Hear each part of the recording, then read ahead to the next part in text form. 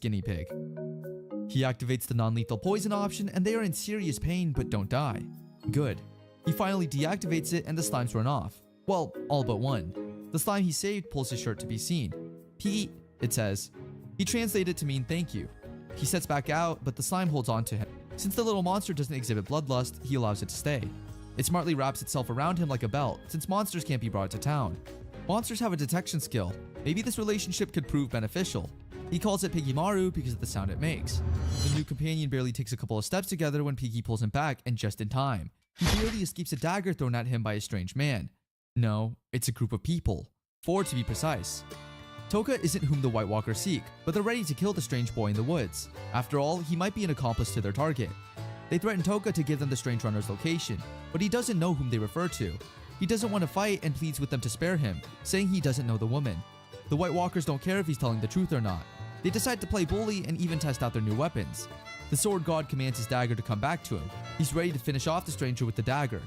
Still seeking to avoid a fight, Toka begs the swordsman to let him go. With a smirk, the swordsman refused, not knowing he just spelt his inevitable doom. Toka paralyzes the White Walkers, which is more of a trial as he didn't know if the skill worked on humans. The group is shell-shocked. How does one kid paralyze 4 trained men at the same time? Toka has little time for words. Since they were going to kill him, he returns the favor with poison. With all of them lying dead, Toka realizes that he just killed humans for the first time, yet he doesn't feel anything. Is it because they were scum or were trying to kill him? Whatever it is, he has no reservations about taking human life now. He picks up their coins. After all, money is needed by the living and not the dead. Then he feels something. It's a huge pressure coming from the direction of the bushes, and Piggymaru feels it too. The White Walkers mention something about a woman. Well, you can't be too careful. He sends Piggymaru to bait her from the other side. With Piggymaru there, the killing intent vanishes and the strange runner cannot detect anyone else there. That's when Toka immediately paralyzes her. He senses that she doesn't have killing intent and asks her if, unlike those guys, she's capable of civilized talk. The strange runner is surprised and relieved. She must have thought she was captured by a White Walker. Toka discloses that he's not from the area. He asks for information about the area and the closest village to it. With the help of the spirits, she can tell that he's not lying.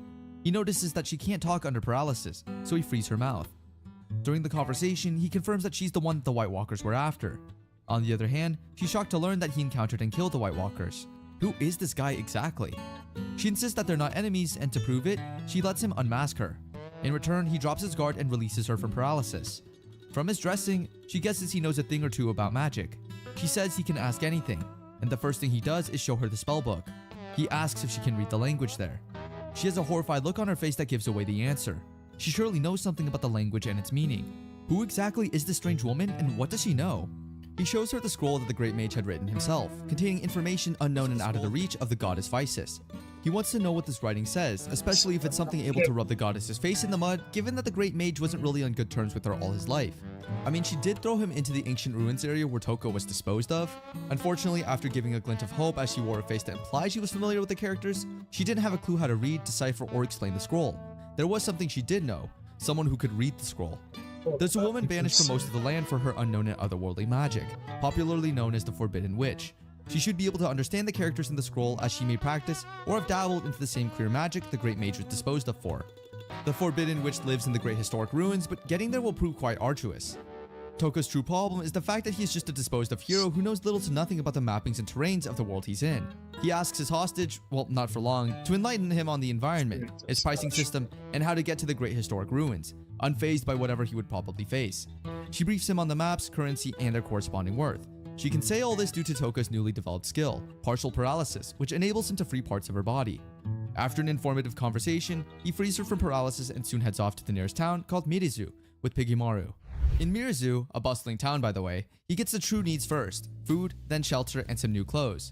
Yeah, the clothes he had on were roughed up a bit by the White Walkers, those 4 guys he regarded as scum that he took out for wanting to kill him. The food in this world is exceptional, and Toka blesses his taste buds with this new feel until he is satisfied. Before getting to where he's going to lay his head at night, he looks out for information, and there's no better place for gathering information than a bar. At the bar, he gets to know about the heroes and organization of the country's leadership, the different nations, and the alliance against the Demon King. A gist that piqued his interest was one where Goddess Vysis is mentioned, and due to his undying zeal and desire for revenge, wiping the smirk off the goddess's face, he listened carefully as they mentioned the resistance to the Demon King. the undefeated Beauty King's shining army, Magaruna White Wolf Knights, Yodona's nation's holy extermination force, and this country, Uruza's magic knights. Naturally, if there's a talk in such a place, the strongest person around is usually mentioned, and it doesn't change here as the people brag about the strongest human around, a dragon knight who could hold his own against the Demon King himself in a duel. Dragon knights are strong to the point that just 5 could take on an entire nation, and this man is one, Sibid Gathard. Since he's gotten the information he needed, the next on the to-do list is getting shelter, and so he heads towards an inn. At first, seeing the ragged up clothes that Toka had on, the innkeeper informs him that all the large and single rooms are booked due to the heavy inflow of heroes and adventurers for recruitment. When Toka drops the money he took from the dead on the counter, the innkeeper, seeing the amount of money, had an instant change of heart, pleading with Toka to lodge with them as long as he pleases. When asked what his name is, Toka answers with an alias, Hadi Shoal. Meanwhile, the ruins investigation unit with its new member head out to survey the ruins like they always do, while simultaneously briefing the new guy on how things work there, and how he shouldn't be extra in whatever he does. Truthfully, it had good pay for a lazy and easy job, and they want to keep it that way. Suddenly, the chief of the unit notices something odd. The crystal they used to detect the presence that makes it out of the ruins didn't change color, which meant something had likely left the ruins. The new guy was excited to check it out and investigate to the last detail, but the chief waved it off like nothing happened, saying the crystal is defective. The new guy then brings up the suggestion of reporting to the higher-ups, but the chief, who wants no extra stress and I'd say is comfortable with his pay, warns and threatens Jim sternly, so he keeps quiet and goes with the flow. In the inn, Toka, or Hadi as we'll refer to him, reads a newspaper of some sort and gets information about the recruitment of people into the investigation unit, and for the exploring of the ruins from the innkeeper. This interests Hadi as he believes the ruins hold magical items and skills that would aid Pigamaru, his improvement, and overall strength, which would be handy in the future. Given how much Pigamaru has saved him and had his back, an upgrade in the slime strength would be a good addition. Pigamaru is the only and best company he has, and at the same time the best defense regardless. Even though Hadi was able to clear the other ruin and sense kill intent from the other bosses, Pigamaru has been a big help in defense. Defense isn't a conjurer's or mage's strong suit after all, and Hadi is no exception. He had problems with an overwhelming horde of monsters. With all this, he realizes he still needs a partner. To be specific, an attacker to balance the equation, or better put, adapt a formation for fighting. Someone who can buy him enough time when facing very strong opponents. At the town square, a rowdy bunch is waiting for a briefing from the Marquis. Just as fusses are bound to be made in large crowds, someone was ready to play this role.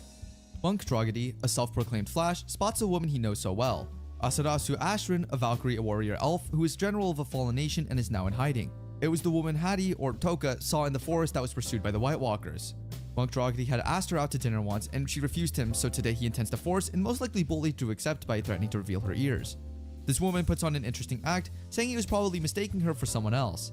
Toka, or Hadi, on the other hand, knew it was the elf he saw that day. Monk reached out to her and took off the hood, but to his shock saw normal ears. This made him look stupid and perverted in the eye of the public as they pull him away from her. She then walked over to Hadi, who had sensed her magic nearby. They both acknowledge they notice each other, and introductions are made, but with aliases, Mist and Hadi. Hadi tells her it's a fake name, but real names don't matter, which she agrees, glad that he's well-mannered. The Marquis, Great Harkley, finally announces the recruitment, its objectives, and rewards. He's willing to buy any treasure brought from the ruins at a seller's bargain price, and at the value the adventurer is comfortable with. The main objective for this exploration is the retrieval of the Dragon Eye Sake Cup, and Great Harkley is ready to give 300 gold coins to whoever gets it. Mist explains that there are a lot of ways to make money from this exploration, aside from killing monsters and gaining the Dragon Eye Sake Cup. Rewards could be earned from maps, outlines of the areas, and information about monsters in the ruins. Most important of all, the Marquis has a hidden goal, one he wants to use effectively. By recruiting random members of the public and adventurers, they sacrifice their lives to get information, valuable information, and the map of the whole area. With this information at their disposal, it will be safer for the Marquis' men to go in and explore without any death. After all this explanation, as they were about to get moving, Mist got weak and almost fell on Hadi. This is due to a lack of sleep as she hasn't slept in a while and her fatigue is ever rising by the second. Hadi urges her to rest before they embark on their journey, but affirms she's good and will catch up soon. In the ruins, Hadi faces off against the monsters some others are finding it difficult to kill. Using the combo paralysis and poison, he clears his way through the levels very easily with Pigamaru on his shoulders. The first monster, a minotaur but quite different from the one he killed back at his disposal area. This one has way less kill intent and danger as it wasn't very intimidating. He tries using his knife to cut open monsters for materials he would need to strengthen Pigamaru, and turns out that unlike before, he very much can. The effortless killing continues and he gets to the 6th floor where a horde of monsters rush at him, but using the same combo, he effortlessly wipes them out. What he finds weird is that these monsters did not exude killing intent or bloodlust as he wasn't able to sense them and needed Pigamaru to detect them. Good thing Pigamaru has an amazing detection skill. Soon enough, Hadi runs into Monk Drogody and a few adventurers plotting against Mist. Fueled by his embarrassment and thirst for revenge, Monk pays the adventurers to capture her and bring her to him. So he makes her wish she never denied him his date or embarrassed him in public. Monk planned to kill her but changed his mind. He ordered they and then when he is satisfied with the look of despair in her eyes, they kill her by cutting bits of flesh and feeding the monsters. Hattie is disgusted by this plan and plot of wickedness and decides to treat them like the bad people they are. When his presence is known, Monk threatens to kill him alongside Mist and in a feat of rage and pride decides to attack Hattie. Before they can move an inch, he paralyzes them and leaves them there for the next wave of monsters. A grand scale of the death they designed, destroying them properly. On level 14, he encounters a group of adventurers who beckon him to advise him. They are the Saber Tiger group, and they notice that the monsters on the levels and floors of the area were not dying normal or natural deaths, but were dying in an absurd amount and way. When they appraise the cause of death, they find poison in the monsters which wasn't a safe or normal side. They advise him to tell other adventurers to leave before it's too late and ask if he wants to join them while leaving. He turns the offer down politely, saying he can't leave friends behind. In actual truth, this weird happening would be Hattie killing the monsters, and he didn't have time to cover up the cause of death or hide the bodies. He also didn't like the attention this might get him, but in this particular case, it's favorable for him as there's no struggle for the Dragon Eye Sake Cup. He keeps exploring till he gets to the level /floor 17, where he sees a dragon statue. Just like the Soul Eater, Pigamaru could sense its kill intent, and before it could attack, Hattie paralyzed and poisoned it, killing it in one attack. The cup is revealed, and as he is about to carry it, he is stopped and ambushed by Mist unintentionally. They both withdrew their weapons when they saw each other. He hands her the cup for his good reason of not standing out, and because that wasn't his main goal, it was a secret passage which he searched for and opened up. Mist feels indebted to him as it was not an item you just get for free. She offers her body and soul to him, but Hattie refuses, as he never wanted a master-slave relationship. She suggests that she follows him through the passage and protects him, and Hattie agrees under some conditions. The first, she would brief him on the conditions of nearby countries. The next is that she doesn't tell the Marquis, keeping this a secret, and the last is she asks no questions about his personal life. They head in together to the unknown, and Mist is curious how he spots her detect's presence. Since they'll be working together, he decides to introduce Pigamaru to her. When she sees the slime, she is surprised and gleefully plays with Pigamaru. Pigamaru is also friendly to her, making her the first human, aside from Hattie, it doesn't attack. I guess ladies always love pets, even pet slime. Soon enough, they find a golden eye monster. This is a sign that the habitat is close by. Mist takes it out in one strike with ease, and Hattie gets to experience what it feels like to have a partner, his dream formation coming true. They continue exploring the underground levels for the unknown treasures that lay hidden. They get to a shut door with a magic orb right in front of it.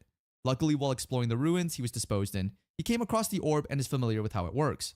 You pour in magic and a quantity enough to open the door. While he does that, he asks Mist to explain the difference between GoldenEye monsters and non-GoldenEye ones. She informs him of a theory made by the great mage, Anglin himself. This supposedly is the reason for his disposal by the goddess. Anglin believes that the monsters who were closer to the source of evil and its power were monsters that had golden eyes. Due to this evil source, their abilities are heightened and their animal instincts turn normal monsters into ferocious beasts. The monsters without golden eyes are the kind that is friendly to humans and are safe to be around.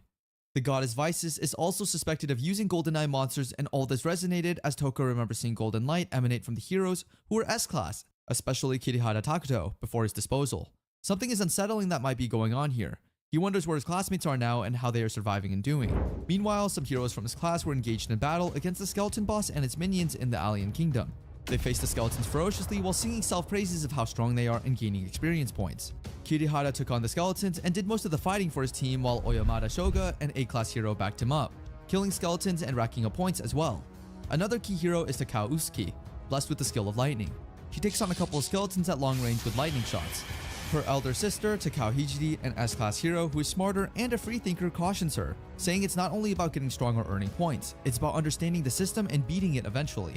She said this because she doubts the goddess will send them back to the normal world, if this all ends, with emphasis on if. They analyze the 4 groups that heroes from their class have fallen into. Kirihara's group, which comprises Kirihara as the leader, Oyadama as a support, and a bunch of other B-class or above heroes who sing praises for both of them. The Ikusaba group, comprising of Ikusaba, a B-class hero as the leader, and a bunch of girls who work well under her. The Yasu group, containing Yasu and heroes rejected by the Kirihara and Ikusaba groups. Then there's the Sogo group, led by Sogo Ayaka, an S-class hero, the girl who stood up to the goddess for Toko's sake. Meanwhile, Sogo is trying desperately to level up as she has the dying urge to get stronger and protect the weak as she had promised the goddess.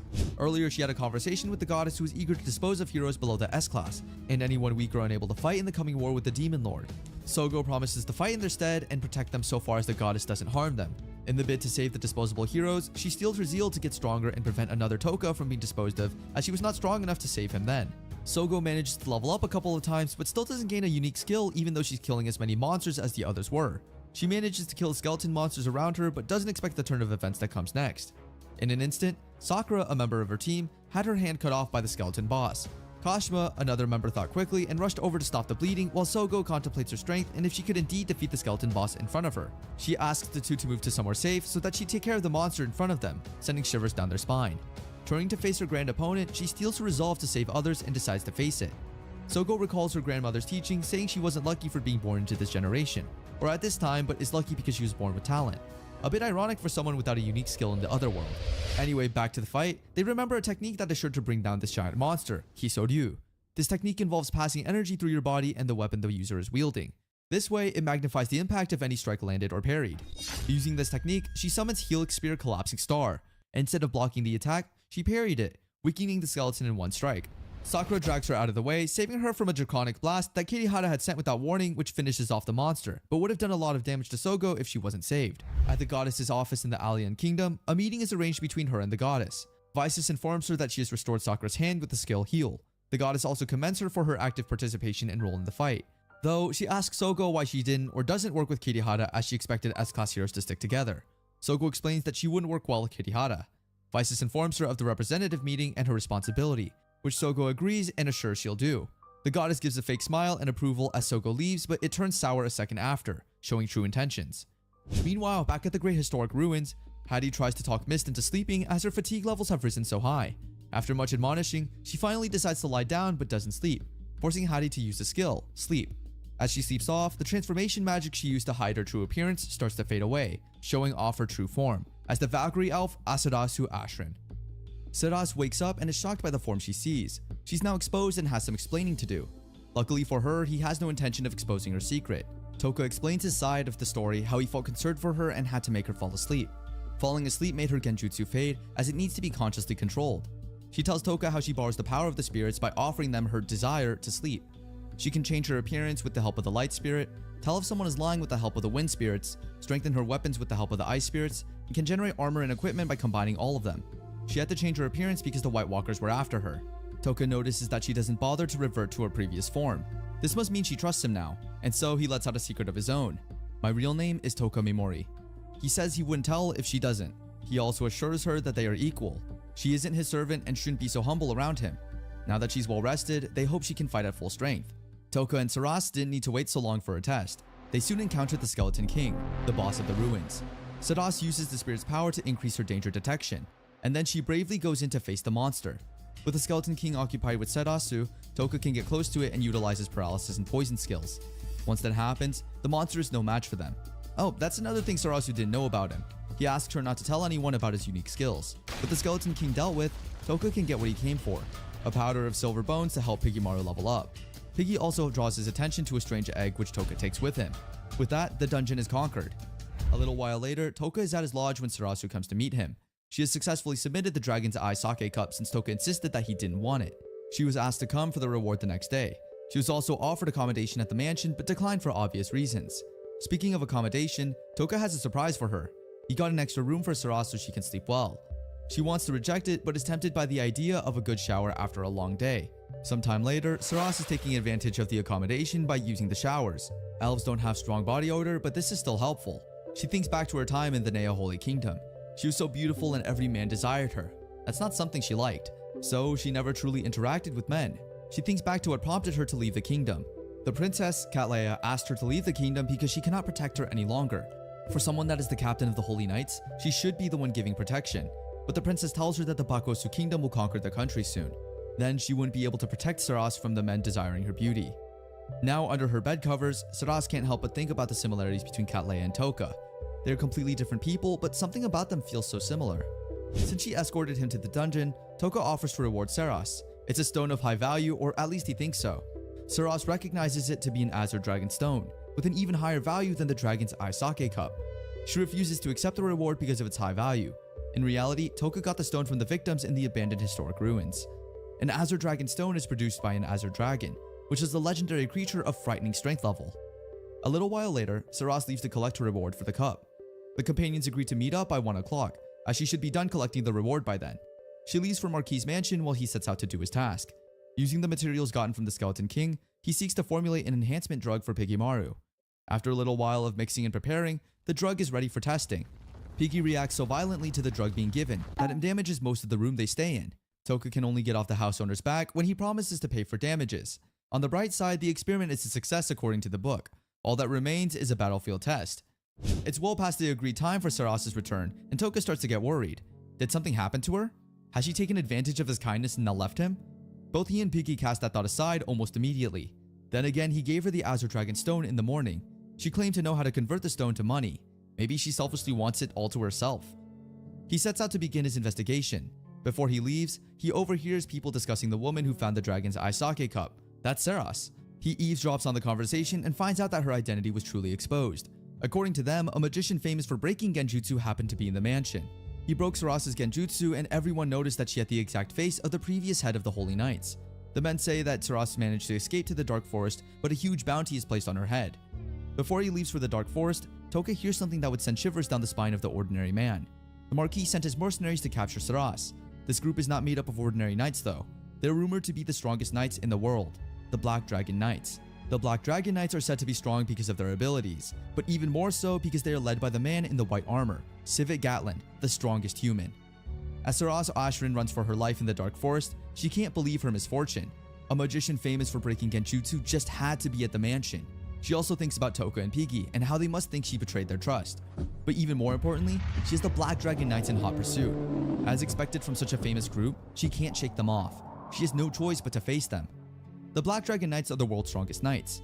The ones who command the knights are the mighty 5 Dragon Warriors. Together with the 5 Dragon Warriors, the Hero Slayers are very popular throughout the mainland, but there's one who stands above them all. He makes the Black Dragon Knights the strongest in the world. He isn't an illegitimate child of the gods. He isn't one of the heroic blood's lineage, nor is he a hero from another world. He is simply a human being who has reached the top and become the strongest. He's rumored to be as strong as an entire country's military force. He is humanity's strongest, Sivit Gatland. The Black Dragon Knights are split into different teams while searching for Saras. Team Oben spots their target in the forest. They have orders to kill her, but Sivit is intrigued by how strong she could be. Meanwhile, Saras can sense that she's being watched. Even if she manages to defeat the rest, she knows that she is no match for Sivit and that makes her tremble. But she doesn't give up. With her sword, she brings down one knight and then 2. She is a little worn out, so she doesn't sense an incoming knight in time. She can't dodge the attack, but manages to block it and prevent a critical hit.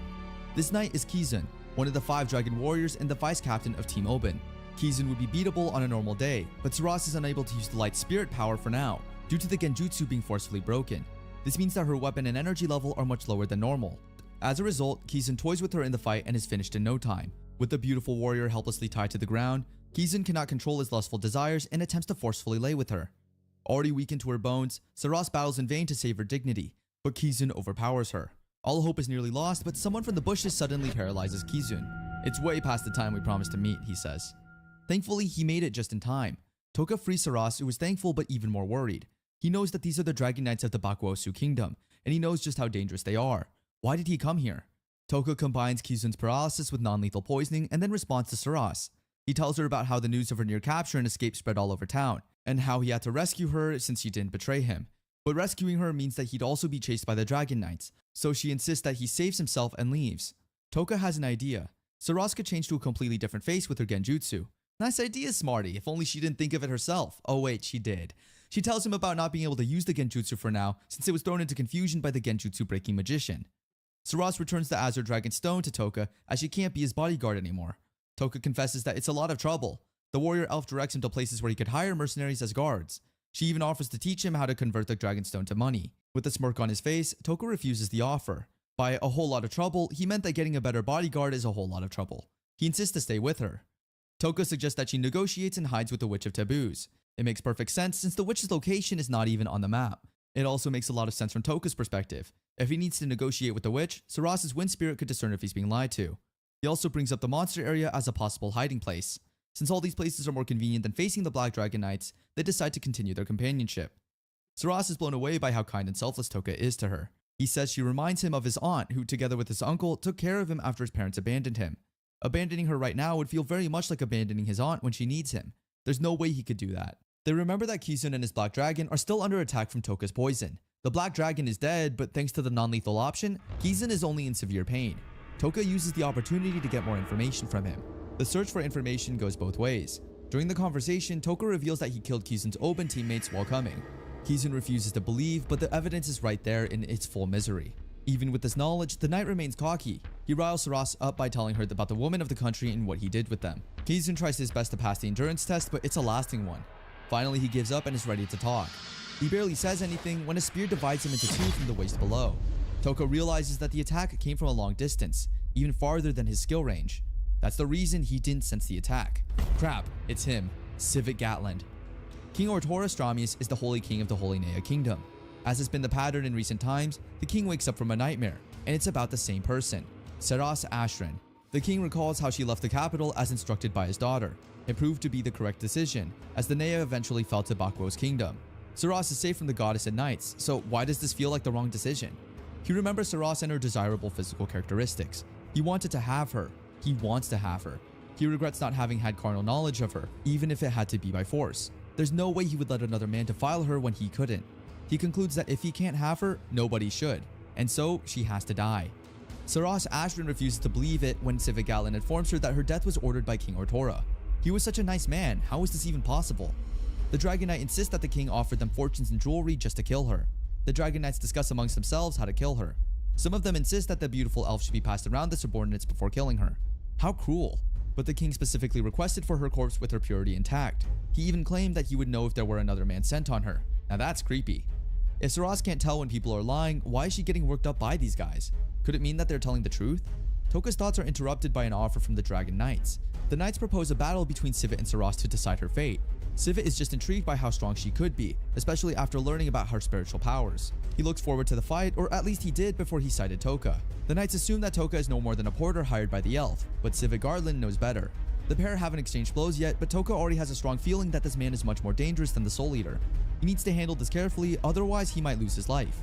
He throws Sivit off with a smirk on his face and then asks for a conversation with them. The warriors are locked in dialogue. Toka reveals that his name is Hadi Skull, but Sivit can tell that he's lying.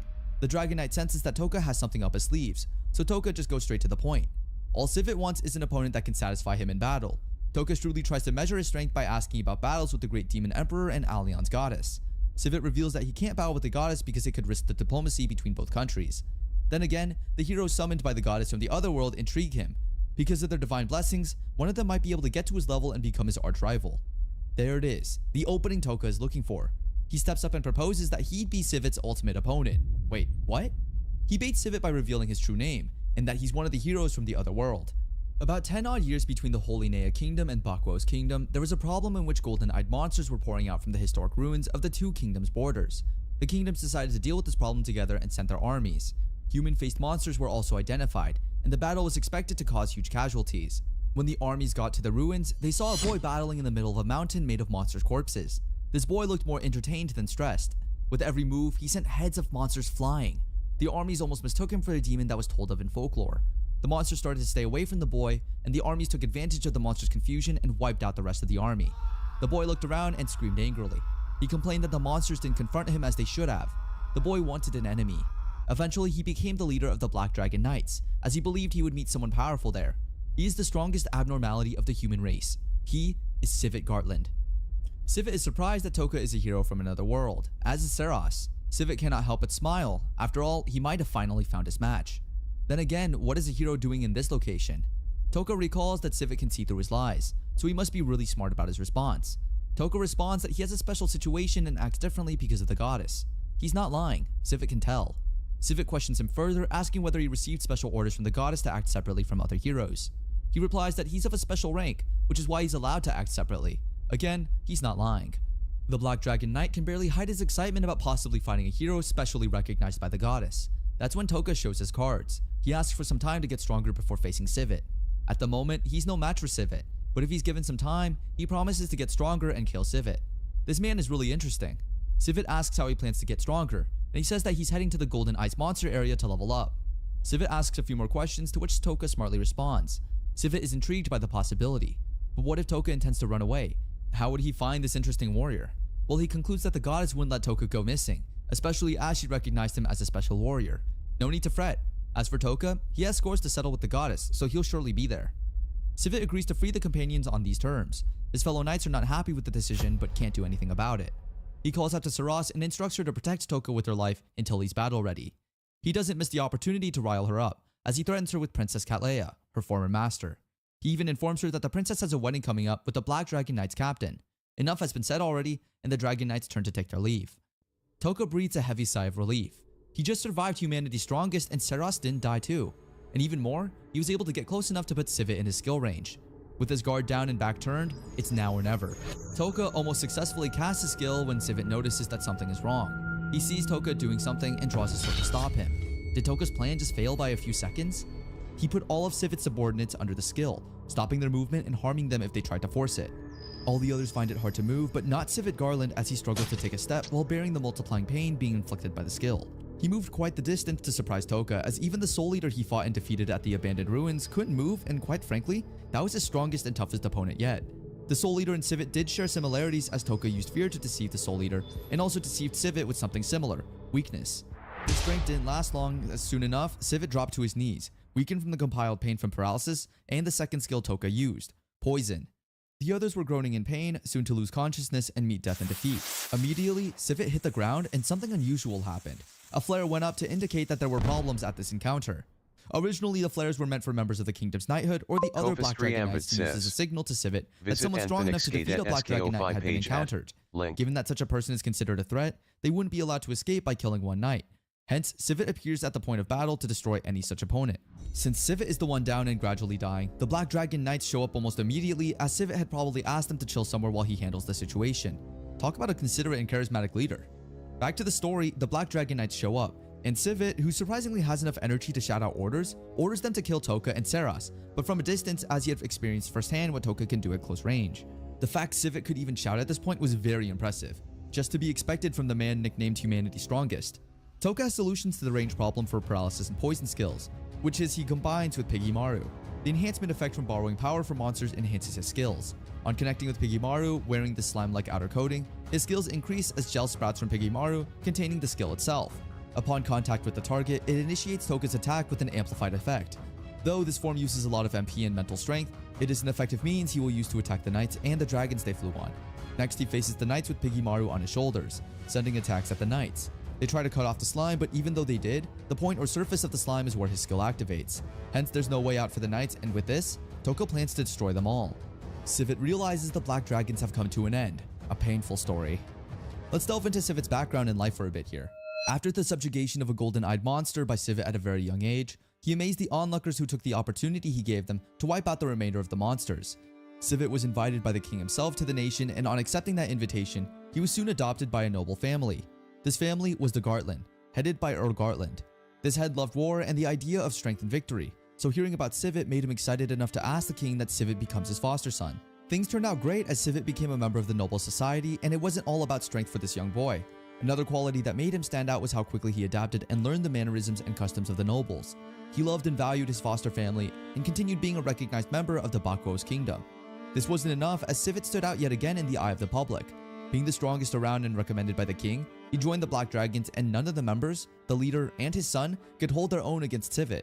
With this, he was made the leader of the Black Dragon Knights. Another occasion occurred when Sivit made a name for himself in his country and beyond. The Bakuo's kingdom had a revolt led by the king's younger brother, a duke with better popularity and a majority of the support from the people. With 8 generals backing him, the revolt began and people took sides.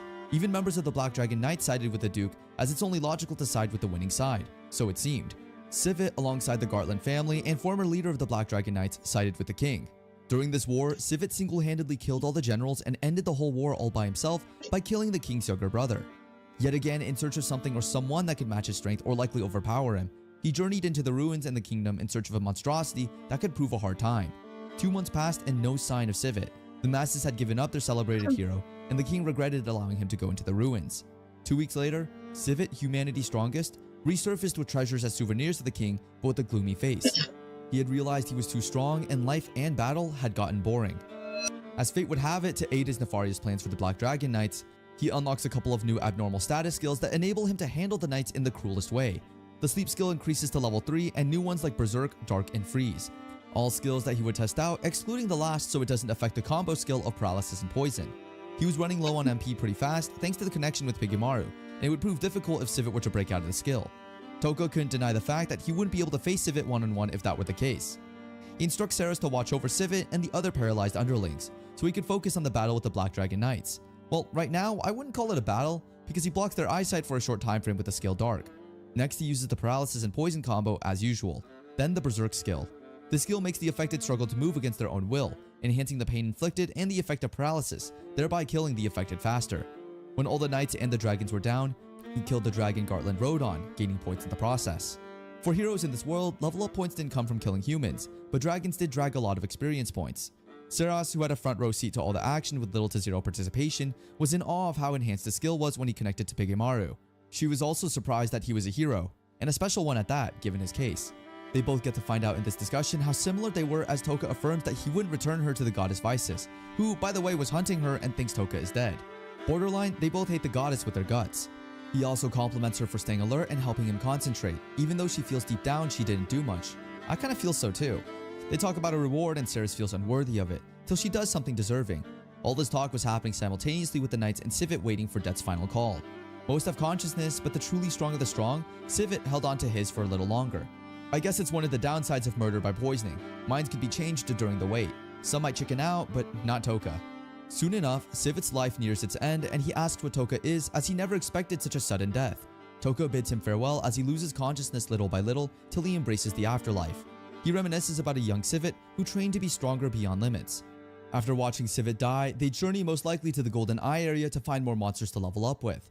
They then talk about the princess Seras had left behind, as well as the plans that the goddess had for the princess. Turns out Seras loved the princess so much, and Toka could tell.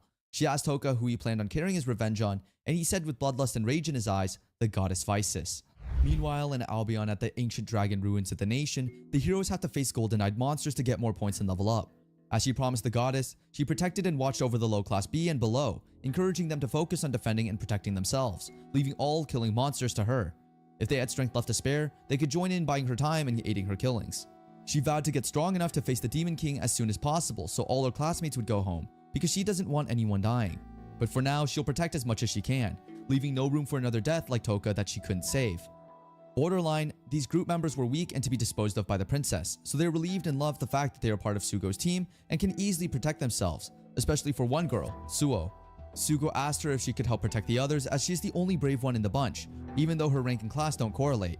While Sugo tries to liven the spirits of her team members, the Yasu group walks in, and Yasu, its leader, went on to say derogatory things about the weak members of Sugo's team. He asks Sugo why she would want to team up with such weak classmates, as heroes below rank A are called white heroes, which are best put as mob characters or mob heroes. He then proposes they join forces together, which Sugo strongly refuses as she feels they would not work well together. After a short while, a wave of monsters shows up and this gives Yasu a great opportunity to show off his skills. He didn't waste any time demonstrating what an A-class hero could do. Using his special ability, Sword Eye of Black Flames, he obliterates the monsters and does this quite easily. It wasn't just Yasu that came with the big guns as Sugo observed. There were the Takao sisters who were S-class and A-class heroes, the elder and younger sister respectively. One sister with the ability to use lightning and the other with the ability to make clean, concise, and precise cuts left a whole wave of monsters divided into two. One section with charred monsters and the other with cleanly cut up monster corpses. All was done by the sisters without breaking a sweat, all because they had unique abilities. This was the one thing Sugo wanted that Shiso lacked, despite her hunting and killing monsters. This made her feel sad and left behind, more accurately described as being not strong enough to protect all she wanted. She watched the sisters from behind a wall and not for long, the elder sister noticed her presence. She asks Sugo to show herself, remarking that she doesn't bite. Hearing this and sensing a warm invitation, Sugo comes out to converse with the sisters. They sense she's not looking okay and ask to show they care. Little did Sugo know that her worry for the lack of unique skill was evidently written on her face. The younger sister, Itsuki, asks her to take better care of herself and hurries off as her elder sister calls. Before she leaves, she hints to Sugo that her elder sister likes her. Sugo, wanting to confirm this, tries to ask but is interrupted by an answer, yes, from Ijiri affirming that she did have a fancy for Sugo. The group gets to the exit and meets a surprise, Oyamada fighting off monsters and showing off his power. The others compare him to a beast with bloodlust for killing. Seeing the B-class and below warriors, he takes the same route that Yasu took, insulting and asking Sugo why she brought weak members to hunt monsters with the Kirihara group. Sugo yet again defends her classmates from the insults, hoping they all drop the power high soon. In an instant, the crowd is joined by Kirihara and a monster he was holding captive, torturing it so it screams to draw out even more monsters. After continuing this in what I have to admit looks like a very clever plan, Oyamada points out that it most likely wouldn't work, causing him to separate the monster's head from its body. A new addition, appearances, and faces never end as a new member joins the heroes. A strange woman with cat ears, instead of the goddess Vysis herself. She introduces herself as the goddess's representative. She also informs them that she would be in charge of their safe return to the capital and their progression to the next phase of development, in the stead of the goddess and by her order. Oyamada, seeing her little structure and petite outline, bursts into a peal of insulting laughter, asking in a belittling manner if she truly thought she could order around heroes that are stronger than her. The representative, pissed at the foul mouth, accepts Oyamada's challenge as an invitation to fight, and decides to show him and the others why the goddess put her in charge. She calls out his name and remarks that he is the one with the foul mouth. This caused Oyamada to ask for her name, and trust me, I understand why he laughed. Her name was Nyantan Kikipat. Yeah, Oyamada wasn't wrong for thinking her name sounded like a cat. Kikipat decides to take this greeting and warning more seriously, and in one strike, charges at him, weakening him and causing him to fall to the ground. After undoubtedly showing how strong she is, she proceeded to tell them they'll be journeying to the royal capital for the next phase in preparation to defeat the Demon Lord. A few days ago, the goddess summoned Nyantan to supervise the heroes in her stead, as she would be busy due to the new movements the Demon Lord was making. She also chose Nyantan because of the loyalty she had to the goddess. To prove and reiterate the loyalty she had, the goddess asks her to lick her feet, which Nyantan did without hesitation. While in the ceremony of loyalty and reverence, a messenger came in with urgent news, apologizing for disrupting the goddess's meeting. On the go-ahead of the goddess, he informs her of the news, and she began to think about Sivit and how he would have contributed to the development of the heroes she intends to train. Soon her beautiful idea pops up, and she dishes out orders to the messenger. He is to gather the 4 revered saints of the Alien Kingdom, the dragon killer from Uruza, the saber tiger group Toka ran into a while back, and Sivit and the 5 dragon warriors. Nyantan informs the heroes that their dreaded and trying moments are near approaching, as they are likely to face the Demon Lord sooner than expected. Meanwhile, Toka still journeys to the Golden-Eyed Monster area with his trusted company, Seras and Pigimaru. He enlightens her more on the dismissal as a hero, where the goddess disposed of him. Turns out the abandoned ruins were just directly underneath the forest they were traveling, and he also tells her about the origin of the Azure Dragonstone and how he got it, which is from the corpse of the great mage himself, Anglin. This left Seras to wonder why such an accomplished and great man would be disposed of. Toka presses on with his plans and goals for revenge, saying he would destroy anything that stood in the way of him and his revenge, even if it meant killing people to get to the goddess. He understood that this might not fall in line with Seras' moral code or conduct, so he proceeds to apologize. Surprisingly, Seras is unbothered about his thirst for revenge and offers her full body and power towards his cause. Owing it to the fact that she has no loyalty or relevance to the Holy King and that he saved her from the White Walkers and the Dragon Warriors, she felt indebted to Toka and gave him her undivided loyalty. She held him in high esteem as a savior, high enough to want to call him a title so she doesn't mistakenly address him by his name. They arrive at a village in the middle of a festival, and soon enough, Toka is invited by one of the townsmen to join in on the fun. Before he does that, he checks out the new options his skill, Sleep, has, resulting from the increase to level 3. He also managed to test out Freeze on his journey there. Back to the village and his festival, Toka picks a mask he's interested in. The townsman provides him with the story behind the mask. It's inspired by the tales of the King of Flies. The King of Flies was a demon of ancient times who had an absurdly strong army and was the harbinger of chaos. The king and his subordinates are popular from the way they died, despite being demons and evil. Toka takes a liking to this mask and the mask of the king's subordinates, as he wasn't supporting the goddess and kind of is aligned to the demonic side. After all, he does want the goddess to grovel and be devastated and full of despair. When in the changing room as directed by the masked seller, he thinks of what he would answer if anyone were to ask what he did. After a good thought process, he settled with the King of Flies mercenary corps, posing as a mercenary. Meanwhile, in the Magnar Kingdom, there's a round table meeting behind closed doors, where the world leaders, the White Wolf King of Magnar, the Queen of Janata, the Magister King of Aruza, and Alien's Armor King, including the goddess, sit to discuss plans for the brewing war against the Demon Lord. They also wonder who would have annihilated the Black Dragon Knights and even humanity's strongest. The goddess isn't sure of the Magnar army, which is at the forefront of the battle. She asked the Mad Emperor, Falcon Dotane, a distinguished Alien Knight, if she could count on him when the time comes. The leaders of the countries are locked in a very important meeting at Magnar. The goddess is there too. They discuss the death of the 5 Dragon Knights and how it has shifted the balance of the kingdom's security. But most of all, they strategize on what to do when the great demon appears. The root of all evil, as he's called, gives them no choice but to rely on Alion's heroes from the other world. This isn't because the heroes are much more powerful than anyone in this world, but because the people of this world can be affected by the demon's miasma. The miasma stops people from using their full power, and this also affects people from the hero's lineage and deities. This must be why the heroes were summoned from the other world. They weren't just wanted, they were badly needed. As it turns out, Alien is the only kingdom with the means to summon those heroes. The other leaders ask the goddess to explain the situation to the heroes and train them. After all, the one who takes responsibility will be given a huge reward. The Mad Emperor cuts in to ask about the legend of the God Killer, but that would only distract them from the point of this meeting. Vysis formally informs the leaders that the Great Demon's army recently captured the Night Wall and is now on the move. If the countries don't ally, they would be wiped out for sure. The White Wolf of Magnar addresses the elephant in the room. Could it really be Seras Ashrain who killed the 5 Dragon Warriors? The leaders are smart enough to suspect that there is someone else behind the death of the elite group. They must find the person who did it. so this person can join in their fight against the Demon Lord. That is, if the warriors weren't killed by demons themselves. Then again, there haven't been any reports about the demon sightings in southern Magnar. The death of the Dragon Knights is a big blow, but it doesn't leave the countries helpless to face the Demon King. Among those who can help are the 4 revered saints, the Dragon Slayer, the Heroic Sword, and the Apostles of Isis. The leaders are also informed that a group of people are going about taking credit for killing the Dragon Warriors. Even in this world, people try to reap what they didn't sow. According to them, they killed Sivit and the others with their magic spells. This group of Black Dragon Slayers is a group of sorcerers called the Ashinto. Meanwhile, Mimori Toka and Seras Ashrain are finally in Urza's royal capital, Monroy. The first thing Toka does is hide Piggymaru. He might draw more attention to them. During their traveling period, Toka and Seras made a stop at 3 villages. Those villagers talked a lot about the death of the Dragon Knights and Seras' disappearance. Urza might be a little happy about the death of the knights because the strong knights of the neighboring country are gone. No matter what, they were still a potential threat. Toka asks whether the goddess's mediation is the only reason for Urza still standing strong. According to Seras, it's only one of the reasons. She tells him about the man from Urza named the Dragon Slayer. According to her, Urza hires the man even in times of peace, just so they can show off as they should. The Dragon Slayer is really strong, but there's no chance that he can drive out the Dragon Warriors alone. He's also rumored to be a lazy man that avoids conflict with the Dragon Warriors. Now that they're in town, Toka suggests that they get an inn for the meantime. Of course, they must get separate rooms, but Seras cuts in and suggests one room to save money.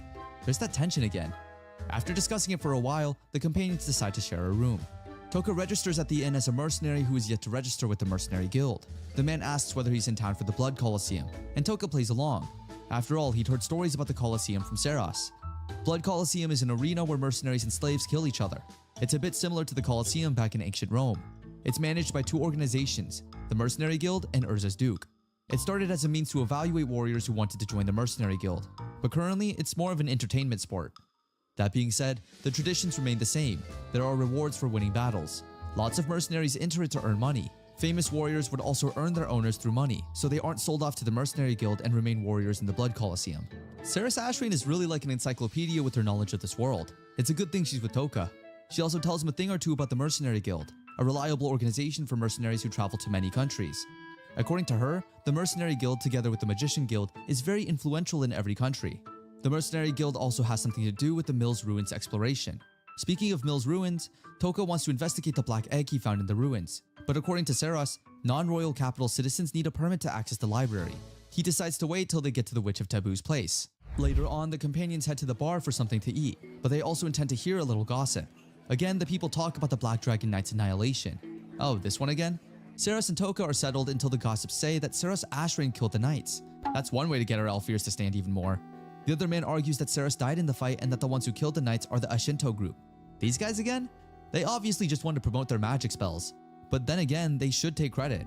It'd get the suspicion off Seras' back for a while. Speak of the devil, eh? The Ashinto group comes into the bar and starts to flex their newfound fame. They're the new talk of the town and it looks like they enjoy it. Meanwhile, the people in conversation bring up the topic of one who hasn't been mentioned.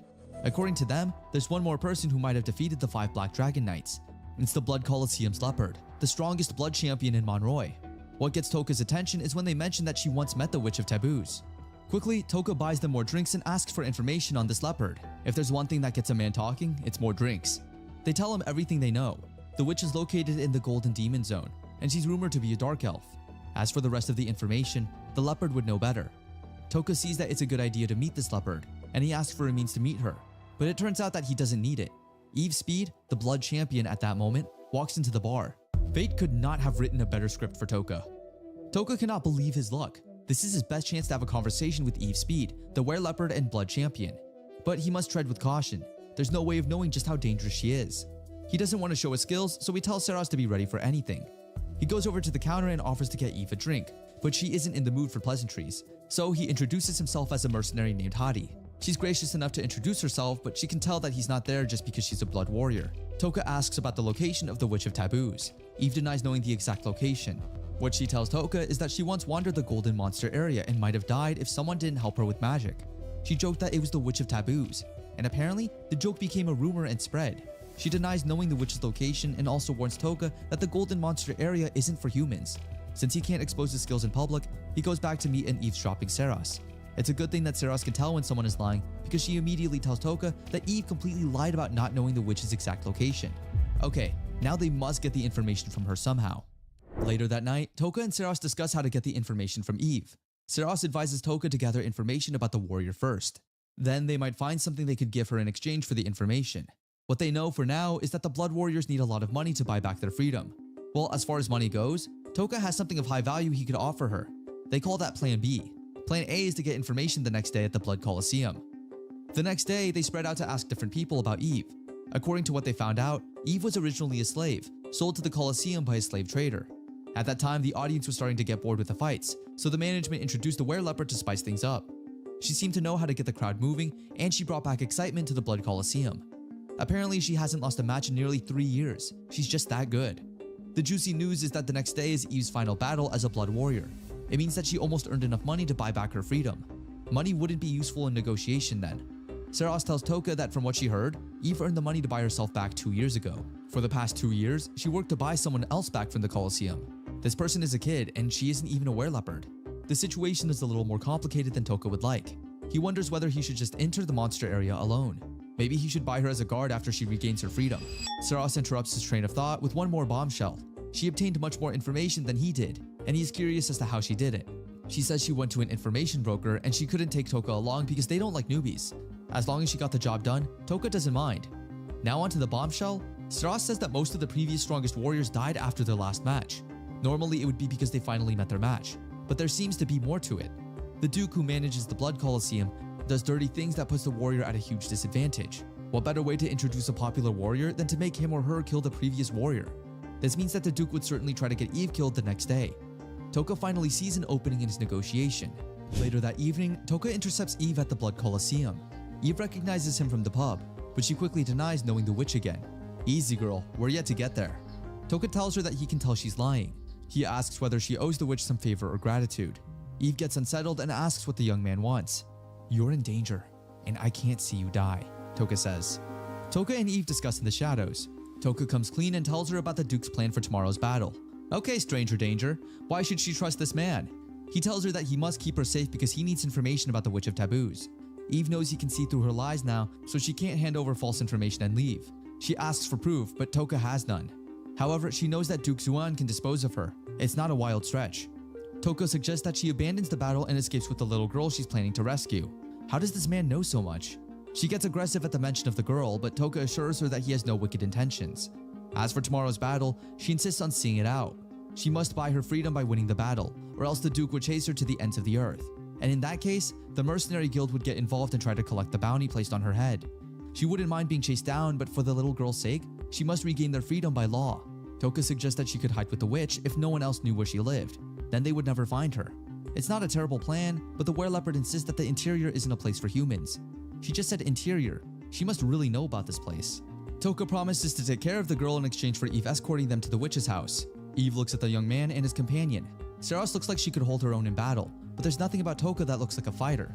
Toka lets out a smirk and reveals to Eve that he killed the Black Dragon Knights. As proof, he shows her an example of his abnormal skills by paralyzing her for some time. If that doesn't work, nothing else will. Later on, the company of three part ways, as Eve goes to think about Toka's offer. Seros and Toka talk, and Toka reveals that he intends to make Eve a comrade for future benefits. Even if Eve survives tomorrow's battle, there's no future for her in Monroy. Even someone as naive as her would soon realize it. According to the information they received, Duke Xuan is a toxic guy. He would find some other way to get rid of Eve, if only there was someone who controlled toxic poisons to save her. Meanwhile, Eve sees the Mercenary Guildmaster in a conversation with the Duke. It's nothing out of the ordinary. Tomorrow's battle is really important for the management. She's about to leave when her name pops up in the conversation. She listens attentively and everything Toka said turns out to be true. Her opponent for tomorrow's battle is also there, and they discuss using dirty tricks to ensure her death. The plan is to make her opponent kill her and wear her pelt. He would be called the Leopard Killer. If she manages to win, the Duke tells the Guildmaster that he still plans to kill her, just as Toka thought. As for the little girl that Eve cares so much about, Duke Xuan has special plans for her. She's a dark elf and the child of a former slave. She's growing up so fast and pretty, so the Duke intends to forcefully take the girl as soon as she's old enough. As for Eve, the Duke says he sees her as nothing more than a beast. There's no way he would have anything to do with such a low creature. Toka sees Eve return before he even leaves the place. She confirms that everything he said is true. She also agrees to forfeit tomorrow's battle and escape with the Dark Elf. From there, they would head to the Witch of Taboo's house. Meanwhile, the Dark Elf, Liz, is abused and maltreated where she works. Her boss constantly beats her, and the customers don't make things any easier. For every mistake she makes, she receives hard punishments. The only reason she is holding on is because of Eve, whom she now sees as a big sister. The customers in the bar discuss the young elf and how she is growing up to be physically appealing. They smack their lips in anticipation of the day she'd mature. Her boss comes in and tells them off, saying that Liz is in her custody and must not be ruined. It almost sounds like her boss is a kind woman, but she's quite the opposite. Just as she does at every slight opportunity, she beats Liz in the shop. Then she screams in Liz's ears, causing her to feel physical and mental trauma. This is too much, even for the customers, who start to leave one by one. Did they leave because of the maltreatment or because the strongest blood warrior just stepped in? Eve comes in with a frown on her face and sends the wicked boss flying with a hard punch. She points her sword at the shop owner. The terrified woman begs for her life, saying that she was forced to do everything she did to Liz. She promised to keep her mouth shut about their escape. Eve leaves the helpless woman on the ground and goes out with Liz. She really is so naive. How could she just believe this wicked woman? Eve tells Liz about her plans to escape, and Liz is happy to go anywhere with her big sister. Back in the shop, the cruel lady has no intention of keeping her promise. Thankfully, Toka is there to pick up the slack. There's no way this one would escape with her life, and Toka makes her die in the most painful way possible. A woman that mentally traumatizes innocent girls has no place in Toka's world. After his little sideshow, he goes outside to meet his new comrades. The group is getting bigger by the day. Toka introduces himself, with his real name this time, to the group, and everyone else introduces themselves, including Pigemaru. There's no time for formalities, they must escape now. Toka leads the group to the horses he prepared in the forest. Eve and Liz would share one, while Toka and Ceres would take the other. Before they go, Eve questions Toka's intentions with the Witch of Taboos. Toka promises not to harm her as long as she doesn't try to harm him. He shows Eve the spellbook that he wants to be translated. At this point, Eve realizes that she's a naive woman. She looks at how all her poor decisions have put her in danger, and then she placed herself under Toka's command. According to her, he might be the only one she can trust. Don't be so sure, lady. Toka asks why she trusts him. She points out that he could have attempted to get the information through other means. For example, he could have tortured her under paralysis back then. Also, letting Liz accompany them and volunteering to protect her is a sign of a trustworthy person. Toka smirks and then points out that he might have done it for his selfish interests. Even at that, she still surrenders her trust to him. The new companions climb their horses to ride away. There's that physical tension between Toka and Ceres again. The tension could cut through metal. Ceres informs the group that they're a day and a half away from the monster zone, but if they go around the anti-demon castle, it'd take half an extra day. She also mentions something about human-faced monsters that are very dangerous. It's a rare but recognized sighting. The reason it's so rare is probably because few people live to tell the story. The monsters are known to stay away from outside places. Toka thinks back to the Soul Eater. He must be one of the human-faced monsters. No wonder it's called a danger zone. Ceres then asks why Toka really wants Eve on their team. He must be kind for making the sacrifice. Toka says he's not about the sacrifice. Eve's battle skills and monster area experience would be good for their team, but most importantly, seeing Eve and Liz on their side would help the witch listen to them. Just like the witch, Liz is a dark elf and they just rescued her. That must leave a good impression. Ceres is impressed. That's really smart from Toka. But deep down, Toka knows that he rescued Liz because he knows the pain of being abused as a child. The riding companions are interrupted by the neighs and hooves of horses in the distance. They are being chased. Eve confirms that a man suspiciously looked at her while she made her escape. That man was Muaji, the leader of the Ashinto group. Meanwhile, the sorcerer stopped to examine the hoof prints. Muaji sees two horses and intelligently concludes that Eve couldn't have prepared two horses in such a short time. Someone is helping her. The group puts up lights for the second team to follow. It's time for the Ashinto to show their worth to the Duke. Meanwhile, Toka and his companions are still on the run. Eve offers to stay back and let the rest escape. After all, she is the one whom they chase after. Toka refuses. They are too many for her to fight against. He looks in the distance and notices that the pursuers have a second team. He stops the horses and readies for an attack against the groups. Meanwhile, as they follow Muaji's advice, the Duke's mercenaries finally spot the light heading up north. They excitedly follow it, thinking that they must have caught their prey. The decoy from Toka worked, for the first team at least. Toka can tell from the mercenaries' conversation that another group is coming up fast. That's probably the Ashinto group, as they didn't have any warriors. Toka instructs Eve to hide and protect Liz, while he and Ceres would handle the situation. He confirms from Ceres that Muaji's curse magic seems a bit fictitious, but he still managed to make everyone believe. The man is very clever and he's predicted their moves so far. Muaji must have known Eve would head north because of the Witch of Taboos, but the young man has a plan to help them win. He takes out his mask. It's time to begin. The Ashinto riders halt at the orders of Muaji. He orders the lights to be put out and looks around the area for clues. He sees a broken branch that looks like it was broken by a horse. The smart leader can tell that the first group already went up north, so the group must have gone through this path. No, that's probably a trap. A group that good wouldn't leave such a careless clue. Muaji's even more confident that someone is helping Eve and Liz. It's a smart person, but he's seen through him or her. He calls on the person to come out from hiding. Nothing would save this person, not even the trees the person is hiding behind. She knows she's already caught, so Ceres comes from behind the tree with her mask on. a mask of the subordinate of the Fly King. Muaji knows the mask very well. Muaji proposes that Seras hands the refugees to him, so she won't be attacked. He also invites her to join the Ashinto group, as they could use the skillful warrior. If she refuses, he threatens to rain curses on her, curses that killed the Black Dragon Knights. Seras accepts their terms, but asks them to promise the safety of the captives. Muaji brags about his influence on the Duke and promises that no harm would come to them. With her wishes fulfilled, she asks the whole group to follow her to where Eve and Liz are. The group starts moving, but Muaji stops them. Why would she want everyone to come closer? Why can't she bring the prisoners out instead? Or ask a few people to come with her? He concludes that she must be scheming something that involves him getting within range. Immediately, he instructs the groups to stay out of range and prepare for an attack. Toka is hiding behind the forest trees, just as Muaji predicted. Has this finally come down to a battle of wits? Muaji continues to brag about the Assassin Guild, the lost guild of old. The Assassin Guild, as the name implies, was a group of assassins that were feared by all. The otherworldly heroes from old, after taking out the main reasons they were summoned, took out the Assassin Guild as they made it their new evil. Lost in the sands of time with only the descendants of members of the guild retaining knowledge of their ways, acts, and skills, the Assassin Guild was forgotten until Muaji decided to improvise and improve on their skills and name. He named the new group the Ashinto. They improved on the poison and assassination skills in the bid to feign having the ability to lay curses. The Assassin Guild is known for their skill of inflicting sicknesses, use of poison, and even death without leaving a trace leading to them. Muaji improving this skill made it possible for the masses to believe that the Ashinto could inflict curses on the people. To sell this theory and also instill fear and respect in the hearts of the people, he took credit for Toka's annihilation of the Dragon Knights. With the people believing this, he got the attention of Duke Xuan, which leads to this moment where the Ashinto are showing their skill and worth. The only thing that could stop his bragging was what Seras did next, revealing her true identity as Seras Ashrain, the runaway general. Muaji was fazed by this discovery, but as a smart and wise person, he had plans for unexpected strong foes already. Well, not necessarily this particular occurrence of Seras Ashrain, but his additions to the Ashinto takes care of Seras. Muaji could also decipher that Seras wasn't the one who took out the 5 Dragon Knights, and she also isn't able to pull off such an elite trap he had seen anticipated for him. He knew that there was a second individual that has credit for all these feats and protecting Eve and her sister. Unfazed, Muaji explains why he isn't bothered about this mystery man, Mimori. His newest additions to the Ashinto, the strongest brothers Burga and his elder brother, Vargan, were his countermeasures. These brothers were stronger than Zalash of the White Walkers who were after Seras a while back. That is when she met Mimori. Zalash, being the strongest of the White Walkers, did not hold a candle in terms of strength to Burga even though he was the apex of the White Walkers.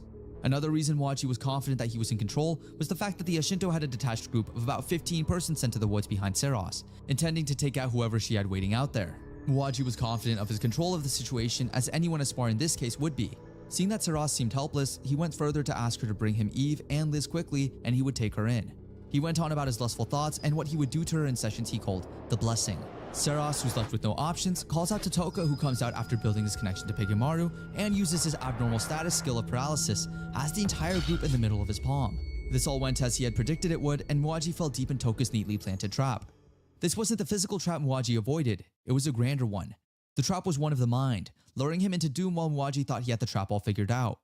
Using Muaji's intelligence as bait, he asked Seras to make it obvious that they were being led. She was trying to get them into the woods. This would trigger Muaji to think she had traps planted in the woods or that the second person working with her was waiting for them to get within his or her attack range. Then when Muaji thinks about this and it looks like he had uncovered her plan and she's now rendered helpless, he would get the sense of being almighty and awesome.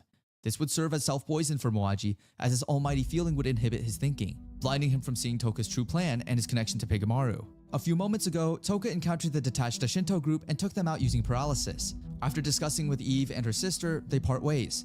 The group was strong and skilled, but they are nothing compared to the 5 Dragon Knights. If Toka could take out Civet Gartland and do it so easily, then this bunch was like cutting through butter for him. Back to the current happenings after taking out most of the members of the Ashinto with paralysis, Toka walks away from Muaji as he loses interest in a dying human. Muaji on the other hand cannot believe that he has been outsmarted and someone as wise as him would meet his demise so soon. He tries to reach out to Toka to most likely beg for mercy or strike a deal, but Toka walked away with Seras, engaged in a different conversation and paying little attention to the dying Muaji. Seras apologizes to Toka for showing and revealing her true self without his permission as it wasn't part of the plan. They soon reunite with Eve and they figure out what to do next. The troop of soldiers that had followed the false trail were coming back due to the commotion the dying Ashinto caused. Toka tries to connect with Pigamaru to face them, but the creature has its limits and was tired. Eve felt indebted to Toka as he protected them, so she decided this time to act as the vanguard, facing the troops and protecting the group, as expected of the strongest blood warrior. Toka asks Eve if there's any special person to look out for in the Duke's army that would soon approach them. She could only think of one, the captain of the Duke's private army, Castello. He was said to be the strongest after the Dragon Knights and is rumored to have been once a magic knight. He was the only one they should specifically worry about. 3 troops of the Duke's army attack them in waves, with a third coming from behind.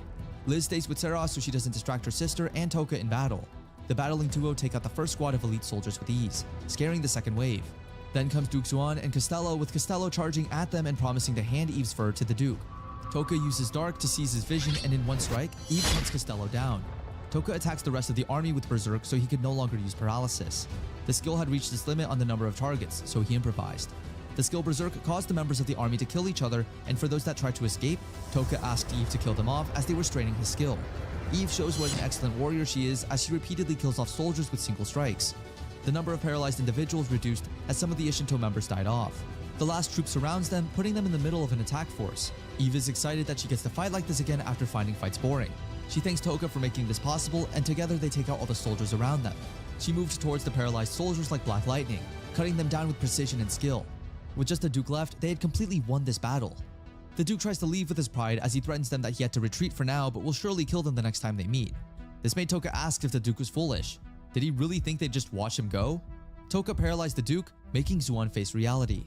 After Toka paralyzes Lord Xuan, Eve kills him, telling him that she had no problem with him framing her but was a bad idea on his part to say he would lay his hands on Liz. Toka then asks her if she has settled her matter, to which she gives a positive reply. Shortly after, Sebastian and Liz appear from their hiding place, sensing that all is well. Later, Toka asks Seras to take Liz with her and make preparations for their departure, as Eve and him have some things to take care of. She decides to capture the horses still wandering around close by while she's at it. Toka also asks her to get a certain thing from her bag, which she does. Liz, yearning to be useful, volunteers to help Seras. Seras then kindly asks her to carry some of the baggage. Toka then tells Eve to take her time to help tend to Liz's wounds, and Eve replies that it's only her responsibility to do so.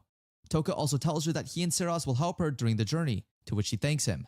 Later, Eve asks Toka what they'll be doing, to which Toka pulls out a chunk of ice with an insect frozen inside. Toka then goes on to explain that it was what he got from using the freeze skill to freeze a living insect.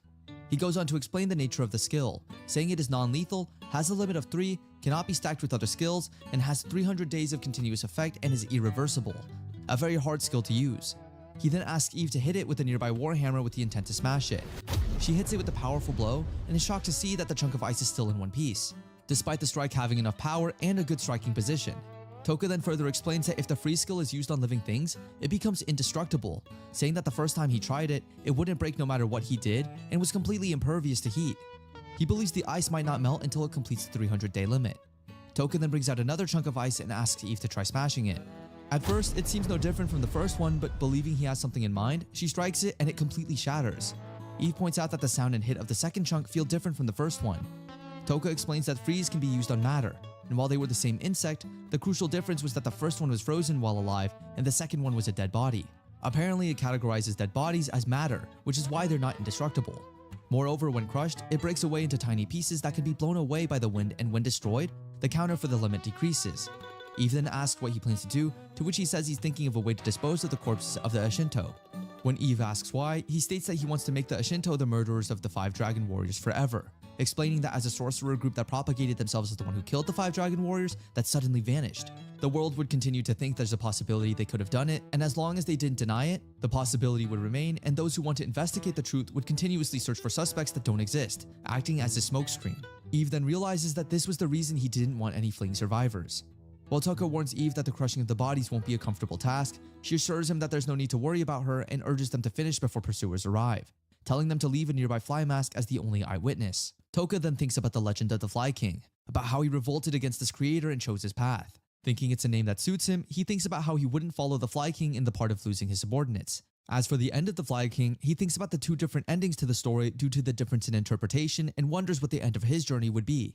Magisterial King Jin is shocked by the news that the Ishinto had disappeared, wondering if Xuan got into trouble with them, saying he's warned him countless times to be careful while dealing with them, stating he wanted to have a pawn who claimed to kill the 5 Dragon Warriors to display their power to other countries.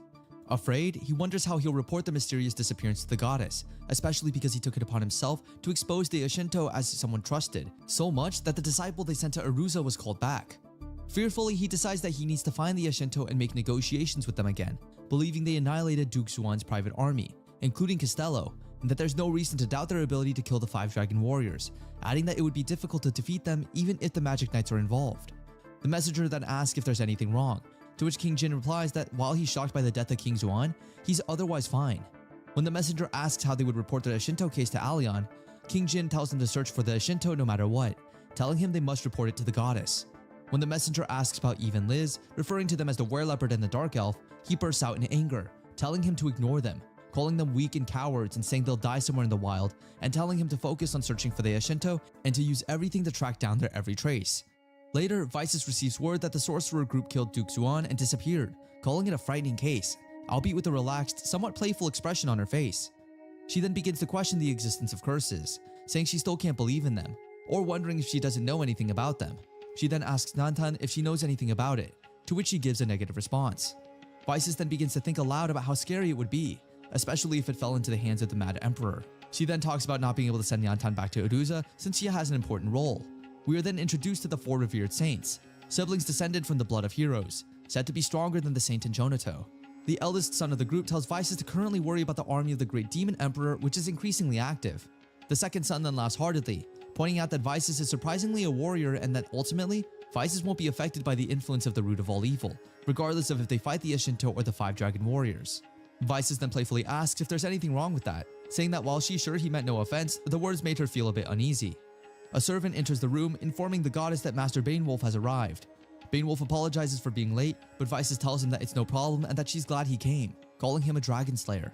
Later in the Allion Kingdom Castle Garden, Asagi talks to Poppo about the tense atmosphere in the castle. Poppo gives a simple response to which Asagi teases her about all nutrients going to her breasts, rendering her unable to use her head anymore, leaving her flustered. It is then explained that Asagi's words are getting more powerful. This is because despite her being a rank B hero, she acquired a unique skill known as Queen Bee, the skill to enhance the abilities of multiple targets to a certain degree for a limited amount of time, putting her group ahead when it comes to group battles. Yatsumoto Hiro's group is also getting stronger, but being an A-ranked hero is more of a one-man group and only he stands out and gets stronger. Ayaka's group, on the other hand, shares their experience points equally. Therefore, her friends level up and acquire skills. The skills they acquire are common skills, which can be acquired provided that you are a hero. These common skills can be grouped into 5: attack system, defense system, healing system, enhanced ability system, and abnormal state system. The skills are unlocked when you level up. When something is unlocked, the skill tree will change, and the higher the skill is in the skill tree, the higher the skill's rank. However, the abnormal state system skills are currently useless and obscure. Unique skills also have their level, and when this level increases, the ability evolves. It is then explained that Ayaka holds the role of being the vanguard and her friends using defense skills to protect and support from behind, and only comes to deal the finishing blow when the monster is on the brink of death. However, although she's a level 115 S-rank hero, she still has not unlocked a unique skill, being the only one not to do so. While she does have special skills that allow her to be the vanguard alone, she can't deny that those skills are weaker than unique skills, thinking to herself that she has to work harder. While this is happening, Vices approaches the crowd of students in the garden, followed by the 4 revered saints, Banewolf, and some other figures. She addresses the students, first pointing out that their levels have increased tremendously and thanking them for their hard work, and that while she is happy from the bottom of her heart, they still have not acquired combat skills, so she has gathered some warriors from all over to train them, with the Drunken Sword Party being in charge of Asagi's group, the Dragon Slayer being in charge of Hiro's group, Nyantan being in charge of the Takao sisters, and the 4 revered saints in charge of Kirihara's group. Then Vices begins to leave, but is stopped by Hijiri, pointing out that a teacher wasn't assigned to Ayaka's group, saying that the 5 Dragon Warriors should have been in charge of Kirihara's group, but due to their death, there are not enough teachers for the heroes now.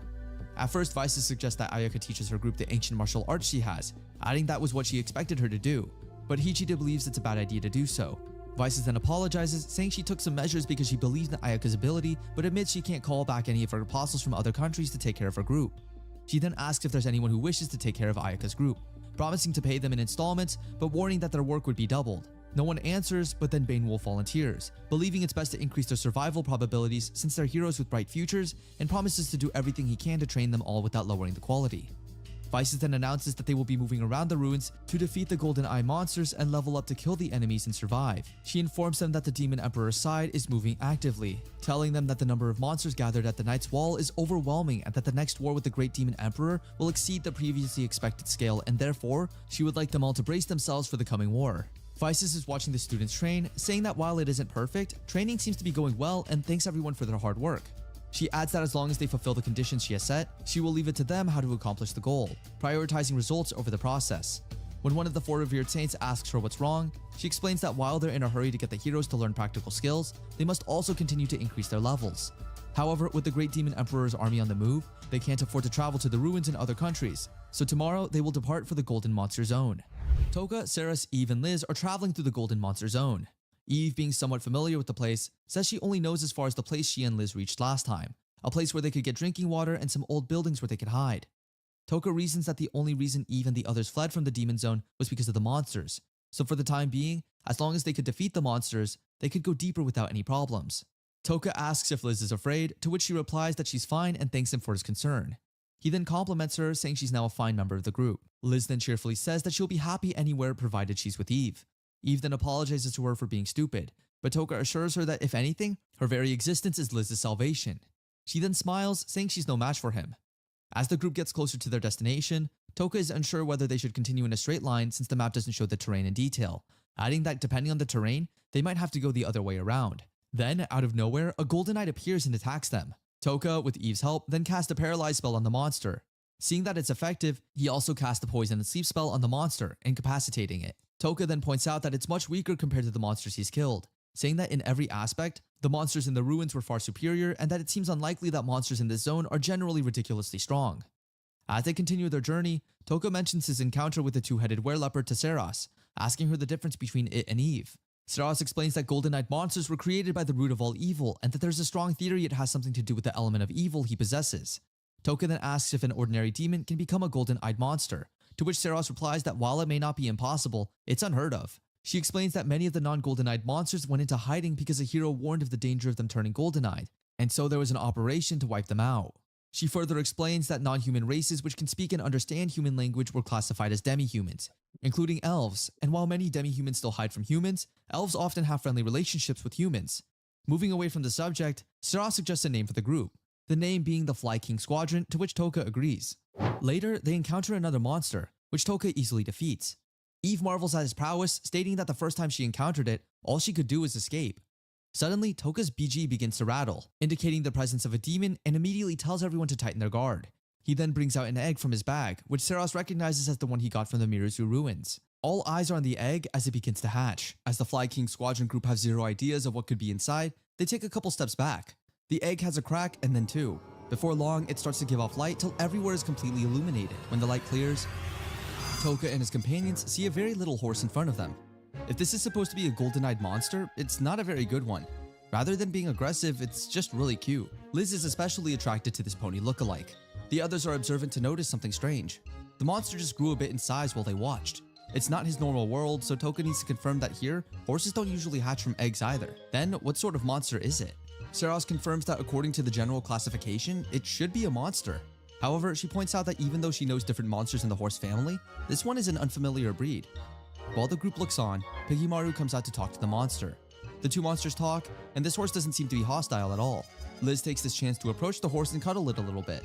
Toka thinks back to when he found the egg in the Miruzu ruins. He recalls the color and hardness of the egg, as well as the unique hatching of the egg. One thing is sure, this isn't an ordinary horse. His claim is backed up by what looks like an orb on the horse's back. It's a transparent hemisphere that he immediately inquires of from Seras. The scholarly elf suggests that the orb might be an organ for absorbing magic. After all, monsters exist with similar organs in their physiology. According to Seras, it's not uncommon among monsters and magical creatures. People say that this organ can take in a lot of magical energy at once. Magic energy? Well, that must be tested then. Toka asks everyone to give him some room and puts Eve on the lookout for any danger. A magical creature that changes by taking in magic? No wonder it grew in size a few moments after it was born. Toka is experimenting, so it must measure just how much magic power he injects into the monster. Firstly, he injects about 1000 MP. The MP results in the little creature turning into a fully grown, powerful horse.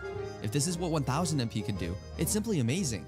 Even while it's a grown horse, the creature is not aggressive towards the group. That has to be a positive sign. The first round of experiments is successful, so Toka decides that it's okay to inject more magic power into the orb.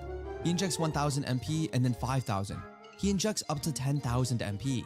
And then he keeps injecting until the orb gets saturated. As for the result of the experiment, it stands towering in front of them. It's a gigantic, majestic horse with long curved horns. Okay, now you can call it a monster. At this point, Toka and his companions shouldn't be surprised by anything they encounter. And yet, they could never have predicted that Toka's egg from the Miruzu ruins would turn into this. The horse towers above them, looking fierce and majestic. This must be its true form. And then, Toka announces the inevitable. It seems like they just found the newest member of the Fly King Squadron, and it's a really interesting one. Just like what happened when the horse was in its medium size, it doesn't seem aggressive at all. If anything, it behaves like a regular horse when they want to be pet. This is why Toka can draw near the horse and touch it. Despite its large appearance, it's still only a horse. It behaves so differently towards Toka. Is it possible that Toka is now seen as a parent? Well, in that case, Sera suggests that Toka should name the horse. That's not a bad idea at all. Toka takes a while to think about the perfect name for his horse, and then he calls it Slay. It's a fitting name for a majestic horse, and Slay seems to love it, as he lets out a neigh of approval. As with other additions to the group members take turns in introducing themselves. With the introduction done, Toka needs to be sure of what he's working with. He approaches Slay and asks if he can return to its little form. And just like magic, the majestic beast becomes a cute creature again. This means that Toka can always change its form by simply injecting magic energy into the orb. Sweet. Seras points out that in its second form, the horse can easily handle most of their luggage, making it easier for them. The third form might prove useful while fighting monsters in the future. They might have just struck the jackpot here. Meanwhile, Slay licks Seras' cheek as a sign of endearment. This is a good sign. She would be doing the riding after all, since Toka doesn't know how to ride a horse. Toka offers to wipe the stain from Seras' cheeks, and that tension comes back in full force. I mean, seriously guys? Seras eventually lets him do it, and while doing it, he commends the skin. Seras points out that the skin is beautiful because the horse was just born. But Toka isn't talking about the horse's skin. Really smooth, Toka. Meanwhile, back at Allion Kingdom's castle, everyone has left for the Golden Monster area. Well, everyone but the Dragon Slayer. For some reason, the goddess opts to leave him at the castle. He isn't too happy with this decision and confronts the goddess. She brushes it aside, saying that the castle still needed protection, and who is better to protect it than the Dragon Slayer himself. She points out that the Drunken Sword Party, Nyantan, and the Four Revered Saints are already following the heroes. He must settle for his own task. The man doesn't buy into any of the goddess's crap. He accuses her of dropping him because he chose to mentor Ayaka Sogo. Bane, the Dragon Slayer, is a very direct man. He asks if she wants someone from Ayaka's group to die. After all, a broken heart would be the easiest to manipulate, wouldn't it? Manipulating Ayaka so easily would increase the risk. Speaking of manipulation, the goddess cuts in, asking Bane about his father. She reminds him how he joined the Magic Knights because of his father's special illness. The medicine he needs can only be found in the mines controlled by Urza. She says that at her command, the medicine could continuously be freely provided for Bane's father. But for that to happen, the Dragon Slayer would have to stay in line. Talk about first-class manipulation. Meanwhile, the heroes are finally at the Golden Monster area. It's now time to level up in preparation for the Great Demon's army. The heroes from the other world are in the Golden Monster zone. Just as Eve once told Toka, the place is too dangerous for humans. The teachers seem to share a similar sentiment as they increase their awareness and prepare to defend the heroes from possible attacks. The Four Revered Saints ask the heroes to back off a bit, but a couple of them find this very insulting. With how much they've trained, do these guys think they are some newbies? The complainers moan about being restricted to weak monsters in other areas. It's about time to test the strength of these monsters. It's always the weak ones, isn't it? Before long, the group is attacked by several monsters, and most of the heroes are helpless against them. The teachers have to step up to fight these monsters. The eldest son of the Revered Saints take one, Apostle Nyantan takes another one, and Abyss takes on another monster. It's time to show these heroes a little practical demonstration. And so they charge at the monsters, avoiding all their dangerous attacks while searching for openings to attack them. Their skills are impressive, but what stands out is their confidence while attacking such dangerous monsters. These guys weren't bluffing about being super strong. Apostle Nyantan is particularly impressive against these monsters. She evades every attack in swift motions that the heroes can barely see with their eyes, and then she gracefully cuts through the monster like it's simple training. The goddess really has a powerful apostle in Nyantan. The other fighters aren't slacking either. After watching them move, the heroes wonder why these guys can't just confront the Great Demon's army instead of them. Even after all of this, there are still 6 monsters left in that area. The hero who led the complaints is really serious about fighting. He laughs at the monsters in the area, labeling them weak and no match for him. Imagine telling him to back down because of these monsters. He uses his unique skill, Draconic Buster, on the monsters. Maybe he's not so weak after all, as the skill eliminates all the remaining monsters in the area. His unique skill goes up to level 4. He really backs up his talk with work. Next challenge, please. Meanwhile, there's another party in the Golden Monster area. Ayaka and her companions are dealing with enemies on their own not too far away. They're curious about the blast in the distance, but even more curious about the fallen enemies in front of them. They couldn't find out anything about these guys. As soon as they were cornered and couldn't escape, they committed suicide. They must have been faithful spies. Ayaka and her companions know that the goddess is out for them though. They conclude that the goddess might have sent these guys to take care of people from the group. They must be more careful from here on out. Meanwhile, Toka and his companions camp in one of the buildings in the Golden Monster area. Toka points out that he saw a shining light in the distance earlier. He's curious to know what it could have been. Seras says that it was most likely a fight between monsters. Wait a minute, monsters fight against themselves? According to Seras, if the golden-eyed monsters are made by different roots of all evil, they might fight against each other. Toka gets her explanation, but he still strongly feels that it could have been a fight between humans and monsters. Oh well, it's too late to try and investigate. For now, a good night's rest is in order. Seras sleeps with thoughts of Toka being unhappy because she's just a boring high-class elf. She may have blurted out those words in her sleep because early the next morning, she's the topic of discussion between Toka and Eve. Toka understands why she would feel like that. She once told him stories about her past and how everyone was attracted to her beauty but repelled by her lack of sense of humor. That must be why she keeps remembering it in her sleep. Eve feels that Saros has enough charm and doesn't need the noble sense of humor.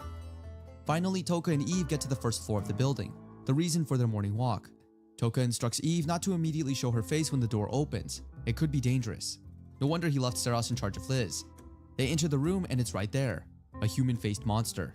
Rewind to the previous night, Toka and his companions analyze past events and draw up plans for future ones. They notice that the monsters around this area are very few. Maybe it's because they are getting closer to the Witch of Taboo's place. It could be that the monster's habitat is more in the periphery than in the center of the Golden Monster Zone. The warriors check to see if Liz is doing okay. The Dark Elf says she would be fine as long as Eve is fine.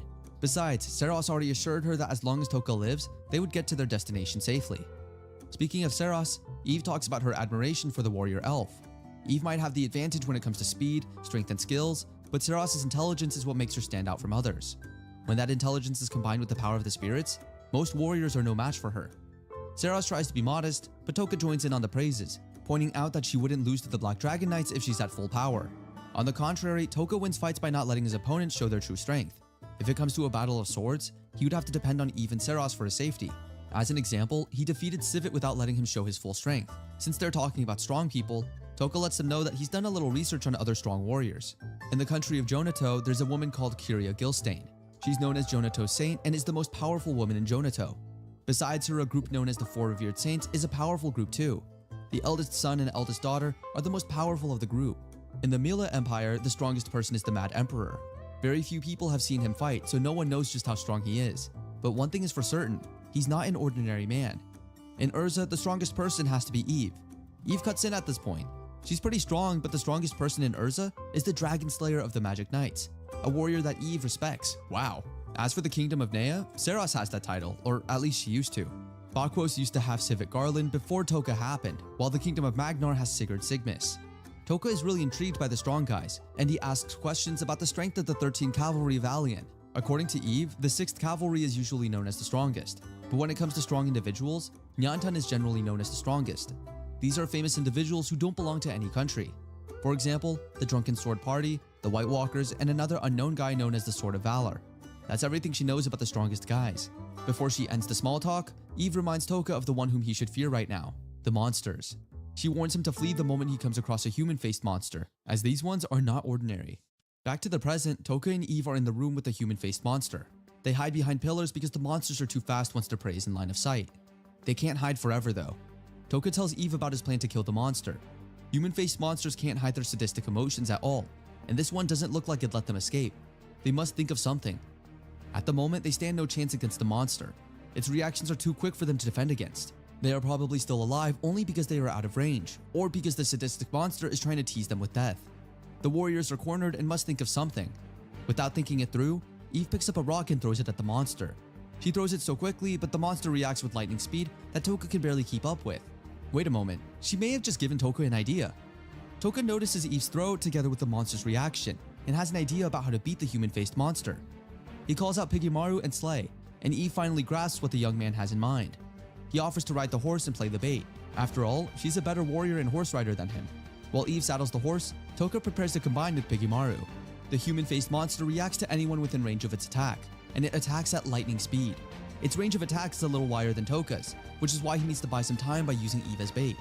Slay is very mobile and can match the monster's speed to escape its traps. From his experience, Toka knows that these monsters torture the weak by feeding on the emotions of despair. To stop the opponent's motion, it'd most likely aim at its legs. With Slay's speed and Eve's experience, the pair should be able to evade the monster's attacks, creating an opportunity for Toka to attack. The Fly King Squadron must be grateful for having a genius as their leader. Everything happened just as Toka predicted it. Meanwhile, Toka combines Pigimaru's tentacles into one, making it much faster than it used to be. The human-faced monster is now fully prepared to take down Eve and Slay, and it shifts in focus from Toka, creating the opportunity he seeks. He paralyzes the monster and uses Berserk on it. There's no higher form of torture. The monster doesn't last long before dying. The system notifies him of a level increase, confirming the monster's death. With that, Toka is sure that they've conquered all the human-faced monsters in the Golden Monster area. Eve comes to congratulate him for a job well done, but they can barely talk before a bright light comes out from the human-faced monster and goes into the air. Okay, that can't be good. It's a familiar technique to Toka, a signal that activates when one dies. Toka is correct, and the ground underneath begins to shake violently. Before long, the area is surrounded by monsters that are too many to count. Toka and Eve barely have enough time to go back upstairs before the monsters attack. It'd be better if it was just the normal monsters. Unfortunately, the ones attacking them are some of the human-faced monsters. They must have gotten the signal from their fallen comrade and are now fully prepared for war. The warriors break the news to their other companions. Toka announces that if they don't escape soon, they'll become food for the human-faced monsters. Toka knows that he's the one with the best chance of survival, so he offers himself as bait. This is their only chance of survival, and the whole group knows. Even at that, Seros and Eve offer themselves as bait instead. Eve is the only one with knowledge of the witch's house. There's no way she would be put in danger. Also, it'd be easier to negotiate with the witch if Eve is present. And lastly, only one person there has abnormal skills that can inflict real damage on the monsters: Toka. Seros hands over a stone to Toka. It's the loudspeaker stone that he requested. She made it using materials from the human-faced monster. Well, that was fast. Toka puts it on and then instructs Seros to hide with Eve and Liz. Once the monsters start moving in large numbers, they must take advantage of the opportunity to escape. They say their goodbyes. For now, hopefully. Toka rides with Slay and Piggymaru to the area where the monsters gather. Toka passed some magic energy into the loudspeaker, and Piggy calls the attention of the monsters, making them focus on Toka alone. The plan works as the monsters start to advance towards him in large numbers. That's the cue. He can only hope his companions have used the opportunity to escape. The leading pack of the monsters look really fast. Toka isn't 100% sure about his chance of survival. Even at that, Slay and Piggymaru don't wish to abandon him. Loyal companions, these ones. Since they didn't abandon him, he promises to give his best to save his life and theirs. It's a full-scale war between the human-faced monsters and the abnormal state skill user. Will Toka survive this one, especially without any help from even Seros? How much attention would this battle draw, since the Fly King squadron isn't alone in the forest? Mimori Toka continues to battle against the human-faced monsters in the forest. The monsters chase after him with sickles and other weapons which don't look like child's play. After putting some distance between them to ensure his safety, he uses his skill Berserk on them. The monsters within the skill attack range suddenly go haywire. The move makes them go completely nuts, such that they begin to attack each other, which is surely what they intended for them to do. Toka observes the movement of some of the leading pack, and he can deduce that these guys must have figured out his attack range. He decides to employ his other skills like Dark, Poison, and Paralyze. The reason for this action is that these attacks have a different effect range than the first one. However, after a while, the human-faced monsters also begin to read his moves and adapt to his attack range. These human-faced monsters are smarter than the average monster, and they show it during this battle by approaching him from different directions at once. This isn't to say that they've outsmarted Mimori Toka. In fact, all of these things are in keeping with Toka's schedule to reveal his trump card, his combination with Piggymaru. With everyone now so near and his attack range increased and strengthened, the human-faced monsters wouldn't be able to escape if they tried.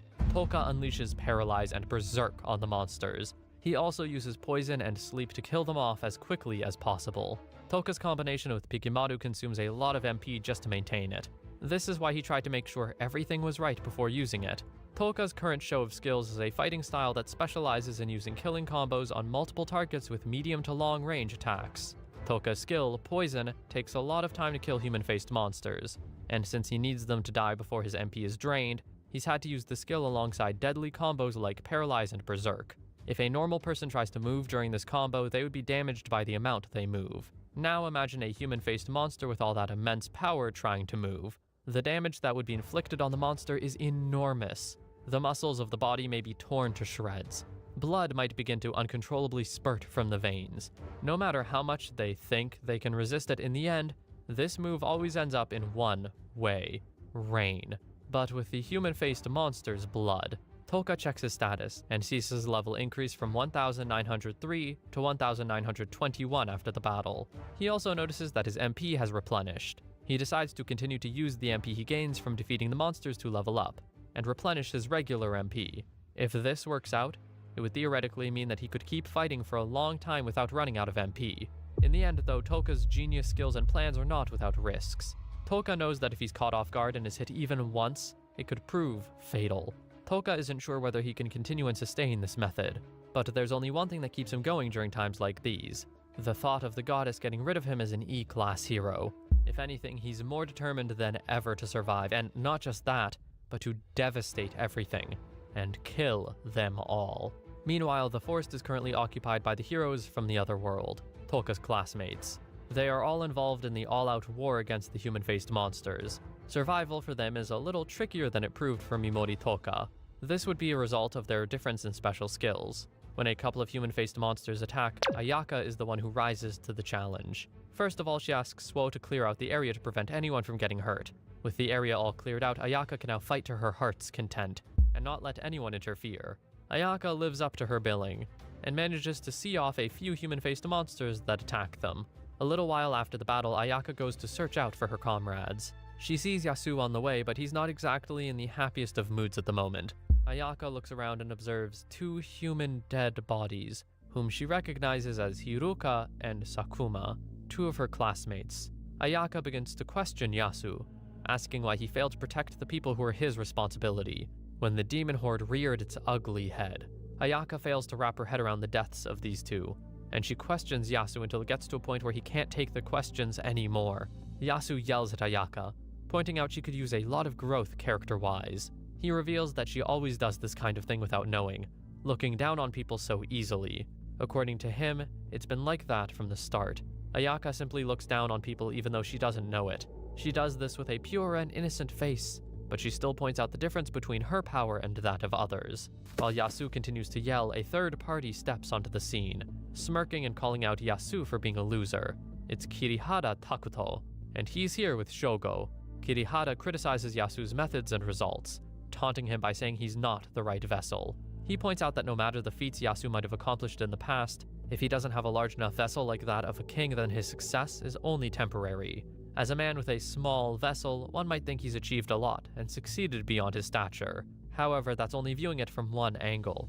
Taking the perspective of the people with a king's vessel, which are big and strong, these achievements are not so much as impressive as they are pathetic. Yasu feels insulted by Kirihara's words, and Kirihara's comrade Shogo makes things much worse by deflating his ego. Shogo points out that Yasu doesn't have as much skill as he has a cocky attitude, and he's been carried away all this while. Kirihara tells Yasu that while overwhelming power is good to have, it is only good enough while residing in the body of a good vessel like him. Even though Yasu is ranked an A-class hero, Kirihara reveals there's no way he's a good vessel. Yasu can't take it anymore and is prepared to fight for his ego and pride. Trouble is brewing among the heroes, but it's not arising from the human-faced monsters. Kirihara doesn't seem to have a problem with taking Yasu on. He calls him an unsalvageable loser, and we all know there's no coming back from that. Meanwhile, Yasu points out that Kirihara Takuto is the one who made some miscalculations before jumping to a conclusion. Yasu reminds Kirihara and Shogo that Ayaka is ranked an S-class hero, and yet has been unable to learn any special skills so far. Meanwhile, there's also Asagi, a B-class hero who has learned a unique skill that beats the skills of many others. If there's anything to deduce from this, it means that a hero's rank is not truly what defines him. Kirihara Takuto has heard enough at this point, and tries to stop Yasu. He points out that he's completely aware that some S-class heroes don't deserve the ranks in which they're placed, and this drags down the spirit of the entire team. This sounds like an indirect insult to Ayaka, and she advises him to choose his words carefully. The other heroes show up, so Ayaka leaves the two men to continue whatever they think they're doing. While the monsters were attacking, Ayaka asked her comrades to retreat and leave it to her. The ones who retreated are finally back, and they head straight to meet Ayaka. Firstly, they tender their apologies to Ayaka, saying that even though they truly want to help, they're just not strong enough. Ayaka brushes it aside and points out that it's the thought that counts. Meanwhile, Asagi looks around and notices that Kirihara and Yasu are in a heated argument. She lets out a smirk and thinks out loud, saying she always predicted that those two wouldn't be on the best of terms. Ayaka calls out to Asagi and asks about Kashima. Meanwhile, Poppo is also not with the group. Asagi reveals that the girls used Poppo as bait, and had to escape from the monsters. Ayaka is shocked by the actions of her comrades. However, before she can scold them, they already anticipate that and start to point out just how terrified of monsters they are. After all, in moments like that, isn't it right that everyone prioritizes their life ahead of others? Ayaka still fails to comprehend their reasons, so the girls say that Ayaka is never truly going to understand them. Being born with a silver spoon in her mouth has made Ayaka very different from the rest of them. Ayaka is very upset, but she manages to keep her emotions in check. She walks over to Asagi and asks her to accompany her on a mission to go and find Kashima.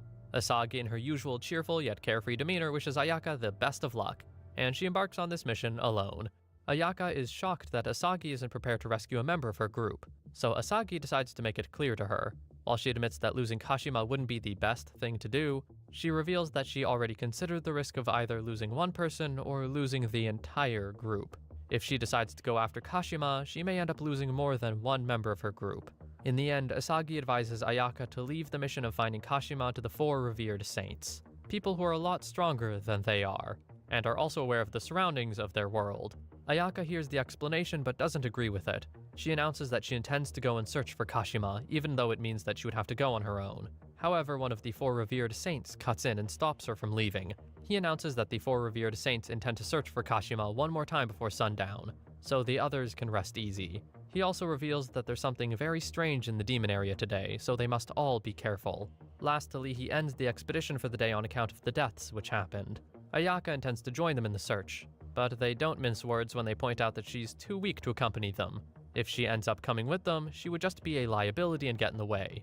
They leave Ayaka alone to sulk about her weakness. Ayaka opens up her status bar and reveals she's level 143, which would be impressive compared to a lot of people. However, she bemoans her weakness and resolves to get stronger to protect everyone. Meanwhile, in some other part of the forest, Kashima breathes a heavy sigh of relief after escaping the monsters which had been chasing her.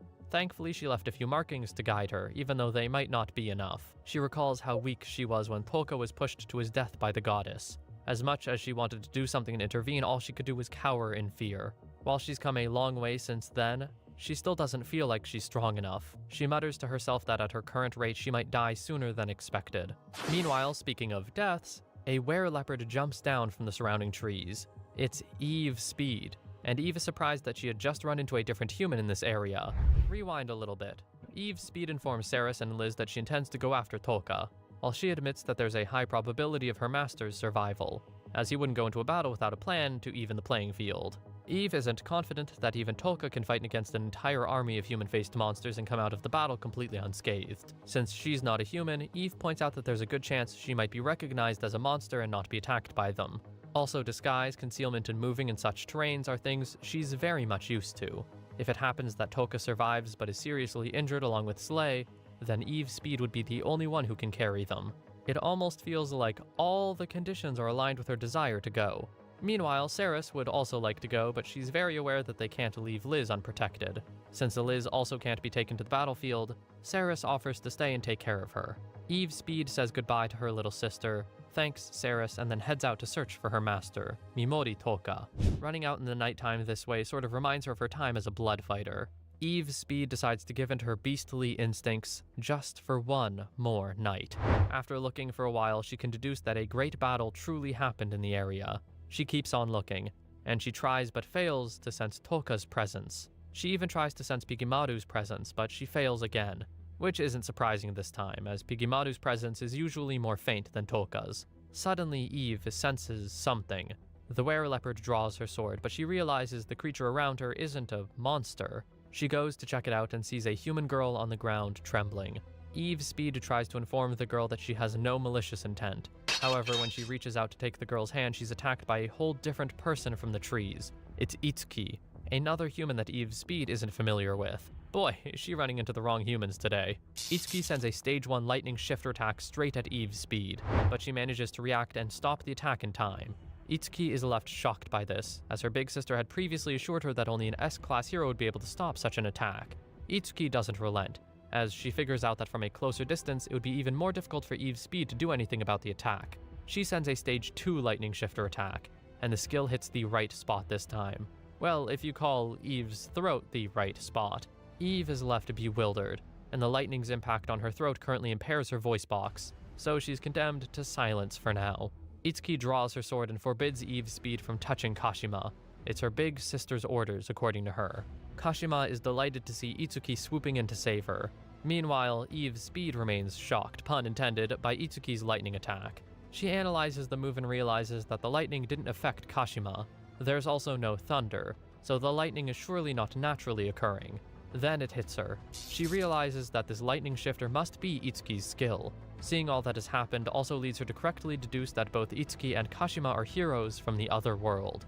Eve realizes that the lightning is much more effective at close range, so the first thing she should do is put some distance between them. Itsuki is stunned by Eve Speed's ability to still move after taking 2 powerful hits. However, she doesn't intend to let the monster get away. Now it looks like Eve is running and Itsuki is in hot pursuit.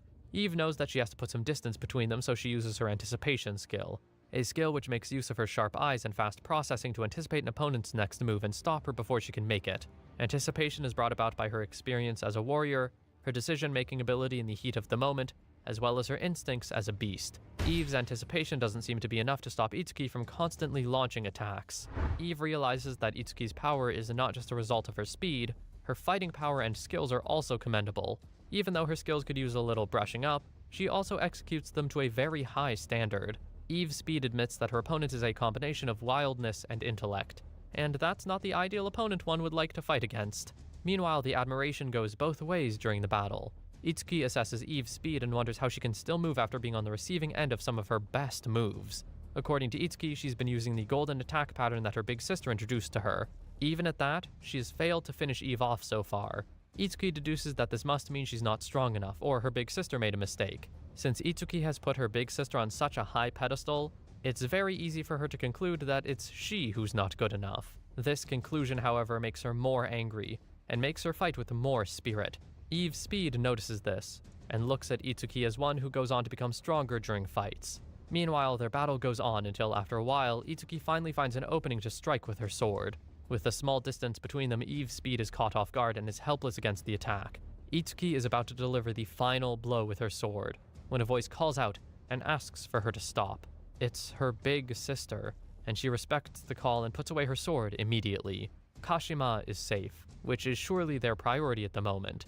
Itsuki asks to know why her sister doesn't want her to finish off the beaten monster in front of her. Her big sister reveals that the monster in front of them is very different from the others they've encountered. For starters, this is more of a panther than a lioness. She goes on to reveal that creatures of this kind are highly intelligent. She also reveals that they're even more similar to humans than the monsters they've encountered so far, in terms of behavior and intelligence. This would imply that the beast in front of them has the ability to communicate with them on some level. Itsuki wonders why the beast hasn't said anything so far, so her big sister points out that it's very possible her unique skill has damaged the vocal cords of the creature, rendering it unable to say anything. How did she know this? Even though Eve's speed hasn't said anything so far, Itsuki's big sister, who eventually introduces herself as Hijiri Takao, reveals that she's noticed Eve's speed's gestures, and they're not different from those of creatures that can speak with humans. Then again, even if it turns out that Eve can't speak, Hijiri Takao points out that judging a person's intelligence based on their ability to speak isn't the smartest thing to do. Hijiri apologizes to Eve's speed on her sister's behalf. She reveals that she can't feel any malicious intent from Eve, so she's sure the fight came from a little misunderstanding and presumption from her sister Itsuki.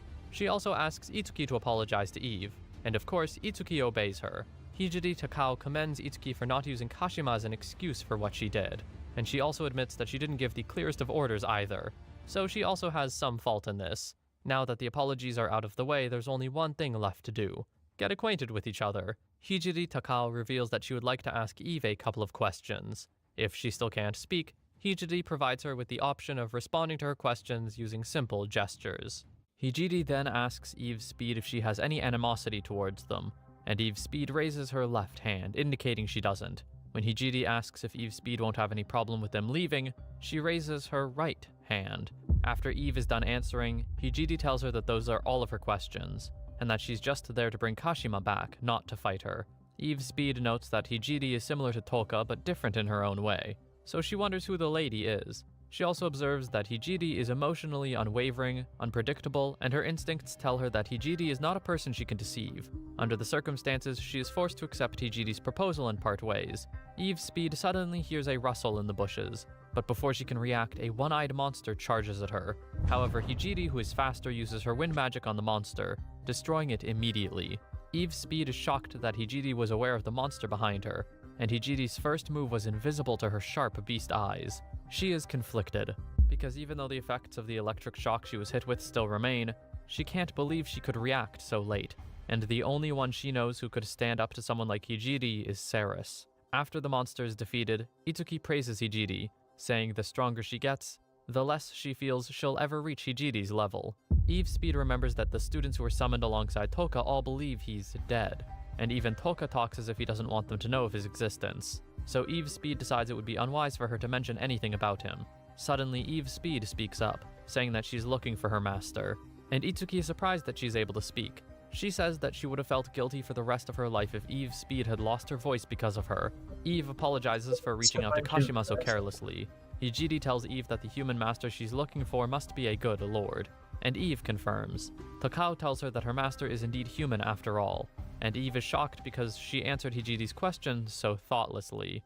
Eve decides it's best to end the conversation before saying anything else, so she begins to leave and tells Hijiri that she is in a hurry. She asks if the agreement they made earlier still stands. Hijiri nods in agreement and also apologizes for being so inquisitive. Then Hijiri tells Eve her name, but mentions she's sure Eve already knew that.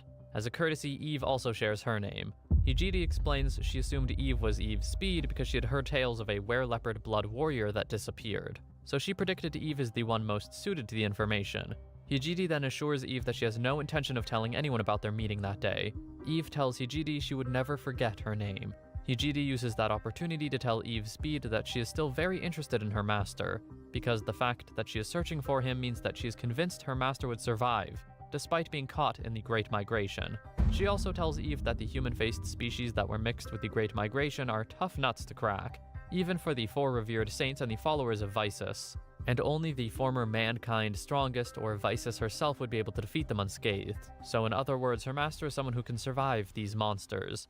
Eve's speed tells her that she appreciates her insights, but lets her know that her master isn't someone that can be measured with a simple yardstick like hers. As the human-faced species keeps chasing after Toka, he continues to strategize on how to defeat them. He discusses the strategy of killing monsters to gain experience and leveling up in small increments.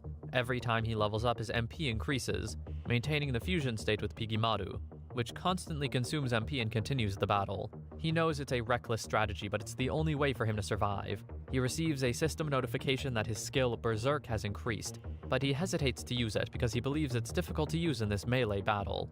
As he rides, he keeps using every skill in his arsenal to take down some of the monsters he can.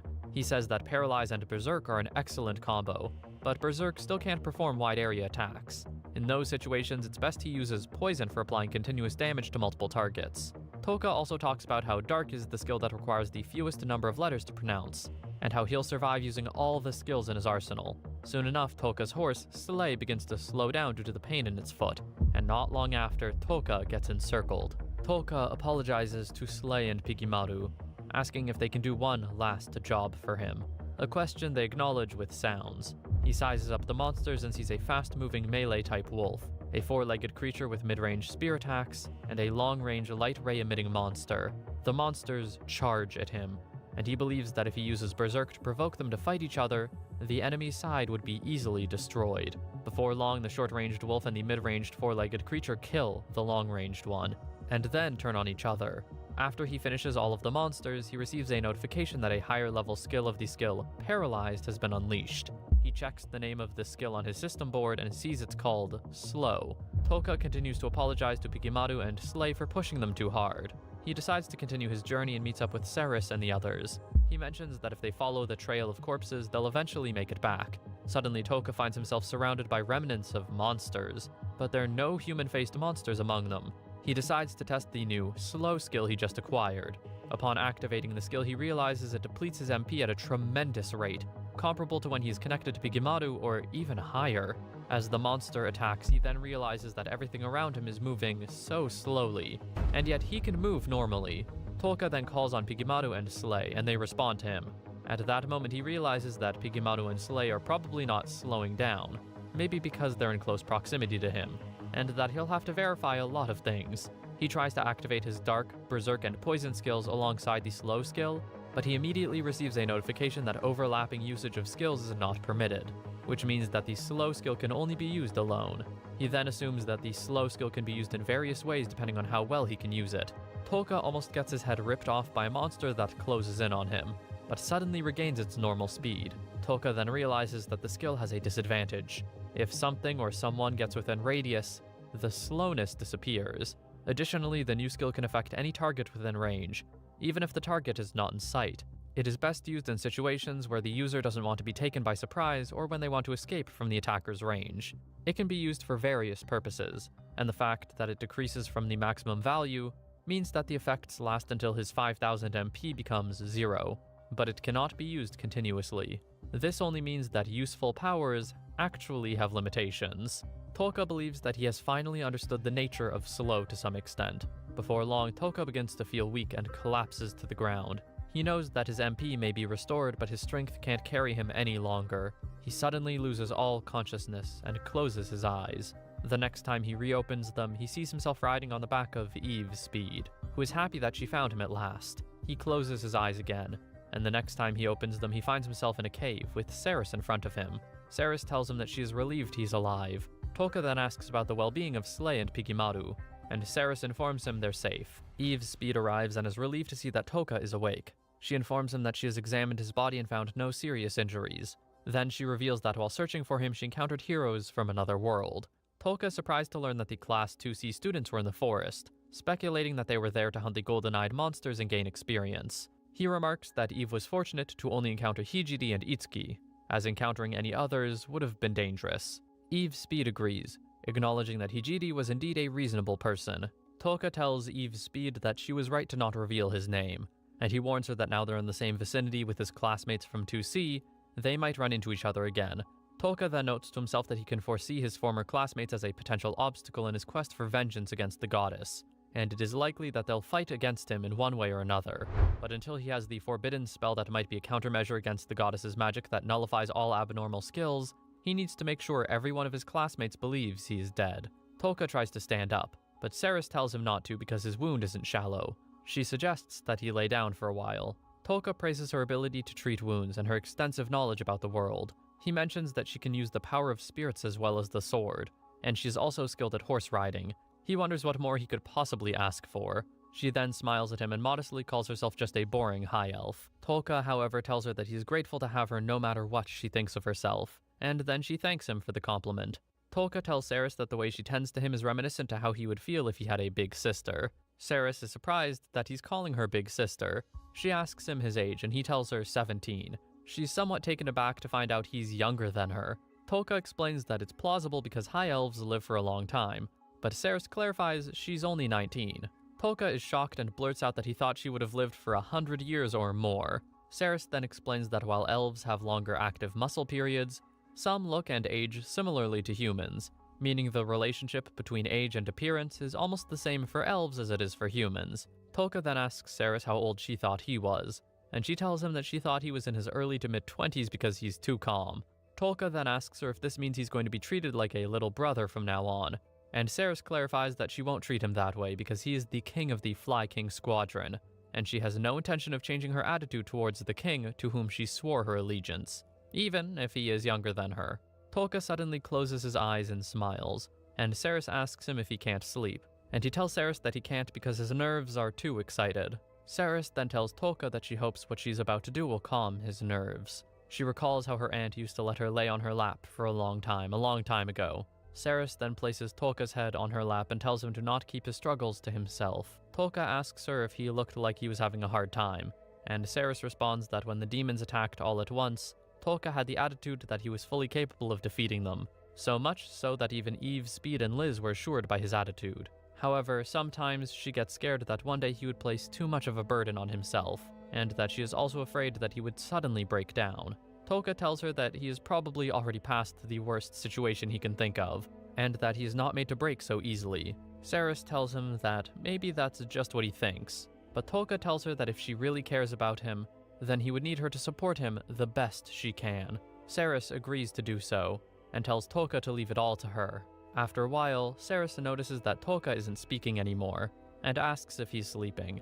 She then touches his head to feel his temperature. Ceres mentions that Toka overcame the abandoned ruins with just his own power, and escaped from that nightmare for vengeance. Yet now, as he sleeps, he looks so innocent. She says she has never seen him so defenseless before, and she never thought she could feel the way she's feeling towards someone. She then touches his chest and gets startled, telling herself that it's best that she sleeps too. After laying Toka's head on the ground, she leans down and kisses him. Kashima thanks Itsuki for protecting her, and Itsuki tells her to not be so formal when addressing her. Hijiri tells Kashima that even in a place like this world, her behavior and actions haven't changed at all from what they were in the previous world. Hijiri also tells her that humans are creatures that should change even when they're not transported to another world. Itsuki then advises Kashima to get out of Asagi's group, since she looks like she fits in better with the class president.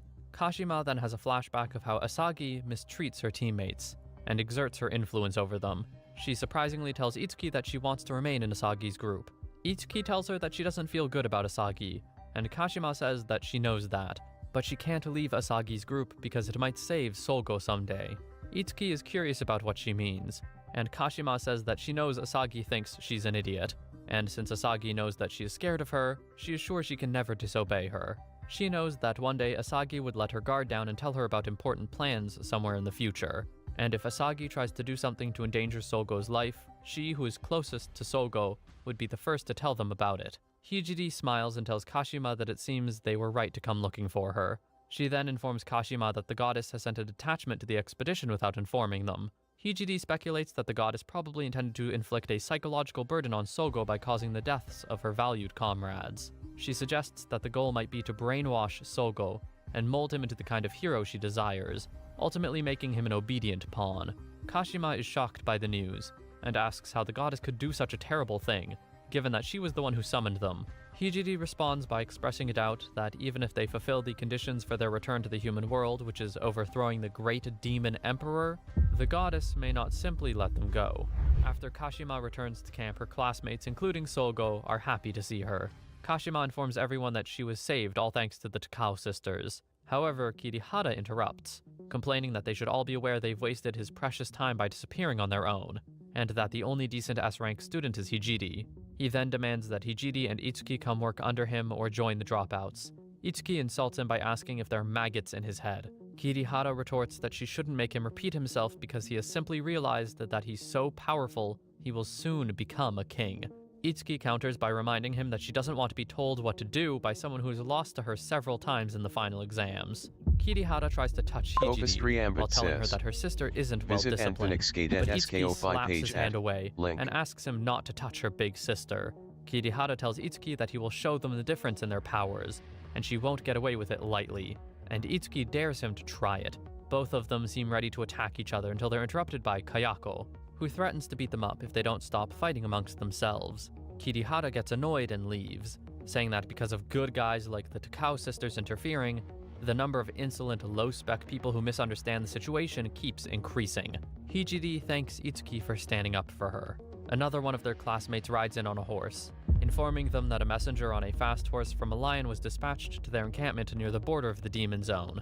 They learn that the army of the Great Demon Emperor, which has recently been quiet, has finally begun a massive southward advance. Elsewhere, the Fly King squadron continues their journey through the forest, noticing how huge the trees around the area look. Eve Speed notes that it's unbelievable that they haven't spotted any signs of monsters, and wonders if they've already entered the Witch's realm.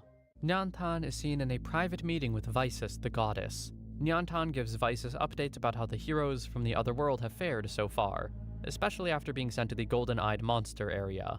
Even though there were a few unexpected events, Vysis was satisfied with their success in raising the overall level of the heroes. Nyantan tells her about the 2 B-rank heroes who lost their lives, but Vysis truly couldn't care less about insignificant factors like that. However, Vysis wonders aloud and asks Nyantan why Sogo Ayaka's friends are still alive. Nyantan admits there's a possibility that someone interfered with their plans regarding Sogo's friends. Vysis also asks about Hijiri Takao and her sister Itsuki. She expresses concern about the level of freedom she's given to the Takao sisters so far, and she hopes that they haven't made any moves that could prove damaging in the future. Nyantan assures the goddess that everything is fine, and that the Takao sisters are simply steadily growing like most other heroes from the other world. Vysis revisits the topic of Ayaka Sogo's friends. While she does this, she forcefully bends Nyantan's head and inserts her fingers into her mouth. Nyantan winces in pain and the goddess is loving it. She makes it clear that in this world, people don't learn unless they get hurt, and that she doesn't want to be on the side that's being hurt. Meanwhile, in the northwest city of Argyll in the kingdom of Magnar, there is panic and chaos all over the city. The whole place is up in flames and people are running helter-skelter. The former commander of the White Wolf Knights, Marg Nog, reveals that the south and east cities have already fallen to this same attack, so no one should expect incoming help anytime soon. He explains that the strategy of the enemies is to attack the east, west, and south at the same time. Invading all 3 directions at once seems to be a strategy which has brilliantly paid off. Marg Nog reveals that the units are no longer concerned with the evacuation of civilians from the city, and he orders that all units should fall back and retreat to Sisibapa until they come up with a solution. The Argyle soldiers are more than willing to fight, but their battle strength has been automatically weakened by the evil element possessed by the enemy. The evil element is the evil energy that the Great Demon Emperor possesses. As the demons of the Great Demon Emperor attack, they release the evil element. Anyone within range of this evil element would be affected. Body movement would slow down, and even using a single magical element would require more energy than usual. Even with the evil element against them, the soldiers are still hopeful that the likes of Sogyo, the continent's only divine magic sword wielder, and the White Wolf Knights won't be defeated by these demons. Margnog shares his soldiers' optimism, but he also points out that Sogyo would surely be affected by the evil element. Their last hope, if they truly have any, would be the heroes from another world, who are thought to be unaffected by this element. Just then, an unmarked wagon comes in at full speed. Curious as who they are, they don't wait long before they find out who is on the wagon. On close inspection, they realize that the people in the wagon are the previously evacuated citizens who should be headed towards Sisibapa by now. The escapees are all dead. It looks like a message from the demon army to abandon all hope. As if things aren't bad enough, the soldiers guarding the walls of the city reveal the loud noise they heard earlier, which they thought to be reinforcements from Sisibapa. In reality, it is a large force of enemy soldiers approaching their gates. Suddenly, a monstrous creature with wings like a bat and goat-like horns comes flying in. The creature introduces himself as Drykuva, and he reveals he's a loyal servant to the Great Demon Emperor and the third of the Sworn. As if to mock them, he encourages the humans not to give up hope, but to fight willfully for their survival. Then he promises that the moment the humans lose hope is when they will be mercilessly trampled on by the Great Demon Emperor's army. Meanwhile, the Allied forces are presently engaged in a war meeting. They talk about the consequences of the Great Demon Emperor's decision to attack from all sides.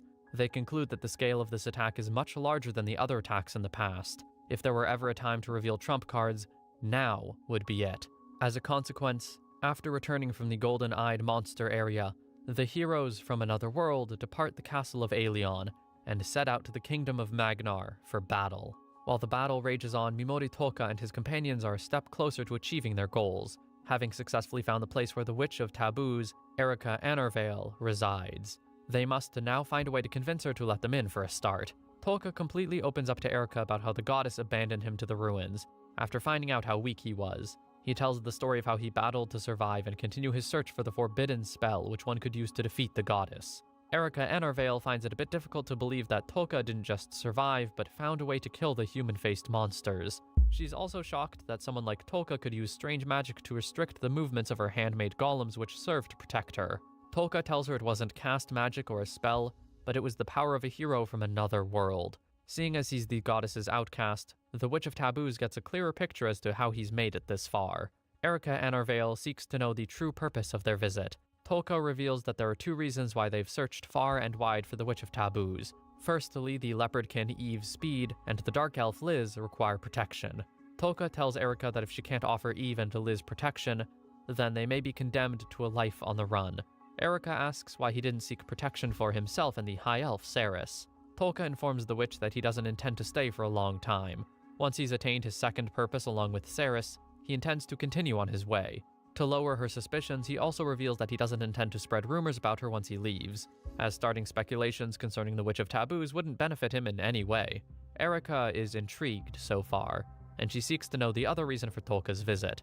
That's when Toka lets the words fly. Forbidden curses. He holds a book up and reveals that he picked it up from the ruins. His best guess for interpreting the strange book was to find someone who knew a lot about taboos.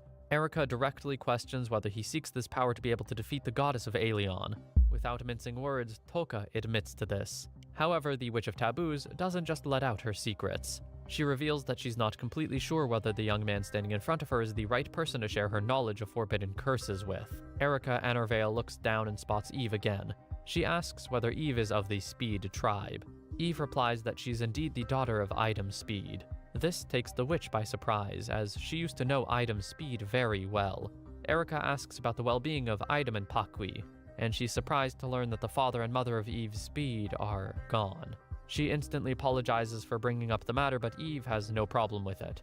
Eve's Speed opens up about how while growing up, her father gave her a map, and asked her to use it to find the Witch of Taboos if she is ever in need of help. Erica admits to hearing news about the destruction of the Speed tribe. Eve talks about how the tribe was going strong at a point in time, and was suddenly destroyed the next morning, leaving her to wander the continent as the sole survivor. It was during her wandering that she found her little sister Liz, who was wandering just like her. Erica asks Liz for her last name, but the Dark Elf has no idea what it might be. She reveals that she used to lead a quiet life in a Dark Elf settlement in the forest, which suddenly got destroyed one day by people claiming to be cavalry from Aelion, the same Aelion where the goddess Vysis is in charge. Erica clenches her teeth in disgust concerning the goddess. Liz goes on to talk about how she managed to survive and become a wanderer until she met her older sister, Eve. She also mentions that just when they were both in huge trouble again, Tolka saved and freed both of them. Erica admits that under normal circumstances, she wouldn't allow them into her abode, but there's no way she can turn away an elf from her tribe who lost her home, as well as the daughter of Idem Speed. However, before she agrees to let them in, she points out that everything that happened since they met Tolka may simply be a brilliant plan to gain their trust and make them lead him to the Witch of Taboos. In other words, there's a possibility they've just been used by Tolka. Eve, Speed, and Liz react indifferently, even after learning about the possibility of being used. They point out that Tolka has sacrificed a great deal for them at this point. In truth, both Eve, Speed, and Liz do not mind being used by Tolka. Erica is surprised by their response, but as she has nothing else to say, she invites all of them into her home. Tolka can barely hide the grin on his face. He recalls Erica asking if he wanted the power of forbidding curses to defeat the goddess of Aelion. If anything, that has just confirmed his theory that his knowledge of these curses should be enough. The first hurdle is cleared.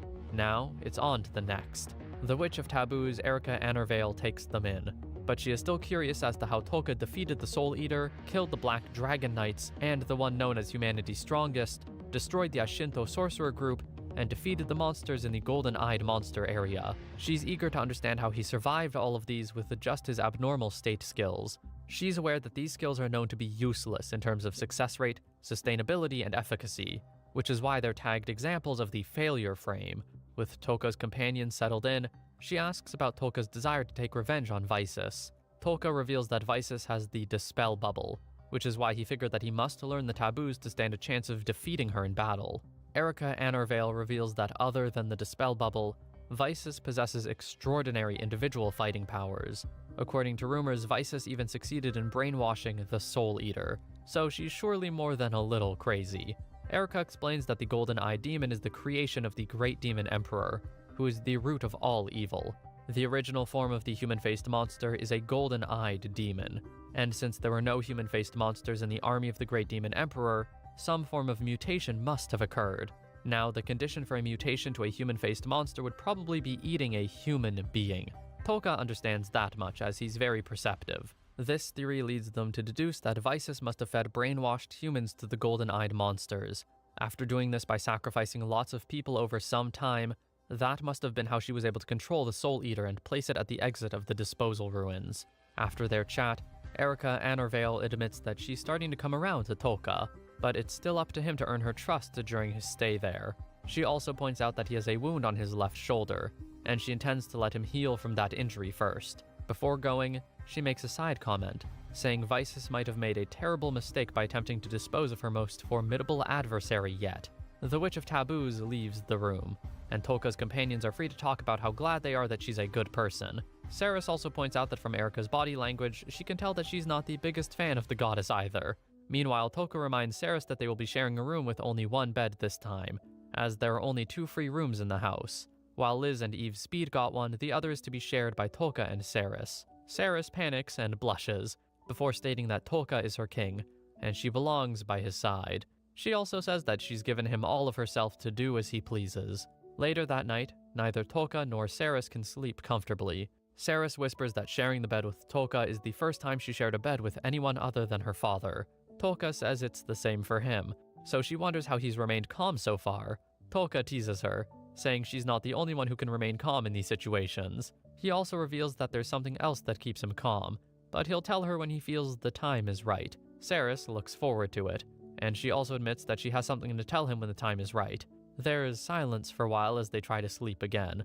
Tolka breaks the silence by telling her to be more confident in herself, as she has a likable personality, alongside being beautiful to the opposite sex. He tries telling her about the opposite sex he likes most in this world, but Ceres's cheeks are already too flushed and she's about to lose control. She pleads with Tolka to use sleep on her, and Tolka agrees to do so, and she falls asleep in a matter of seconds. Tolka watches her sleep and admits that she's a peculiar one, before falling asleep himself.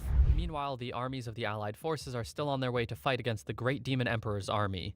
This army, the South Counter-Invasion Force, looks intimidating when seen up close. The human side was divided into 3 groups, just like the Demon Emperor's army. The West Counter-Invasion Force will be led by Ikusaba's group, the Drunken Sword Party, and the army led by the Holy Saint. The Takao sisters, Nyantan, and the Aelion Cavalry are designated to handle the East Counter-Invasion Force, and the White Knights, or Magnar, were also incorporated into it. Ayaka Sogo's group, Kirihara's group, Yasu's group, Banewolf, the Dragon Slayer, and the 4 revered saints have all been placed in the South Counter-Invasion Force, and the goddess of Aelion is with them.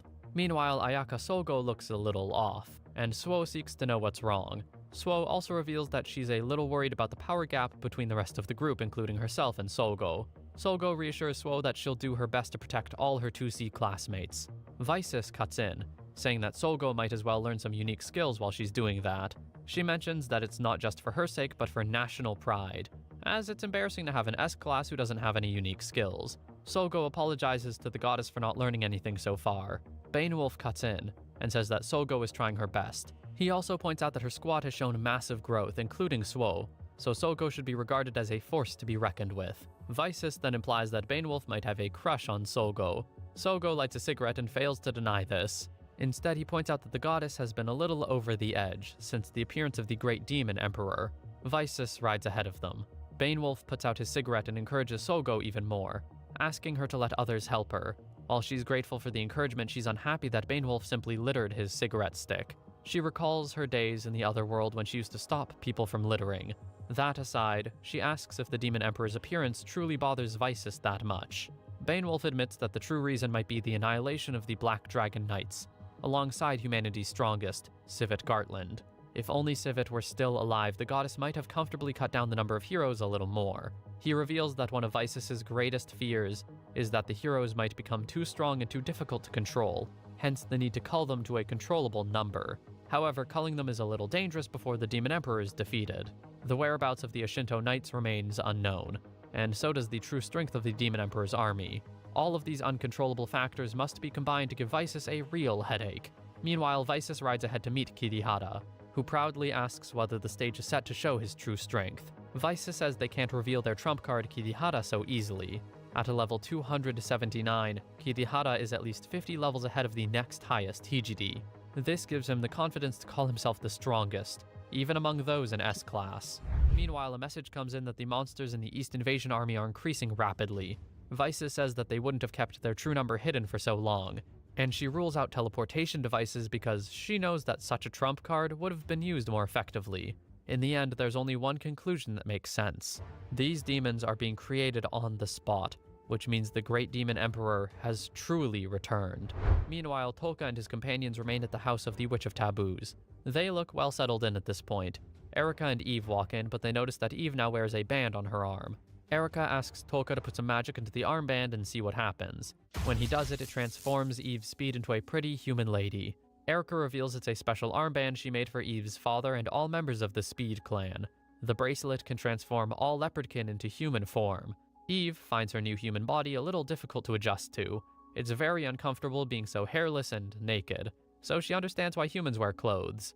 Erika reveals that her parents were too kind at times, so she made something like that to enable them to coexist with humans even after their clan is destroyed. Eve has to relearn the concept of maintaining balance on her feet without her tail. While she's at it, Tolka asks her to teach him how to use a sword, as Ceres is occupied with teaching him horse riding. With Eve's new form, she still retains more than 90% of her normal powers. Amazingly, Erika reveals that changing the percentage of magic embedded in the armband can also bring back some of her Leopardkin features. However, they all agree it would be best for her to remain in human form for now. So Tolka goes off to learn horse riding and sword fighting from Ceres and Eve. As special as he is, these new skills prove challenging for him. Thankfully, it was never meant to be a one-day job.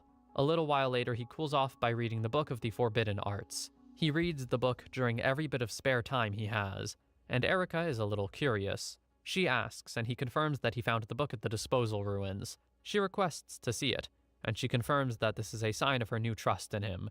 Reading it, she says the book would have changed a lot in this world if it got out. Also, she finds out that Anglin Bathrad, the great sage who owned the book, defeated the root of all evil but never returned to his world. Instead, he was sent to the disposal ruins and couldn't defeat the Soul Eater. Reading the book, she also discovers that Piggy is different from other slimes, because it's been strengthened with the knowledge from the book. The book reveals that Anglin successfully carried out the same experiment due to his hero skills. With his antidote skills, Anglin hardly had to sacrifice any monsters during his experiments. Erica admits that the scribbles in the book are too valuable, and they're based on a realm she can't enter, meaning it's probably an experiment based on the unique abilities of the heroes. Tolka has some materials on the table, and he reveals to Erica that they're used to make tools from the Book of the Forbidden Arts. While he's already made a few tools, he would like to make the Pigimaru Monster Enhancement Potion. Tolka reveals that he's only missing one material to enable him to make the potion. After checking the book and his available ingredients, Erica reveals that coincidentally, she has the last ingredient with her.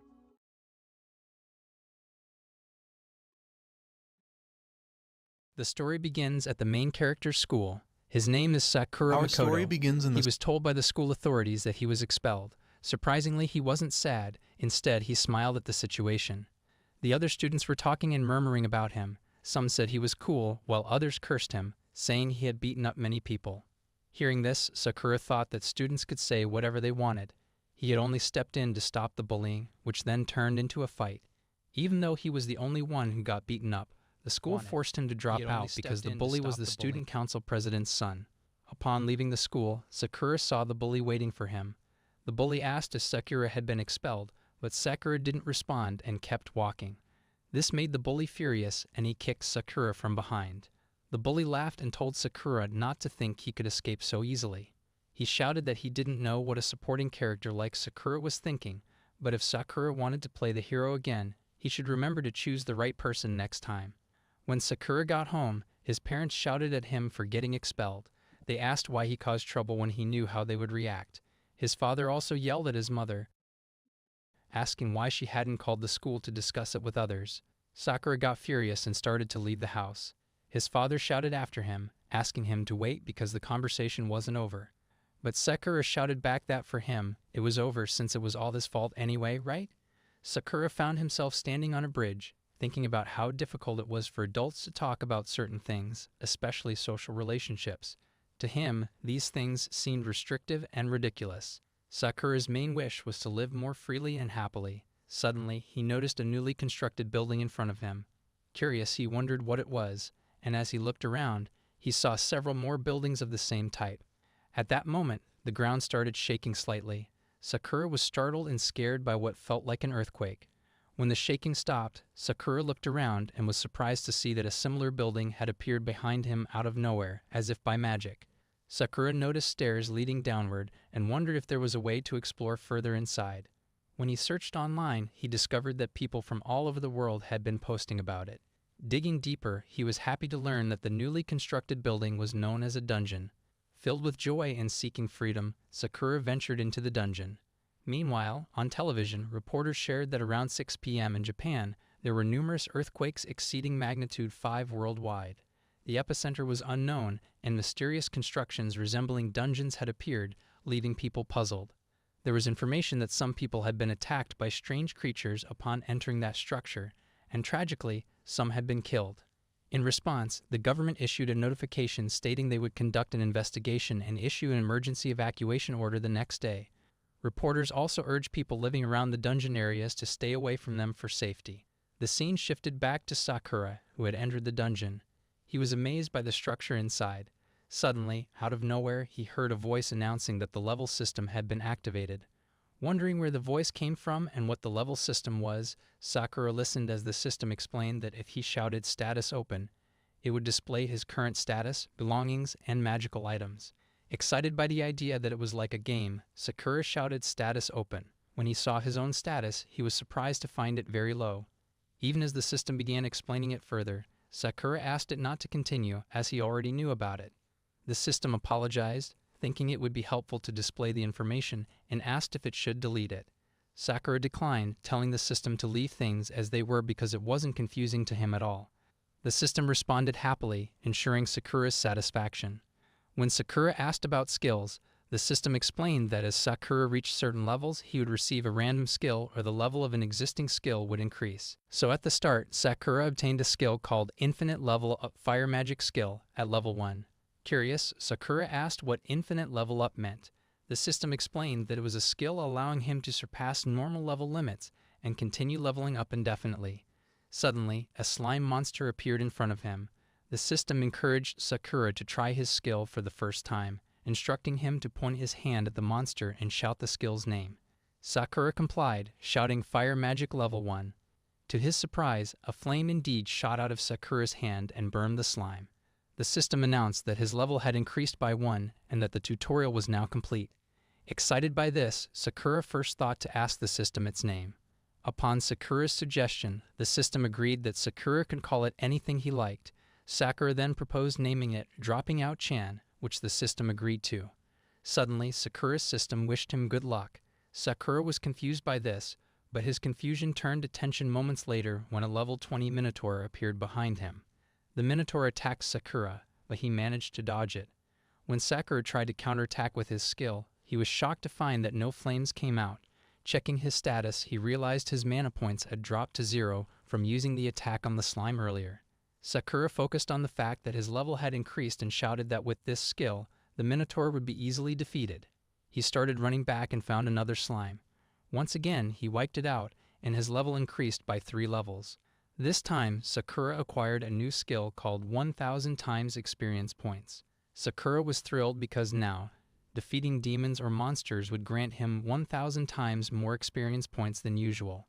Determined to level up quickly, he decided to use this strategy to defeat the Minotaur. The next day, Sakura's mother informed Wazuma that she had received a text message from Sakura an hour ago.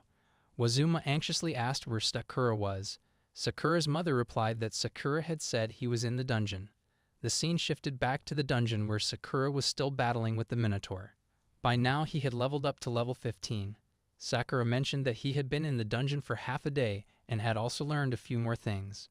Sakura discovered that even if walls or floors were destroyed, they would eventually return to normal after a certain period of time. Similarly, monsters would respawn after a while, and it seemed like monsters couldn't leave the dungeon's confines. When Sakura found himself unable to land a successful punch, he decided to head towards the stairs to sit down. There he debated whether to call his mother and talk or perhaps leave the dungeon for a while. Sakura also noticed that the monster wouldn't chase him once he approached the stairs. Taking advantage of this, Sakura exited the dungeon once more and rested to regain his strength. However, he couldn't understand why he felt cornered in this situation.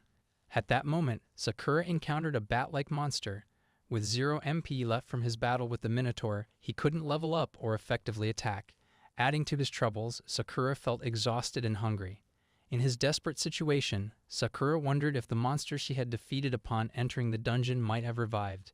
He decided to go back and defeat them once more, hoping to find a way forward. Due to the 1000 times experience point skill, Sakura gained 3 levels each time he defeated monsters, eventually reaching level 25. He finally managed to punch the Minotaur, defeating it. This victory boosted him by 18 levels, reaching level 43. Sakura was amazed, finding the experience far more interesting than he had ever imagined. The scene shifted to 2 weeks later, where television broadcasts showed crowds gathering near the hall, demanding the dungeon to be opened.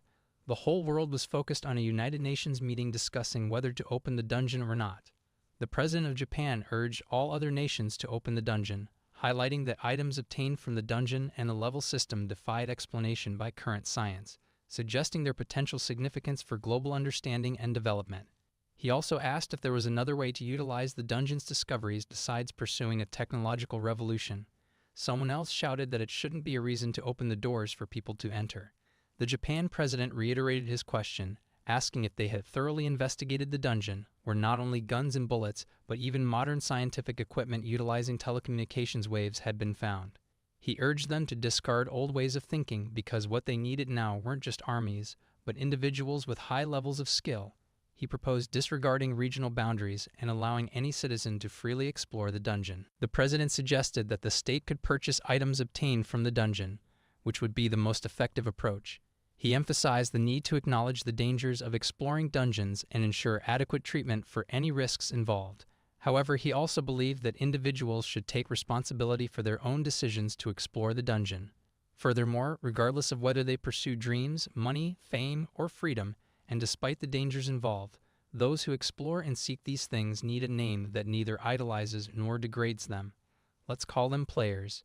The scene shifted to 8 months later in Omori Province, where a group of players was preparing to raid the rank 40 Q rank white dungeon on the 5th floor underground. Actually, the players were facing an anonymous monster. A girl named Aya asked a boy named Hiro if he was okay. Hiro responded with a yes and asked about the new monster, noting it was very different from the minotaurs they had encountered before. Aya asked Hiro if they should leave the dungeon since their levels weren't high enough to defeat the monster. Hiro shouted for both girls to run, insisting he would stay behind because if they ran together, they would all die. Aya was stunned and asked Hiro tensely what he was saying. Hiro told her not to think about it and let him fight the monster so they could escape. Despite Aya's attempts to stop him, Hiro didn't listen. When he approached the monster, it easily threw Hiro back with a punch. The Minotaur was about to attack Hiro, and the girls were shouting, urging him to run. Stunned and unsure of what to do, Hiro remembered his past actions, where he had mistreated his two sisters, and he began apologizing for everything he had done. To everyone's surprise, Sakura arrived just as the Minotaur was about to strike Hiro again. He swiftly intervened, saving Hiro by easily knocking down the Minotaur with a single punch. Afterwards, Sakura smiled and asked if everyone was okay. Both the girls and Hiro continuously thanked Sakura for saving them. Hiro praised Sakura, noting how powerful he must be to defeat the Minotaur with just one punch. Sakura laughed and clarified that it wasn't exactly what Hiro thought. When Hiro asked Sakura about his level, Sakura responded that if he included the monster he had just defeated, it was 10,000. Everyone was stunned and wondered at what Sakura had just revealed. After a few minutes, Aya was treating Yu with first aid and asked why Yu didn't use her recovery magic. Yu laughed and explained that she had run out of mana. Meanwhile, on the other side, Sakura showed Hiro his status. Seeing his status, Hiro was surprised to realize that Sakura was telling the truth.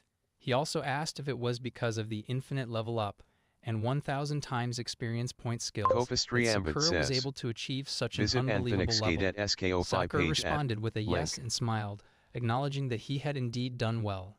Seeing Sakura like this, Hiro advised him not to casually disclose his level to others and to avoid drawing unnecessary attention. Sakura looked confused and asked why. Hiro shouted back, asking if Sakura didn't understand that if his level became known, not only the Japanese government but potentially the entire world would monitor and possibly exploit him, which could lead to unforeseen consequences. So Sakura realized he could lose his freedom if his level became widely known. Tensed, he asked Hiro to pretend he hadn't heard anything. Hiro laughed and reassured Sakura that he knew Sakura was a good person, reminding him that Sakura had saved them. The girls, unaware of the conversation, continued their activities, so there was no reason for Sakura to be tense. Sakura thanked Hiro for explaining everything and promised to be more cautious from now on. Just then, Aya approached them and called Sakura's name. From her sudden arrival, both Sakura and Hiro became tense. Seeing their reaction, Aya asked in confusion what was wrong with them and why they were so surprised. Hiro asked her directly if she had heard everything they were discussing earlier. Confused by Hiro's question, Aya responded with a no. Hiro then asked what she wanted to discuss. Aya praised Sakura for his power and asked if he was aiming for that dungeon. Sakura acted strangely, as if he didn't know anything about it. Aya was surprised and asked if Sakura really didn't know. She then shared that the country's first trial, completing the H-rank Red Shadow dungeon in Okinawa, offered a substantial reward, 30 million for the player who defeated the boss on the deepest floor. Hearing this, Sakura was shocked and amazed. He exclaimed how interesting it all was. Aya and Hiro were confused by Sakura's sudden change in demeanor. Sakura was intrigued by the idea of a dungeon that even the government had to offer a reward for. He thanked Aya and the others for sharing the information about the reward, mentioning that he planned to visit the dungeon. Sakura noted that if he left soon, he could reach there by the next day, Monday. Upon hearing Yu's confusion, who thought the next day was Saturday and mentioned Sakura had been in the dungeon since last week, Sakura tensed up. He realized that if it became known that he had been in the dungeon continuously since leaving home, it could cause serious trouble for him. Sakura then quickly left, running at full speed. After Sakura was gone, Hiro apologized to both Aya and Yu, acknowledging that he had caused them to panic. Hiro also expressed that he was getting older and wouldn't be able to protect them forever, questioning if he could continue being a player under those circumstances. Aya, emotional but composed, asked if Hiro was planning to give up halfway. As the one who had initially motivated them, Hiro emphasized that any setbacks were minor and shouldn't concern them. He suggested they focus on becoming the strongest brothers and forming the strongest team together from then on. Hearing this, Hiro became emotional and started crying. Aya asked him not to cry, teasing that he was too old for it. Hiro then regained his energy and shouted enthusiastically that they would do their best and become the strongest team ever. The scene shifted to Sakura, who was heading towards a new dungeon and feeling the cold in Okinawa. Sakura noted that 8 months since the dungeons appeared, many modes and facilities had been created for players, including the Dungeon Center. In the Dungeon Center, Sakura could buy and sell items. He started selling everything he had gathered while raiding. The receptionist named Maya looked very confused and surprised at Sakura's actions. Seeing Maya's reaction, Sakura asked if something was wrong. Maya responded that she was amazed by the sheer number of items he had brought in, considering the size of his bag. Upon hearing Maya's comment, Sakura explained that his bag was a magic bag dropped from a monster called Adamantate. He elaborated that no matter the size or number of items, they could all fit inside without issue, which was incredibly convenient for him. Hearing Sakura's explanation about the magic bag, receptionist Maya was amazed. She asked if Adamantate was a giant turtle, indicating it must be very strong. Maya then asked Sakura if he would like to form a team with her. Sakura asked Maya to appraise him first. Suddenly, as he looked around, he was stunned to see another dungeon right inside the Dungeon Center. Maya explained that, precisely, the government had built the Dungeon Center around this dungeon. Suddenly, Maya remembered something and told Sakura that the dungeon was only low rank, but no one had defeated the boss yet. However, someone as strong as him could do it. So Sakura asked Maya how much time she would need to appraise the items. Maya responded that it would take about 10 minutes. Sakura agreed to raid the dungeon. The scene then shifted to the lowest floor, floor 5, where some boys were heading toward the 5th floor boss to check it out. One of them shared that he thought it was just a U-level dungeon, which meant someone must have defeated it since he wasn't seeing anything. Suddenly, Sakura moved past them toward the 5th floor boss. On the way, he thought the boys were wrong. The boss was still in the dungeon. He knew this because if the boss was present, the atmosphere would always be cold and heavy. Upon reaching a certain point, Sakura felt a presence. He searched and found that it was above his head. The monster was a Slime King. For some reason, the Slime King started running away from Sakura. Sakura tried to chase it at full speed but realized that the Slime King was incredibly fast. Even when compared to his own speed at level 10,000, he felt slow. That's why no one had been able to defeat it yet. Analyzing the situation, Sakura started using his level 10 ice magic skills. The moment he used it, the Slime King froze and Sakura knocked it down with a single punch. Afterward, Sakura obtained an item and thought about going back. At that moment, his system showed that his level had increased by 9,900. Sakura was shocked and wondered if he had heard it right. To be sure, he checked his status and was amazed to see that he had actually risen to level 19,900. It was because the enemy was so fast and difficult for Sakura to deal with that he earned so many experience points. However, more than his level, Sakura was interested in his new skill, Flying Cloud Magic at level 1. He wondered if the skill's name implied flying, so he tried it out and found himself floating in the air. However, because the skill was of a very low level, he could only float for 2 to 3 seconds.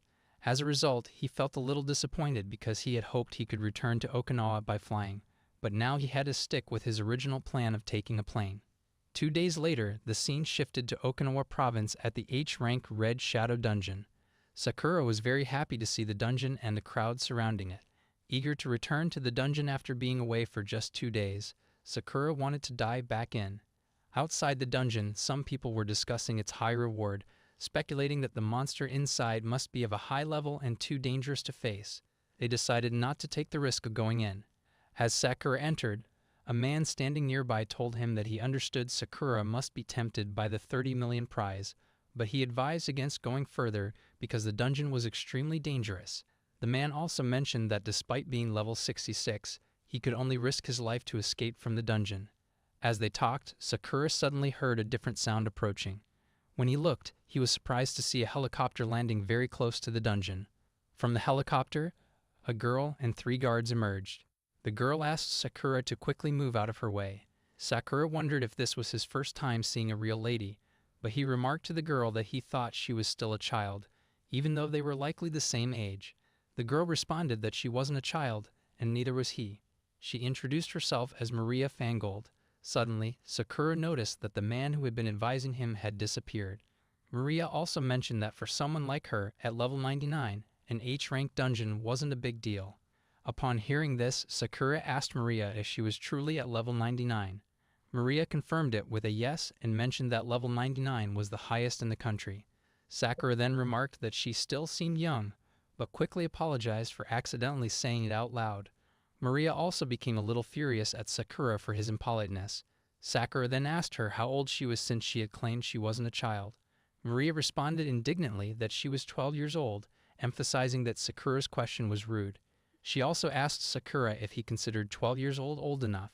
Sakura replied that a person of age 12 was still a child. Maria acted shocked and tensely asked how Sakura could be so impolite. Maria's secretary stepped forward and explained to Sakura that Maria had Russian Judaic blood, where 12 years old was considered an adult. Maria was pleased with her secretary's explanation and asked Sakura if he now understood. She then moved into the dungeon, asking Sakura to step aside, and instructed her secretary and guards to wait outside until she returned.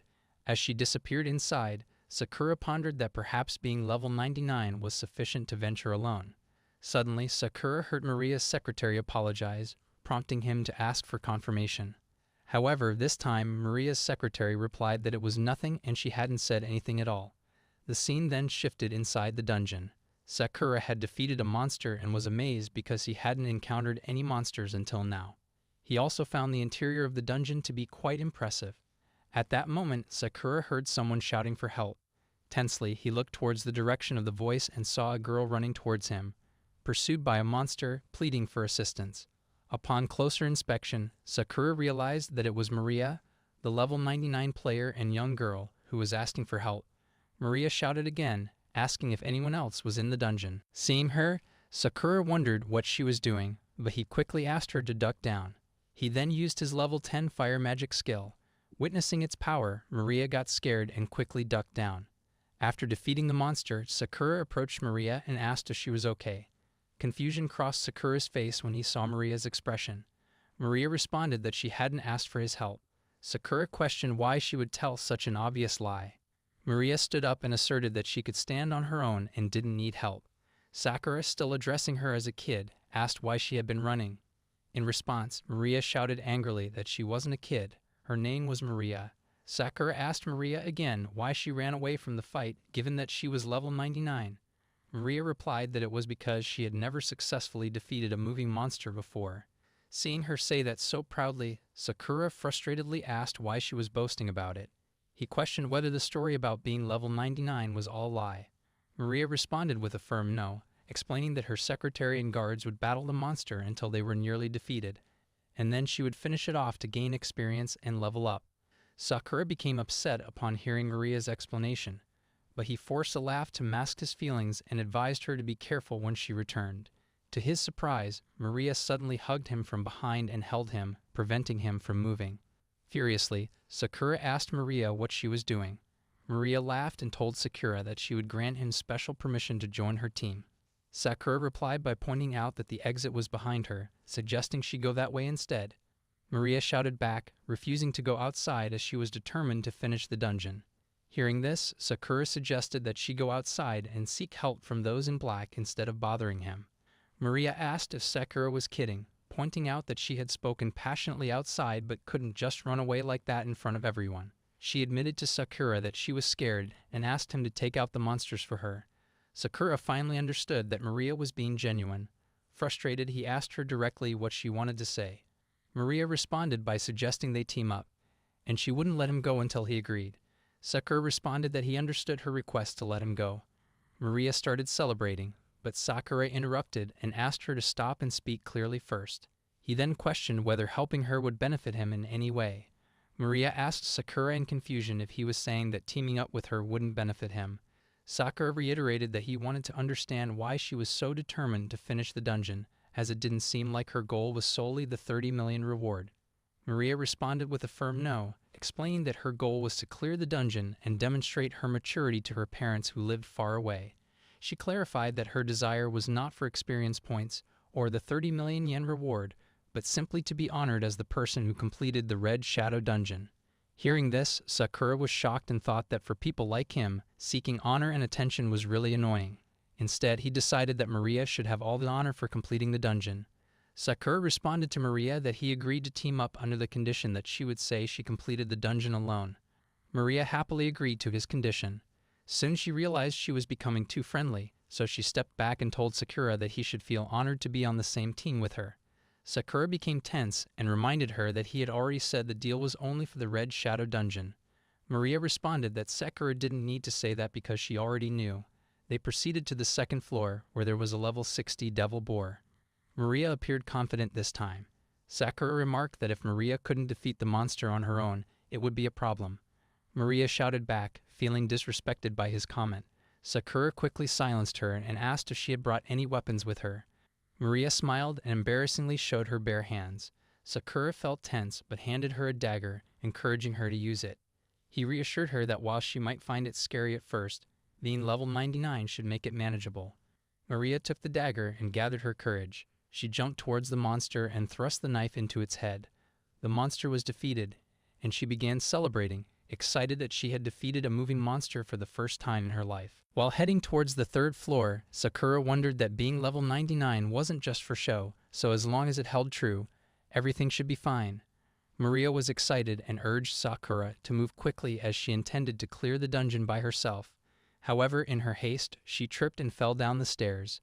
Sakura observed the fall and hoped that she was okay. On the third floor, Sakura expressed curiosity about the skills Maria had learned, as he had never seen her use any. Maria acted strangely and asked if he really wanted to know about them. Sakura asked Maria to stop acting that way because it was becoming annoying. Maria then responded by saying that if he wanted to know, she had learned 4 super strong skills. For the first skill, Maria demonstrated vacuum magic at level 5. She created vacuum knives that shot towards the ground. Sakura was stunned to see it and found it amazing that she could throw vacuum knives. Maria shared that she had poor control over vacuum magic and found it difficult to use. She then demonstrated her second skill, recovery magic at level 10, explaining that she could instantly heal any injuries, no matter how severe. As Sakura was still pondering over it, Maria revealed her third skill, revival magic at level 1. Sakura was shocked and asked if this meant she could revive the dead. Maria responded that it seemed possible, and she wondered if she was the only person in the world who could use revival magic. Sakura pondered that it sounded like a skill from a game bug. Lastly, she shared that her fourth skill was a super rare skill that granted 10 times experience points. Upon hearing this, Sakura was surprised and asked if it was truly that rare. Maria got confused by Sakura's reaction and asked why he seemed indifferent when it was a skill that granted 10 times more experience points. She explained that when she defeated a monster, she would receive 10 times more experience points than others. She asked Sakura if he had ever heard of such a superior skill. At that moment, Sakura realized why she had reached level 99. He started to consider that maybe there were also people who possessed skills for infinite level ups, something he had never thought about before. Maria was furiously staring at Sakura. Tensely, he asked what was wrong. She replied that it was nothing and then asked what skills he had.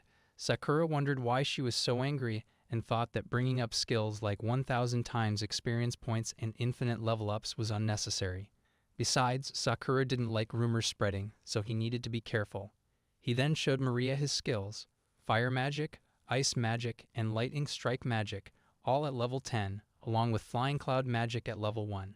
Maria was stunned and amazed by each magic Sakura demonstrated. She praised him for having so many level 10 skills, and even a flying skill, saying he was truly amazing and strong. Sakura thanked her for the praise. She then asked if she was the strongest one right after him. Sakura felt tense at her optimism. Maria then inquired if with so many magic skills, Sakura must be at level 99, right? Sakura hesitated before answering, but Maria took it as a yes. She became happy that they were a team of 2 level 99 individuals, making them the strongest team, with her as the team leader. Sakura smiled and agreed with her assessment. Sakura wondered how strange the situation was.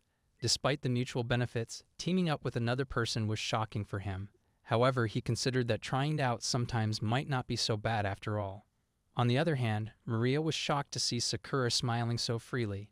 She commented that she was surprised Sakura could have such a joyful expression. Sakura felt embarrassed and asked her to stop teasing him as she talked too much. So they reached the 6th floor where Sakura had to fight zombies because Maria got scared. After Sakura defeated all the zombies, Maria shouted, "This age-level dungeon isn't cool at all." Sakura sarcastically responded that she didn't have anything cool either. Suddenly, they saw a man being attacked by a monster. Maria immediately ran towards the monster to save the man. But Sakura was worried because now Maria was in danger instead of the man. She started asking for help, and Sakura helped them. The man then thanked them for saving him and restoring his magic. As the man began to leave, Maria asked, shouldn't he go the other way as they just came from that direction? The man responded that he was going back. Sakura, tense, asked why and wondered if someone had already completed the dungeon. The man replied no, saying it was impossible. He told Sakura that while they both might be very strong, just being strong wasn't enough to complete the dungeon. Both Sakura and Maria moved forward. Upon reaching the 7th floor, they saw many people standing in front of a poison lake. Maria asked Sakura if it was really poison.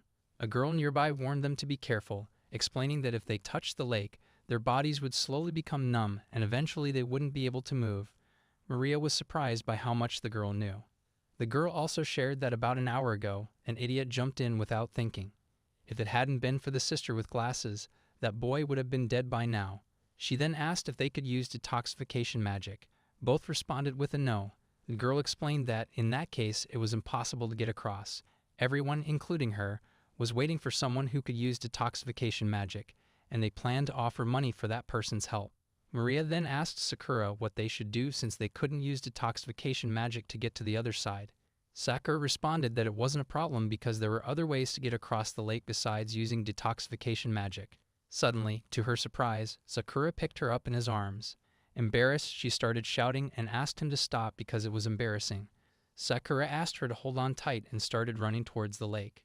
Tense and scared, she asked if he was going to jump over it, expressing disbelief and asking him to wait. However, Sakura used his flying cloud magic and began floating in the air.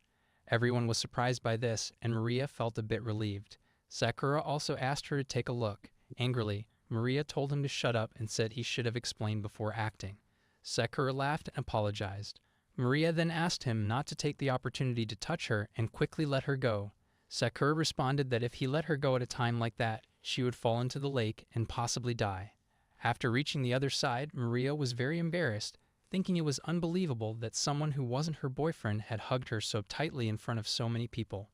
Meanwhile, Sakura also tested his flying skills, and upon landing, he noticed stairs leading to the 8th floor. At that moment, Maria was staring at him with an embarrassed face. Sakura asked what was wrong, emphasizing they should try to go as far as possible. He also asked if she didn't want to show her parents that she was the first to complete the dungeon. Upon hearing this, Maria thought about telling her parents about the incident. She responded that Sakura was right.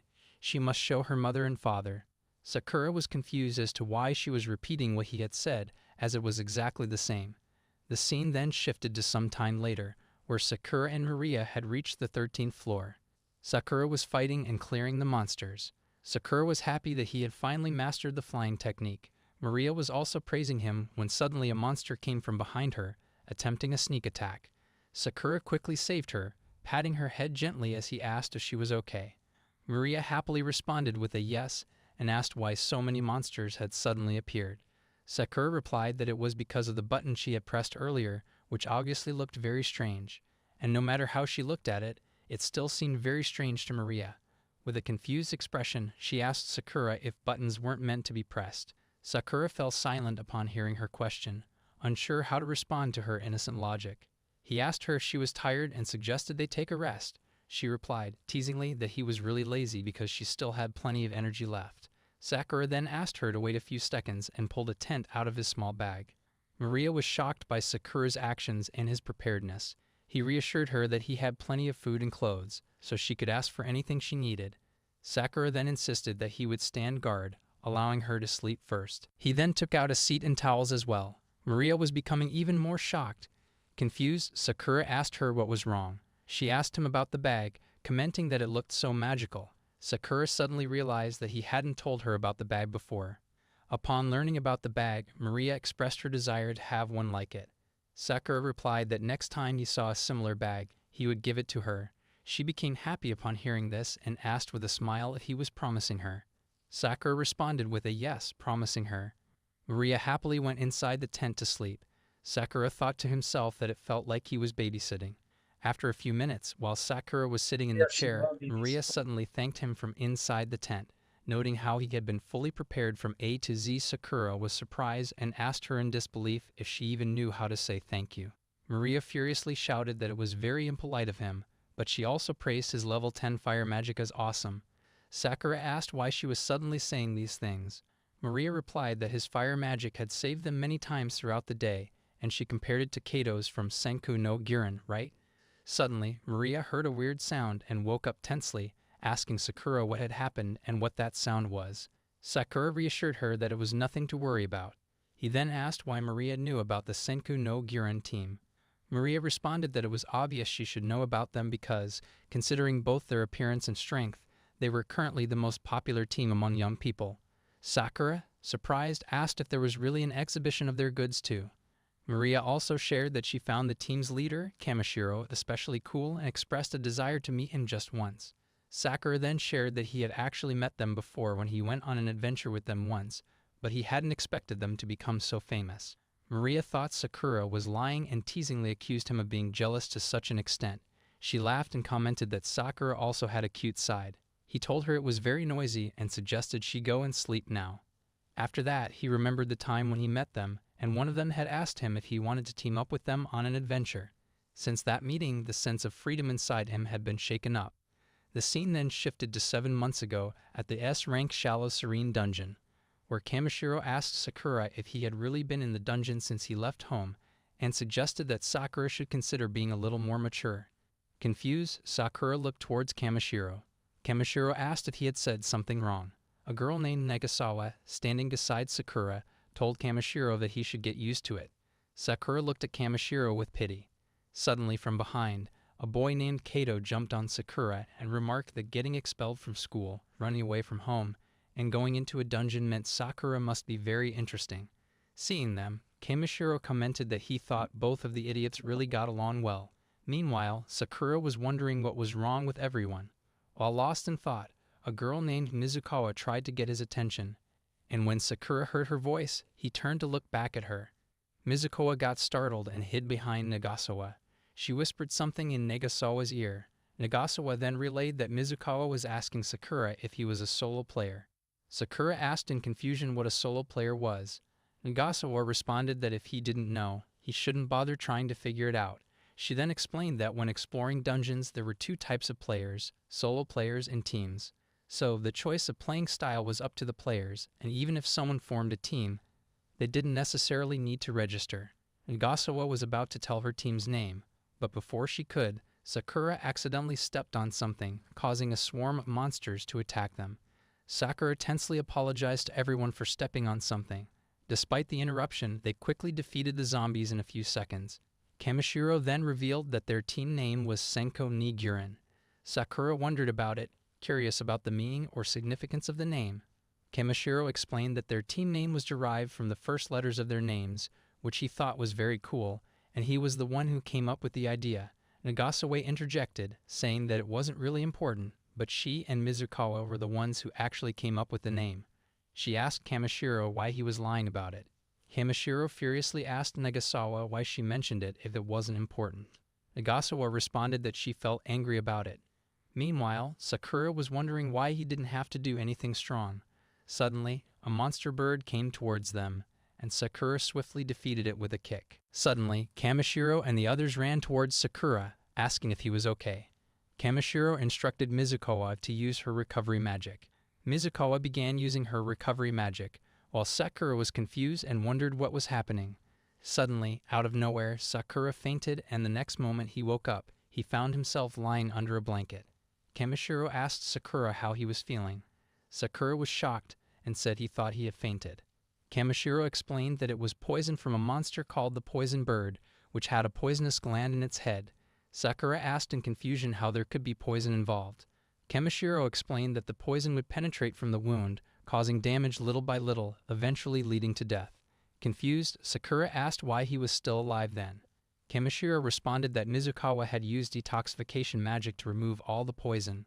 Kaido added from behind that while Sakura was sleeping, he used his skill to bring him down to the 14th floor and asked Sakura to say thank you. Sakura thanked Kaido. Kamishiro reminded Sakura not to forget to thank Mizukawa later. Sakura then asked what magical-related jobs might look like if there were detoxification magic and recovery magic. Kaido asked Sakura what skills he had and asked him to demonstrate. Upon checking, Kaido was shocked and exclaimed, "Fire magic, ice magic, and even lightning magic." Moreover, Sakura's fire magic level is even higher than his. Kaido became even more shocked when he saw Sakura's level was 71. He started heading somewhere. Kamishiro asked Kaido where he was going. Kaido shouted that he couldn't lose, so he was going to level up. Kamishiro asked Kaido to not shout because some people were sleeping. Kaido apologized. Sakura remarked that Kaido was a strange person. Kamishiro asked who Sakura was talking about. Sakura responded that it was about both of them. Kamishiro also checked Sakura's stats and noticed there were still 2 hours left until the shift change. He suggested they talk for a while. After a few minutes of conversation, Sakura asked if they were all in the Area School's Sword Club and wondered why they were so amazing. Kamishiro then wondered how to explain to Sakura that being players involved training, mental preparation, and earning money, which made it more than just a hobby. It was very interesting for them. In other words, exploring with friends is quite enjoyable for them. Sakura asked if that was true. Kamishiro replied that he didn't know when he would stop finding someone interesting, as he found talking to Sakura very engaging. He also asked Sakura about his own preferences, mentioning that Kaido also seemed more interested than usual. Sakura still unsure, Kamishiro asked him if he didn't find it interesting. Sakura then recalled the moments they had all been together and the fun they had, but he still wasn't sure about his own choice. After some time, they were all heading towards the next floor. Along the way, Sakura thanked Mizukawa. At first, Mizukawa was surprised and acted a bit strangely, as if confirming what Sakura had said. Sakura thanked Mizukawa again for helping him. For some reason, Mizukawa became embarrassed and blushed, saying she hadn't done anything special. Sakura insisted that wasn't true, and if it weren't for Mizukawa, he would have died. Mizukawa shared that she didn't have any useful skills like everyone else, so helping was all she could do. Sakura responded that nobody should think like that, as being able to save someone's life was significant. He thanked her again for saving him. She became even more embarrassed, but still welcomed his thanks.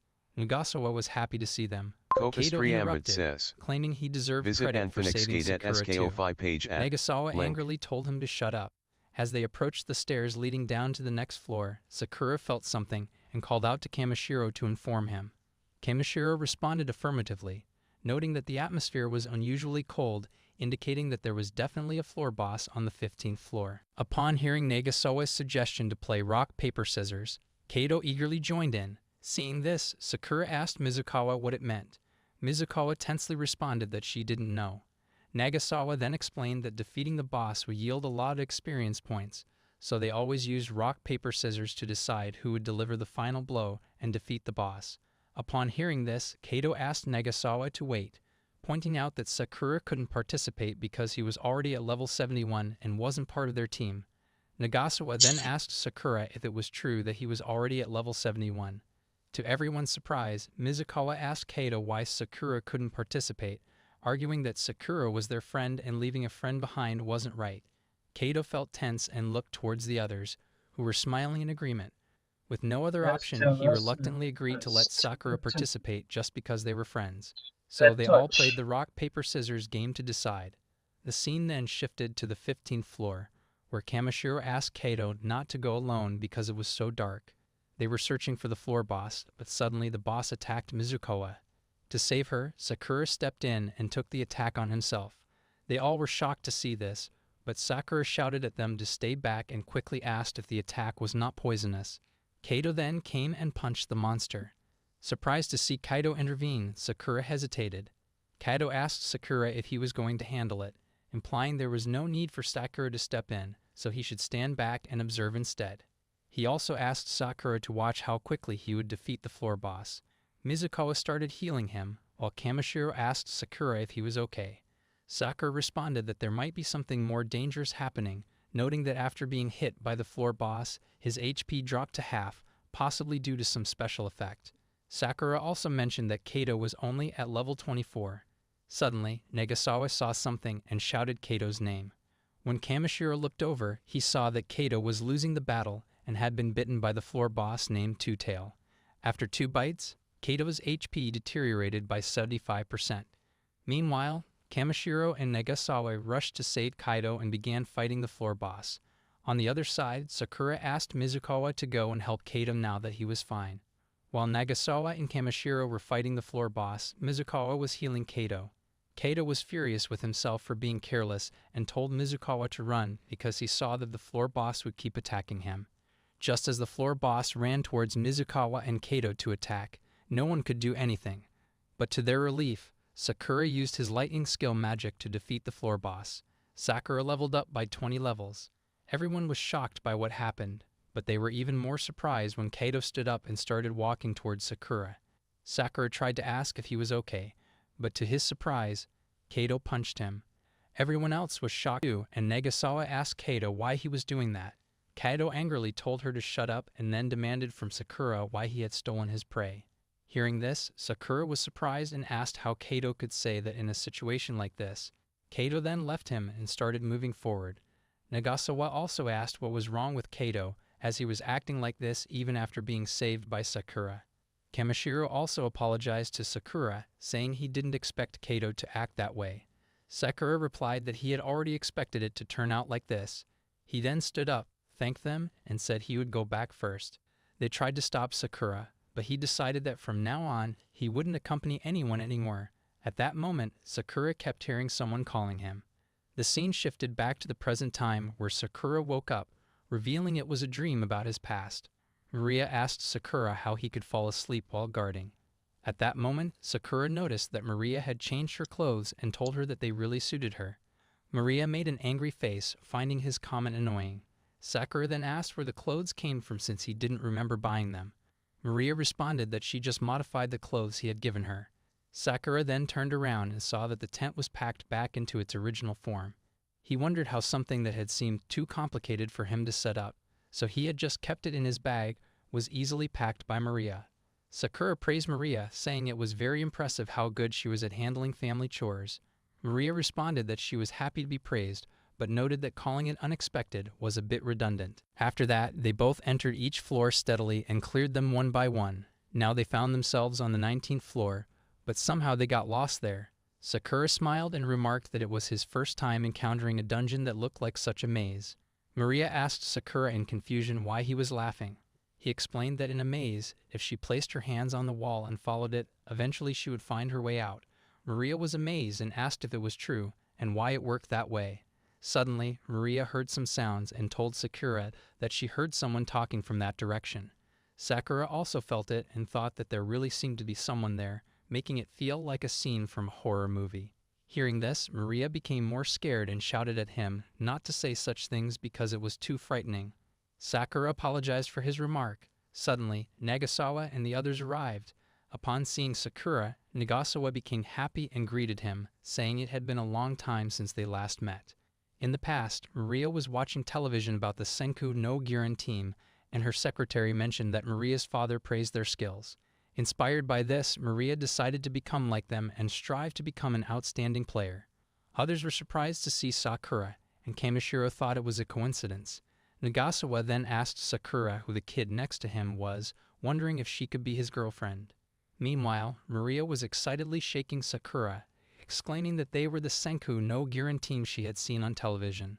Sakura asked her to stop as he already knew. Maria then shared about everyone, starting with Kato, who possessed a unique power and used power-enhancing skills to defeat his enemies magnificently, like a warrior.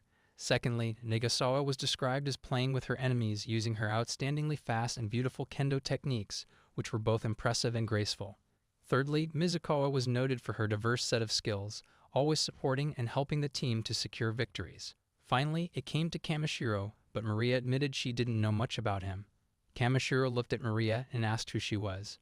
Maria blushed and moved back, hugging Sakura, feeling embarrassed after making eye contact with Kamishiro. Sakura apologized on behalf of Maria, explaining that she was the biggest fan of all of them. Nagasawa then approached Maria, saying it was cute of her, and asked for her name. Maria stood still in shock because Nagasawa had called her cute. Suddenly, Mizukawa remembered and asked Maria if she was Maria, the professional model from a famous magazine. Sakura was shocked to learn that Maria was a model. Maria responded affirmatively, expressing her honor that Mizukawa knew her name. Sakura now understood why Maria had asked him why he thought there was no benefit in teaming up with her. Kamishiro asked what a model like Maria had to do with Sakura. Sakura responded that he and Maria had met at the dungeon entrance and had temporarily teamed up to help her. Upon hearing this, Nagasawa asked Sakura to team up again. Both Kato and Sakura were shocked to hear her suggestion. Maria was very happy and asked Nagasawa to confirm if she really meant it. Sakura decided to form the team for Maria's sake, as he had promised her. Still remembering Kato's last punch, Sakura hoped that everyone could support them. Kaito responded indifferently, telling them to do as they please. Nagasawa was happy and asked Maria to join them. As they moved forward, Sakura observed the others and thought about how everyone in the team was famous, Maria as a model and the others as skilled players. On the contrary, he felt happy that he wouldn't attract too much attention. As they continued, Nagasawa got an idea and whispered something to Kamishiro. Afterwards, Kamishiro approached Maria and offered her a handshake. Maria accepted happily, holding his hand and smiling. Nagasawa was happy to see them getting along, but then a monster appeared, and Sakura defeated it with one punch. Kaito remained visibly angry throughout dinner. During the meal, Mizukawa's hand accidentally touched Sakura's. Mizukawa got embarrassed, which made Sakura tense as well. Everyone started laughing at the situation, and they all enjoyed a good time together. The scene then shifted to some time later on the 20th floor of the Red Shadow Dungeon. Seeing the floor boss, Kaito warned everyone not to touch it under any circumstances. Sakura responded that if Kato's life was in danger, he would lend a helping hand. But Kaito shouted and firmly told Sakura not to even dream about intervening. Kamishiro asked Nagasawa to prepare to support Kaito if needed, and Mizukawa to be ready with her recovery magic. He also instructed Maria to step back. With that, they began the fight against the floor boss. While Kaito was engaged in battle with the floor boss, Kamishiro apologized to Sakura, saying she knew he could have easily defeated the boss on his own if they hadn't teamed up right. Sakura looked at Kamishiro with confusion. Kamishiro responded that it was nothing and acknowledged that the fight was over with Kato's victory. Sakura then expressed that while he did want to fight the boss and be able to act freely, he wasn't sure what more he could say about it. Sakura then wondered about the actual reason behind his desire to find freedom, even though he wasn't truly free himself. He mentioned to them that he found it strange but interesting. But suddenly, out of nowhere, a strange blast occurred, and the area filled with smoke everywhere. When the smoke cleared, Sakura was shocked to see everyone lying on the ground, unconscious. It was the work of the floor boss named Nine Tails. Sakura became very furious, feeling suddenly pushed in a direction he didn't choose, and this unjust loss of freedom was absolutely unforgivable to him. Chapter 8. The scene then shifted outside of the dungeon, where the dungeon reporter, Takota Koko, was live broadcasting. She informed everyone that there were many people gathering at the H-rank dungeon in Okinawa province. Furthermore, according to some sources, Takota's early reporting could be seen as a great interest to young people, as the Senku no Gyuren team was also in the dungeon. Suddenly, she forgot that she was Liv and started expressing her excitement about taking their autographs when they returned and possibly conducting an interview. Realizing her mistake, she quickly resumed her live broadcast. She then asked everyone if it had been 5 days since the government announced the reward, wondering if anyone who could clear the dungeon would appear. The scene shifted back to Sakura, who attempted to punch the Nine Tails monster, but it had no effect. Suddenly, he noticed that Mizukawa was sitting up and appeared to be okay. So he ran towards her and asked if she was okay.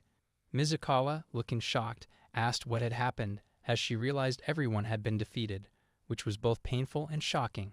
Sakura put his hand on her shoulder and explained that everyone was seriously injured due to the explosion of Nine Tails' power, but Mizukawa might have avoided the worst of it by standing behind him. He then asked her to use her healing abilities to save everyone, as she was the only one capable of doing so. As the Nine Tails monster came again to attack from behind, Sakura used an ice magic attack, but the Nine Tails easily melted it with a blow. He then asked Mizukawa to take care of everyone while he prepared to fight. Mizukawa showed concern for him, but Sakura asked her not to worry and to go save everyone. He then used his fire magic skill attack, but once again, the Nine Tails easily blocked the attack. Sakura wondered if neither physical nor ice attacks were effective, and even the fireball was repelled. He speculated whether it was because the Ninetales' body itself was made of fire.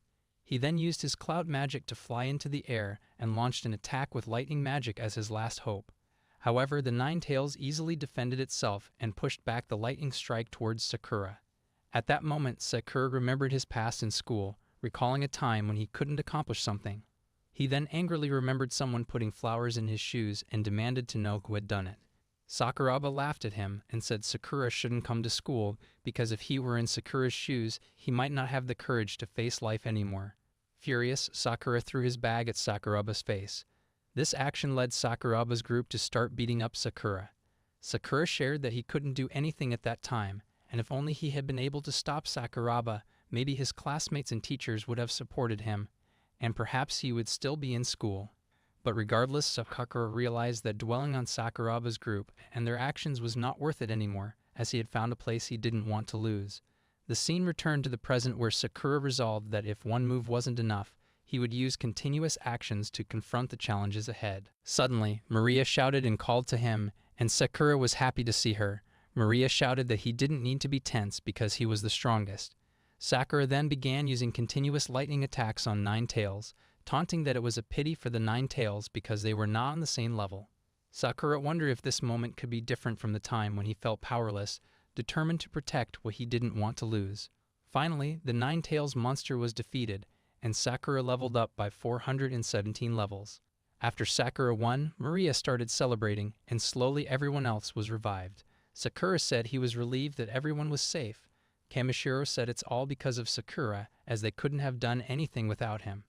Mizukawa also praised how strong Sakura was, and Maria kept chanting about Sakura's strength continuously.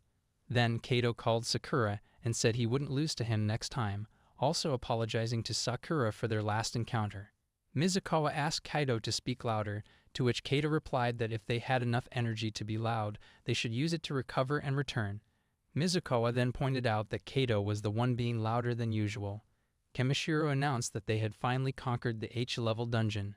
After some time, when they all emerged, everyone was so happy, shouting that the Senku no Girin team had returned.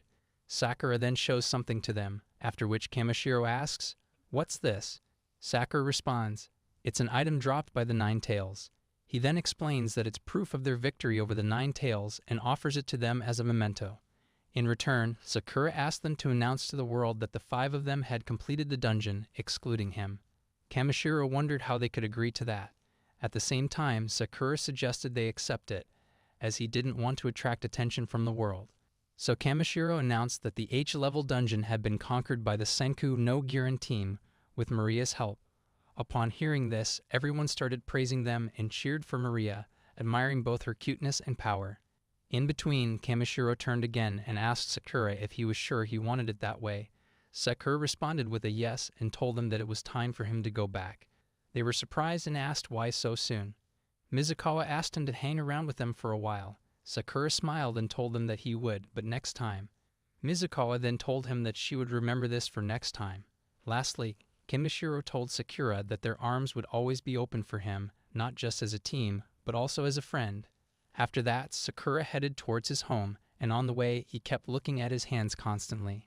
At that moment, he was thinking that it's not just about levels. He could become stronger by how he used his skills. He also realized that he had never thought of combining skills to create different combos, which meant a variety of strategies. He found this very interesting. Suddenly, Maria called him from behind. When Sakura turned around, he saw her running towards him. He asked what was wrong. Maria, surprised, asked what he meant by what's wrong as they needed to go announce their victory to his parents. Sakura, confused, asked why, saying that only one person going was enough. Maria, sadly, asked how he could say that, insisting that both of them should go. He repeated that he thought only one person was enough. Maria suddenly jumped and hugged him tightly. Seeing this, Sakura, confused, asked why she was hugging him so tightly. Maria happily responded that they had adventured, talked, eaten, and fought together, and there was so much she didn't know about.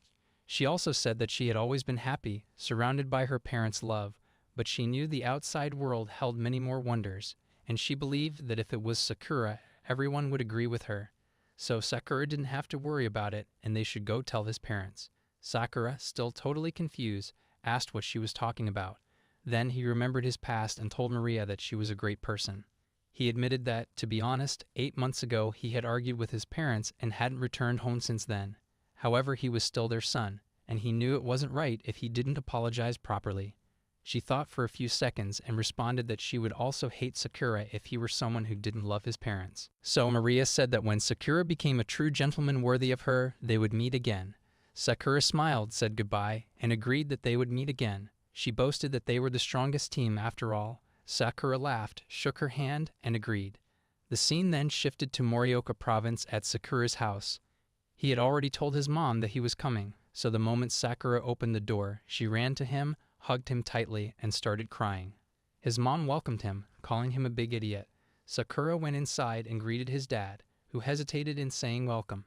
Seeing this, Sakura felt tears of joy in his eyes. Just like that, Sakura's 8 months of loneliness ended, but the life of a player didn't stop. He talked with his parents and showed his determination to become a full-time player. Afterward, he wondered where he should go next and decided that since he had finished rank H, the next step should be rank G. Sakura told his parents he was leaving, but as soon as he opened the door, Maria was there about to ring the bell. Seeing him, she greeted him good morning, excited for their date. Sakura felt tense and quickly closed the door behind him. Maria became furious over his reaction. Sakura finally came out, realizing that Nagasawa and Mizukawa had also come with Maria. Both of them greeted him good morning and reminded him of his promise maybe next time in Okinawa. They emphasized that finally that next time had arrived. Nagasawa also mentioned that Maria had told them she would be returning home next week, so it was also a way for them to say goodbye to her. Mizukawa apologized embarrassedly for the interruption. Sakura replied that he was planning to go on a dungeon run. Nagasawa laughed and asked why that was all he cared about, saying he needed to save time for youth. Sakura responded by saying he believed dungeon exploring was part of youth. Nagasawa got furious, wondering what was wrong with Sakura. Maria then asked Sakura if they could all go to the dungeon after their date. After thinking for a few seconds, Sakura finally agreed to join them. Hearing this, they started celebrating. Sakura then asked Maria how she had gotten his address. Maria responded cryptically, saying there were things he was better off not knowing. Sakura tensed up, finding her response scary. The scene then shifted to a shopping mall where Maria told Sakura that he always wore old clothes, so as a professional model, she should choose something for him. Sakura didn't know what to say. Suddenly, he remembered something and asked Maria if she hadn't told him they wouldn't see each other for a while when they said goodbye. Maria responded that she thought he would be sad. She asked him again to please relax and enjoy the moment. Sakura thought she was right, since he had already come with them, so he should relax and enjoy himself. Maria chose a t-shirt for Sakura, which shocked Nagasawa because she didn't like it. However, Sakura praised Maria for choosing it, saying it was very beautiful. The scene then shifted to Umino Aquarium, where Maria happily ran inside shouting that she loved aquariums. Nagasawa asked Maria to wait and mentioned that the aquarium was a bit small compared to the one in her hometown, but she still wanted to see the penguins. She shouted for Maria to wait because she was coming too. Mizukawa laughed, commenting that Maria was really enjoying herself.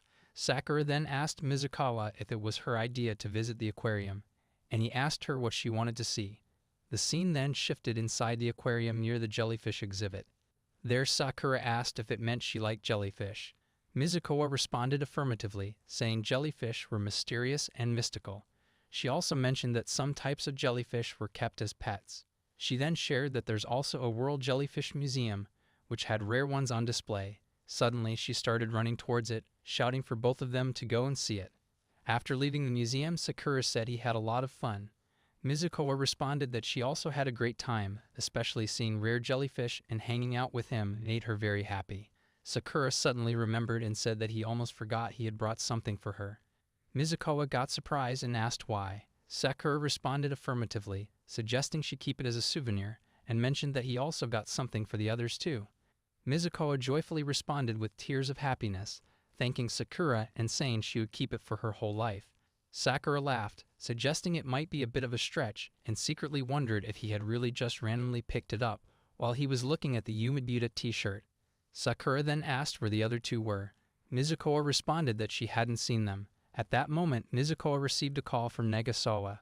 On the call, Nagasawa shouted urgently, asking Mizukawa to come quickly as she could only save her. So it turned out Nagasawa was scared of rides, and Maria was persuading her to go on one. Sakura and Mizukawa were surprised to learn about Nagasawa and Maria's likes and dislikes. The scene then shifted after some time, where Nagasawa was having a chat with Sakura. Nagasawa was tired because of Maria, and Sakura was also surprised to see that Maria and Mizukawa were so good at riding rides. There, Nagasawa asked Sakura about splitting the loot from the Red Shadow dungeon evenly. Sakura felt tense because she kept asking repeatedly, but he assured her that he was fine with it. Nagasawa responded that she still didn't feel right about it. Sakura explained that since he finished the dungeon, he had the right to decide, and he felt it was fine because a man only needed so much money to live without struggling. He also mentioned that he just wanted to enjoy the dungeon. Then he asked Nagasawa if their team, Senku no Giran, had any plans. She responded affirmatively, saying they had a target, which was also everyone's target. The dreaded A-rank dungeon, Horrendous Mount Dungeon, also known as the Last Dungeon. Hearing the name, Sakura wondered if it was that dungeon, the terrifying mountain towering near Usuri Lake in Aomori Province, known as a scary dungeon. He shared that he had visited it 2 months ago, but the gate was shut tight and wouldn't budge no matter how hard he punched it. The atmosphere was heavy and chilling, with absolutely no signs or feeling of life.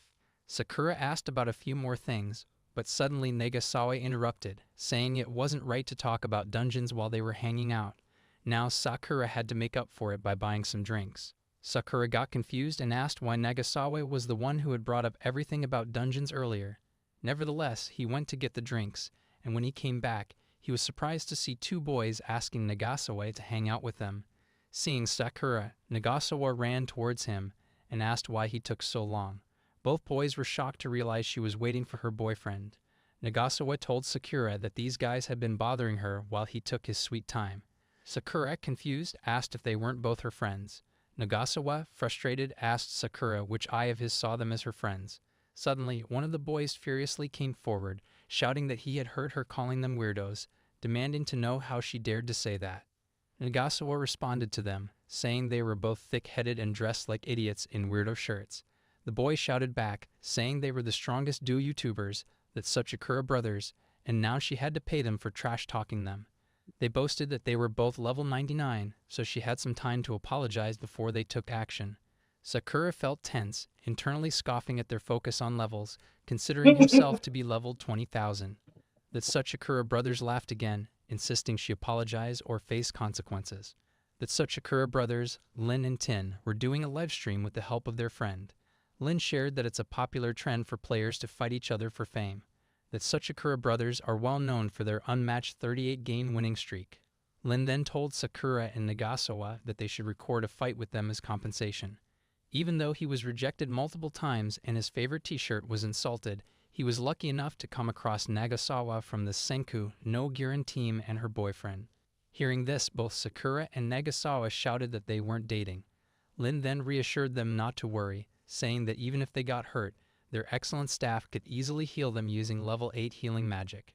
Nagasawa furiously responded that Lin was the one who should be worried. Lin said there wasn't even the slightest chance that he would lose. Nagasawa angrily asked why Lin was boasting so much.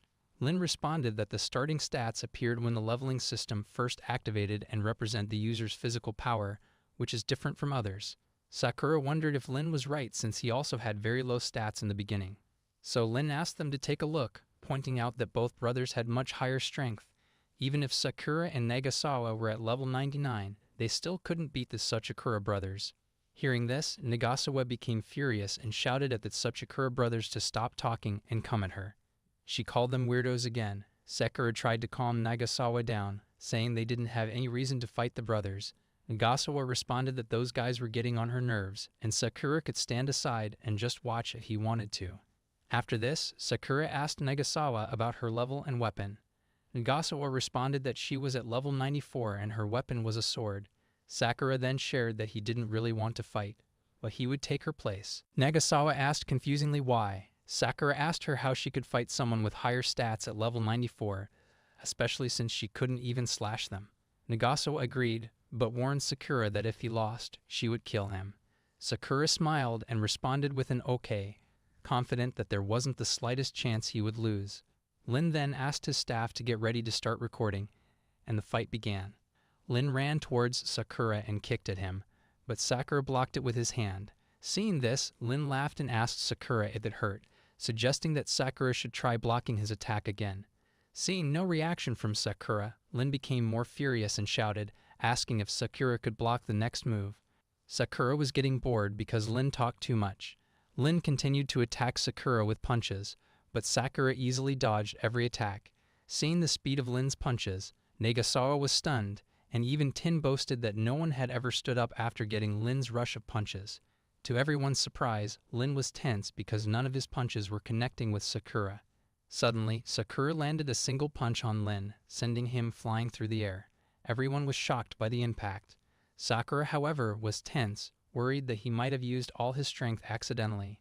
Tin shouted that there's no way Lin could lose, suggesting Sakura must have used some magic trick. Tin furiously used both hands to cast air magic on Sakura. Seeing this, Sakura jumped up to dodge it. As he jumped, he wondered if, just like healing magic, someone could use both hands to support themselves to stabilize a casted spell. He decided he needed to talk about it with Maria. Suddenly, Sakura noticed that Nagasawa was standing behind him, and the air magic was about to hit her. He quickly ran towards her and lifted her onto his shoulder to save her. Tin was surprised that Sakura and Nagasawa both dodged it easily, realizing that he had lost. Out of nowhere, a dolphin doll hit Tin in the face, knocking him out. Sakura then asked Nagasawa if she was alright, realizing he had instinctively dodged to protect her without realizing she was right behind him. At that moment, Nagasawa was blushing for some reason. She quickly composed herself. She then asked Sakura if the stuffed toy he had just thrown wasn't supposed to be a gift for Maria. Realizing his mistake, Sakura tensed up. The scene then shifted after some time, where Mizukawa and Maria were surprised to see the Tsubakura brothers sitting and chatting with Sakura. Mizukawa asked Nagasawa in confusion whether they were her friends. Nagasawa furiously asked Mizukawa from whose perspective she saw them as her friends. She then turned to the Tsubakura brothers and asked how long they were planning to stay. In reality, they were both intimidated by Sakura and admitted that they would follow Sakura's orders for the rest of their lives. They apologized to everyone and then left. Nagasawa, feeling exhausted from everything that happened, suggested that they should go home now. Both Mizukawa and Maria agreed, but Sakura angrily asked them to wait as they still had to go to a dungeon. He asked whether they were coming or not. Maria happily agreed, saying Sakura was right and it would be very exciting. Mizukawa also responded that if everyone agreed, she didn't have any problem with it. Sakura then asked Nagasawa about her choice, but seeing her expression, Sakura thought she had no other option and was ready to go home. One day later, Sakura looked at his phone and felt tense when he saw that the fighting video of him and the Tsubakura brothers had gone viral, with 800k views.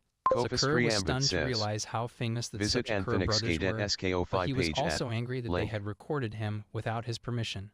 Just then, Sakura received a call from Kamishiro.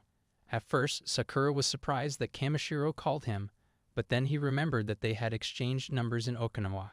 Kamishiro greeted Sakura and mentioned that he had watched the Tsubakura brothers' video. Sakura responded, expressing his frustration, saying he was very unlucky because he didn't want to attract attention or anything like that. Out of nowhere, Kamishiro directly asked Sakura what level he was currently at. Sakura was stunned and asked him to repeat himself. Kamishiro clarified that he wanted to challenge Sakura to a one-on-one fight as he believed he could defeat him. The scene then shifted to some days later in the G-Rank Blue Cave dungeon at the 20th floor, where Sakura was fighting dragons and clearing them. Suddenly, higher-level dragons approached him and began attacking. Sakura became very happy as the most exciting part of the battle had begun. Slowly but surely, he defeated every dragon, and his levels were also increasing. It then showed what actually happened when Kamishiro and Sakura last spoke.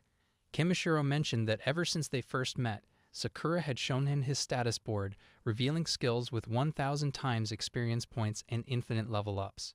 Kamishiro shared that he found it slightly amusing at the time, but now, knowing the limits of leveling up and witnessing Sakura's fight with the Ninetales and his victory over the Tsubakura brothers, he believed that Sakura was far beyond level 99. At that moment, Sakura didn't understand Kamishiro's intentions. Tensely, Sakura asked why Kamishiro wanted to fight and what the point of it was. Kamishiro laughed and told Sakura that he knew there was no point for Sakura, but he had always achieved everything he wanted and needed effortlessly. He believed that he stood above all else, even before or after the leveling system appeared until Sakura came along. So he wanted to exert all his effort to try his best to surpass Sakura. Sakura was tense, unsure of what to say or do at that moment.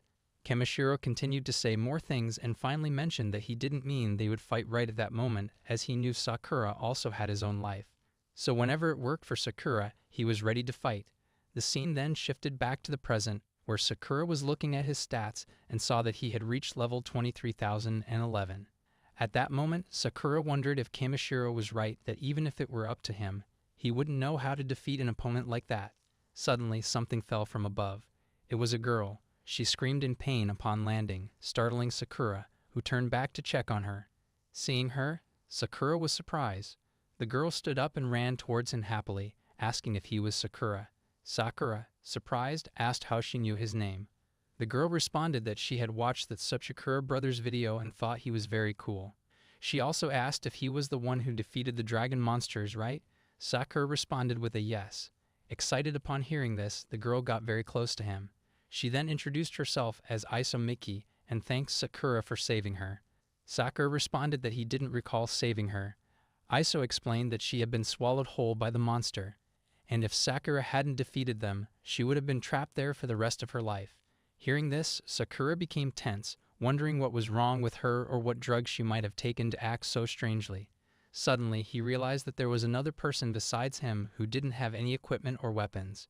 Sakura kept staring at her, lost in thought, so she thought he was playing a staring contest. She started staring back, thinking it was a display of confidence. When she looked straight into his eyes, Sakura became tense and turned his head away. After that, Iso celebrated her moment, smiling and saying she had never lost the game. She reminded Sakura of their promise that the loser would pay for burgers. Sakura protested that he hadn't agreed to any promise and asked if she had been alone in the dungeon because he hadn't seen anyone else. Iso responded with a yes, saying that she explored alone. Sakura was stunned to hear this, wondering if it was possible to reach the 20th floor of the G-rank dungeon alone, without any gear or weapons, unless she also had infinite level-ups. Sakura then asked her what level she was at. After checking, she responded that she was level 22. She also mentioned that she knew it was embarrassing, but she was 18 years old. Sakura exclaimed that it wasn't possible because she would die in a G-level dungeon if she was only at level 22. Confused, Iso asked why Sakura thought she was lying and invited him to check her stats to confirm. As they were talking, a dragon monster suddenly appeared, grabbed Iso in its mouth, and flew away. Sakura was shocked but realized that if Iso was indeed level 22 and managed to reach the 20th floor, he needed to understand how. He observed the dragon playing with Iso, tossing her in the air and blowing fire at her. So Sakura used his magic cloud power to save Iso from the dragon. To his surprise, when he rescued her, he was stunned to see that she had no signs of wounds or injuries. He wondered what kind of person she was. Meanwhile, Iso was happy and smiling, sharing that they were holding hands. After saving Iso, Sakura asked if she was okay. Iso responded with an okay. He then asked again how she could be okay after such an ordeal. Iso started laughing at his question and replied that it was obviously because he had saved her. Sakura clarified that he didn't mean just being saved, but how Iso could take the fire head-on and get swallowed whole by the dragon without showing any signs of damage. Iso smiled and explained that it was because of her special abilities, which she hadn't told anyone about yet. Seeing her abilities, Sakura was stunned to realize that she had negation abilities, meaning that every attack against her was meaningless. Iso agreed with Sakura's assessment. He understood that she was essentially unbeatable. Suddenly, Iso started asking Sakura to try to kill her. Sakura initially denied it, stating he wouldn't do such a thing. However, she persisted, repeatedly asking and getting very close to him. Eventually, seeing her close and beautiful face, Sakura reluctantly agreed. He asked her to take a step back, then he tapped her forehead lightly with his finger, causing a big impact in her surroundings. Sakura was surprised to see that nothing happened to her at all. Seeing his reaction, Iso asked Sakura if he found it amazing that a barrier materialized and coated her entire body, nullifying all attacks. Sakura felt impressed by the skill. However, he advised Iso that he believed low-level players should choose dungeons that suit their equipment and abilities better. Iso responded that what Sakura said was true, but she wanted a lot of money. Sakura was surprised and asked why she needed money. Iso explained that she had been told she only needed to try and obtain rare items from high-level dungeons in exchange for money. Sakura was confused and surprised, as Iso didn't seem like the type to hoard money. After staring at her for a few more seconds, he said that it was time for him to go to the next floor. On hearing this, Iso said she would come with him and they should support each other. On the way, Sakura felt tense, wondering why, despite Iso having an unbeatable skill set, he couldn't feel at ease. He also worried about the possibility of something like before happening again. After some time, Iso found herself surrounded by monster lizards, licking her from both sides. Tensely, she asked Sakura to help her. Sakura knew this situation would somehow happen. Iso shared that her vision was fading as she was surrounded by the monsters, and her body felt limp and unable to move. Sakura responded that the name of the monster suggested it was because of poison. Sakura noticed that Iso couldn't avoid debuffs or attacks that altered her body conditions. After finally defeating the monster lizards, she was saved, but he soon realized her body was poisoned and she couldn't move. So Sakura fed her some detoxifying herbs, all the while wondering if he was treating her like a pet. After she regained her mobility, she thanked Sakura for helping her. Sakura responded that it was nothing, but he still believed she should choose lower-level dungeons to level up safely. Iso smiled and responded with a firm no, explaining that she needed to quickly earn a lot of money, which she couldn't do in lower-level dungeons. Sakura tried once more to make her aware of the danger, but this time Iso spoke up, saying that she needed to pay off her debt. Hearing this, Sakura fell silent for a few seconds. Iso explained that their parents had passed away, leaving them with a significant amount of debt, which she and her sister had to manage together. They were not well off financially. Her older sister tried to pay off their debts while also supporting Iso's education and providing her with pocket money when she went out. This showed that her sister was a truly caring person who always prioritized Iso's needs before her own. Iso continued, explaining that this was why she wanted to earn money and pay off their debts together. On one hand, it was to let their parents rest in peace, and on the other hand, it was to give her loving sister a chance to enjoy life. She smiled again and asked if she was rambling, admitting that she didn't know why, but she wanted to tell everything to Sakura. At that moment, Sakura was already emotional, remembering Maria's words about her parents. Iso shared that she was going to leave, but as she moved forward, Sakura held her hand and asked her to wait. She became very happy and asked him what was the matter. Sakura replied that it was nothing and apologized if he had made her uncomfortable. Sakura then hesitantly expressed that if it was all right with her, he wanted to help her complete the dungeon, whether it was by helping her level up or clearing the dungeon together. Iso looked at him with surprised eyes. At that moment, Sakura realized his words had come out in a jumble and apologized to Iso for possibly forgetting what he said. Iso held his hand and assured him that she wouldn't forget his offer to help, so please continue supporting her. Sakura wondered if he would have refused before, but perhaps it was because of Iso's determination that he agreed. Soon he realized it was mostly because it was too dangerous to leave Iso alone. On the way, Iso mentioned that it felt like having a little brother. Sakura thought this meant she saw herself as an unreliable older sister. Iso then shared that she felt going alone was very sad, but going with Sakura, who was level 20,000, was very reassuring. Upon hearing this, Sakura was visibly shocked, his facial expression changing suddenly. Iso became tense, wondering what had happened. Sakura started sweating nervously, trying to figure out how Iso knew about his level. Meanwhile, Iso continued to try to bring Sakura back to his senses as he seemed to be lost in thought and not hearing her. Sakura then tensely asks, how did she know about his level? To this, Iso responds that she accidentally took a peek while falling down, and that's how she knew. She was really strong. Sakura felt a bit relieved but was still tense about how careless he had been. She then said she would do her best to reach level 20,000. To this, Sakura responded that level 99 is the limit. Hearing this, Iso was stunned and asked, then how did he surpass that? Sakura got tense, thinking he should have kept his mouth shut, but also wondered if it wasn't common knowledge. Since she had already seen it, Sakura explained everything and asked her to keep it a secret. She responded with an okay. The scene then shifted to the 22nd floor, where the monster was a goblin that was only shooting fireballs at them. Iso got scared, but Sakura told her not to worry since the goblin seemed to know only one attack. She encouraged Iso to give it a try and defeat the goblin. Iso got ready for the fight and ran towards the goblin to attack. Seeing that its attacks didn't harm her, the goblin got scared. Sakura decided that he would intervene if necessary. After an hour, Iso finally defeated the goblin and leveled up by 13 levels. During that time, Sakura was eating and praised her, saying she did a good job. He then thought to himself that he didn't expect her to be able to do it on her own. Considering her damage immunity, which makes up for her low attack power, she would definitely win in a long battle. Sakura then asked as he said he would intervene if she needed it, but it seems like she didn't need him, right? Iso responded, "What is Sakura saying?" Iso absolutely needed Sakura.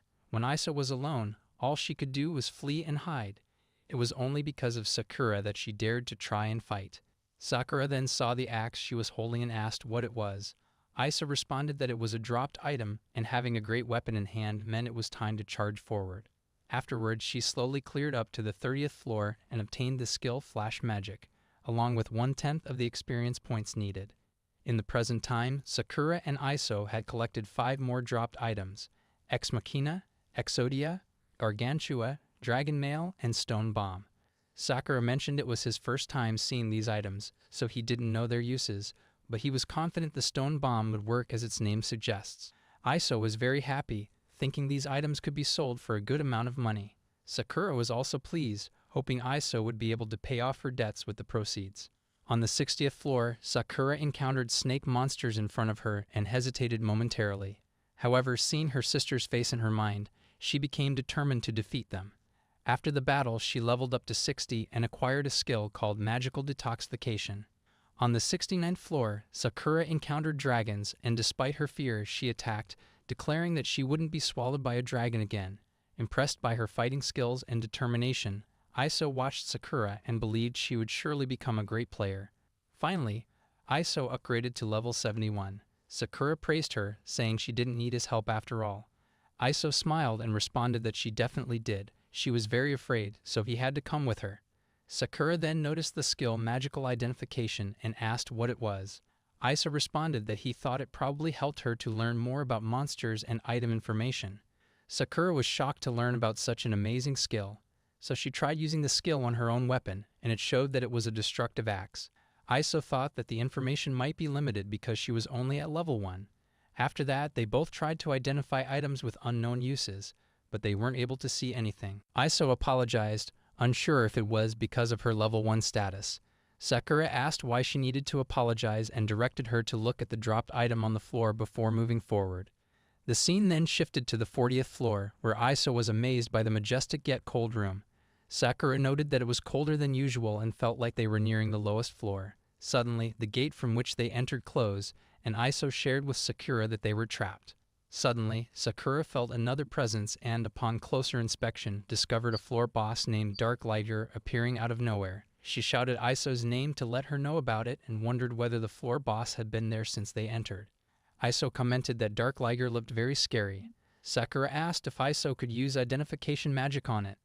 Iso tried and reported that the only weakness shown for Dark Liger was Holy Light magic. Sakura then declared that whatever happened, she would hold off Dark Liger while Iso had to defeat it. Iso responded that she understood. Suddenly, Dark Liger started roaring, shaking them both up. So Iso tried to use his ice magic attack at level 10, but to his surprise, it didn't work. He couldn't even activate it, which made him tensely wonder why. Iso also mentioned that something seemed wrong with the floor. Sakura realized that magic was sealed on that floor. Sakura shared that his magic was sealed. Iso added that she couldn't cast anything either. This meant they both had to fight without magic. Suddenly, Dark Liger started running towards them to attack. Iso asked Sakura to leave it to her. Iso was ready to attack with her axe, but the moment Dark Liger came near, its body split like a slime. Iso was shocked, and Sakura tried not to panic, realizing Dark Liger seemed practically unbeatable. She believed that even without Iso's help, she could still defeat it. But soon Sakura thought that the problem was Dark Liger being a floor boss. It couldn't just seal magic. As Sakura was pondering this, she realized Dark Liger was attacking both of them and quickly pushed Iso away. Iso tensely shouted his name, to which Sakura assured him that she was fine. Meanwhile, Sakura was fully engulfed and covered by Dark Liger's slimy body. Seeing this, Iso responded that no matter how she looked, he wasn't fine at all. Even Sakura realized that despite using all his strength, nothing was happening. He was still being swallowed down. So he asked Iso to get away and urged her not to touch anything no matter what. Finally, Dark Liger fully swallowed Sakura, leaving Iso stunned and speechless. Inside Dark Liger, Sakura fell into a strange place and wondered whether it was the stomach of Dark Liger or another dimension altogether. Suddenly, he heard Iso shouting his name, and the voice was coming from below. He realized that he was trapped above in a crystal in that room. Sakura thought of escaping from it first. With all his strength, he punched the crystal, finding it very tough but not indestructible. He continued to punch it, thinking it wouldn't take long and hoping Iso could hold on until then. Dark Liger then tried to attack her, and she defended herself with the axe but fell to the ground. As she fell, Gargantua fell out from her dress. While dodging Dark Liger's attack, she heard a cracked sound in the process. When she moved to see, she noticed that Gargantua had cracked. Suddenly, a big blast occurred on the floor, and Dark Liger also took a defensive stance. In a moment, a giant Gargantua appeared there. Iso was shocked to see it, and Sakura, realizing the actual use of those items, wondered how Gargantua would fight Dark Liger. Iso was amazed by Gargantua's appearance and felt relieved because she no longer felt alone. Dark Liger attacked Gargantua, and Gargantua responded by punching Dark Liger. However, just like Sakura, Gargantua also got swallowed. Iso was tense and worried to see that Gargantua was also gone. As Gargantua fell beside Sakura, she got an idea. Meanwhile, Iso shouted that she wasn't done yet and would use one more item if necessary. She then took out Exodia and showed it to Dark Liger, but to her shock, nothing happened. Tensely, she tried shaking it, pulling it, and finally opening it. It turned out to look exactly like a lighter, so she lit the lighter, and suddenly a strange creature came out of it. The scene then shifted to 3 hours ago on the 38th floor, where Iso was sitting in a chair. Sakura told him she had something for him, to which he responded with an okay. Suddenly, he disappeared in front of her, and she became tense, asking where he had gone. Sakura greeted him from behind, which startled Iso. She asked how he had done that. Was it magic? Sakura replied with a yes, explaining that it was instant relocation from teleportation magic he had just learned from leveling up earlier. He also mentioned that since it was only at level 1, it cost a significant amount of MP, and he felt a bit nauseated after casting it, so he shouldn't abuse it. Sakura reassured him, thinking that he didn't have to worry too much about MP, and that he would get used to the feeling. Iso happily shared that she thought it was very interesting. Sakura also mentioned that it had been a while since he had gotten a new skill, so he was a bit excited. The scene then shifted back to the present time, where Sakura mentioned Gargantua's name, to which Gargantua responded with a yes. Sakura was shocked to see that Gargantua could talk. Despite this, she asked Gargantua for help, urging it to assist in destroying whatever obstacle, whether it be a wall or the ground. Then Sakura left. Gargantua responded that it was impossible because the space was created by a special crystal that couldn't be destroyed. Even if it could create a crack, it would repair itself. Sakura then asked Gargantua if it could use magic. Gargantua responded with a no. Sakura laughed, saying it was definitely impossible. However, Gargantua told Sakura that precisely she could use him as a conduit to release magic. Confused, Sakura asked what a conduit was. Gargantua responded that by touching him, the user could imbue him with up to 3 of their magic skills, but each magic could only be used once before needing to be set up again. Gargantua also noted that he couldn't use revival or healing magic under any circumstances. Sakura asked Gargantua about sealing magic. Gargantua responded that such attacks wouldn't work on him. Sakura was pleased to hear this and told Gargantua that they should leave the place. The scene shifted to Iso, who asked the strange fire creature if he was Exodia. Exodia responded affirmatively, stating that he was Exodia, the blazing spirit arising from hell. Iso tensely told Exodia that she didn't like him at all. Exodia was shocked and asked why. Iso explained that she had been flirted with by a boy who acted exactly like Exodia back in middle school. Exodia first apologized, but then asked her not to compare him to such clumsy teenagers. Exodia also asked Iso to look at Dark Liger, noting that it seemed afraid of him and wouldn't dare to approach them right. He mentioned that he wasn't there to chat or engage in meaningless talk, as he had been ignited by the fiery depths of hell, and he spoke like that for a long time. He, so confused, asked Exodia what he was yapping about. Exodia replied, asking her to simply make a wish as he would grant her one. Iso confirmed, asking if he really meant a wish. Exodia affirmed, saying that granting wishes was the point of his appearance, and encouraged her to ask for anything she wanted, whether power, money, or something else. Iso asked Exodia to help her rescue Sakura. who had just been eaten by Dark Liger. Exodia was surprised that she asked for a wish for someone else, but he replied that it wasn't possible because Sakura was trapped in the hyperspace above. Isso shouted and asked Exodia to save Sakura if he knew where she was. Exodia, still shocked by her wish, asked again to confirm whether she really wanted that, explaining that with his power, anything would be possible. Iso responded with a puppy face, saying that for the time being, she wished for nothing more. Exodia got ready to fulfill her wish, but at the same time, Sakura used teleportation magic with the help of Gargantua. Exodia explained that Iso's wish couldn't be granted. Suddenly, she saw Gargantua and Sakura appear near Dark Liger. Sakura ordered Gargantua to use ice magic, and with her help, Dark Liger was frozen solid. Sakura then said to Iso that she had already told her she was fine. Gargantua interjected, asking Sakura to thank him because she was fine thanks to him. Sakura thanked Gargantua. Seeing Sakura, Iso was very glad and ran towards her. Sakura told Iso that he was lucky to arrive in time. Confused, Iso asked, "In time for what?" Sakura responded that she was about to use her precious wish to save him, as she had her own use for it and didn't want to waste it on him. He also suggested that she could finish off Dark Liger. Iso, surprised, asked if he was serious. Sakura replied affirmatively, reminding Iso that he had promised to help her conquer the dungeon. Iso happily delivered the final blow to Dark Liger, and finally, she reached level 99. Iso obtained a dropped item called Dark Sphere. Sakura asked about it, to which Iso replied that it was called Dark Sphere, and she was certain it was something amazing. Suddenly, Exodia approached them from behind and asked if they were going to keep him waiting, urging them to state the wish. Iso apologized, while Sakura was surprised to see that Exodia had waited for them with such discipline. Iso then took a few moments to think about her wish, and finally said that she had no wish for the time being. Exodia said he found Iso interesting, which is why he liked her and told her she could call on him whenever she wanted. Sakura asked if it was really fine with her.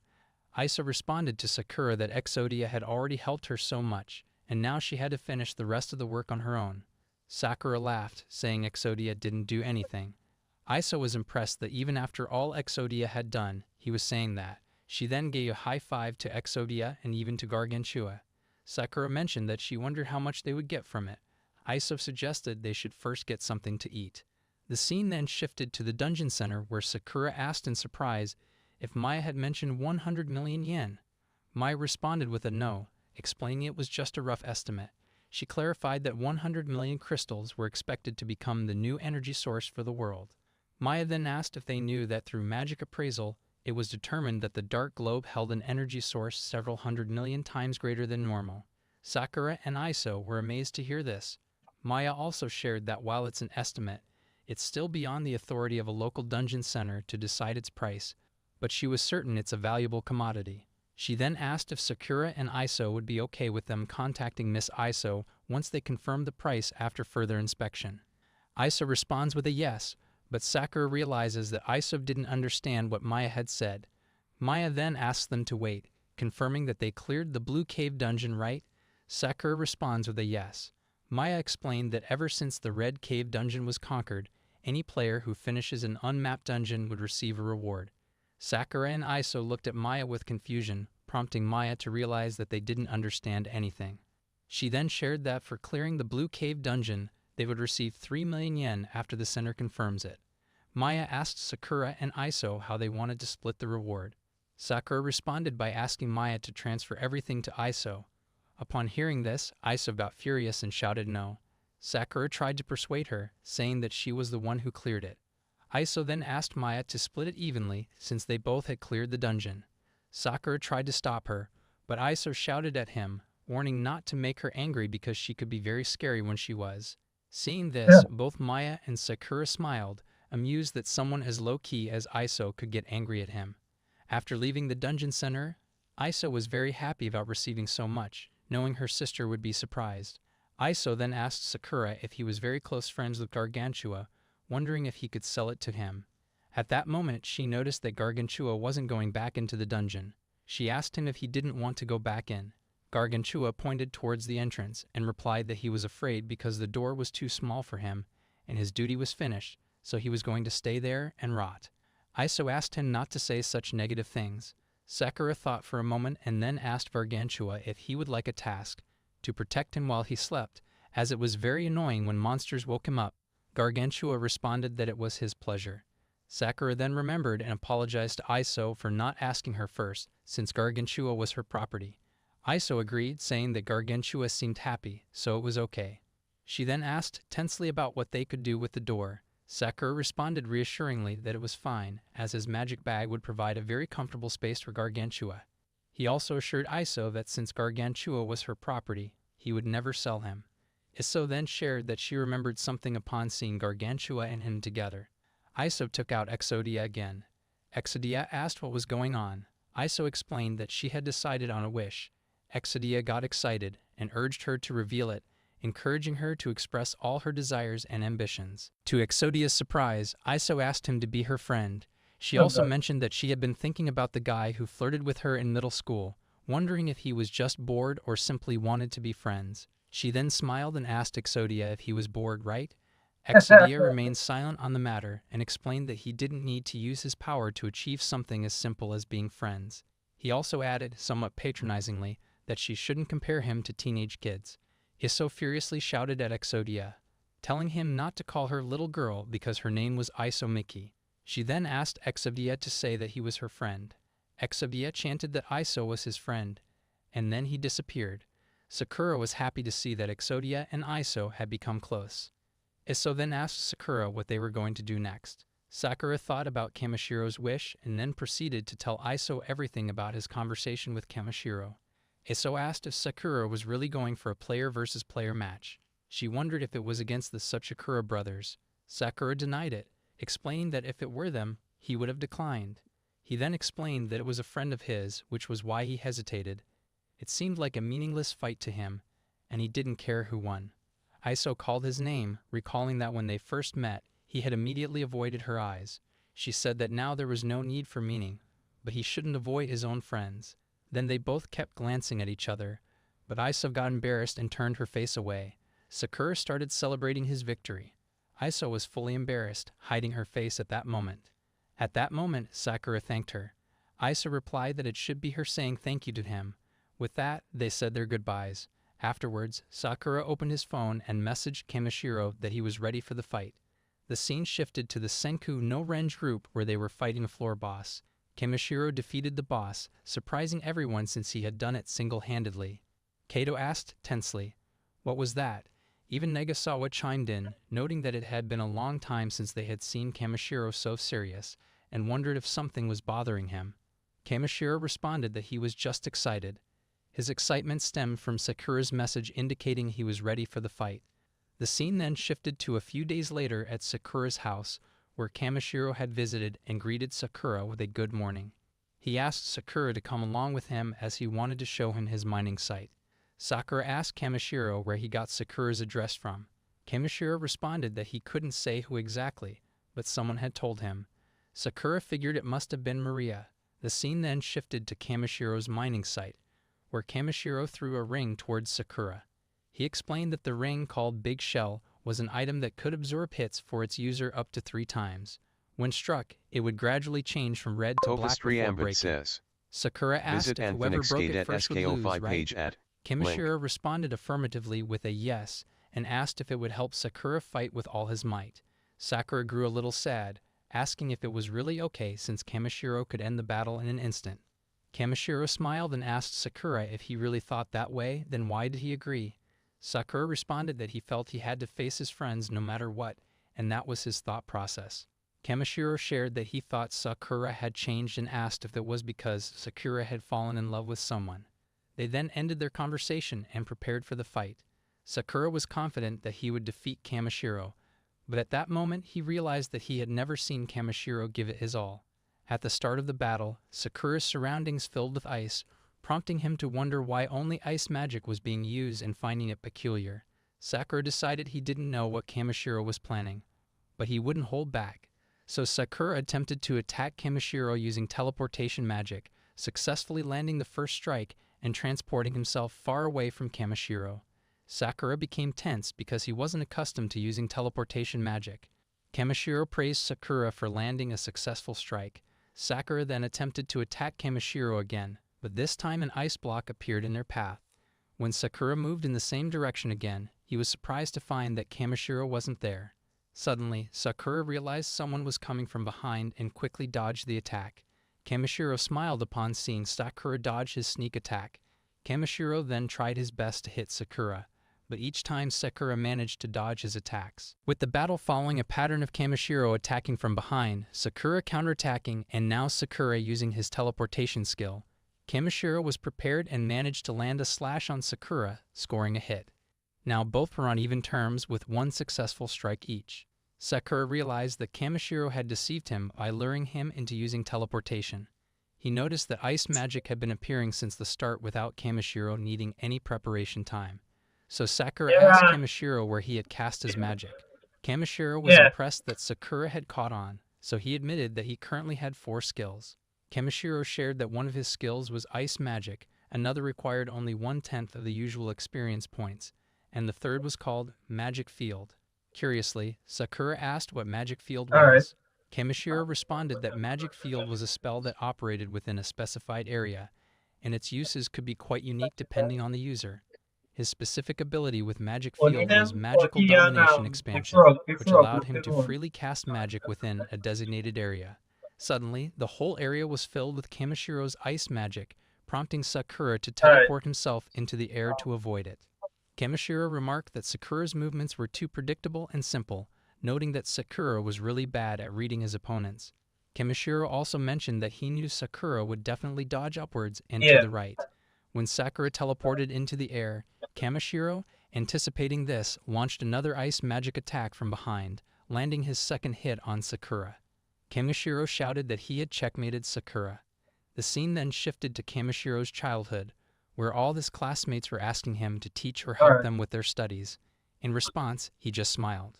Kamishiro shares that he had a habit of smiling instead of saying the words he couldn't express.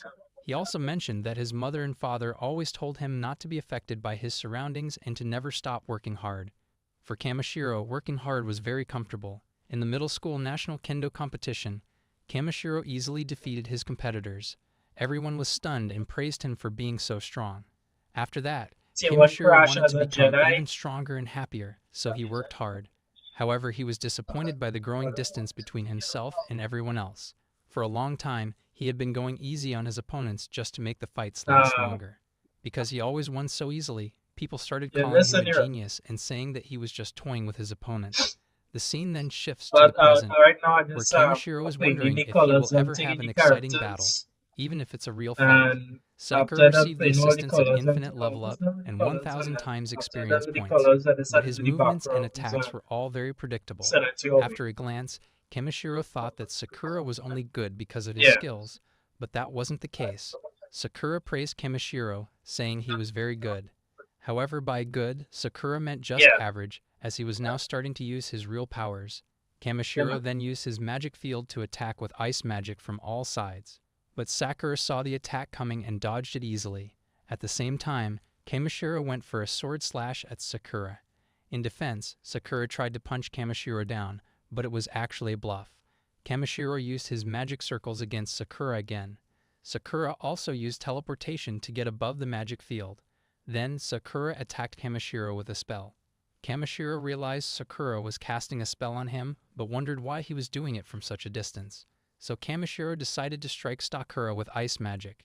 Meanwhile, Sakura was shocked to find that he couldn't use his magic field. The scene then shifted back to Kamishiro's school days, where he was practicing taekwondo.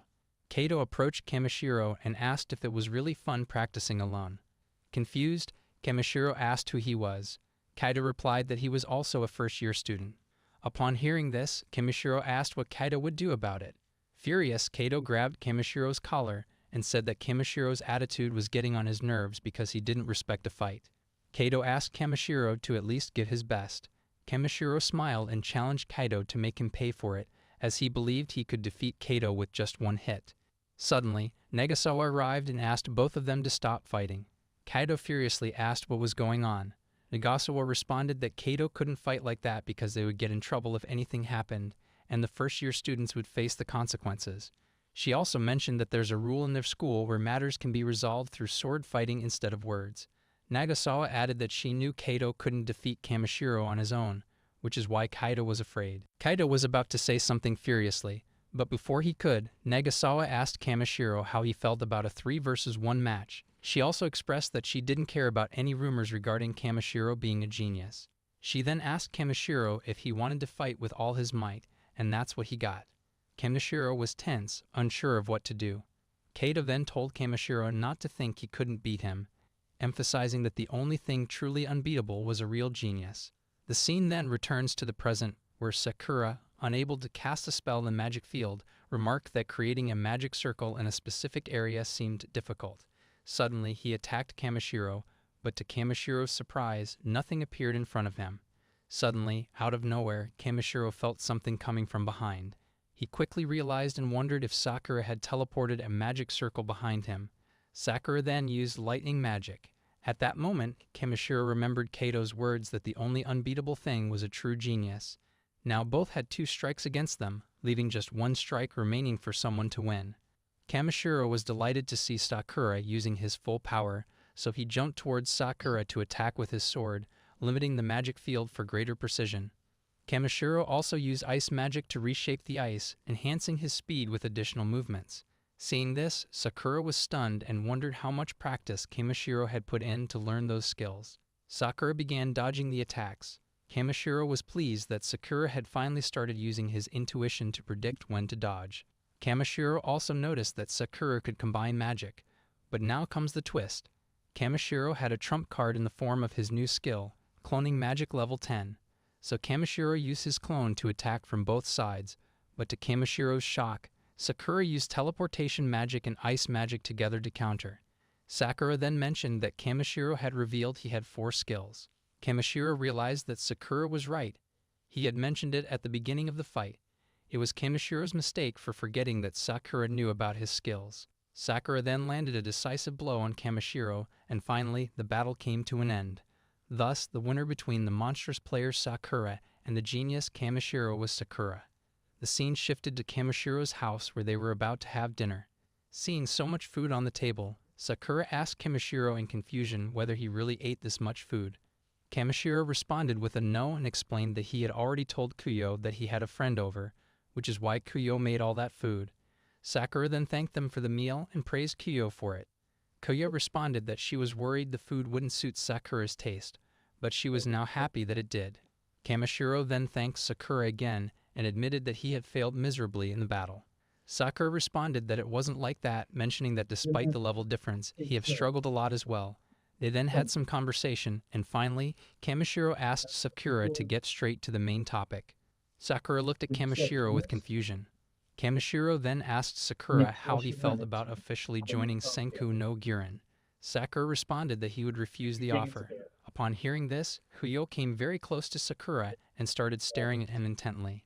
Both Sakura and Kamishiro felt tense due to Kuyo's intense stare. Kamishiro then asked Sakura for the reason behind his decline. Sakura responded that being in a guild and knowing exactly what to do next was kind of boring to him. Kamishiro smiled, acknowledging that Sakura's reply was definitely something he expected. Sakura then asked if he heard correctly that Kamishiro was determined to conquer the A-rank dungeon, implying there must be a special reason beyond just completing it. Kamishiro smiled and asked Sakura what he thought a dungeon was. Sakura looked confused. Kamishiro then explained that it had been a year since dungeons appeared, but understanding the leveling system and monster drops was still beyond their grasp and only accessible to the chosen ones. The scene then shifted to Iso's sister, where a boy named Dummy came and greeted Iso's older sister, Mika. Mika was staring at a photo of Iso at that moment. Dummy asked if she was still looking at a photo of her little sister. Mika responded with a yes. Dummy then asked why she was looking at a photo when she usually video called Iso. Mika became angry and made a furious face, saying there was no signal. Suddenly, she jumped towards Dummy and explained that Iso was in the dungeon. She was really worried because Iso had cleared a rank 6 dungeon with a boy. Dummy realized that something serious was going to happen. In anger, Mika shouted that she wasn't going to let Sakura get away with what he had done to her precious sister. Dummy asked her to calm down, assuring her that he believed in her theory. Mika calmed down and asked Dummy to forget everything he had heard, saying that nowadays anything was possible at any age. The scene then showed Mika's badge, which indicated that she was a researcher at the dungeon center. The scene shifted back to Kamashiro's house where he was sharing his desire to understand why, for what purpose, by whom, how, and what a dungeon was. He wanted to know everything, and he believed the answers lay inside the A-rank dungeon. Sakura responded that he understood, but he had never really thought deeply about it. Whatever the case, he just wanted to thank the dungeons for giving him friends. Kamashiro started laughing. Confused, Sakura asked what was so funny about it. Kamashiro responded, saying he thought Sakura had really changed. Sakura replied that Kamashiro had already said that, but he didn't think it was necessarily a good thing. Kamashiro assured him that it was indeed a good thing, but deep down, he wondered if someday everyone would grow tired of it. Kamashiro also mentioned that it was a never-ending cycle because as long as Sakura was a player, he couldn't avoid meeting others. Kamashiro expressed his belief that Sakura would surely encounter plenty more changes in the future. Sakura laughed and replied that he was looking forward to it. After that, in the city, people were talking about Iso. They believed that a girl, who was the strongest female player, had completed the rank 6 dungeon. They even heard that the girl didn't need protection. She simply used an axe to conquer the dungeons. Additionally, she was accompanied by a terrifying, bloodthirsty monster. Some people were scared by this, but others shared that the most surprising thing was the girl's kind and soft-spoken nature. The scene then shifted to the 14th floor of the Rank G Misty Depths dungeon, where Iso was searching for something and was shocked to find that it wasn't in her bag. She started crying a bit, lamenting that she had been looking forward to eating it as a reward. Exodia became tense over Iso's childish behavior of crying over a hamburger, so he asked her to stop crying and move forward to the next floor. Suddenly, Iso stared at Exodia with a weird look. Exodia asked her what was with her weird expression and mentioned that he hadn't eaten anything. Iso furiously clarified that she never said it was a hamburger. Exodia, feeling tense, tried to change the subject and complimented Iso on her new nails, asking if she had gotten them done recently. Iso shouted again that there was no one else but them, and she asked Exodia if he had eaten while she was sleeping. Exodia repeatedly shouted back that he hadn't eaten anything. However, Iso remained stubborn, insisting that he had eaten and calling him a big liar. Exodia got angry and retreated back into the lighter, saying that Iso was too stubborn, so goodbye. Iso, equally angry, responded that it was fine and that she was also going to ignore him forever. On the deepest floor, the 15th floor, Iso was moving forward and tried to chat with Exodia. However, Exodia didn't respond, so she accepted it and continued on. Suddenly, she was attacked by the floor boss named Lark. Iso started shouting in tension. After a few seconds, she realized she was losing her senses, suspecting it might be poison, and the fog was making her sleepy. She quickly needed to cast detoxification. But suddenly, Exodia emerged from the lighter and started fighting with the floor boss, Lark. While they were fighting, Iso tensely asked if Exodia was okay. Exodia responded by asking her not to worry about him, saying it was obvious that he would be fine. Hearing this, Iso gained some courage and picked up her axe to attack. However, the monster captured her axe. Left with no other option, she used a flash magic attack on the floor boss, Lark, and finally, the floor was cleared. Iso asked again if Exodia was okay. Exodia responded with a yes. Iso then picked up the dropped item, named the Mirror of Memory, which allowed her to view what had happened in the past at that exact location. So she happily asked the mirror to show the time when they were resting and her hamburger went missing. Exodia got tense and quickly asked her to wait. She tensely asked, "What?" Exodia explained that he hadn't planned to tell her, but once he granted a wish, he would disappear and be reborn somewhere else with his memory erased, leaving only the desire to fulfill someone's request. However, she was different because she showed him that he wasn't just a tool to grant wishes and disappear. Hearing this, Iso responded that she was glad to hear it and asked if he was always able to be serious like that. Exodia asked her to wait as he hadn't finished yet. However, Iso started running towards the place where she had slept, eager to see the reality of what had happened. In the mirror, it truly showed what had happened in the past. A monster had tried to snatch her bag, but Exodia came out to save it. In the process, the hamburger fell out of the bag. Exodia then sneakingly ate the hamburger. Seeing this, Exodia was shocked, and Iso was now certain that he had lied to her. She told him that she felt worse about the lie than about losing the burger. Exodia said he thought there must be some error with the mirror. Iso, furious, shouted and asked why he had lied to her. Exodia then apologized, explaining that she always seemed to enjoy hamburgers so much that he was curious to know what they tasted like. Exodia also explained that he didn't tell the truth because he thought she would hate him. Iso told him that she didn't like lying. Exodia apologized, saying he didn't know that. She then asked if he liked the hamburger. Exodia responded with a yes. Iso then said that they were going to have hamburgers together after the dungeon. She also apologized, saying she didn't know he liked eating too.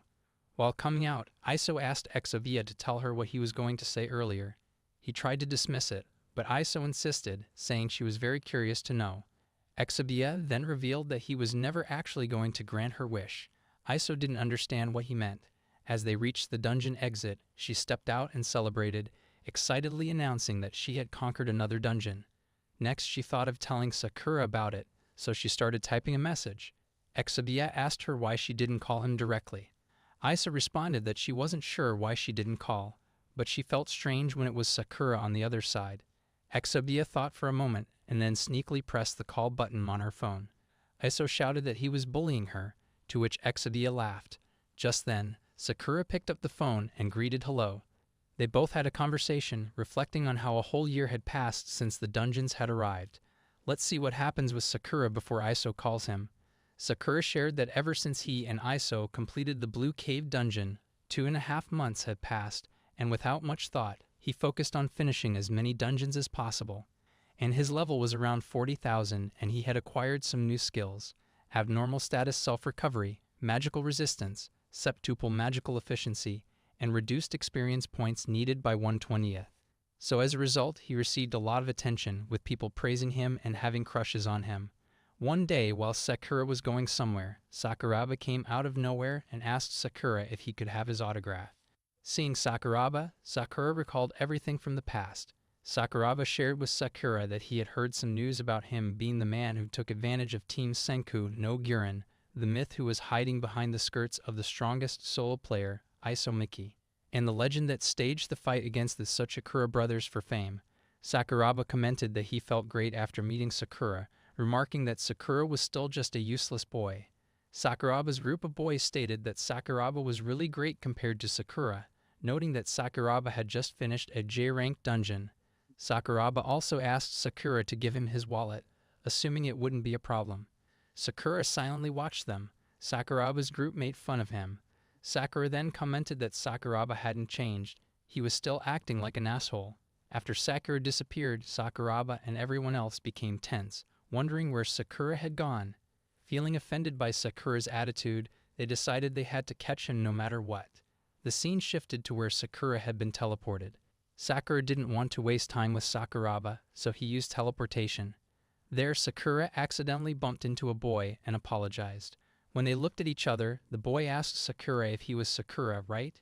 Confused, Sakura also asked the boy if his name was Aizuan. There, Sakura remembered his past when his teacher was questioning him. The teacher confirmed that Sakura had said he was trying to stop Aizuan from bullying, and that's why he had fought with Sakuraba, right? Sakura responded with a yes. The teacher then reiterated that according to Sakura's classmates, no one was aware of any bullying taking place, and even Aizuan himself denied being bullied. Because of this, Sakura was expelled from the school. The scene shifts to the present where Aizuan shares that he had been following all the news about Sakura, and as a player, he really looks up to him. Sakura asks if Aizuan is a player now, to which Aizuan responds with a yes. Aizuan also mentioned that he had dropped out of school and admired Sakura's bravery. He apologized for not admitting he was being bullied, which led to Sakura getting expelled. Sakura responded that he didn't mind because the ones at fault were Sakuraba and the others. Aizuan was impressed with Sakura and commented that girls must flock to him, right? Sakura asked him to keep quiet about it, as he was just speaking his mind. Aizuan thanked Sakura again for his help last time. Then he asked Sakura what he thought of him, as a friend, a classmate, or a pathetic bully kid. Sakura honestly responded that he didn't really know. Sakura was about to say more, but before he could, Aizuan said goodbye to him. Sakura felt tense, but he also bid goodbye to Aizuan. After that, Aizuan and Sakura went their separate ways. Here, Sakura was pondering about the F-rank dungeon he had come to search, when suddenly out of nowhere, he received a call from Iso. He quickly picked it up, surprising Iso. On the other side, Sakuraba and his group were searching for Sakura, but during that process, they came across Aizuan. Sakuraba became happy and approached Aizuan, greeting him by saying they were having quite a bit of useless trash for the day. Sakuraba smiled and suggested they have a chat. The scene shifted back to Sakura, who was talking with Iso. Iso shared the whole story of Exodia and Hamburger. Sakura laughed upon hearing it and asked Exodia if no one could resist such a delicious thing, right? Exodia responded with a yes, knowing that Sakura would understand him. Iso got angry and shouted that now Exodia and Sakura were taking sides. Sakura laughed again, which made Iso blush. Iso was happy to see Sakura laughing so much, noting how different he looked. Exodia also mentioned that Sakura did seem a bit enthusiastic. Sakura then asked Iso if she remembered when he told her why he dropped out of school. Iso responded with a yes. Sakura shared that he tried to forget about it, but deep down, it still ached bit by bit. He felt helpless because he couldn't do anything, and because of him, Aizuen's bullying got worse. However, today he met Aizuen and chatting with him made him very happy. The scene shifted to Aizuen and Sakuraba, where Sakuraba and the others were apologizing to Aizuen because they had been defeated by him alone. Aizuen laughed sarcastically and asked Sakuraba to apologize for not being the useless nobody he remembered. Sakuraba furiously shouted and asked how someone like Aizuen could defeat them when they were all at level 99. Aizuen laughed and said he would reveal something. His level was actually 10,000. Thus, another person with an infinite level up had appeared, but this one was corrupted by the pride of having such skill.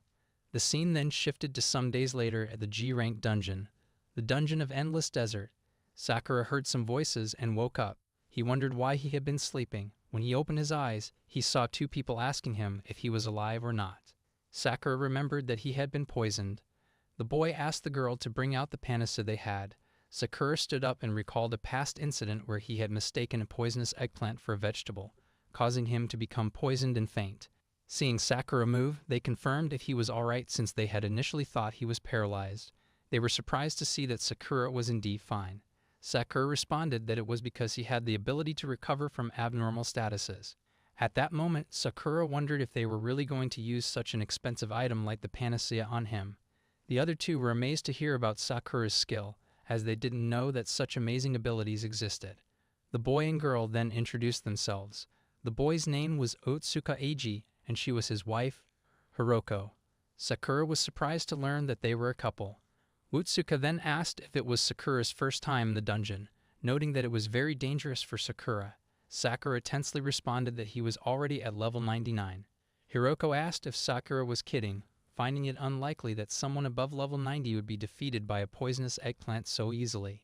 Otsuka asked Sakura if he could show his status bar, expressing genuine concern for him. Sakura hesitated to show his status, but they both started patting his head, reassuring him that there's no shame in being a low level since everyone starts from zero. Sakura wanted to refuse, but he couldn't bring himself to tell the truth, so he simply said that he wanted to finish the dungeon. Hiroko then asked Sakura if he really wanted to clear the dungeon and suggested that they help him. Otsuka agreed with the idea, acknowledging that it was risky for Sakura to be alone. Sakura wanted to refuse, but he had a strange feeling because they genuinely cared and worried about him. He also remembered Kamashiro's words about meeting new people if he continued being a player. So Sakura agreed to their offer and thanked them for their help. They again started patting his head, treating him like a small child, and assured him not to worry and to ask for help anytime he needed it. Sakura asked them to stop caressing his hair. After that, they proceeded to the second floor of the dungeon where they encountered many paths. Despite the options, Otsuka confidently chose the middle path. Hiroko also confirmed Otsuka's choice and warned Sakura to be careful, noting how dark it was on the second floor. Confused, Sakura asked them how they knew the middle path was the right one. Otsuka responded that they had been in the dungeon several dozen times, gradually leveling up and preparing items over time. Hiroko added that they had reached the 28th floor last time, and this time their goal was to reach the 30th floor. Hearing this, Sakura was surprised. Hiroko then explained that they were third-year university students and were exploring dungeons to save money for their wedding. They had been childhood friends since kindergarten, so they wanted their wedding to be grand and glamorous. She then asked Sakura if he was interested in anyone, promising not to tell anyone. Sakura again responded with a no, indicating he wasn't interested in anyone romantically at the moment. Hiroko was surprised and asked if Sakura really wasn't close to any girls. Sakura responded that he did have some girls as friends.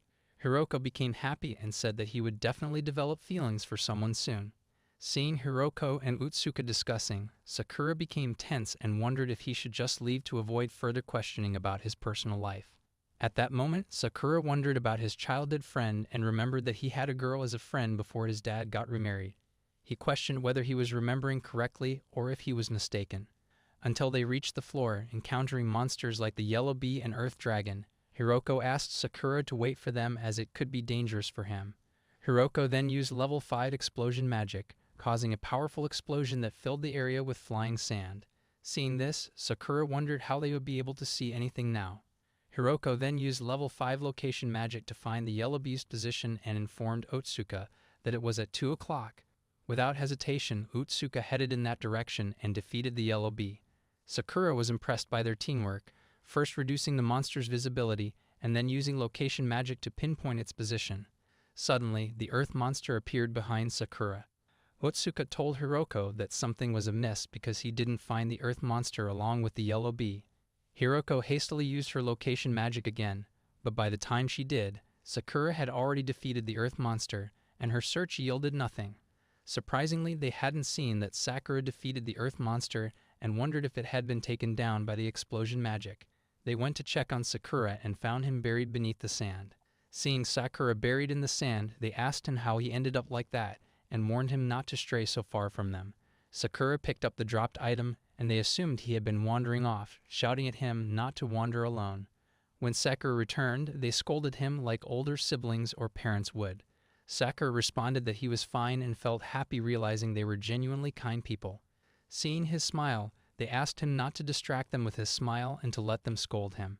The scene then shifted after some time, with Hiroko asking Sakura, "He was actually quite strong, right?" Sakura didn't know what to say. Hiroko mentioned that she had definitely heard the name Sakura Makoto before, but she hadn't told Otsuka yet. She laughed, imagining Otsuka's reaction once he found out about Sakura. Sakura responded that he understood and laughed along with her. Hiroko then said she was glad they met Sakura, and that they might face the floor's boss on this run. She admitted she was honestly very scared and unsure about it. Sakura asked her why she had chosen to enter the dungeon if she was so afraid. Hiroko responded simply, saying that she loved being beside Otsuka. Despite being scared and unsure, the joy of being with him outweighed everything else. Sakura nodded, acknowledging that Otsuka was indeed a very kind and trustworthy person. Hiroko asked Sakura not to be fooled by Otsuka's appearance, revealing that he was actually a real crybaby in childhood. Sakura urged her to spill the tea. Hiroko began to share that Otsuka used to cling right behind her. Before she knew it, he was always by her side, step by step. She also mentioned that they knew each other so well that they both thought she would definitely not marry him. But guess what? They both are married now, like a strange fate. Sakura was smiling as she heard this. Hiroko got a little angry and told him that if he kept smiling like that, she would get mad. Sakura said that he hoped they had the best wedding ever. Hiroko thanked him for his wish. Sakura then thought of giving her a gift for the wedding and started searching in his bag. Seeing this, Hiroko got confused about what he was doing. After that, he gave a dragon pearl to Hiroko as a gift. She confirmed if he really wanted to give it to her. Sakura responded that he didn't have anything better than that for the time being. Hiroko shared that it was the best gift Sakura had given her and asked if he wanted an invitation to their wedding. Sakura asked in surprise if he could really come. Hiroko laughed and responded with a yes. The scene then shifted 2 days later when they finally reached the 29th floor. At that moment, Otsuka said they were entering uncharted territory for the time being. Hiroko, using her skills, informed them that the enemy was just ahead on the next turn.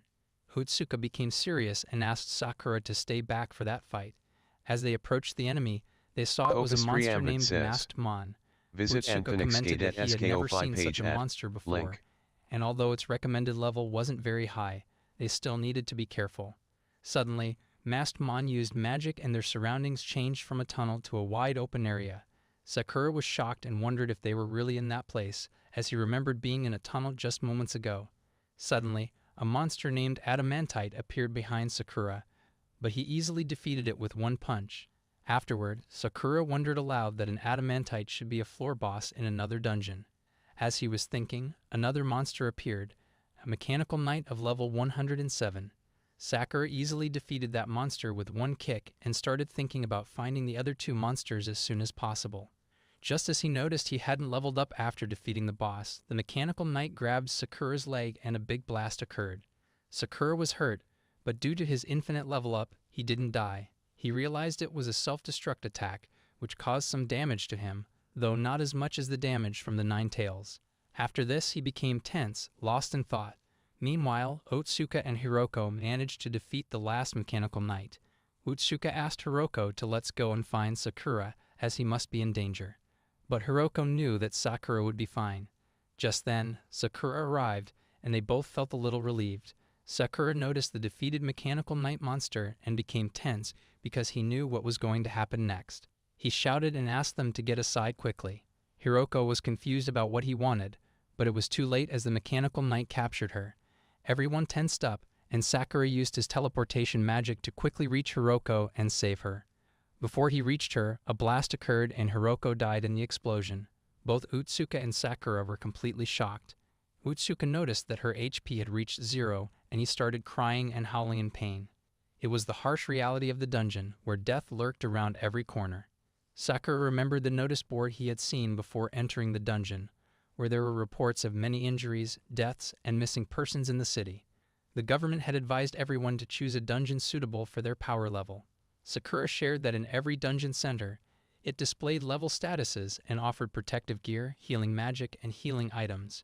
In a world where nothing made sense anymore, one thing remained unchanged. Humans were very fragile. The scene returned to Sakura, where he told Otsuka that he knew someone who could use revive magic. He asked Otsuka to let him move her using teleportation magic so that he could try something. Otsuka shouted and asked Sakura to look at the HP bar above Hiroko. Sakura remembered hearing that when someone dies, their HP bar shows as 0 and gradually fades away before disappearing completely, and the time displayed was 3 hours. Otsuka shouted that he didn't know what revive magic could do, but they had spent 3 days reaching the 29th floor, making it impossible for them to get back within 3 hours. Sakura suggested using a panacea or administering first aid to her wounds and lungs to mitigate the shock. Otsuka shouted at Sakura to be quiet and thanked him for thinking so much, but now nothing could be done. Suddenly, to their surprise, Hiroko's bag began to glow, and the dragon pearl came out from it. A beam of light emitted from the dragon pearl, and to their shock, Hiroko came back to life. She asked if she had fallen asleep. Sakura initially turned away, embarrassed. Hiroko became confused, then embarrassed when she realized she was naked upon looking at herself. Tensely, Hiroko asked where her clothes had gone, but Otsuka started smiling tearfully with joy and hugged her. Confused, Hiroko asked what was happening because he was scaring her. Meanwhile, Sakura wondered about the dragon pearl. Hiroko asked again why Otsuka was crying. After some time explaining everything to her, she was shocked and asked if she had really died. Otsuka confirmed it with a yes and explained that she had been revived by the dragon pearl. Hiroko was surprised and said she couldn't recall any of that, but she did remember having trouble breathing. At that moment, both Otsuka and Sakura were in a sad mood, kneeling on the ground. She then asked them to get up, saying it wasn't the time for mourning, and now that she was back, they should head towards the next floor. To her shock, Otsuka told her they were heading back home. Hiroko asked in confusion, what? Otsuka responded that they were turning back because what had happened was a miracle, but he couldn't endure going through something like that again. He started crying again. Hiroko came over, held his face, and asked if he knew he would protect her, right? She asked Otsuka not to be a crybaby, admitting she had been careless. She expressed gratitude that he was there for her, but emphasized they needed to think like players, treating it as their last dungeon and finishing it at all costs. Sakura watched their reactions and, for some reason, showed them his status. Otsuka and Hiroko were stunned. Sakura admitted he was naive, because despite having high levels, stats, and skills, he had still let someone die before him. But it wouldn't happen again, so he asked them to move on to the next floor, assuring them that as long as he was there, no one would die again. Otsuka thanked Sakura for opening up to them and expressed regret for relying on someone younger to carry all the weight, apologizing for being useless and pathetic. Otsuka also thanked Hiroko, acknowledging that she had made him realize he truly wanted to finish the dungeon with both of them. The scene then shifted to the 30th floor of the dungeon, an endless desert. There's a floor boss called Dullahan. Both Hiroko and Otsuka were amazed to see the floor boss, noting its formidable appearance. Sakura asked them to let him fight and speculated that like every floor boss so far, Dullahan must have some annoying skills. Sakura then attempted to attack with ice magic to restrict Dullahan's movement, but surprisingly, the ice blocks were reflected away from Dullahan. Seeing this, Utsuka tensely asked if Sakura's attack hadn't worked. Sakura responded with a no, realizing that it seemed like the shield had redirected his magic. Planning his next move, Sakura prepared to use a combo of ice magic and teleportation magic. However, before he could act, Dullahan attacked Sakura with ice magic. Utsuka tensely asked if Dullahan was also able to use the ice magic attack. Hiroko responded that she thought it looked more like copying. Sakura realized and asked if it could be that Dullahan was using reflect magic. Sakura was tense, thinking about what to do next. At that moment, Utsuka mentioned that there were 3 of them. Sakura remembered he wasn't alone who could fight, so he responded affirmatively and asked them to cover him from the backside. Sakura asked Hiroko to use her explosion magic. He then ran towards Dullahan, using ice magic and teleportation magic. However, the moment Sakura reached close to Dullahan, he was punched back as if reflecting off an invisible barrier. At that moment, Sakura realized that Dullahan's reflective ability worked even outside its shield. Suddenly, he considered that if that was the case, Dullahan could have used the dagger on its right arm to block his attack. But no, Dullahan chose to reflect the explosion magic from the front. Sakura wondered if that meant only Dullahan's weapon could block magic attacks. He then used fire magic to attack Dullahan, but noticed that it seemed like the fire was being absorbed by Dullahan. As Dullahan used its tail to attack Sakura, he grabbed hold of it and began to drag Dullahan, preparing to body slam it. At the same time, he used ice magic and teleportation magic to launch an attack on Dullahan. During the intense battle, a blast occurred, filling the area with smoke. Hiroko became anxious about Sakura and wondered what had happened to him. When the dust and smoke cleared, she noticed that Sakura was slightly injured from the ice magic attack. Sakura slowly removed the ice from his body, pondering that Dullahan could reflect indirect attacks as well. This realization meant there was no straightforward way to deal with it. Magic attacks would be reflected by the dagger and sword, while physical attacks would be deflected by the armor. He also wondered whether Hiroko's explosion magic and his ice magic were not sufficient. Suddenly, Sakura's thoughts were interrupted by Utsuka, who arrived to fight Dullahan. He explained to Sakura that he could store and absorb magic. Once stored, his attacks would become magical attacks rather than physical ones. Sakura thought about Utsuka's sword, but Utsuka tensely shouted that the problem was he could only use it once. As Dullahan attacked Utsuka, he blocked it with his shield, only to notice that Sakura had disappeared from behind him. Sakura went to Hiroko and told her that he had a plan. He explained that he would continuously channel magic into Utsuka's sword while Hiroko continued attacking Dullahan with explosion magic. Hearing this, she tensely asked if it meant Utsuka would become Dullahan's target. Sakura responded that he had observed Dullahan reacting slowly to Utsuka's sword attacks, suggesting that it prioritized reflecting magic attacks instead. They proceeded with the plan.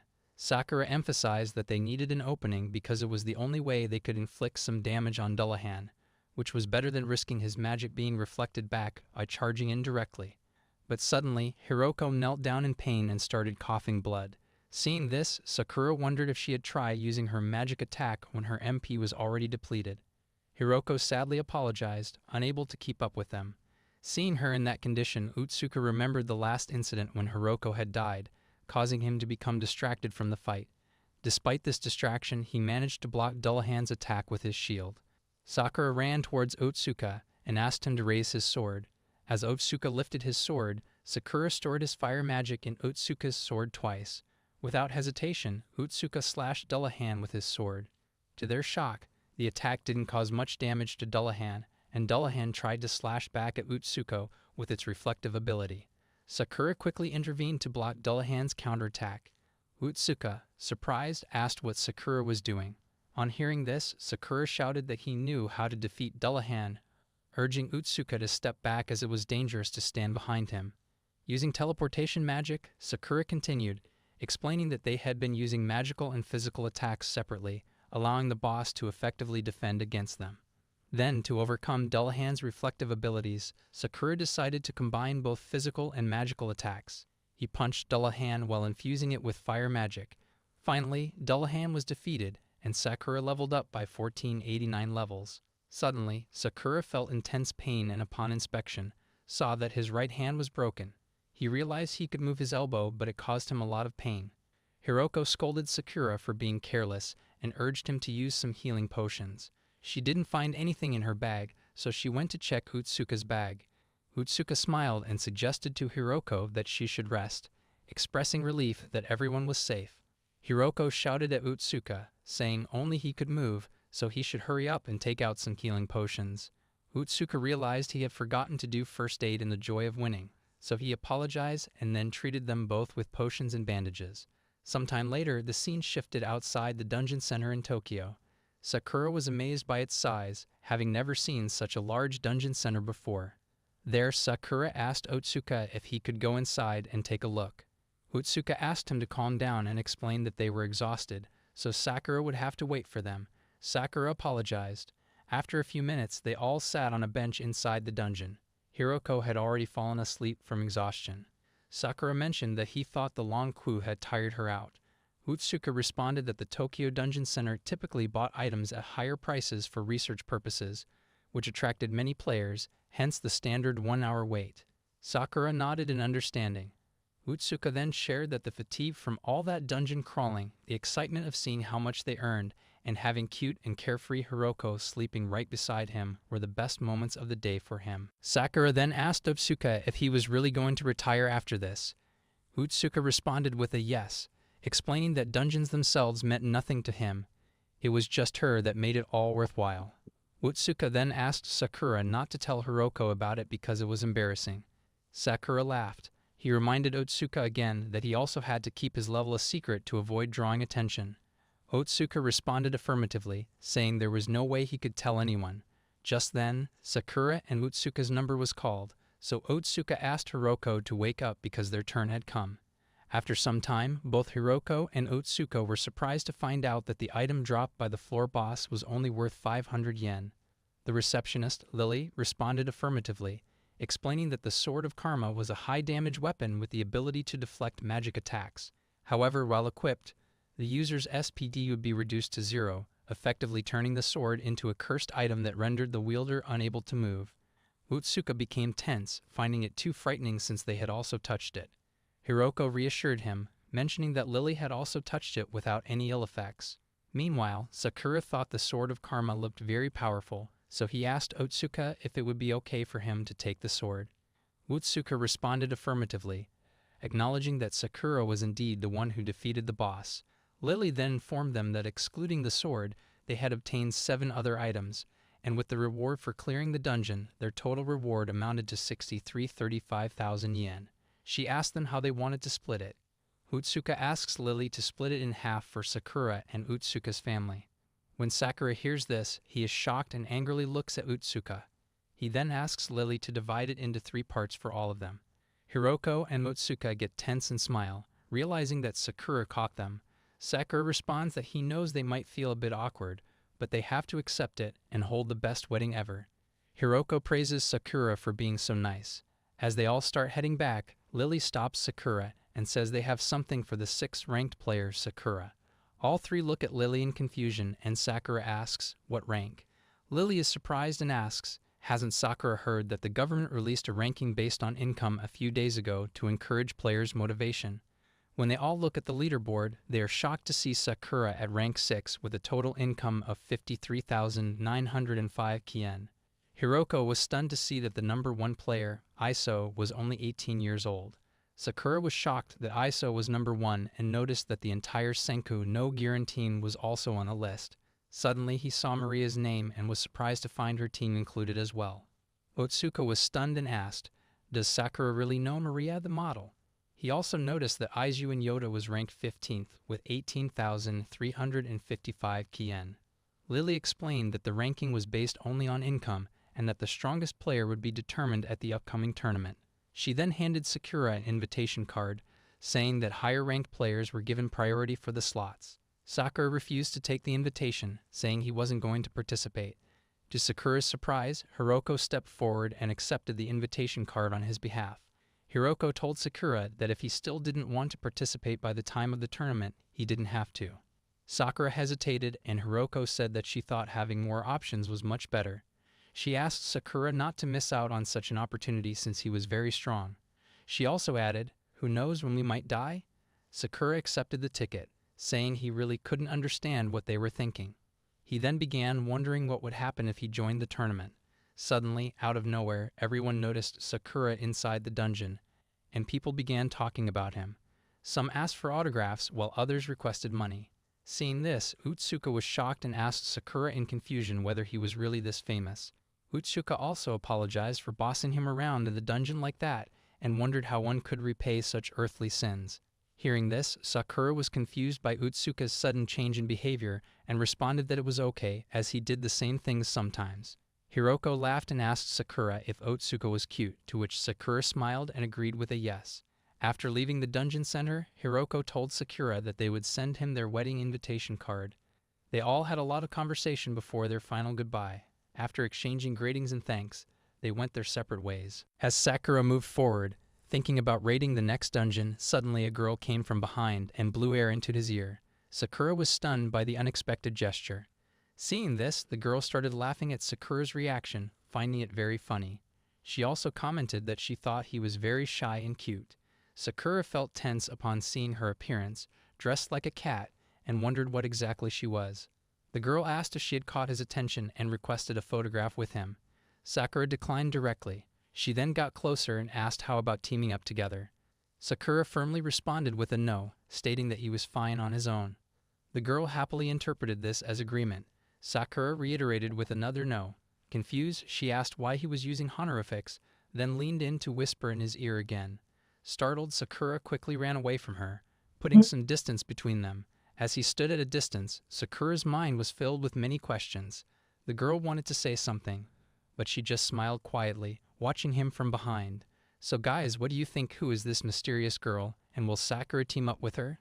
Has Sakura's mindset truly shifted, ready to compete for the title of the world's best player? Stay tuned for the next thrilling update in our story. You won't want to miss what happens next, right?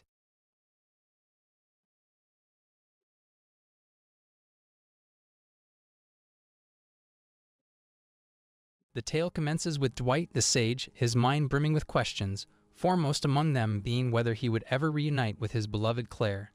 Their narrative began when Dwight, with a heart full of devotion, set out to actualize the world Claire had envisioned. Their journey commenced when they stood side by side, their fates intertwined. However, these bonds were obscured by the chains of suspicion that the surrounding populace had cast upon them, accusing them of treachery against their nation. The solemn chief minister silenced the clamor, reiterating the ultimate judgment that Dwight Hardvelt, the sage, and Claire Barton, the hero, were the valiant conquerors who had vanquished the malevolent demon lord, who had sought to shroud the world in darkness. Claire embodied heroism, and in partnership with the wise Dwight, they symbolized the sagacity needed to shape the future. She was both his comrade in arms and the singularly significant person in his universe. Regrettably, the chief minister proclaimed that the souls of these heroes had become tainted, foretelling their transformation into future demon lords, destined to plunge the realm into turmoil. The crowd pelted Claire with stones, an embodiment of their judgment. Consequently, the chief minister condemned them to a fate worse than death, to be cast into the dreaded Valley of the Dead. Dwight, aghast at the outrageous accusations, vociferously protested, labeling the claims as preposterous machinations. He rationalized that their recent victory against the forces of darkness stood as proof of their dedication to righteousness. However, despite his compelling plea, his powers remained imprisoned by the shackles that encumbered him, rendering him powerless to summon his spells. Amidst the chaos, the king materialized, branding them as the very minions of the demon lord they had purportedly vanquished. He confessed to having erred in glorifying them as heroes and decreed that their punishment was to be death, a punishment for crimes they had not committed. Dwight implored Claire to flee, yet her unwavering commitment to the tranquil world she aspired to create compelled her to reject the notion of escape. She stood firm in her willingness to make the ultimate sacrifice for her noble cause. With unwavering determination, she declared that she had no qualms about laying down her life if it meant safeguarding her dream. In her final moments, Claire assured Dwight that he was free to escape the impending doom. However, Dwight's deepest desire was to remain by her side, cherishing her presence for the remainder of his existence. As the executioners advanced, their hearts heavy with grief, Dwight and Claire were impaled by the cruel thrusts of their spears. Claire's life force faded, her once bright eyes growing dim. This heart-wrenching sight seared Dwight's soul as he bore witness to the unjust conclusion of Claire's life. Meanwhile, the masses rejoiced, oblivious to the tragedy unfolding before them.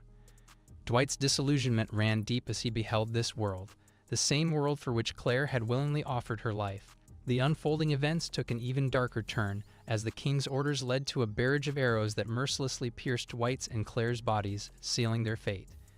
This grotesque display revealed the brutal reality of the world they inhabited.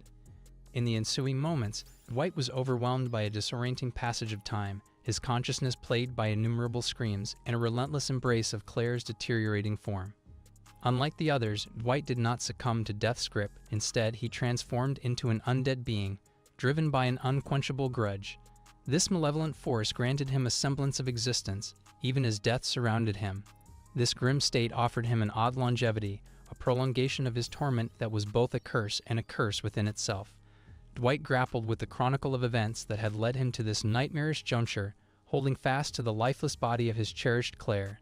In the throes of despair, he questioned the trajectory that had led him to this point. His arms ached from their unyielding grip on Claire's remains. Amidst the cadaverous silence that enshrouded him, Dwight confronted the bewildering paradox of Claire's innocence juxtaposed with the world's merciless cruelty. Her intentions had been noble, her aspiration for peace untarnished, yet her methods had become the harbingers of her own demise. Dwight recognized her intrinsic goodness and resolved to fulfill her unfulfilled mission, a mission she had unwittingly entrusted to him. Lifting his hands to the heavens, he grappled with the dualities that had shaped Claire's path. She was both right and wrong in her submission to the tides of fate. Dwight's purpose crystallized: to realize a peace more potent than her surrender, to rectify a broken world that had robbed her of life. With fervor and solemn obligation, he vowed to exact retribution upon those responsible for her unjust death. Yet, in his current state of impotence, Dwight recognized the paramount importance of power.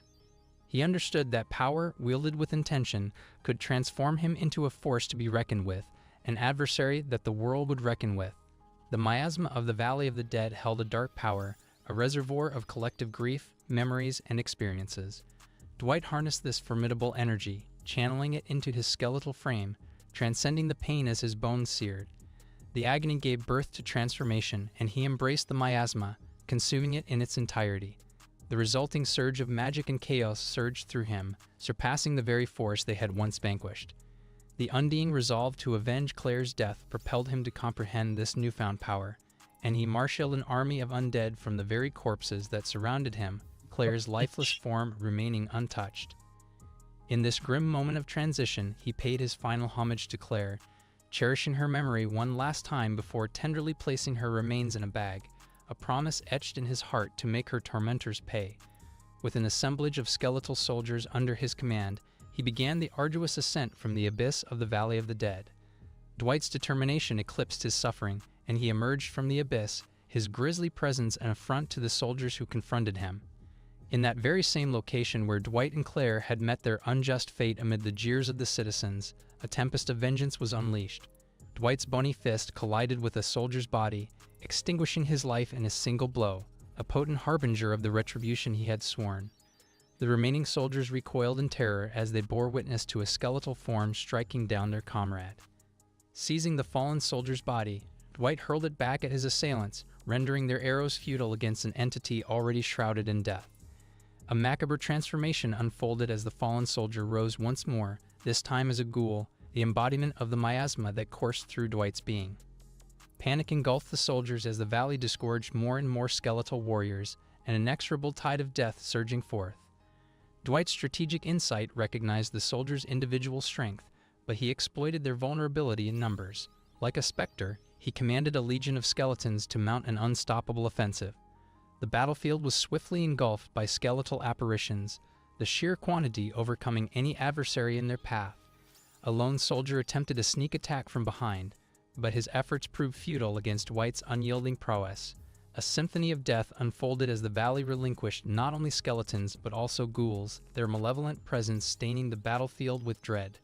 The landscape was transformed into a tableau of darkness and chaos, a haunting testament to Dwight's newfound dominion over the forces of death itself. Meanwhile, within the hallowed halls of the royal capital, news of the vanished guards stationed at the Valley of the Dead reached the king's ears. Alarmed by the approach of an undead horde, the king swiftly summoned all available holy attribute mages to safeguard the capital's sanctity. The stage was set for a confrontation of epic proportions, a battle that would decide the fate of the kingdom. As the undead horde reached the city's gates, soldiers stood at the ready, prepared for the onslaught. Unbeknownst to them, their adversary possessed a potency they had greatly underestimated.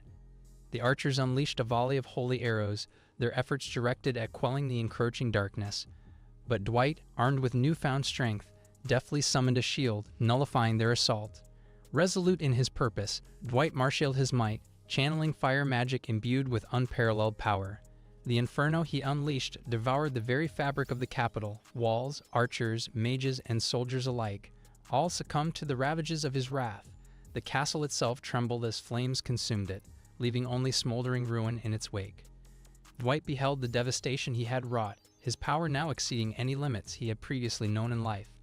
The once innocent sage had been transmuted into a force of cataclysmic magnitude, his existence resonating with the ominous echoes of his Undine grudge. In this pivotal moment, Dwight's transformation into an entity of unfathomable might marked a turning point, not only for his own destiny, but for the very world that dared to oppose him. The aftermath of the devastating attack reverberated throughout the royal capital, thrusting the populace into chaos. Citizens, once jubilant in their safe haven, were now driven by a primal instinct to flee, trampling over each other with heedless abandon. Dwight's spectral presence seemed to embody the very dread that had propelled him to his vengeful path. It was a bitter irony that the very people who had rejoiced in their demise now found themselves in terror at his retribution. Amidst the tumult, one of the citizens, driven by fear, hurled a rock at Dwight, an entreaty for him to remain at bay. The denunciation of being called a demon echoed in his ears, a grim reminder of how perceptions could shape reality. Dwight's transformation into an embodiment of malevolence had been catalyzed by the same world that now recoiled at his existence. In response to the mounting threat, a fresh contingent of archers and mages materialized, their weapons infused with holy magic, a desperate attempt to combat the rising tide of undeath. However, Dwight's resolve was unwavering, his heart fortified by his connection to Claire's remains, cradled in his grasp. As arrows of light bore down upon him, Dwight braced himself, the fervor of his purpose shielding him from the onslaught. Yet even his spectral form was not impervious to the onslaught. The volleys of holy arrows bore down upon him, imbued with a purifying force that set his form ablaze. The intense anguish culminated in his shattered body, a broken vessel for the miasma that had fueled his defiance. In a dramatic turn, the miasma transcended his disintegrated form, coalescing into a new undead host. The dark specter of Dwight reformed, his resilience made manifest by the fragments of his own shattered being. In the face of his relentless determination, the soldiers, once confident, were now beset by terror. The twisted irony was not lost on them. The leader of the undead horde, unyielding and immutable, defying the very death they had sought to inflict. Dwight's resilience was a testament to his newfound power, an amalgamation of his own strength and the collective force of his undead legion. The chaos continued to unfold as Dwight unleashed his monstrous creations upon the remnants of the human resistance. The undead monsters, spawned from his malevolent will, ravaged those who dared stand in his way. Amidst the carnage, Dwight remained steadfast in his mission, his gaze locked upon the precious remains of Claire, his guiding light in this sea of darkness. The inexorable advance of the undead horde pressed on, crushing all opposition in its path. The soldiers' futile attempts were reduced to mere fodder in the wake of Dwight's overwhelming force. As the undead ranks surged forward, they encountered the impenetrable gates of the castle. Dwight's magic, refined through Death's crucible, allowed him to peer through walls and enchantments, pinpointing his ultimate target, the king himself. The heart of the castle awaited, cloaked in protection barriers and curses, a final line of defense against Dwight's unrelenting advance. His bony hand reached out, shattering each magical defense with raw power, the curses dissipating in the wake of his relentless resolve. The door was obliterated, a mere formality against his unparalleled might. Within the chamber lay the king, his illusion of security shattered by Dwight's fearsome presence. The question that hung in the air was laden with weight, demanding answers for the calamity that had befallen the capital. In a voice dripping with authority, Dwight enunciated his full name, each syllable resonating with a menacing gravitas. The echo of his name was a chilling harbinger of revelation, a name from the past, poised to unveil the sins of a kingdom. The king's disbelief was palpable, for it had been a decade since the demise of Dwight and Claire. The revelation that Dwight stood before him defied logic, yet Dwight's resolute gaze dismissed time's passage as a mere inconvenience. Urgency trumped disbelief. His sole objective was to confront the king, the architect of their unjust fate. The chilling command fell from his lips, an order for his undead minions to seize the once mighty monarch. Undaunted by the king's arrogance and defiance, Dwight's voice dripped with conviction. He announced his return from the depths of the Valley of the Dead, bearing a mission to mend the world's twisted fabric. The king, however, dismissed this declaration as preposterous, citing the countless souls who had met their end in the same valley, never to return as undead abominations. Unperturbed by the king's skepticism, Dwight's skeletal hand gestured to Claire's preserved remains, a poignant testament to their innocence. He demanded answers for the accusations that had condemned them to death, accusations that befell a hero whose dedication to peace had been unwavering. Dwight's voice rang with indignation as he defended Claire's honor, declaring her the true embodiment of heroism. The king's response, however, was a repugnant revelation of his twisted rationale. The king's distorted perspective cast Claire as an eyesore, deeming her power unnecessary in a world reshaped by the death of the Demon Lord. Dwight's disbelief mirrored the shock of this revelation, his heart aching at the realization that the king's selfish ambition had laid waste to Claire's life. As the king's mad laughter echoed through the chamber, sanity slipped from his grasp. The depth of his corruption was laid bare as he reveled in his power, exalting his ability to manipulate and exploit his subjects at will. Dwight's patience waned. He had heard enough of the king's deranged rhetoric. With a commanding gesture, the undead at his command descended upon the king, rending his body apart with ruthless efficiency. The king's final words, a diluted affirmation of his own righteousness, faded into oblivion alongside his life. In the aftermath, as silence descended upon the chamber, Dwight's gaze fell upon a familiar sight, Claire's sword, enshrined upon the wall. Reverently, he retrieved the weapon, an exquisite memento of Claire's legacy. As his fingers closed around the hilt, a surge of familiarity coursed through him, a manifestation of the miasma's potent influence. Claire's techniques flowed effortlessly from the sword into Dwight's consciousness, a poignant reminder of their unbreakable bond. Dwight contemplated the sword's significance, reminiscing about the day of their execution, when Claire had apologized for the ordeal and thanked him for unwavering companionship.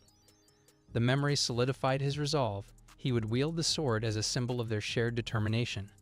With a bittersweet smile, he decided to preserve the sword as a cherished keepsake, a parting gift from Claire herself. Emerging from the palace, Dwight surveyed the capital now teeming with undead. The city that had once been a bastion of human might now bore the marks of his vengeance. A sense of closure washed over him. The chapter of retribution had finally drawn to a close after a decade of yearning. Dwight seated himself upon the throne, his thoughts drifting toward the future. The sage who had once aided in the Demon Lord's defeat had transformed into an undead harbinger, reshaping the very landscape he had once sought to protect.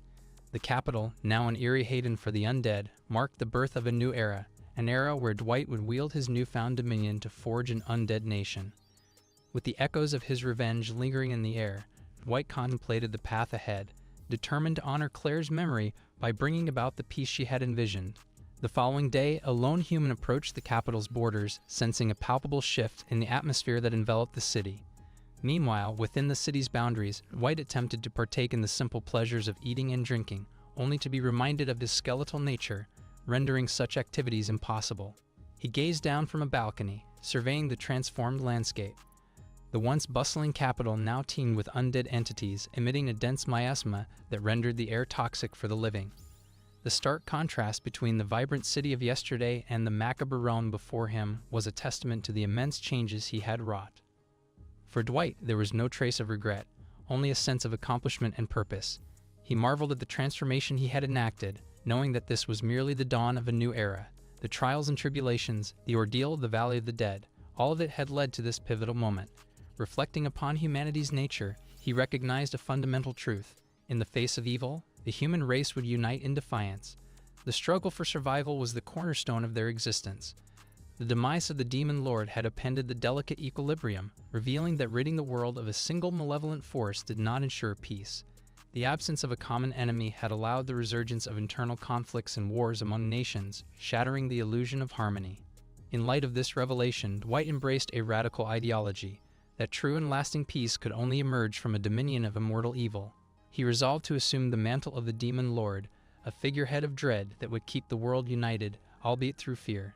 His intent was not to lay waste to the world, but to assume an omnipotent role that would serve as a bulwark against chaos. This realization dawned upon him as his duty, a necessary evil that would forge a semblance of order within the chaos. With steely determination, Dwight vowed to conceal his true intentions, resolute in his commitment to unassailable supremacy. He aspired to defy any who dared challenge his dominion, instilling an enduring dread that would quash any uprising. His resolve was unyielding, a testament to his newfound role as the harbinger of terror known as the Demon Lord. For his vision to take shape, he recognized the necessity of an army befitting his dominion. With his accrued powers from the Valley of the Dead, he embarked on the creation of a formidable servant, a being of immense might and consciousness. Merging numerous undead entities, he forged a being that bore the visage of a demon, with formidable horns and an entirely new sense of self-awareness. As the newly created demon gazed upon Dwight, it inquired if he was the architect behind its existence. The demon Dwight had forged emanated an immense surge of magical power, rivaling even the might of the previous Demon King. This formidable entity acknowledged its own strength, its words echoing with a confidence that only power could bestow. Once more, it posed the question of its creator's identity, and Dwight conceded that he was indeed responsible for its existence. Though Dwight lacked direct control over this demon, the fact that it could communicate with him provided a modicum of relief. Perhaps dialogue could pave the way for understanding. Hoping to reach a peaceful resolution, Dwight attempted to engage the demon in conversation. However, without warning, the creature's demeanor shifted abruptly, launching into a frenzied attack. Dwight evaded the assault, countering with his own magic to shield himself. The demon acknowledged Dwight's prowess, yet showed no signs of relenting. Instead, it pressed on with its assault, conjuring wings of miasma to gain flight. The precision with which the demon manipulated the miasma was evident, potentially surpassing even Dwight's control over it. Recognizing the imminent danger, Dwight bolstered his resolve. He calculated that an unceasing barrage from the demon would prove insurmountable. Swiftly, he conjured a barrier to defend against a colossal miasma-infused attack launched by the demon. The impact reverberated through the area, showcasing the demon's formidable power. This attack, if left unchecked, could obliterate an entire legion with ease. As the demon marveled at its own strength, Dwight seized the opportunity to share a glimpse of his own history. He recounted his time as a human, reminiscing about his vast magical abilities that were, nevertheless, constrained by limits. In Undeath, those limitations had dissolved, enabling his current immense magical potency. Refusing to yield to the demon's aggression, Dwight invoked a wide-ranging spell, an overwhelming wave of power that bore down upon the demon. The force of the spell enveloped the demon, overwhelming its defenses and striking it to the ground. Yet Dwight's resolve remained steadfast. He refused to grant the demon reprieve, launching another assault to prevent its recovery. Amid the aftermath of the onslaught, Dwight's voice resounded with firm determination. He implored the demon to cease its hostile actions, suggesting that the time had come for dialogue to prevail over combat. Despite the chaos that had unfolded, Dwight saw the potential for a different path forward, one that might allow them to work together rather than against each other. Unyielding, the demon pressed on, launching yet another assault at Dwight with miasma-infused swords. With limited options, Dwight turned to Claire's sword, a physical embodiment of her skills and teachings. He invoked one of the techniques she had bestowed upon him, countering the demon's attack and severing one of its horns. Agonized cries echoed from the wounded demon as Dwight capitalized on the opening, his own blade poised at the creature's throat. Channeling his abilities, Dwight absorbed the magic and miasma emanating from the demon, leaving it disarmed and powerless. In the aftermath of the confrontation, the defeated demon beseeched Dwight to end its existence, acknowledging its defeat. However, Dwight rejected the notion, highlighting the very purpose of the demon's creation, to serve a greater cause. He extended an offer of subservience, urging the demon to ally with him willingly. Dwight held the power to command the demon, yet he chose to respect its autonomy and self-consciousness, allowing it the freedom to choose. With consideration, the demon, now known as Grom, contemplated Dwight's proposition. After careful deliberation, Grom embraced the alliance, forming a partnership rooted in loyalty and shared purpose. Under Grom's capable guidance, the cleanup and disposal of bodies progressed swiftly, signaling the establishment of an efficient working relationship. However, Dwight noticed a significant transformation in Grom's demeanor, observing him with more than just a hint of amusement. Grom's initial role as a fearsome warrior seemed to evolve into something resembling a faithful pet, an unforeseen outcome that left Dwight both puzzled and bemused. In an unexpected twist, Grom approached Dwight, earnestly announcing that dinner was ready, a gesture stemming from an endearing misconception. Dwight, as a skeleton, couldn't partake in meals, a fact that Grom realized with visible unease. Further adding to the comedic misunderstanding, Grom suggested bringing a change of clothes for Dwight, prompting an incredulous reaction. Dwight marveled at the turn of events, pondering how their relationship had taken such a lighthearted turn. Grom's transformation could be attributed to the understanding he had gained about Dwight's purpose. The depth of Dwight's commitment had evidently resonated with the demon, instilling within him a profound sense of loyalty. In a show of unwavering devotion, Grom had taken the moniker of Dwight's retainer, vowing to stand by him through thick and thin. Embracing his newfound ally, Dwight acknowledged Grom's unique qualities. Born from miasma and grudges, Grom carried the fragments of countless experiences and memories, granting him a distinct identity and consciousness. With each passing day, Grom solidified his role as a trustworthy and reliable subordinate, alleviating any doubts about betrayal.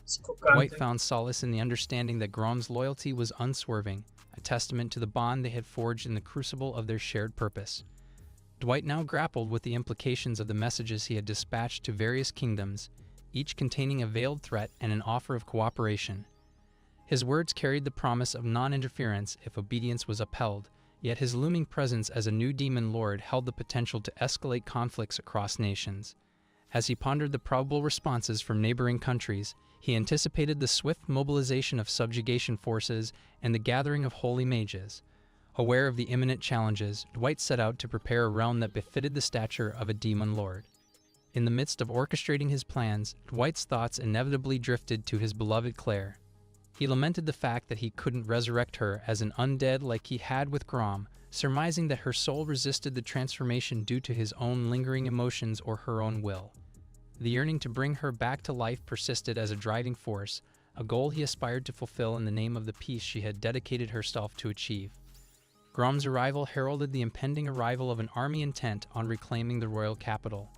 Dwight had anticipated this swift response, recognizing that the death of the king would only motivate the nobles to action. Despite the brevity of 3 days, the enemy forces were already marching towards the capital. With a sense of urgency, Grom sought Dwight's guidance, but the demon lord had made up his mind. He intended to confront the approaching army himself, demonstrating his newfound status and power as a demon lord. In a moment of profound spectacle, a dark portal manifested in the sky above the advancing army. Emerging from the portal, Dwight revealed his transformed visage, adorned in an outfit that exuded the regal essence befitting a demon lord. Grom's handiwork was evident in the ensemble, tailored to showcase Dwight's absolute might.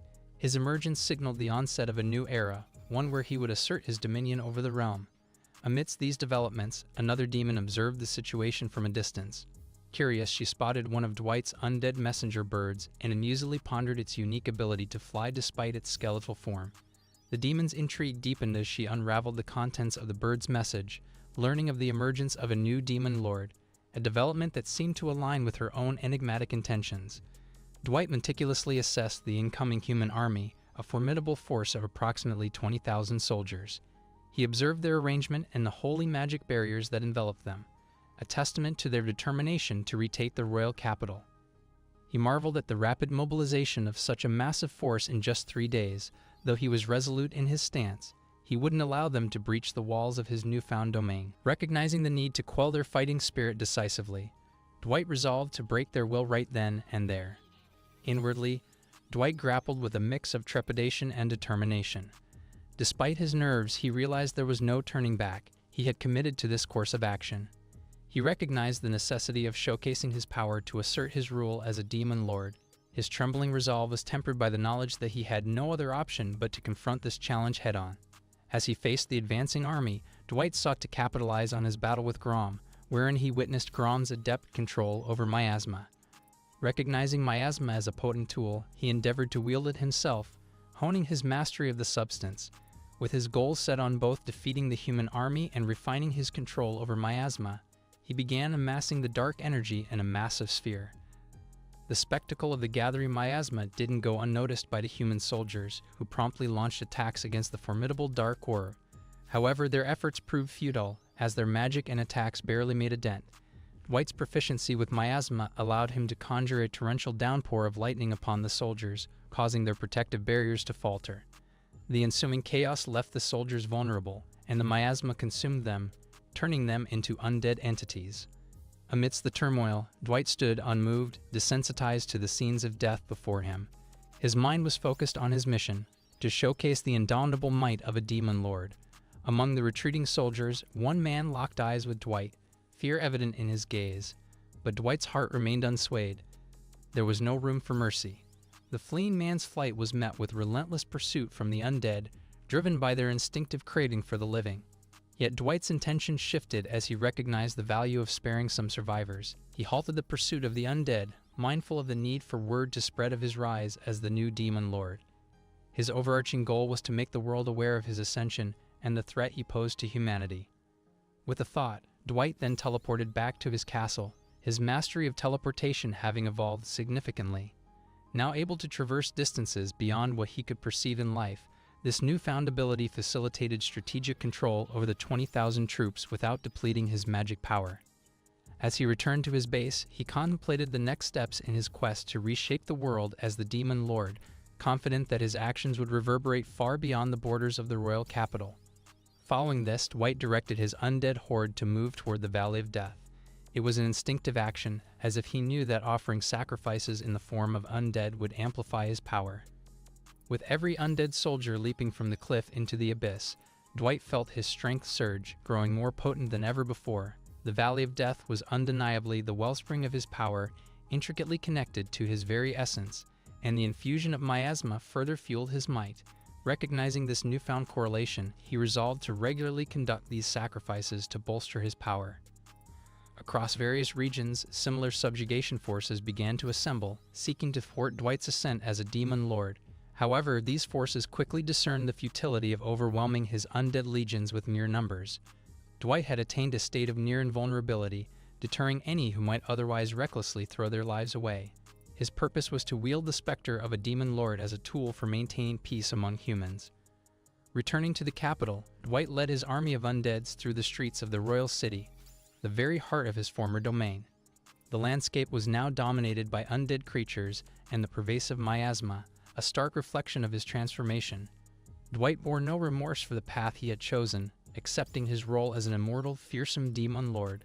The days of the wise and benevolent sage were long behind him, replaced by a figure capable of unparalleled destruction. However, as he approached his castle, Dwight noticed a distinct change in its external design.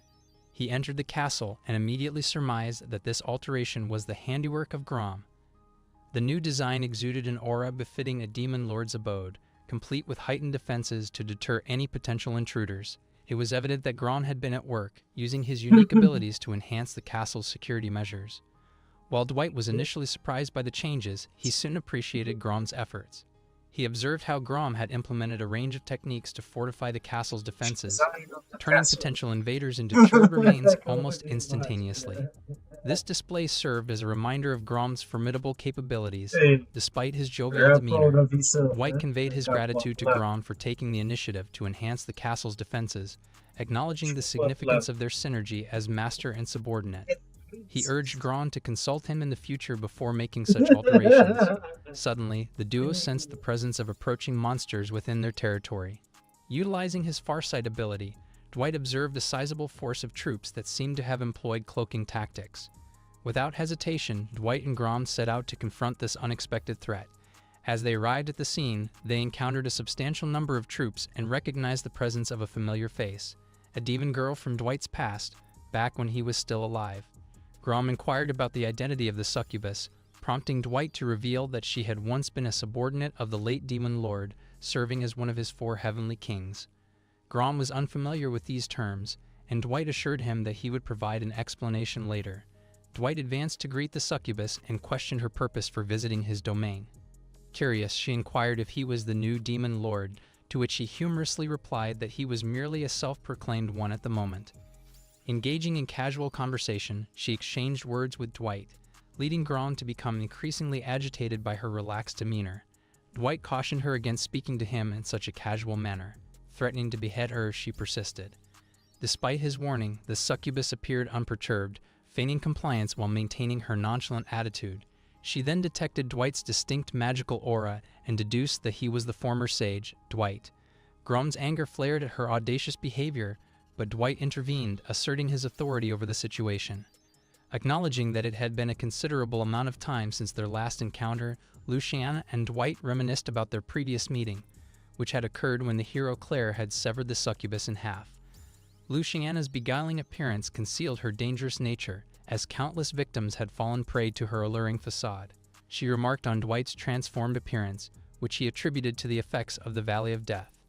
Commenting on the thick miasma permeating the city, Luciana suggested that it was potent enough to affect even her monsters. Dwight, who had not previously considered this aspect, now understood its significance due to the potential threat it posed to his undead forces. In response to Luciana's request, Dwight granted her entry into the city, accompanied by her monsters. Grom expressed concern, questioning the wisdom of allowing her access. Dwight reassured Grom, emphasizing that he had the power to swiftly eliminate any threat that might arise. Radiating an aura of intimidation, Dwight made it clear that he was prepared to use his full might to ensure safety. This display impressed upon Luciana and her monsters the dire consequences of any hostile action. Luciana commented on the change in Dwight's demeanor since becoming a demon lord, finding his current version more captivating than when he was a human. Their conversation turned to the matters at hand, and she addressed the reason for her visit. Dwight inquired about her intentions, prompting her to remind him of their shared history. Grom's skepticism flared again, but Dwight quelled his concerns and clarified that they were acquainted, though their relationship had evolved beyond enmity since the demise of the demon lord she once served. With his passing, there was no longer a reason for their mutual hostility to persist. Luciana assured Dwight that her intentions were not driven by a desire for revenge against the previous demon lord. Dwight responded with a suggestion to turn her and her allies into undead, using their corpses for his benefit. Sensing the tension in the air, Luciana clarified that she sought to serve under the new demon lord. Expressing her admiration for his power, Dwight questioned her motives, prompting her to recount the events following the old demon lord's demise. She explained that, in the absence of leadership, the remnants of their forces had been overwhelmed by humans. To escape their grasp, she led her men into seclusion, awaiting the rise of a new demon lord. Although she had considered assuming the role herself if a false demon lord appeared, she sensed Dwight's overwhelming strength and believed he was destined to claim the title. She acknowledged Dwight's superior power and expressed her belief that he could surpass even the previous demon lord. Learning about Dwight's journey and his tragic end alongside Claire amused her, though she recognized the irony that those they had saved ultimately betrayed them. Luciana found amusement in the story but acknowledged that humanity still had a chance for redemption, aligning with Dwight's goals of maintaining peace.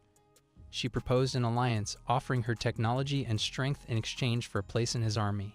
As Grom requested a private conversation with Dwight, he questioned whether they could trust Luciana. Dwight acknowledged her potential danger but concluded that vigilant oversight would suffice. He intended to use each other's strengths without any ulterior motives. Grom voiced his concerns about Luciana's presence, questioning her intentions. Dwight, aware of her seductive abilities and manipulative nature, assured Grom that they would closely monitor her actions. He emphasized their need to maintain control over the situation. Dwight's plan involved preventing Luciana's faction from wreaking havoc, while utilizing their military strength to his advantage. Grom pledged his full support to Dwight's decision. Returning to the meeting, Dwight welcomed Luciana and her monsters into his army, promising them a place of their choosing. In return, he requested their participation in future conflicts. Luciana happily accepted his offer and expressed her eagerness to be under Dwight's care. In response, Grom appeared uneasy with Luciana's attitude and treatment of Dwight, ultimately intervening by kicking her back. Subsequently, Grom's anger towards Luciana escalated as he chastised her for bothering his lord and warned Dwight not to be deceived by her charm. Luciana retaliated, asserting that despite Dwight's uniqueness, he was still far from the level of a true demon king. She emphasized her interest only in the best. The tense atmosphere between them grew even heavier, leading to a verbal exchange that culminated in Grom calling her a derogatory term, which deeply offended her. This verbal sparring evolved into a physical confrontation, with both of them trying to prove their strength and uphold their words. Recognizing the futility of intervening, Dwight decided to let them engage in their feud for a while. In the meantime, he focused on informing Luciana's subordinates about their agreement, ensuring that the alliance they had formed would be well coordinated. In a separate situation, human soldiers were engaged in a relentless battle against an army of undead. Despite their valiant efforts, they struggled to quell the undead forces, which continued to revive and overwhelm them. This army of 120 undead, led by Dwight, was sent to invade a northern city of the kingdom. The undead ranks also included orcs and other monsters under Dwight's control as part of his strategic approach. As Luciana's forces and Dwight's undead army executed their respective campaigns, Dwight used his transfer magic to oversee their effectiveness. The systematic destruction of the kingdom was orchestrated with the intention of showcasing the threat posed by the new Demon Lord. While progress was being made, Grom also joined the fray, inadvertently causing more extensive damage due to his raw power. Dwight cautioned Grom against veering off course, emphasizing that their objective was not complete annihilation but to communicate the potential of the Demon Lord's might. Grom acknowledged the point, affirming that the damage already inflicted should suffice to demonstrate their threat. Despite his enthusiasm to display his strength, Grom understood the importance of maintaining the larger objective. While their combined invasion continued, the nobles of the targeted city reacted by ordering their soldiers to hold off the undead forces. In an instant, Dwight and Grom materialized before the terrified noble lord. The noble begged them to stay away, but Grom continued to issue threats, exposing the noble's selfish motives and intentions to sacrifice the territory for personal gain. The noble hurled curses at them, inciting a harsh reaction from Grom, who warned of a painful demise.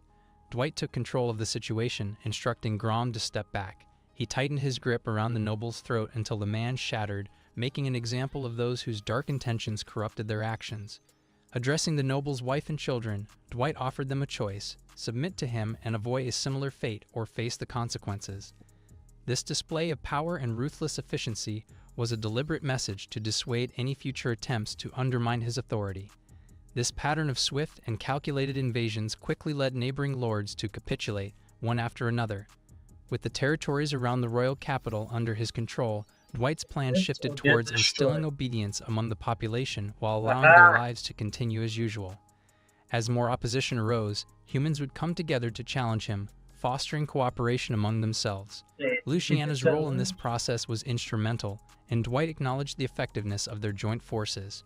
The undead's ability to break through barriers and the strength of the ogres combined seamlessly, resulting in a smoother resolution than initially anticipated. Expressing his gratitude, Dwight praised Luciana for her exceptional subordinates. Luciana responded with pride, claiming responsibility for training her army. She playfully invited Dwight for tea later on, causing Grom to grow suspicious of her motives. He cautioned Dwight to be cautious, suggesting ulterior motives behind her invitation. Luciana playfully teased Grom further, implying that she might indeed have hidden intentions. Dwight intervened, urging them to focus on more pressing matters, though their bickering persisted. Despite their disagreements, the trio readied themselves for their upcoming mission, united by their shared goals and the unique strengths they brought to the table. At this juncture, foreign nations remained inactive against Dwight's domain, and the undead's impact was contained within the kingdom. Dwight's intention was to gradually become a global concern, a calculated strategy to provoke reactions. To facilitate this, a war council convened within the future Demon Lord's realm. Grom opened by inquiring if any issues arose, prompting Dwight to instruct them to proceed. Luciana playfully criticized Dwight's monocle, a creation of Grom's, igniting some irritation. Dwight asked Grom to dismiss her comments and advised Luciana to stay on topic. Grom resumed the meeting, reporting that a significant portion of the kingdom's territory had been claimed by the Demon Lord Dwight. With most of the internal conquest complete, a few frontiers and obstinate nobles remained.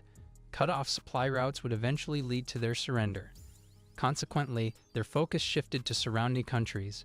Dwight recognized that his dominance wasn't yet solidified, explaining why other nations' leaders underestimated him. Grom pinpointed specific nations that Dwight needed to address, highlighting a small region adjacent to the southwestern part of the kingdom as their initial target. Suspicious activities had surfaced in this nearby country, which seemed poised for aggressive actions. The strategic internal takeover of the kingdom was mostly finalized, though some frontiers and nobles still needed to align. Supply routes were severed to expedite their submission. With their kingdom under control, the attention shifted to neighboring countries, prompting them to contemplate Dwight's broader influence. Dwight acknowledged the need for more extensive dominance, recognizing the lingering skepticism from other influential nations. Grom emphasized certain nations demanding attention from Dwight, highlighting a nearby country in the southwestern part of the kingdom.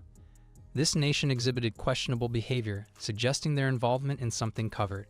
Recently, Dwight received covert information about a certain city from Luciana's investigations. The report unveiled a small neighboring country that had amassed a formidable army on the kingdom's border, with intentions to seize the royal capital, now under Dwight's rule. This country aimed to expand its territory, and what concerned Dwight was the excessive military prowess displayed. The possibility that this army received support from an external force raised suspicions of a puppeteer nation operating in secret, pulling strings behind the scenes.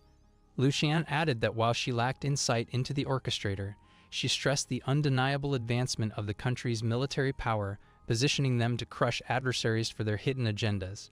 With the briefing concluded, both Luciana and Grom turned to Dwight, seeking his final verdict.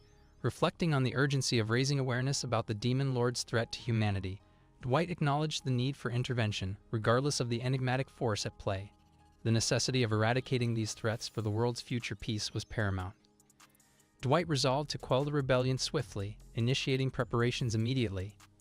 He recognized the importance of exposing the shadowy forces behind the scenes, despite the nation's small size. The demon army conducted mock battles, honing their skills for the impending war. Changes were evident in the capital following Dwight's ascendancy, with concentrated miasma around the castle allowing demons to coexist without hindrance. Stored undead forces awaited their call, while previously miasma-covered areas underwent restoration, contributing to the city's revitalization. Observing the progress of urban development, Dwight felt a sense of gratitude and reciprocity towards his dedicated followers. Luciana's insight revealed her acquisition of pioneering skills for survival over the past decade. The purged land, free from miasma, now flourished. The demons diligently enriched their lives through continuous efforts, promoting a flourishing environment. Intriguingly, Dwight noticed a human working alongside the demons, prompting his curiosity. Luciana explained that humans had integrated well within her ranks over the years, a testament to her subordinates' adaptability and growth. The concept of humans and monsters coexisting intrigued Dwight, a scenario he had never envisaged before. Long yearning for peace, he now held a determined resolve to safeguard all those under his dominion from impending threats.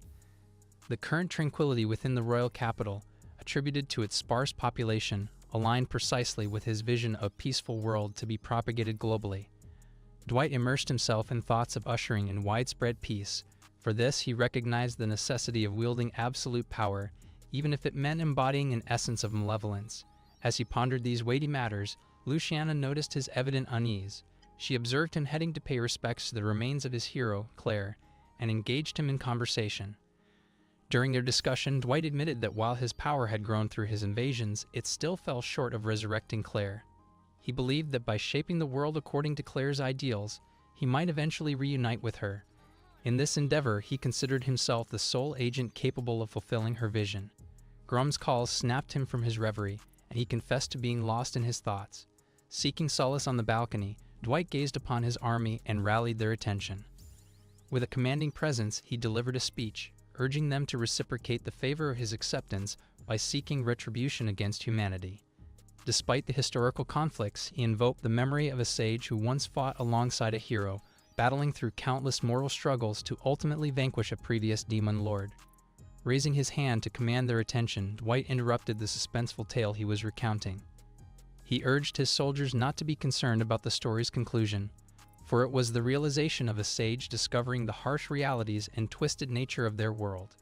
Continuing on, he emphasized that they were not mere sacrificial pawns or inconsequential bystanders in this era. Rather, he implored them to defy the currents of fate, to challenge and reshape their destinies. With resolute determination, he declared the start of an all-out war, warning that if the world rejected them, they would forcefully reshape it. He urged them to infuse their bodies and souls with the essence of evil, marching forth on the battlefield to etch their mark into this tumultuous history. The proclamation of the rise of the new demon lord Dwight reverberated through the ranks, stirring the demons' fervor. They responded with passionate cheers, their resolve solidified to stand unwaveringly by Dwight's side. The intensified cheers signaled their readiness to embody the terror of the demon lord, and even Grom, deeply moved by Dwight's rousing oration, was compelled by the spectacle. Unbeknownst to the army, Dwight had strategically fueled their motivation without revealing his ultimate objective. Grom questioned his lord's decision to withhold the truth, sensing the challenging path they were walking, but Dwight's reasoning remained firm. Dwight acknowledged that his true purpose and desire for genuine world peace would be shared only with a select few. Fearing that its disclosure could undermine his status as the Demon Lord, Grom concurred with the weight of this decision, expressing his unwavering commitment to the cause that Claire, Dwight's first love, had envisioned. Dwight found irony in Grom's view of his kind nature, given his role as the Demon Lord. Meanwhile, elsewhere, an imprisoned individual pondered the course of their life, wondering if an intriguing turn of events lay ahead.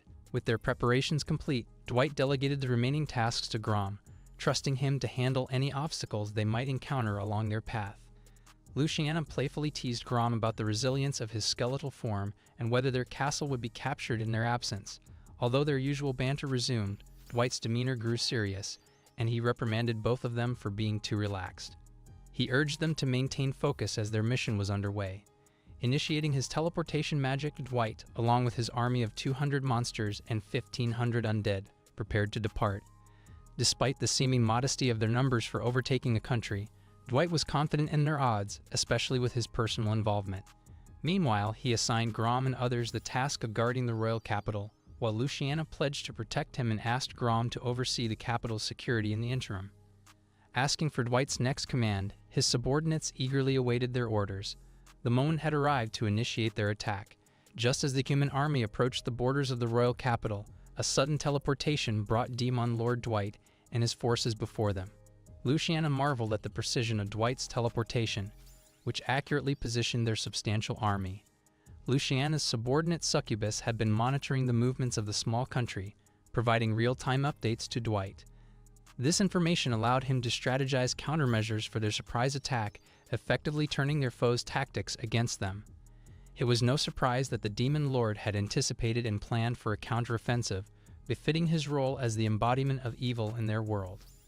Curious about Dwight's intentions, Luciana asked if he aimed to force the humans to surrender. He admitted to this plan and made a bold announcement to the entire human army, informing them that they were now confronting the Demon Lord's formidable forces. The human forces didn't heed further warnings and immediately ordered a charge against the Demon Lord's army. They organized their troops, setting up ambushes and coordinating magical attacks simultaneously. As the onslaught began, Luciana inquired whether it was possible to win the battle without shedding blood. Dwight's clear response was a resounding no. She cynically remarked that humans were indeed foolish, a sentiment he concurred with. Effortlessly, Dwight repelled the human army's attacks. Their decision to engage him directly prompted him to command his own forces to retaliate. Observing the engagement from boats, the human chief laughed at the undead sinking into the water, believing they couldn't reach him this way. However, chaos unfolded as the undead submerged in the water caused the boats to shake violently. The undead even attempted to climb the ships, causing some vessels to capsize and plunging humans into the water with them. Meanwhile, the orcs and other monsters efficiently defended the capital. Luciana watched with delight as their forces achieved victory with apparent ease. She had even brought wine to enjoy the spectacle, knowing it would be a one-sided encounter. Dwight reminded her to take the situation more seriously, as he trusted the monsters to handle the battle. He had confidence that the monsters were precisely what the Demon King army needed to secure victory. Amid the chaos, Luciana couldn't help but notice Dwight's perpetual seriousness. Despite the gravity of the situation, she decided to enjoy some wine, leading her to get somewhat drunk. She playfully questioned why Dwight was always so serious, even in times like these. Considering the scenario, the city's defenses against their charge were feeble, given its small size. Luciana found amusement in the fact that the humans posed no substantial resistance. The human forces' plan to invade the royal capital seemed improbable from the outset. Their actions were likely influenced by external pressures, prompting them to investigate further. With their victory all but assured, they resolved to gather documents as evidence upon their return to the royal capital. Dwight made the decision to punish anyone involved in the unnecessary schemes of this country. However, doubts started to creep into his mind, questioning if subjugating nations as part of his Demon Lord's army was truly his desired path. The decision was reached swiftly. This country should be dismantled without delay. Luciana, finding such proceedings dull, suggested that there might be strong individuals hidden even within smaller nations. Reflecting on the past, Dwight remembered a time when there were only a few who could challenge the demon army, himself and Claire, the former sage and hero. Luciana noticed his contemplation and asked if he was reminiscing about those days. Dwight acknowledged that despite his many battles, they hadn't encountered any opponents as formidable as those days. Heroes were not easily born, he mused, and their absence over the past 10 years indicated the rarity of their kind.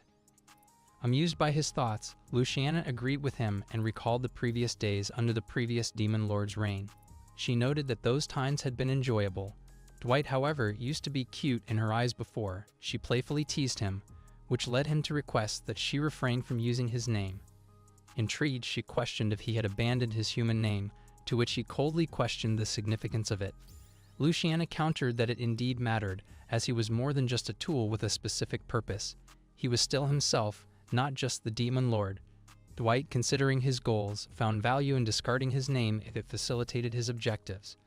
Luciana advised him that such an approach wasn't ideal. He shouldn't lose sight of his identity. She encouraged him to open up more about himself. Dwight, focusing on the ongoing battle, deflected her inquiry for the moment, acknowledging their one-sided victory. Luciana assured him that while his current effort was acceptable, she would hold him accountable for putting more value in himself. She urged him to talk to her about any concerns, including those he couldn't share with Grom. Dwight appreciated Luciana's support, recognizing her attempts to cheer him up in her own way. He felt fortunate to have reliable subordinates like Grom and her. As the battle continued and Luciana unleashed destruction upon the city's buildings, she smiled at Dwight and encouraged him to press on. In that moment, Dwight sensed her efforts to uplift his spirits, and he couldn't help but feel grateful for his dependable team of subordinates.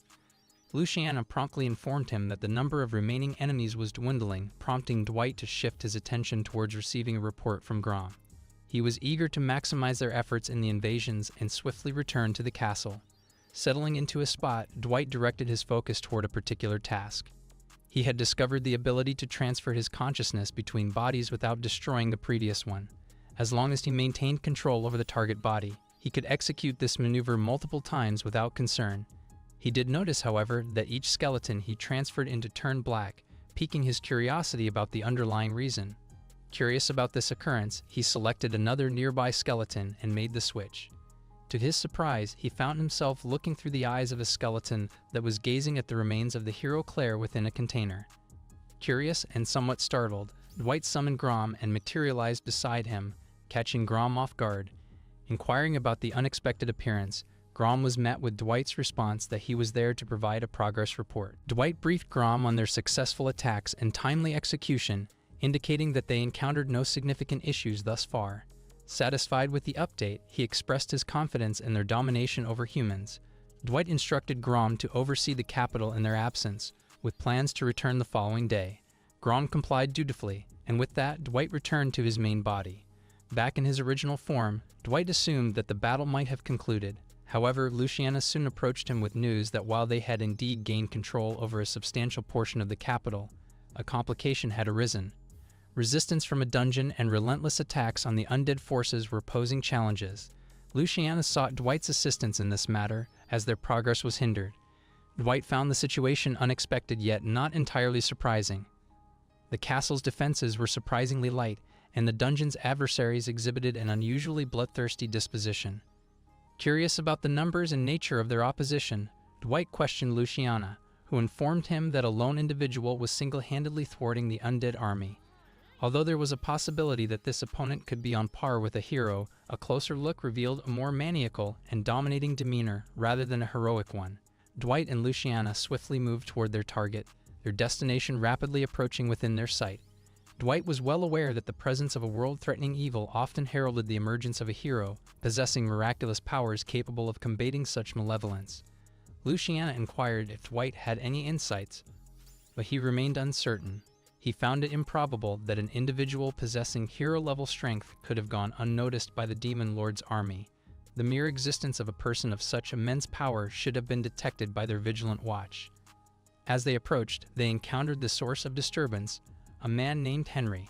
A once imprisoned individual, he had erupted into a frenzy, laying waste to everything in his path. In a face-to-face confrontation, Dwight and Henry locked eyes. Henry immediately recognized Dwight as the master of all the undead beings, discerning his identity with a single glance. Brimming with confidence, Henry challenged the Demon Lord to combat, a proposition that Dwight accepted. Before Dwight could even finish his response, Henry unleashed a powerful kick that connected with Dwight's jaw, shattering it. Luciana looked on in shock as Dwight absorbed the blow. Without a moment's pause, Henry followed up with a swift punch. The impact was potent enough to breach his ability to fend off Dwight's concentrated assault using only his bare hands indicated that he possessed capabilities exceeding those of an average hero. Luciana's curiosity deepened as she questioned the identity of the formidable opponent, prompting Dwight to recollect information he had heard in the past. He remembered a name, Henry Palkin, a candidate chosen long ago with the intent of slaying the Demon Lord. Henry was renowned as an undefeated warrior, coming closest to defeating the Demon Lord in the past. Luciana was taken aback by this revelation, astonished that someone had nearly succeeded in toppling the Demon Lord's might. Both Dwight and Luciana shared a sense of awe at the notion. Recognizing the gravity of the situation, Dwight urged Luciana to distance herself from the impending clash. However, Henry wasted no time, immediately launching another assault against Dwight. Employing his magic, Dwight attempted to create distance between them, but Henry's agility allowed him to deftly evade the magical attacks. Dwight quickly realized that while Henry's tactics were straightforward, his raw physical power was akin to that of a superhuman. During their intense engagement, Dwight attempted a surprise frontal attack, only to have it blocked by Henry's quick reflexes. Dwight was surprised to observe that Henry relied solely on his exceptional physical strength, without utilizing any form of magic. Even as Dwight unleashed miasma-based attacks, Henry stood resilient, weathering the toxic air filled with deadly miasma, a testament to his extraordinary physical vitality. Dwight's analytical mind searched for a weakness in Henry's defenses, but none could be found. Dwight's proposal to test Henry's limits emerged from this realization. Dwight approached Henry with an unexpected proposition, a bet. If Henry were to lose the battle, Dwight desired his allegiance to the Demon Lord's army. This unexpected offer caught Henry off guard. Dwight elaborated that should he lose, he would grant Henry a single wish. The audacious proposition held both an element of strategy and an air of surprise, given Henry's reputation for his formidable strength. Dwight's insight into Henry's character was nuanced. Despite his present persona, Dwight acknowledged that Henry's past held moments of seriousness, particularly during his time in prison. Dwight found it peculiar that despite possessing the strength to escape prison, Henry chose to remain confined for an entire decade. Meanwhile, Henry's mind was occupied with thoughts of the bet. He had a unique desire, wanting the allegiance of the Demon Lord's army if he emerged victorious against Dwight. Having completed his prison sentence, Henry found the prospect of challenging the world for his own amusement enticing. This nonchalant approach to life intrigued Dwight, who was taken aback by Henry's personality. Henry didn't hold back his candid opinions, asserting that the role of the Demon Lord required more than an unseasoned skeleton like Dwight. He taunted Dwight, suggesting that his chances of becoming a formidable Demon Lord in the future were slim. This provocation kindled Dwight's determination, setting the stage for the decisive battle between them. Dwight shrouded himself in heady miasma, giving Henry one last opportunity to reconsider. However, Henry remained resolute, confident that there was no one who could replace him. With both parties in agreement, the battle to determine the stronger combatant was underway. As the battle commenced, Henry charged directly at Dwight. In response, Dwight summoned his undead minions, using them to obstruct Henry's path. He then employed a defensive technique known as the windstorm, creating a shockwave to counter Henry's approach. The intensity of their clash revealed their dedication to outlasting each other. Recognizing Dwight's formidable strength and realizing that he couldn't approach him directly, Henry dug deep to find the willpower to face this challenge head-on. As their exchanges continued, Henry's frenzied determination was evident in his eyes. He acknowledged his unparalleled physical strength, an attribute that had allowed him to overcome countless adversaries in his past. Now, however, he was pushed to his limits by Dwight's relentless assault. Dwight intensified his shockwave attack, exerting immense pressure on Henry. Despite his best efforts, Henry found himself pushed to the ground, struggling against the overwhelming force. With a surge of determination, Henry pushed back, displaying incredible resilience. As the battle raged on, Dwight's commitment to the fight became evident as he sacrificed his own well-being for the chance to defeat Henry. The culmination of Dwight's attack sent Henry hurtling through multiple walls, crashing into the concrete. As Henry lay motionless, the battle's outcome remained uncertain. Dwight was prepared for any eventuality, having positioned himself for his next move. He awaited the moment when the tides of the battle would reveal whether Henry would rise again, ready to continue the fierce struggle that had unfolded between them. After a considerable amount of time had passed, Henry and Dwight found themselves within the castle of the city they had just successfully raided. Henry expressed his relief at finally being a part of Dwight's army, as his time spent in prison had left him weary. He clarified that he lacked any specific goals or ambitions, and his decision to fight Dwight had mainly stemmed from boredom. Henry revealed himself to be a spirited and impulsive fighter who relished battles for their own sake. With Luciana in agreement, Dwight acknowledged that the immediate area was now secure for exploration. Recognizing Luciana's talents as a succubus, he was impressed by her ability to enchant the leaders of the city into becoming puppets, providing a convenient means of gathering information. Dwight aimed to uncover the mastermind behind the orchestrated attacks by identifying the Third Kingdom involved. Noticing Luciana's growing proximity to Henry, Dwight intervened, aware of the potential complications arising from their interaction. He then engaged Henry in conversation, learning about the location of certain items he wished to recover from the castle. Henry informed them about a treasury on the top floor where confiscated prisoner belongings were stored. The trio proceeded to investigate the treasury, where an impressive heap of treasure gleamed before them. Luciana's fascination with the golden riches was evident, and she eagerly examined the jewelry scattered amidst the hoard. Amid the treasure, Henry eventually found what he was seeking, his unique bow crafted from dragon bone. As an archer at heart, even though he was classed as a tank, this item held great significance to him. Excited to test its capabilities, Henry also gathered arrows for his newfound weapon. Following their treasure exploration, the group ascended a tower within the castle. Here, Henry was eager to put his archery skills to the test, making use of his reclaimed bow and arrows in the tower's elevated setting. In a burst of enthusiasm, Henry focused his energy on an arrow and aimed it at a bell situated on a building across from them. With a release of immense power, the arrow streaked towards its target, narrowly missing the bell by a mere few meters, but causing significant damage to the surrounding area. Henry admitted that his arm had perhaps dulled over the years, yet Dwight recognized the incredible strength still present within it. Henry's exceptional skill had allowed him to perform such a challenging shot. Feeling intrigued, Dwight decided to attempt his own shot. Taking an arrow from Henry, he declared that he would forgo using a bow and instead imbue the arrow with concentrated magic and miasma. As he aimed at the bell, Dwight released the arrow, which veered off course and struck a nearby hill. The force of impact caused the entire mountain to collapse, leaving both Henry and Luciana in awe of the power Dwight had exhibited. They couldn't help but tease Dwight about his less than precise aim. In the aftermath of Dwight's arrow strike, panic ensued among the humans who resided on the affected mountain. Fearing that the Demon King was launching an attack on their village, they hurriedly evacuated, seeking safety elsewhere. Amid the chaos, a soldier rushed to his sister Nina's side, urging her to leave the area as quickly as possible. Concerned for her brother's safety, Nina asked if he would accompany her, but he declined, feeling obligated to protect the others. Despite his own fears, he understood that confronting the Demon Lord was his duty. Despite her worries, he reassured Nina of his determination to fight and protect everyone. In return, Nina expressed her concern for his well-being, acknowledging his bravery and weaknesses. Her brother remained steadfast in his resolve, drawing inspiration from the hero who had defeated the previous Demon Lord a decade ago. As they shared their promises, their bond strengthened, and both siblings found solace in their mutual support and determination. Observing the royal capital now teeming with monsters under Demon Lord Dwight's command, Henry expressed his amazement. Dwight inquired if Henry had visited the capital before, and Henry recounted his past as a newcomer mercenary who had been to the city. He seemed indifferent to the city's transformation and destruction by monsters. To him, human conflict and slaughter were commonplace, and he believed it was a natural outcome.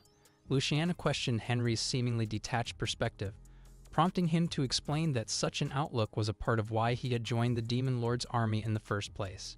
Dwight admired the understanding and acceptance between them, even in the face of their differing viewpoints, which mirrored the kind of environment he wished to create.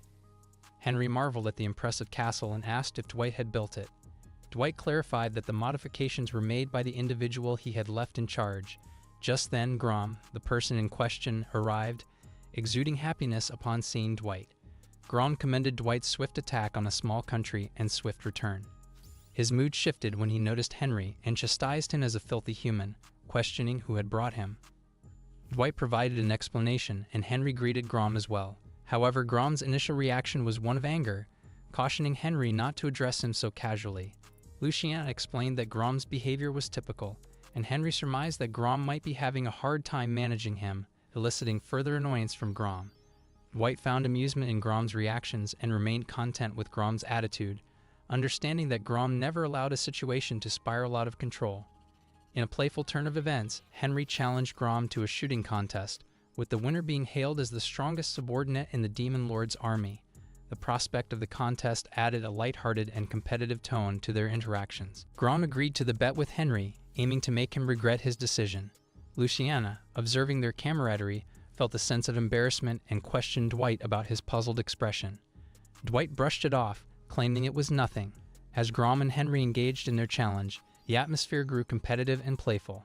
Henry's integration into the Demon Lord's army yielded impressive results. In just 50 days, he made remarkable progress on the battlefield. Henry's prowess as an instructor significantly strengthened the entire army. His guidance in battles was invaluable, leading to the complete annihilation of enemies wherever he was deployed. The other monsters in the army held him in high regard. With Henry on board, Dwight anticipated his subordinates would become even stronger with each passing day. Dwight's realization dawned upon him that despite his immortality, he was not invincible. He aimed to fully develop his army to create a powerful force capable of maintaining peace by bringing the world under his dominion. However, the soldier named Evans faced a tragic fate. As his village was destroyed by the Demon Lord's army, he tried desperately to reach his sister Nina, but failed. Helplessly, he witnessed her death at the hands of the undead. Meanwhile, Luciana urgently reported to Dwight about the ongoing territorial disputes and resource theft occurring in neighboring small countries. Dwight realized that his strategy had worked, sparking a movement against the oppressive neighboring countries. He learned about the country orchestrating these schemes and planned to conquer them to establish true dominance. He contemplated whether there was a human capable of opposing the Demon Lord like the hero from a decade ago. Grom arrived with a crucial report, interrupting Dwight's thoughts. The report detailed the tragic events surrounding Evans, whose sister had been turned into an undead. Grom then informed Dwight about the arrival of the hero, asking if he would join the attack. The situation took a grave turn as the hero's appearance posed a new challenge for Dwight and his plans. On the fringes of a small kingdom under siege by the forces of the Demon Lord's army, a lone soldier's dormant powers were awakened by the consuming rage and sorrow of losing his sister. In response to the ceaseless onslaught of the undead, he harnessed an overwhelming surge of holy light from within, propelling him to repel the living death surrounding him. He displayed an unyielding determination akin to that of a hero. Back within the castle's confines, Grom approached his lord, Dwight, expressing apologies and suggesting that he, as Dwight's right hand, should confront the emerging hero. Dwight, however, assured Grom that the hero's appearance posed a dilemma that transcended their intervention. Dwight firmly stated that only one figure could confront the hero, a role reserved for the Demon Lord Dwight himself. Pondering whether the new hero would differ from Claire, Dwight anticipated this development without much surprise. In this era, a new hero had arisen, a hero akin to those of the past, driven by unwavering determination.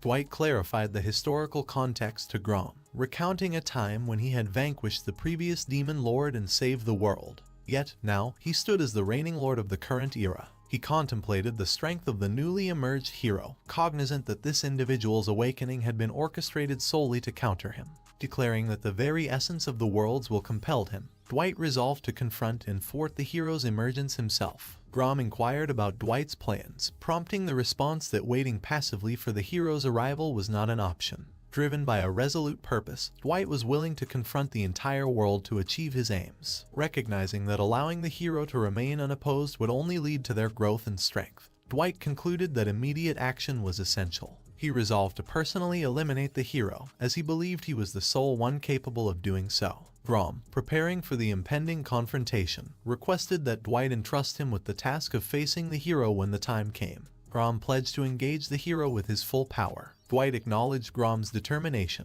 expressing his anticipation for exceptional efforts from both Grom and Luciana. Reflecting on his journey, Dwight visited Claire's remains, confessing to her his intent to confront the new hero of this era and finally realize his destiny as the true Demon Lord. Contemplating what Claire might have thought of him if she were alive to witness his current path, Dwight acknowledged his unique insight into the nature of heroes. He understood that heroes were chosen to rise above adversity and ultimately achieve miraculous feats. His understanding was informed by his past experiences, having previously traveled with a hero. Freed from concerns due to Luciana's care, Dwight's mind eased, and his resolve solidified to fulfill his role as the Demon Lord without hesitation. Luciana's assurances of support offered him a sense of security, and he accepted her offer, appreciating the trust they shared. As he readied himself for the imminent battle, he decided to prioritize his monstrous force's safety, avoiding unnecessary sacrifices. To achieve this, he opted to leave them under the protection of the royal capital while he led a contingent of 2,000 undead and his most capable subordinates,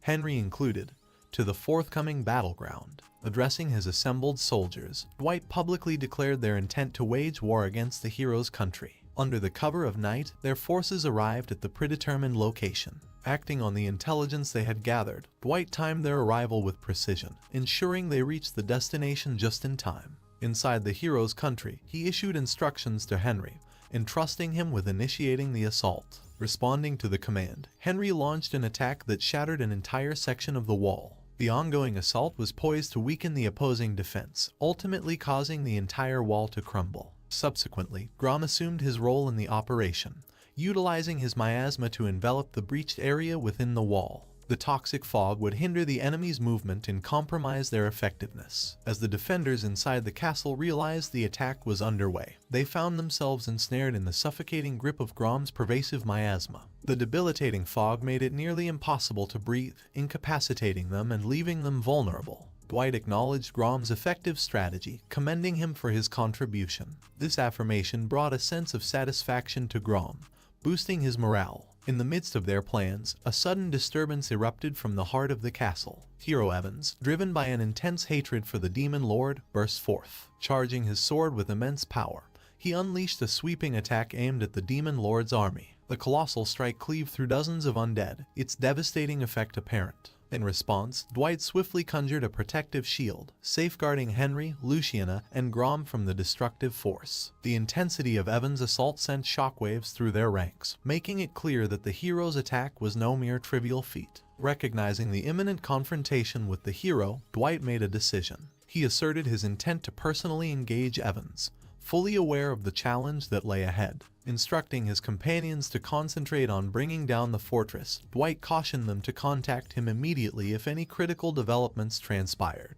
Without hesitation, he employed his teleportation ability, swiftly positioning himself behind Hero Evans. There, he issued a solemn warning, laying the groundwork for the upcoming clash. Seeing the Demon Lord before him, the hero's fury surged, and he unleashed a torrent of curses directed at Dwight. Recognizing the urgency of the situation, Dwight wasted no time. Utilizing a combination of miasma and magic, he ensnared the hero in an ethereal grip, restraining his movements. Calmly addressing the hero, Dwight cautioned against further bloodshed in their current location, citing the potential for substantial casualties. Suggesting a change of battlefield, he emphasized the need for a more strategic approach. However, the timely arrival of human reinforcements complicated matters. Unbeknownst to them, their encounter coincided with Dwight's deep-seated resentment. Even though he refrained from unnecessary killing, the humans attacked without hesitation. Amid the chaos, Hero Evans attempted to intervene and halt their aggression. Dwight's options dwindled, and he was left with no choice but to neutralize the human attackers using his miasma, converting them into undead under his control. Driven by anger, the hero redoubled his efforts to strike down the Demon Lord, launching an assault with fervor. Yet, Dwight remained vigilant, expertly defending himself with a resilient shield. He discerned the profound danger posed by the hero's attacks. Each blow held the potential to inflict permanent damage on his essence, hindering his ability to resurrect. As the battle raged, the remaining members of Dwight's party focused their efforts on dismantling the fortress. Amid the chaos, Dwight understood the weight of his responsibility. He realized that the hero before him was indeed the chosen one to challenge and potentially defeat him. Embracing determination, Dwight steeled himself against the hero's onslaught, ready to confront his destiny head-on. Evans deftly parried Dwight's successive attacks, their clash escalating into a furious and intense battle. Although Evans couldn't comprehend Dwight's motivations, he recognized the sincerity behind his actions. Dwight's response conveyed that he acted without restraint because he held the title of Demon Lord, a sentiment that only fueled Evans' anger further. Evans' ire was justified. The Demon Lord's actions had resulted in numerous casualties, including his sister's death at his own hands. The image of his sister's tragic demise remained etched in his memory, a haunting reminder of the destruction wrought by the undead forces. Dwelling on the pain and loss, Evan's fury grew, intensified by the knowledge that Dwight, too, understood the anguish of losing loved ones. Dwight acknowledged the trail of tragedy he had left in his wake. The towns, cities, and homes he had invaded, the lives he had disrupted, it all weighed heavily on his conscience. He confessed his guilt and understanding of the pain he had caused. However, his words only deepened Evan's belief that Dwight was an unfeeling tyrant, fixated on his destiny as the Demon Lord. Despite their differences, Dwight perceived the determination in Evan's gaze, a determination he had once embodied himself. Reflecting on his own transformation, he recognized the fire burning within the hero. As the two adversaries stood poised for battle, Dwight retrieved the sword that had belonged to Claire, readying himself for a sword fight. Both combatants focused their energies on their blades, the clash of steel resonating with their inner turmoil. Evan seized the initiative, charging toward Dwight with a resolute shout, his sword cutting through the air with a fierce determination. Dwight initiated a counter-offensive, but to his surprise, Evans shattered through the defense and pressed closer. As it turned out, Dwight's strategy had been to draw Evans near, intending to launch a surprise magical and miasma attack from the rear. Astonishingly, Evans managed to match Dwight's relentless attack pace, even accelerating. Amidst the battle, Evans' strength burgeoned, an evolution that Dwight had anticipated. Dwight understood the origin of Evan's exceptional growth, a miraculous power sustained by justice, a force that defied conventional logic and defanged evil. This power was showcased in Evan's heroic deeds, a trait that resonated with Dwight's memories of Claire, who underwent a comparable progression. Amid their fierce engagement, Dwight deflected Evan's strike, forcefully pushing him back. The disparity in their abilities was unmistakable, and Evan, too, sensed this difference, a realization tinged with apprehension. Acknowledging Evan's unease, Dwight reassured him that such emotions were universal and human, felt by all. Dwight recognized Claire's influence in Evan's swordsmanship, a product of rigorous training and real combat exposure. Engaging in combat with the hero solidified Dwight's conviction. A substantial gulf in abilities separated them, reminiscent of Claire's expertise. However, Evan couldn't bear to listen. He vehemently voiced his unforgiving stance, declaring his intent to defeat Dwight and bring peace to the world through his downfall. However, their ultimate goal was the same, peace. They were both fighting for it, albeit in divergent ways. The hero articulated that they had enjoyed a decade of tranquility, making Evans question why his sister had to perish. Unbeknownst to Evan, Dwight carried the knowledge that Evan wasn't at fault. The true hopelessness resided within Dwight himself. Both combatants poised their swords, ready to engage. Dwight recognized that his reign of terror and the slaughter of innocent humans were grave wrongdoings. He acknowledged that leading a campaign using reanimated corpses of their own people was beyond forgiveness. Nevertheless, he remained resolute in his pursuit of change. As they clashed once more, Evan was thrown back, several meters away from the force of the impact. Dwight's yearning for transformation was founded on a shaky bedrock, but he refused to relent. Despite his awareness that true peace couldn't blossom solely from ideals, he was determined to employ his claim of becoming the Demon Lord as a guise to unite humanity. Dwight was cognizant that lofty aspirations alone wouldn't yield peace. Thus, he implored Evan to surrender, recognizing that Evan stood little chance against him. With unwavering determination, the hero Evans rose to his feet once more, his resolve to save the world stronger than ever. Charging toward Dwight with newfound strength, Evans' blows held palpable weight. Despite the power behind Evans' attacks, Dwight sensed that there was more to Evans' determination than mere theatrics. Blocking Evans' assault, Dwight realized that Evans' resolve was legitimate. Suddenly, Evans darted behind Dwight in an instant, launching a surprise attack. Swiftly reacting, Dwight discerned Evans' move in the nick of time. Dwight allowed Evans' attack to connect, his mind formulating a plan. As Evans' sword struck Dwight's skeletal head, Dwight understood that history would replay itself if Evan emerged victorious. Evan's victory over the current Demon Lord would mark him as a perpetual threat, akin to Claire's fate. Gradually, the populace would perceive Evan as a menace, leading to his eventual demise at the hands of humanity, much like Claire and Dwight. Dwight couldn't allow this cycle to repeat. Instead, he struck Evan with a critical blow, recognizing that he could not afford to lose. With determination, Dwight unleashed a relentless attack, leaving Evan horrified. Dwight was resolute in ending the battle between good and evil once and for all. As he launched his attack, he aimed to show Evan the depths of true despair, determined to prevent the tragic future that had befallen him and Claire from befalling Evan. The battle escalated to a level beyond its initial intensity, and the hero Evans displayed incredible resilience, enduring even a large-scale attack. Undeterred, Evans charged toward Dwight, sword aimed at him. This time, Dwight allowed Evans to approach, intentionally letting the hero get closer before executing a swift cut. Dwight conveyed to Evans that further combat was futile, and he was ready to end the conflict. However, Evans vehemently rejected the notion of defeat. Driven by the memory of his sister Nina and his dream of world peace, Evans could not surrender. The Demon King, Dwight, implored Evans to let him put an end to the fight. The unexpected proposal left Evans baffled, and Dwight seized the opportunity to ask if Evans recognized the names Claire and Dwight from a decade ago. As Evans' vision began to blur, he recalled hearing those names 10 years prior. Claire and Dwight were renowned for defeating the previous Demon Lord and saving the world. Yet, Dwight revealed the grim aftermath. Claire and Dwight were accused of stealing the Demon Lord's powers and executed as fallen heroes. This revelation puzzled Evans, prompting him to question why the Demon Lord would bring up their names. Dwight's response was a counter to the notion that defeating the Demon Lord alone would ensure peace. He enlightened Evans about the complexities of the situation, explaining that history had shown that such a simplistic solution did not lead to lasting harmony.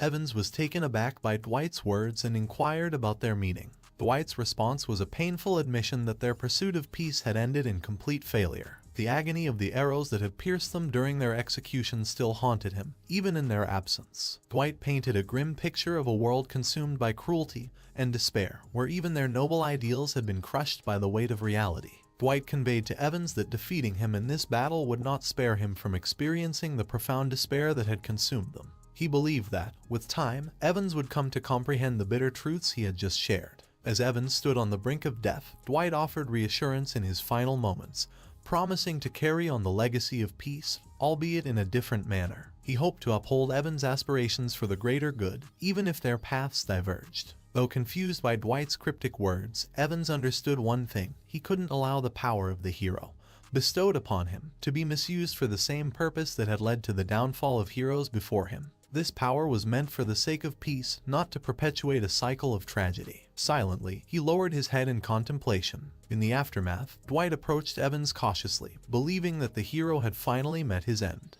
He moved closer to confirm Evans' condition and reached out to touch him. In a sudden surge of determination, Evans seized Dwight's hand with a firm grip. He mustered the last vestiges of his fading power, summoning every ounce of strength he had left. With a resounding cry, he declared his refusal to surrender and readied himself for a final, desperate strike. He aimed to bring down his holy sword upon Dwight, pouring all his remaining energy into the attack. However, Dwight had anticipated this possibility and was prepared. With swift precision, he intercepted Evans' attempt, slashing him down before he could complete the fatal blow. As Evans descended, his mind raced. In his final moments, memories of his sister Nina's voice resurfaced. He recalled her concern for him, her words urging him to stand against the Demon Lord should the need arise. Since becoming a hero, Evans had strived not to be belittled as he once was. In his dying breaths, he lamented his inability to keep the promise he had made to his sister. Although he managed to graze Dwight's clothing with his sword, he knew his efforts were in vain.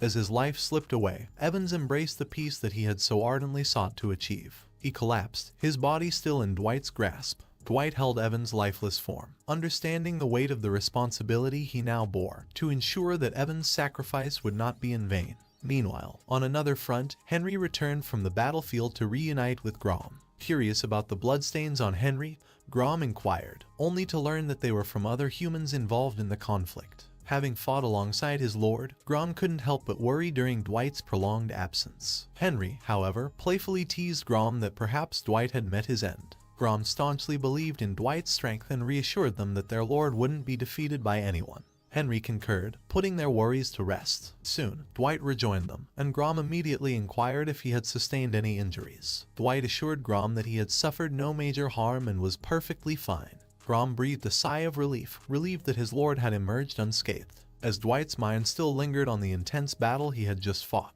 Henry couldn't contain his eagerness to face the hero. He asked Dwight about Evans' strength, curious to know how formidable the hero had been. Dwight acknowledged that Hero Evans had indeed possessed significant strength, living up to his title. Henry's envy was palpable, wishing he could have faced off against such a formidable opponent. Just then, Luciana arrived on the scene and warmly embraced Dwight. She congratulated him on his victory against the hero, recognizing it as a remarkable achievement for a demon lord. Dwight pondered the significance of celebrating such an accomplishment. Luciana reminded him that it was undoubtedly a cause for celebration. Dwight knew deep down that this victory was meaningful, especially considering the previous Demon Lord's inability to achieve the same feat, a Demon Lord whom Dwight and Claire had taken down together. Dwight comprehended the gravity of the situation, recognizing the significance of their victory. Luciana posed the question of their next steps now that they had gained control over the situation. Dwight responded that their primary task was to swiftly withdraw their army and commence preparations. As he surveyed the aftermath of the recent destruction,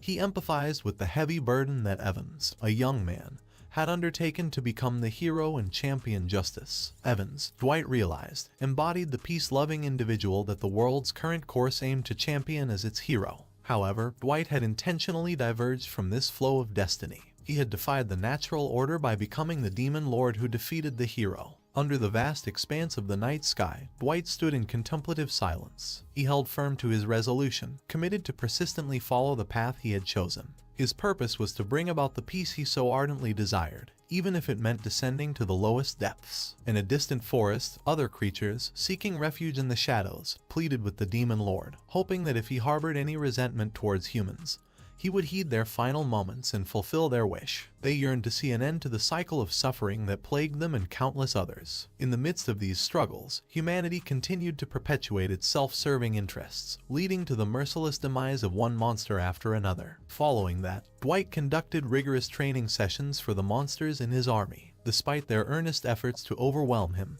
Dwight effortlessly defeated their attacks. He emphasized the importance of emotional control and urged the monsters not to let their emotions cloud their judgment. Commending their teamwork, he encouraged them to maintain their cooperative spirit, as battles couldn't solely rely on the use of undead forces. Dwight reminded them to remain dedicated to their training, as their assistance would soon be required. After the hero's demise, the kingdom had fallen entirely under the rule of the Demon Lord. News of the hero's death spread swiftly across the globe, sparking discussions and concerns. Dwight was certain that some nations had already begun forging alliances and forming pacts to stand against the Demon Lord's might. While he viewed these developments as progress, he acknowledged the necessity of thwarting countries that exploited the situation for their personal gain. Dwight was well aware of the orchestrator behind the covert weapons smuggling operations. Luciana's information from her spies confirmed that the Empire was indeed responsible for distributing weapons to smaller nations, fueling their fight against the Demon Lord's army. The Empire had risen to power by annexing smaller territories, mirroring the way Demon Lords expanded their dominion through numerous wars. Dwight promptly announced their intention to launch an attack on the Empire once preparations were complete. However, he was swiftly interrupted by Grom,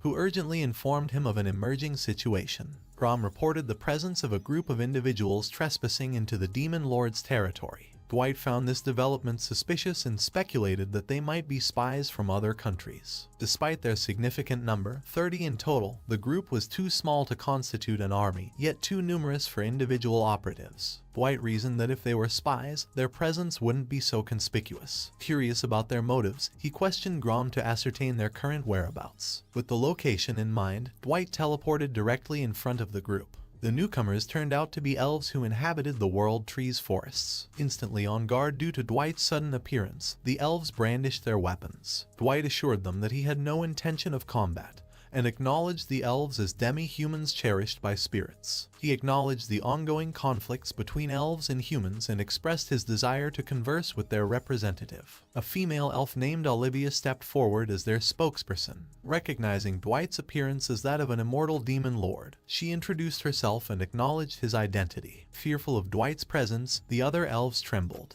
With the atmosphere tense, Dwight shifted the focus to the purpose of their visit, inquiring about their reason for entering his territory. Olivia conveyed that the World Tree Forest had been invaded by human armies, prompting their visit to request assistance from the Demon Lord. She recounted events from 10 days ago when a human army arrived and demanded access to their trees. The elves staunchly refused, as every resource within the World Tree Forest held deep significance to them, resources they could never surrender to those with malicious intentions. After a brief interval, the human army returned and began ruthlessly felling the trees without regard for the elves' wishes. In a desperate bid to defend their sacred land, the elves attempted to push back against the invading force. Unfortunately, their efforts proved futile, and they found themselves outmatched. Understanding the gravity of the situation, Dwight comprehended that the elves had no choice but to seek the aid of the Demon Lord. Olivia acknowledged his insight, expressing her hope that the rumors surrounding the Demon Lord's animosity toward humans held some truth. She believed that if the rumors were accurate, it would strengthen their case for seeking his help, given the elves' demi-human nature, and their adversaries being humans. While Dwight acknowledged the logical basis of her reasoning, he was somewhat surprised by the rumors she mentioned. However, he understood their significance, considering his track record of conflict with humans. Inquiring about the nation responsible for the invasion, Dwight discovered that it was none other than the Empire, the same nation he had intended to target. Olivia confirmed his suspicions by revealing the crests on the Empire's flags, prompting Dwight to recognize the Empire as a grave threat requiring immediate eradication. After hearing Olivia out, Dwight starts to think about their intentions, as it was still acceptable and thinkable as they were forming around discrimination against non-humans already. But he couldn't put his mind in ease wondering that they would go this far, making him wonder what of their achievable goal from all this. He knows that the power of spirit surely dwells within the World Tree, and that power is one of the undead's weaknesses, meaning that there is only one explanation behind this whole incident. Dwight is now sure that they are preparing countermeasures against the current Demon Lord. Meanwhile, inside of the forests where the elves would be residing, a huge knight with an eye patch is portraying an agonizing scene describing what has happened to the forest as the trees are destructed and being felled left and right. And the residents of the forest, the elves, are reduced to mere slaves, marking a true tragedy. But according to him, they have had no choices in their life. He thinks that the rest of the world will surely understand that the sacrifices must have been made for the greater good. He promises that their sacrifices wouldn't go in vain, as they are targeting to finish off the Demon Lord, the sole reason for their preparations. He claims that if they will be needing resources from another country. But on the other hand, Dwight realizes that they only care about themselves more than anything, as they will completely ignore that step and went straight for the resources instead of thinking about forming an alliance. He is ready to see through how far they are going to go while trampling on his ideals without giving a damn care in the world. At that moment, Olivia kneels down in front of Dwight, asking for his help, even though she knows that she is in no position to ask him to do anything on behalf of them, as they have no options to seek without his help at this time.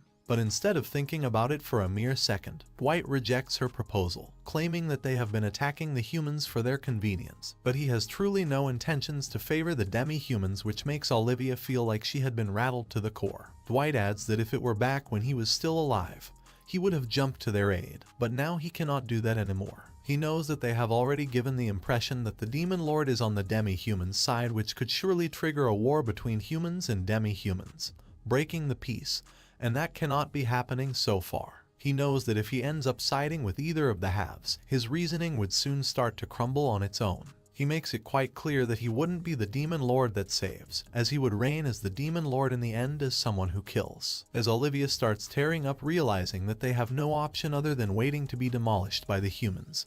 And at that moment, Dwight claims that they still have an option which will save them from being trampled over by the Empire. Olivia yells in agony, stating that she will do anything that will take her to do, as she wants to take care of ensuring saving the lives in their clan.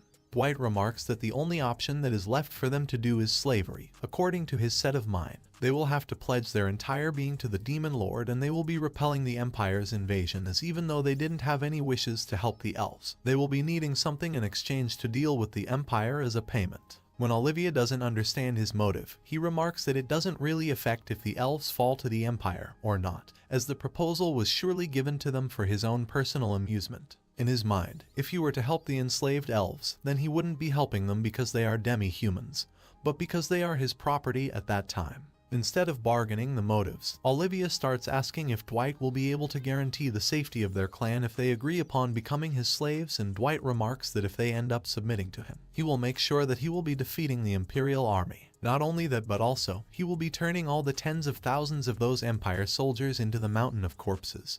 But there is an issue the elves will have to take care of, as the world will never look at the elves in the same way as before. The elves will be known as the lowly race who fell into the hands of the Demon Lord, as they will be surely branded as the race who chose to submit in order to save themselves, eternally tarnishing their mark of being proud elves, having to resound in such disgrace. After some time, Dwight goes back into the mansion, where Grom starts asking him about what clearly happened with the aforementioned group as they were approaching them inside the forest. Dwight remarks that the whole group has turned into his property after they became his slaves, and he instantly suggests Grom to tell Henry to start preparing for their future invasion toward the Imperial army to wipe them out of the face of the earth. Grom feels a surge of excitement and he claims that he will be preparing right away. And at that moment, Olivia approaches Dwight once again, claiming that they will now have to reach the forest to report it. Dwight remarks that he will be surely accompanying her, as the World Tree Forest is a sacred land that surely rejects the undead the moment they set their foot in there. The holy aura that emanates from the trees fills the entire forest, and it works like a charm the moment Dwight arrives inside of the forest, making him feel like his bones are stinging a bit on their own.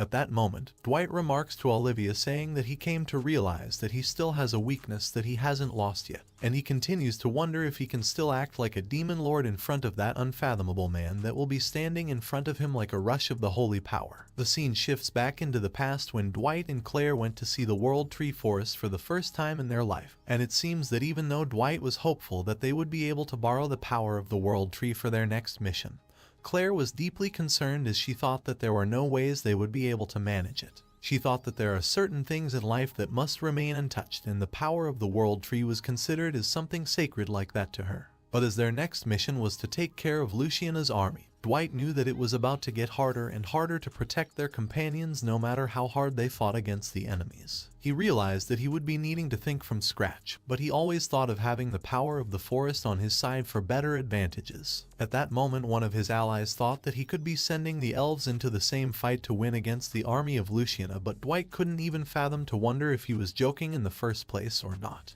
It seems that his ally might be joking about it, since Claire had made up her mind a long time ago, as she wasn't about to touch the sacred power of the forest in which the World Tree resides. Dwight claimed that she was always looking forward to making her future a reality, and he claimed that as he had already made up his mind of fighting beside her, there was no way he would be going against her at any cost. At that moment, his ally claimed that he never hated him for supporting the hero Claire, but he thought that once in a while he could also rely on him, and Dwight thanked his elf friend Logan for being understanding at the worst point of his life. That same Logan is currently standing in front of him in the forest of the World Tree. Dwight remembers that he could never mistake him in his whole life, and the moment when he was one of the closest friends that he had, as he barely had enough friends. The moment Olivia stands in the middle of the forest with Dwight, he starts demanding Olivia to answer what the hell she is doing in here accompanying the current demon lord, as it doesn't really make any sense. She claimed to be somewhere else right now. Seeing that the chieftain is frustrated, all of the other elves point their arrow toward Dwight, sensing that they must be in some sort of danger. Dwight thinks to himself that the elves must have befitting spirits in them, as they ended up targeting him in the swiftest way possible the moment they ended up sensing the danger. Olivia tries to cool down everyone targeting Dwight, sensing that something bad must become the outcome. While Dwight thinks that they must have received their order from someone else, he thinks that they must have been ignoring the words of the acting chief. Standing in front of each other, Logan demands to know Dwight if he is the demon lord, and Dwight agrees with his assumption, adding that he will now start to explain the situation to them. In his mind, Dwight knows revealing his identity right now wouldn't do anything good to him, so he starts acting like the demon lord for now. When Logan finally gets the gist of the demon lord's activity, he orders his men to put down their bows and finally introduces himself as Logan Lynn Friedelt, who is none other than the current chieftain of the Elven clan. Dwight thinks that it must have been done reasonably, since he was the only capable man to run the whole Elven clan in the first place. Logan starts verifying the incident, asking Dwight if he is about to take care of the Imperial army in exchange for enslaving the whole Elven tribe or not, and Olivia agrees with the statement made by him. Instead of waiting for any kind of objections, Dwight claims that they can take as much as time needed to make their decision, and he will start taking down each one of them until they end up making up their mind. After hearing the words out of Dwight's mouth, everyone, including Olivia and Logan, along with all of their tribe members, continue to look at him shockingly, as they weren't expecting something like this to be said in the face of the chieftain. Logan remarks that he surely doesn't have any kind of objections, and instantly agrees with the enslavement deal, and claims that he will be telling everyone who is not present in front of them right now, recalling that it must be quite a shame for them for not being able to defeat the Imperial army on their own. But he ends up accepting the deal, knowing that they are about to get overwhelmed anyways, so they would rather let the clan survive through enslavement in that case. When Dwight starts asking to make sure there will be no takebacks, Logan remarks that he will be keeping his promise for sure, demanding that Dwight will not be able to touch his tribe, and if there is someone who continues to oppose his orders, he will be the one to keep them in check to let them obey the orders. Dwight claims that he will be trusting his words and starts creating a huge miasma to create a band of the Demon Lord on all of their hands, which will act as the mark of their enslavement for them. According to Dwight, the mark will create an effect of inhibiting any kind of treason against the Demon Lord and will continue to Copus create Preambit immense pain if says, they even think of causing visit any kind of Anthenix damage to him in the SKO5 first page place. at But it link. will continue to be harmless if they do not think of anything against him after all. And Logan remarks that he will be okay with the deal. Realizing that they have already discussed the rules, Dwight starts checking out the borders so he will be able to create a barrier on the area where they live. And as Olivia communicates with Logan, Dwight finally realizes that he had a sister after all. After using his demonic spell around the location, Dwight notices that there are about 10,000 people gathering at the outer edge of the forest, which is surely the Imperial army, as he sees that a knight is now reporting some information to one of the Imperial generals. After rummaging through the conversation of the enemy, Dwight makes sure that they wouldn't be attacking them anytime soon, so they will have quite some time to prepare, and feels like it must be some kind of miracle that the elves ended up resisting for all this time. When Olivia mistakenly takes her brother's name, Dwight asks if her brother is a good chief for the elves, and Olivia believes that his brother even might be the best, as he is always looking for the people. While talking to Olivia, Dwight hopes that she wouldn't be able to notice his wavering heart and remarks that he must be someone so pathetic right now, forced to act to keep up the peace of the world. He now feels like the relationships before the death isn't so easy to break and finds himself in the middle of the elven village and notices that everyone in the village has already hidden themselves after noticing his presence. As they come closer to the middle of the village, he starts asking Olivia to know about the cognitive inhibition magic and the world tree which continues to protect the elves, and Olivia starts having a hard time answering the question, as she feels like he would be doing some damage to it. But Dwight makes a promise saying that he wouldn't even touch the world tree no matter what, which brings the normal look on her face, and Dwight finishes up setting the barrier around the village structure. When Olivia thanks Dwight, Logan makes his presence in front of him once again to come back to have a private talk together, as Olivia continues to sweat in front of them. As they finally have a seat inside Logan's room, Dwight feels it quite heavy to answer his questions and thinks of treading carefully around him since he had known him for a whole decade already. After staying silent for a while, Logan demands to know from Dwight if he was really thinking that he could be fooling him, and in that instant, Dwight feels like his non-existent heart is getting heavy as it is getting harder, and harder for him to make any sound with his voice. This whole time Dwight was thinking that he could hide his identity from everyone, but his opinions already crumbled the moment he realized that Logan had already caught him. He tries to evade the question, but Logan insists that he should avoid playing dumb in front of him since they are about to waste their time arguing about something so silly as that. Dwight keeps his silence intact in front of Logan, and Logan makes a comment saying that he might be older than he used to be back in the past, but there is no way that he would be forgetting his friends anyhow. His words make Dwight wonder if he is someone who Logan can still call a friend, and Logan remarks that he wasn't the one to sever ties with him in the first place. Dwight couldn't help but wonder how Logan could act indifferently even though he has changed this much, and he notices that the figure of Dwight that is sitting in front of him is nothing but an undead lich. When Logan gets curious about his transformation, he starts asking questions, and as he continues to make random remarks, Dwight starts clearing up what has actually happened to him in the first place. Dwight reminds him if he knows about the fact that Claire was executed, and it seems that Logan was quite angry about the incident, and even tried to execute the king himself for doing something like that. It makes Dwight feel sad, and he never wanted his friend to be painted as a criminal because of him, and Logan realizes that he has finally absorbed all the miasma from the Valley of Thousands of Dead People. Dwight reveals how he wanted to create the world and peace that Claire wanted to create, and abandoned humanity to fall into the darkness of his own accord and even execute thousands of humans. When it comes to the matter of despising, it seems that Logan doesn't hold any kind of grudge against Dwight, as he ended up making his own choice in the end, and no matter who he is right now, Logan still thinks of him as the previous Dwight, who used to be his friend. Even though he might not be interfering in the matter outside of the village, Logan makes it quite verified that no matter what happens, Dwight will never be able to lay his hand on the village. As they are about to end the discussion, Logan makes a promise to Dwight saying that he will never be revealing his true identity of him so he can rest easy with his own concerns. When it comes for Logan to move on, Dwight is quite surprised that he isn't about to stop him, but it keeps being the same for Logan, as he has made up his mind while he did him, and that was the reason why he ended up agreeing to the enslavement agreement. Getting the confirmation from Logan, Dwight claims that he will be bringing the whole army, as he will be needing to confirm it with the villagers so they do not get surprised after seeing the army of the undeads. Before parting their ways, Dwight thanks Logan once again, which makes Logan feel like he is looking at the past of Dwight, who was still his human friend accompanying the hero, Claire. When Dwight goes back to his mansion, he thinks that he will be okay as long as the matter isn't doing any harm to him, and he thinks that it might not be the first time that he doubted his role. But he knows that he now has to keep on acting like the demon lord of this generation. As Dwight teleports along with Henry and all of his army of undeads, he feels like the World Tree is nothing surprising and seems excited to fight against the army of the Empire. In the reporting time, Grom reveals that there might be someone in the Imperial Army who is as strong as the previous hero that he defeated, and Grom thinks that he will be the one to deal with him this time, but Henry haggles in the middle and claims that he will be the one to do this. But in the end, Henry ended up winning the bet with Grom, and Dwight ended up bringing 200 demons and 800 undead with him, and including Henry,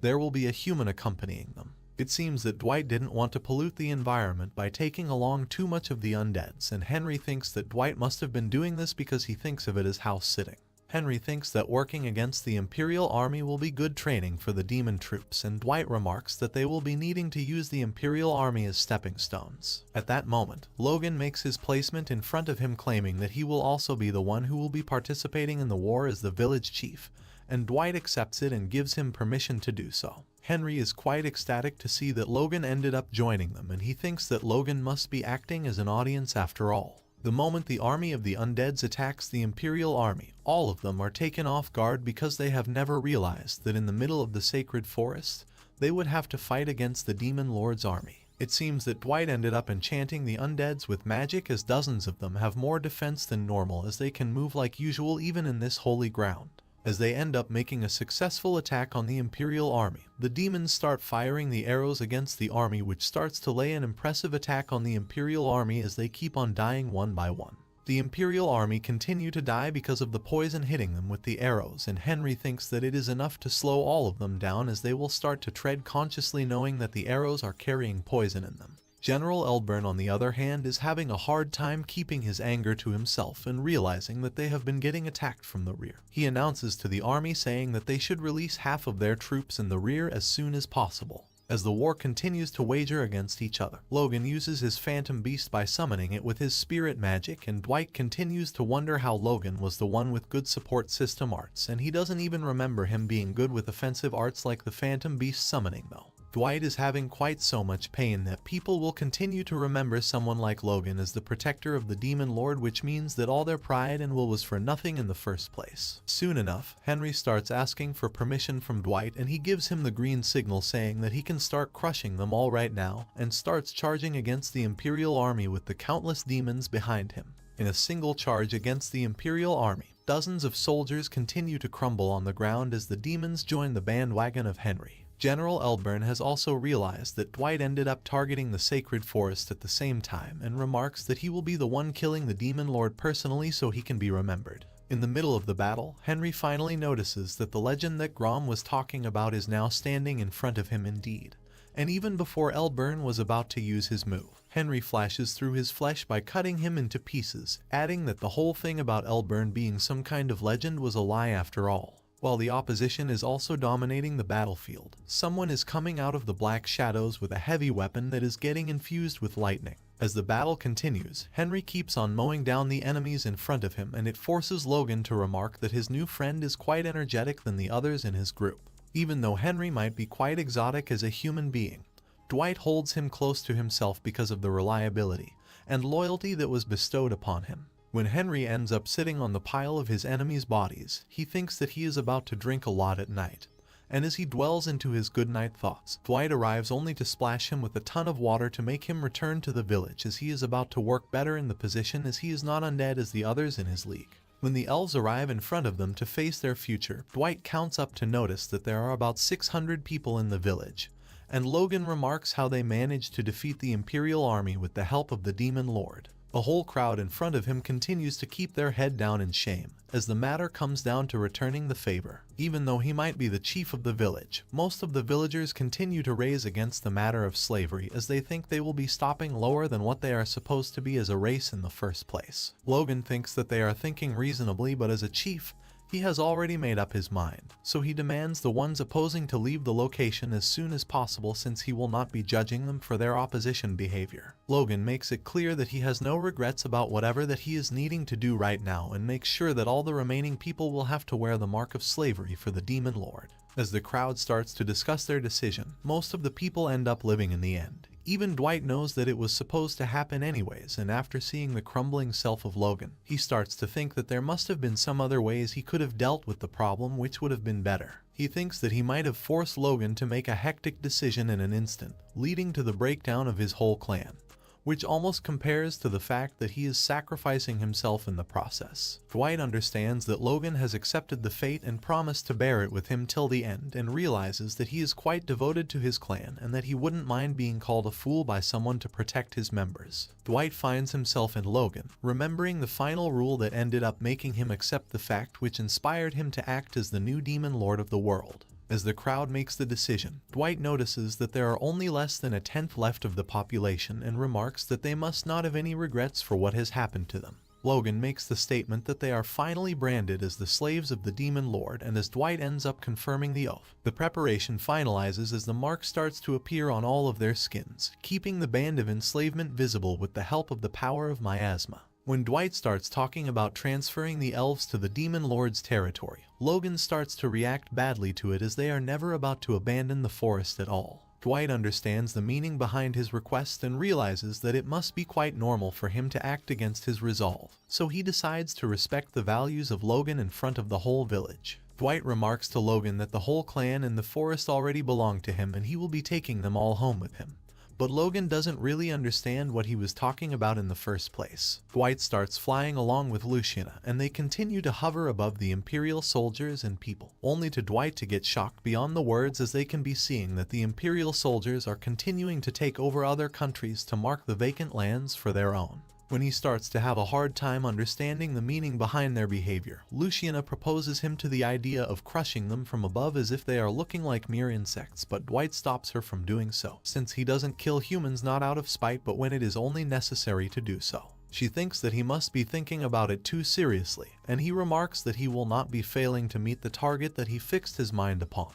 Dwight prepares himself to do the impossible, and he thinks that he has never thought something like that would have been done by himself. He instructs Luciana to step behind since the activity that he is about to do is only possible for someone like him who has an enormous amount of mana, as if he is about to flatten out the whole area, so she decides to obey his order. He starts to create a huge pile of fire-like mana which starts to resonate from huge spells made by him, and starts to wonder if it will be enough to make his mission complete. And he surely doesn't care that he is breaking down his bones in the process of controlling the power that is getting out of his grasp. Luciana joins to make silly jokes about his enthusiasm, and it seems that he was about to perform an improved version of a forbidden spell that needed him to focus, catering to the destruction of the capital's ruins which acted like a prelude to that. As soon as the formula of mana and magical power drops down on the land, the whole elven village starts to shake, and Logan realizes that he himself has never felt something like it in his whole life. He wonders what Dwight has done, and it seems that Dwight has finally removed the cognitive spell that has been diminishing the undeads for a long time. Even Luciana starts to have a hard time wondering how he managed to do it, and it seems that he managed to transfer the variant of the magic by using a forbidden spell by switching the coordinates of that small country and the World Tree Forest, as the World Tree Forest is now part of the Demon Lord's territory. But there was an issue since it was geographically isolated and would have acted as the Empire location, so he ended up bringing the whole forest into his territory to get it better. It seems that even the elves are all okay as the mana reaction cools down, and Logan starts checking up on the men in front of him. Dwight starts making a journey as he will be needing to inform Logan about it, and Luciana excitedly claims that she will surely want to meet him as well, and that is how they ended up gaining another friendship at the same time. It seems that the war is going great as the Demon King's army ended up beginning the invasion of the Empire starting from the borders of their own land. And instead of involving in the matter himself, Dwight told his other 3 superiors to manage it on behalf of him. It seems that Dwight has been adding humans to the equation as well, but Luciana doesn't understand why he would have to add humans on the bandwagon as well. According to him, if they leave the humans in the territory alone for too long, they might continue to form up rebellion against them, so they will be needing to put their forces in moderation so they do not end up doing something careless behind their backs. She then realizes that he had some reasons to put the elves in action as well, as they are quite good at magic and aching at the same time. Dwight wanted to live the elves as freely as they used to, and it seems that they are still living the same way they used to, and even better in some ways. But he also knows that keeping their actions too soft against them will start to make the influence of him disappear soon enough, so he ended up letting some elves join the army along with the humans. All he knows is that no matter he is friends with the chief of the village, doesn't mean that they must have to favor the entire village for it. Even though they have been acting up and taking notes about the other places, their target is still the Empire's capital mostly, since they aren't about to completely destroy them. But they will be needing to manage the invasion if necessary, by cooperating with the other countries. No matter how much they have been doing with the plans, Dwight is still bothered about something as he continues to wonder if the world will continue to run this way, knowing that the world will surely find a way to get back at him. Even so, Dwight promises that they will run against the enemies, as they will keep destroying justice as many times as needed in order to strive for their own ideal world. And at that time, Grom comes to see the sight of something quite grim and unacceptable. Grom makes an announcement for the army saying that the final city has been conquered and all that is left for them is to take care of the capital in the end. He orders the whole army to get prepared as they are about to take care of the last obstacle, and Grom reminds himself that he had been doing quite worse this whole time in the past few days. Even though Henry had been doing some major work, Grom thinks that he had been lacking for quite some time with his work. And at that moment, he notices that the Demon King is hovering above the chaos in his own people, as the human recruits are having quite a hard time coping with the demons and undeads. They have been having quite a few quarrels, but nothing that can be called fights against each other. And even the former slavers of the Demon Lord have been spending time with the demons without having any kind of issue for a while. But at that moment, Dwight feels like pitying himself, as despite being the Demon Lord right now, he was never good at human relationships even when he was alive. As he is now immoral, he thinks that he is quite worse right now, but all he knows is that he will have to call himself the Demon Lord till the end, whereas he will have to grow into other spaces as well. Suddenly, Grom starts speaking with him out of nowhere, claiming that there are some weapons in the capital, which is quite strange, and Dwight suggests him to keep a distance from the weapons. Dwight leaves Luciana in charge of the castle and starts teleporting in Grom's way, and notices that some kind of mechanical device is aiming right at him. Dwight has never seen such a cannon in that kind of shape, as it is quite bigger than the usual ones, and Grom remarks that even though he wanted to take care of it, he wanted Dwight to take a look at it. Before they are about to discuss the matter at hand even further, the cannons start shooting at Dwight, and he feels like the timing was all right and creates a huge net to contain the blows, only to throw them back on toward the capital once again.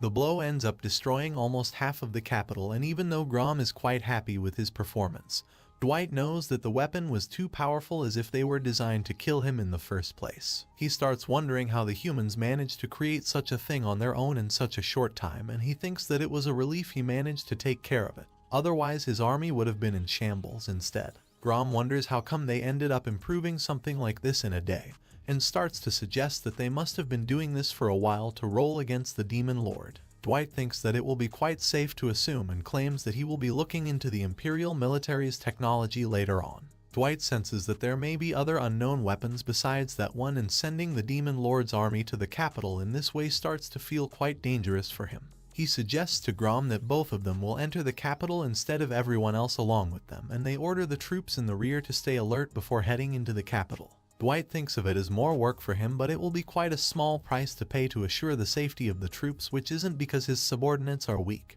but because he couldn't grasp the war situation and give proper and accurate orders. He stands above on a huge tower to see how the war is going on, and it seems that the current symbol of the fear for the Demon Lord is the sight of people turning into undead and rampaging about, and he ends up blocking all the entrances and exists by placing down barriers to block transfers magically. It seems like no one can now leave the capital, as if they are trapped in some kind of cage for their life. Even a day ago, the whole country has been operating behind the scenes so far, but now it is about time they receive the deserving damage they always needed to get down on the ground. Soon Grom arrives, and Dwight starts to claim that they will be needing to sort their plans, having two objects to steal several weapons such as their artillery and some schematics at the same time. When nothing was suspicious enough, Dwight now thinks that the country had to take some kind of help from the outside forces, as they didn't have the same kind of technology. He knows that some other country or forces must be involved in this whole ploy, and then he represents the annihilation of the leaders of the country to be the second most prioritized quest. He thinks that even though he doesn't want to finish them off, but he will have to cut out a majority of them anyways, since it seems that they are quite hungry for war than the other country leaders. While Dwight continues to discuss the plans with Grom, about demolishing the warmonger country. The leaders of the country keep on discussing how and why they ended up losing the formation. Everyone presents their ideas, but the main role in that situation think that they must have formed an alliance with the elves. Dwight thinks that the country must have some moderate and neutral factions as well, and he will be needing them to take the stage for the betterment of the situation, as only the Demon King will have to have the Iron Fist. Soon they feel like they are being stared down by someone else, as if someone with a strong killing intent is staring at them. Soon someone along with a weapon infused with lightning and mana rushes straight at the Demon Lord, and Grom ends up stopping the weapon in the middle by using his hand. The strike ends up throwing Grom away from the point where Dwight was standing, and Dwight finally realizes what the lightning strike actually used to be in the first place. After calling Dwight the Necromancer and confirming his identity, the mysterious figure goes on to attack him, claiming that he will end up crushing him. Dwight realizes that he wasn't able to react in time, as the figure attacking him is using a lot of magic enhances at the same time. He gets thrown into a huge distance in front of the mysterious figure, and Dwight finally realizes that he surely knows this man in front of him. It seems that he used to be widely popular in the world 10 years ago, as he was once considered a candidate to defeat the Demon Lord because of his strength, but it was said that he never actually helped the people who requested help from him. The man who once owned the sea and water side of the continent is none other than the great pirate, the thunderous Dorda. Both of them continue to debate about their fighting spirit, and Dwight remarks that he already knows his name, which sends shivers down his spine. Dorda feels like it would be kind of honor to be called by the old nickname from the Demon Lord, and Dwight starts asking him about being inside of the Imperial capital. It seems that he is now a general in service of the Empire, as he simply has an insatiable hunger for battle no matter where he is. When Dorda gets ready to attack the Demon Lord, Dwight starts speaking for him to let him know something. But as Dorda couldn't keep his anger bottled, he ended up charging at Dwight, and at that moment, Grom enters the scene and kicks the hell out of him as Dwight orders Grom to take care of the energetic pirate. Grom makes a promise saying that he will be handling him in the capital, as Dorda continues to laugh through his broken helmet. Leaving the work of handling Dorda, Dwight teleports in the chamber of the country leaders and remarks that they must be quite desperate that they needed to hire Dorda instead of anyone else. Dwight gets on with executing everyone, and as he interrogates the final leader of the capital, Grom continues to fight against the human with superhuman abilities. Soon Grom realizes that it is too hard for him to follow through Dorda's moves, and Dorda starts mocking him, asking if that was his best move, as Grom gets thrown into a huge distance far away from the opponent. Dorda calls him a heavy disappointment, and the moment he calls Grom the right hand of the Demon Lord, he fires up on his own, reminiscing that the Demon Lord must have been the one who must have called him that in the first place. He claims that he might have taken him too easily because he was a human, but now he is about to show Dorda the real wrath of the right hand of Demon Lord.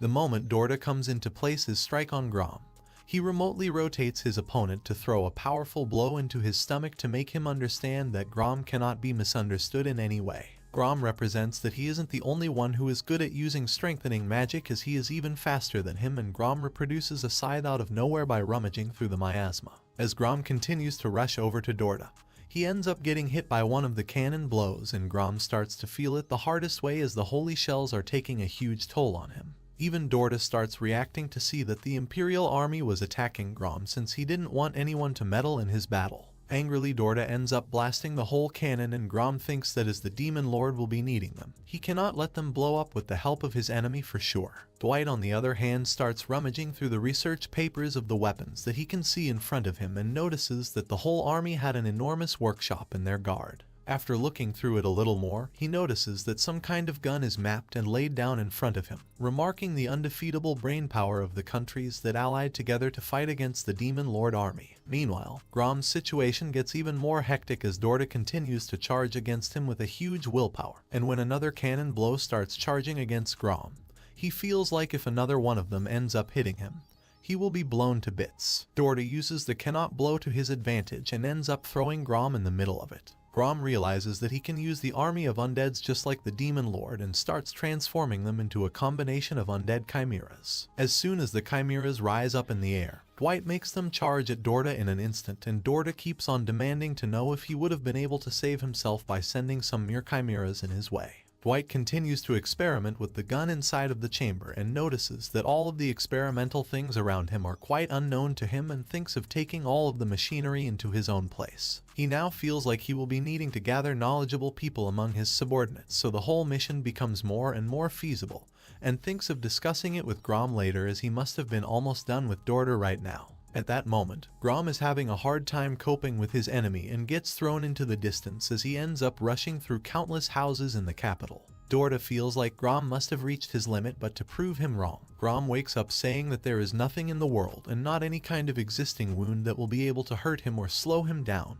as he instantly wraps Dorda around with the heavy miasma in his body. It seems that he didn't really want the Chimeras to defeat him, as his true goal was to take over the cannon, presenting that the ideas of the Demon Lord are truly the strongest in the world. In this time, Grom throws Dorda into the blast of the cannon as the Chimera fires upon him, and as the blow hits him, it washes through the whole city. Grom thinks that even though he must be a good warrior, he will end up dying, as Dorda was nothing but a human in the end. But he realizes that he was truly misunderstanding Dorda as he charges against him once again, and after introducing himself to Dorda in the last second, he takes his life by throwing the spear of miasma inside his body. Both of them recognize each other as mesmerizing fighters. They call each other excellent, and Grom ends up beheading Dorda at the last moment. Dwight finds out about the magic cannon, which started getting into development about 5 years ago, sent by allied countries, and finds it all absurd in the end, as it doesn't even make sense to Dwight. The scene shifts, and it seems that the engineer who worked on the cannon infused with holy power attributes was ordering to integrate it as a knight arrived to relay the message to him. But he got heavily frustrated, as even the design of the cannon wasn't done at that time. It means that even the inventor didn't understand the way of working around it for some reason, but no one managed to question it because of the mass production of the magic cannon went without facing any kind of problems or changes. According to Dwight's knowledge, he thinks some kind of supernatural power surely worked on it somehow, as if it is the flow of the world itself, as the hero awakening is not the only thing that is bestowed by the world, remarking that the world trying to eliminate the Demon Lord as if it is trying to fix some kind of grave error. Dwight thinks that it might be his assumption in the end, but if that is the case, he thinks that he needs to start acting carefully around the whole equation of it, as the world is aligning with humans. As just by obtaining the information alone makes the whole invasion worthwhile, he realizes that he will be needing to take all the materials and weapons to meet with Grom to work on their next plans for the future to protect their empire. The moment he reaches Grom, he is quite excited to let him know that he has already eliminated the great opponent named Dorda, and Dwight thanks Grom for being on his side. Grom gets even more surprised and starts thanking the Demon Lord, realizing that he had been a great help to him after all. They think that the Empire shouldn't be the one to act for the time being, as they have already destroyed the capital, as they will surely be needing some help from the other distant counties right now. But Dwight thinks that he will be needing to destroy the whole Empire, and even though he has accomplished all of the tasks that he needed to clear, he will be waiting to see what happens and then act accordingly. When Grom seems unstable while standing in front of Dwight, Grom explains that there might be someone who isn't waiting and listening for his order, and that person is continuing to rampage around the whole city, unleashing a devastating feat against the humans. When Grom asks Dwight if it happens regularly, Dwight claims that it might be the first time for them to see something like that, and decides to look further into the motion. As they end up marking the devil who had been causing the massacre, Dwight finds out that the person must have been Dorda, and it seems that he has turned into a high-ranking undead named Dullahan, making Grom realize that his miasma must have coincidentally flowed into his body, and the moment he died, he turned into an undead. Even after the creature's head gets sliced by Grom, he is still unable to get controlled, and it seems that even Dwight isn't able to control him like that. As time passes, he continues to behead everyone around him and forces Dwight to attempt a vanquishing attack toward him so they could manage to defeat the rampaging evil. But the moment Dwight charges his fire-imbued flow toward him, he cuts it in half and asks for Dwight's head. Dwight starts asking about his head to Grom, and it seems that Grom ended up burning it, and the body isn't about to calm down without finding the head as well. The moment Dwight claims that his head no longer exists, he starts rushing toward them.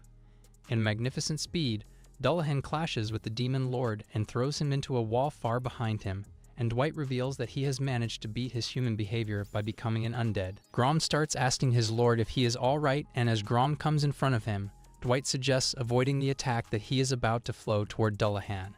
A watery flash starts fuming around Dorda, and Dwight remarks to Grom, asking if he was truly strong or not, but it is already clear that Dwight is way stronger than him.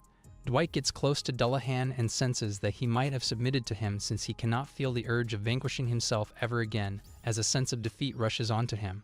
Grom starts asking and apologizing to Dwight about what they are about to do next, and Dwight claims that it will be okay as he is about to take him to the royal capital. It seems that Dwight is heavily interested in Dullahan, and it surely gets Grom to become jealous of his position to be unfounded. As Luciana and Henry are communicating with each other, they notice that Dwight and Grom have arrived with another undead as Dwight continues to reveal his identity. Both Luciana and Henry are shocked to hear that the undead in front of him is unbeatable Dorda, and knowing that Grom managed to defeat him, Henry praises Grom for making such an achievement.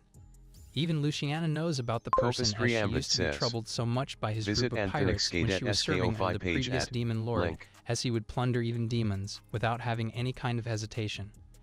Luciana starts asking if he is able to retain his consciousness, and Dwight claims that he can only do a fragment of it for now, as the undead continues to ask about his head to everyone around him. When Luciana moves the head, she notices that his reed head is not there anymore and puts the new one back once again, and she finds out that the undead cannot speak correctly as it doesn't have the head right now. Grom gets mad as if he is about to lose his position as the demon lord's undead subordinate, and Henry keeps on laughing at the matter, which annoys Grom once again. When Dwight asks him about the matter, he starts acting like a teenage girl, twisting his words as a mistake, and Dwight thinks of the matter as he ended up getting involved with a hell of an existence. As the undead keeps on asking about his head, Dwight wonders if his consciousness was resurfaced, as he was really a man with strong spirits. Somewhere else, some people of some sort continue to wonder how the world was at peace 10 years ago, but now the situation is changing as the Demon Lord started terrorizing the whole world.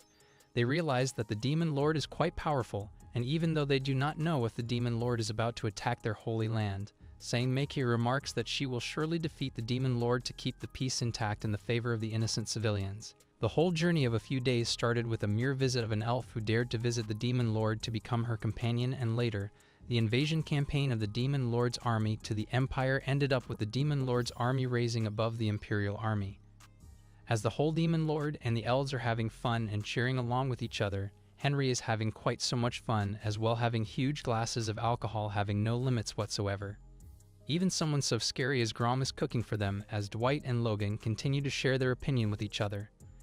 Before this whole incident, one day Luciana arrives saying that the Demon Lord's army will be needing some kind of break for their tiring lifestyle for their well-being and proper mental health.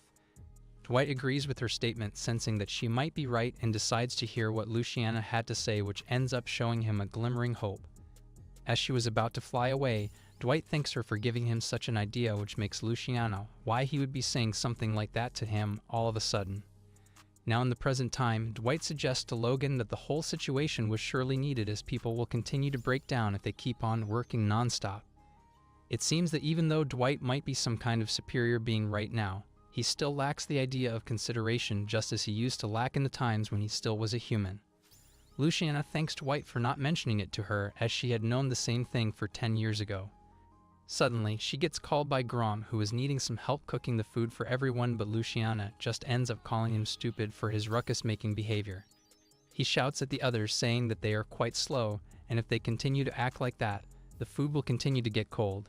Dwight notices that Grom is happier than usual, and despite the fact that he continues to scold his subordinates, he is doing fine right now, as he thinks that he is getting relied upon by someone. At that moment, Logan notices that Dwight is thinking about something, and he thanks him for inviting the forest elves and for arranging a banquet for them. Dwight suggests Logan take a look around him, as he notices that even the humans are still trying to live peacefully with demons, and they are not hostile as they used to be in the past. Dwight thinks that it might still be difficult to make it happen overnight, but one day he will be able to call the elves in the capital as well, which warms Logan's heart as well. Dwight even thinks that the elves must not be used to this kind of environment, and thinks that he will be needing to develop the outskirts of the forest as well so the elves can move in more easily. Logan laughs after hearing his suggestion, and he claims that he has never thought that he would be hearing something like that from the Demon Lord, as he is portrayed as the good king right now. But Dwight thinks that it is quite wrong, as if someone ends up joining the Demon Lord's army, they will have to get ready to make the world their enemy, as even until they die, the subordinates will continue to risk their lives, and it doesn't just continue to act like that as even after their death. They will have to keep risking their lives for him. While making a speech about the unfortunate events of what will be happening to his subordinates, Dwight creates a spark of fireworks in the heart of the sky as everyone enjoying the banquet starts dancing and laughing at it. Henry thinks that the whole scenario might be quite stylish for him, and at that side, Dwight thinks that the Empire is weakening every moment. Along with that, the time is changing as well. It seems to be the first time that the Empire ended up suffering such a great loss, which is considered as the biggest loss in the history of the Empire. There are chances that there will be countries that realize they cannot compete with the Demon Lord's army and will propose themselves to be the Demon Lord's vassal state. And there will also be some countries that will use the Empire's defeat as a reference to make the plans to defeat the Demon Lord, which will create a bigger mess surrounding them. Dwight remarks that he will pause his invasion for a moment to observe their movements for the time being, which reminds him that there will be no need to consecrate themselves into another battle for now. Grom comes around close to the Demon Lord, saying that he has a report to rely the new information about the theory that the Saint Cain Kingdom has already declared a war on the kingdom of the Demon Lord. Grom realizes that there will be heady consequences, and Dwight verifies that the Saint Cain Kingdom is well versed in holy magic, as their people worship the holy power as they loathe the existence of the undead to the point of excess. It is believed that the Saint Cain Kingdom is unrivaled when it comes to fighting the undead, and in the heroic tales, whenever an undead was defeated, there were always stories about the people from the Saint Cain Kingdom, and it was told that the country is synonymous with undead killers. Grom starts asking Dwight as he doesn't think some country would be trying to ignore their existence, but he is also surprised that they would act like that all of a sudden as if they started growing yesterday. Dwight represents that there might be some kind of relation between the fixation, as they value their way of being more than aversion toward the undead, deeming that they are quite prideful in the first place. Also, they will have to act carefully each of their movements, which will continue to affect their reputation as they have been waiting for an opportunity to arise for quite an amount of time. Dwight realizes that if they are moving quickly right now, it means that they have the means to defeat him for sure. The statements made by the kingdom continue to anger Grom, but Dwight thinks that it must be not that wrong since he looks the way they ended up describing himself as like that. Dwight realizes that Grom must be irritated by the whole scenario, as he already knows that the prospect Dwight is trying to get at, and at that moment, Luciana brings up some important messages for him too. When Luciana arrives quickly, Grom is quite annoyed by it, but the information that she served them is quite heavy on them, as it seems that the Saint Cain Kingdom army is approaching them quite instantaneously. It seems that the armies are attacking the human city in their territory, and there have been a lot of casualties according to the demon spies of Luciana. Grom is surprised to see that they have declared war on them and even attacked them at the same time, which is exactly what the humans would to do their enemies. Then Luciana curiously asks Dwight if they are about to wait to see through their movements, as they are still attacking the human territory, and Dwight claims that they are about to intercept them already, as he refuses to anyone attack his territory. When Luciana continues to waste time joking around, Dwight orders the whole army to arrange right now and call Henry moreover, as he would be the only one who wouldn't be affected by holy magic in the first place. It seems that Dwight and Luciana will be protecting the capital, whereas the others will continue to fight outside of the capital, and Dwight gets ready for his formidable enemy. He gets into the thoughts of the past when he was intercepted by the Saint Cain Kingdom when he was traveling with hero Claire, and even though Claire claimed that she had her permission to enter the territory, she was refused, claiming that no such record of something like that ever existed. They end up imprisoning Claire and Dwight both in a prison cell, and it seems that their pride was so high that they wouldn't accept anyone aside from them to subjugate the Demon Lord. Even after escaping from their cell that night, Dwight remembers that their plans were sabotaged by the Saint Cain Kingdom a lot of times, as even after abandoning becoming a human, 10 years later, the Saint Cain Kingdom is still the same. They haven't changed as much as they are still uncooperative, and only think of protecting their own country, as if they are even more dangerous than the Empire.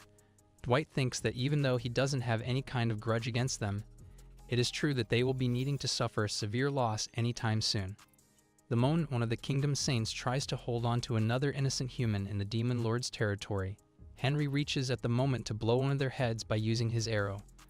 But his remarks do not hold much onto the saints, as they think that serving the Saint Cain Kingdom means siding with the world's wish, and claims that they aren't about to stop until the Demon Lord is dead.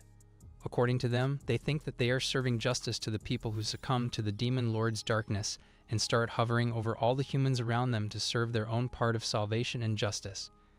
As all the humans continue to blast in the sky, Henry is terrified and claims that he isn't interested in any kind of ideology or justification, and claims that he is quite glad that he ended up joining the Demon Lord's army, which makes Grom to wonder that he is just stating the obvious things, and all of them get ready to slash against each other. As the Demon Lord's army arrives to battle against the Holy Saints, Henry thinks that their side of the army is quite exceptional, and he thinks that they should be able to settle the whole matter before sunset. but Grom suggests to him that he shouldn't underestimate them, as the tide of the battle can be turned upside down if there is someone who is capable on the enemy side. When he thinks that there are not many people who can hold out against the Demon Lord's army, they notice that there must be something quite ambiguous about the girl saint that is heading toward them slowly. Henry feels the same and realizes that there must be something about her ambience, which is surely not normal, and starts asking if the firework like the blasting of the humans her work was or not. The woman in front of him is Saint Makia, and she accepts that the incident was surely caused by her. Henry ends up throwing his arrow by using his bow, claiming that there is no way he would be stopping to hurt her until she dies till the end. But as the arrow ends up striking close to her, he notices that the arrow got deflected for some reason, as if she is using some kind of shield to protect herself, and even though Henry is flabbergasted, he starts charging at her by flipping backward, hoping that she wouldn't be able to block them. But unfortunately for him, none of the arrows hit her once again, and frustrated Henry tries to kick the hell out of her, but ends up failing to do so as the shield continues to protect her.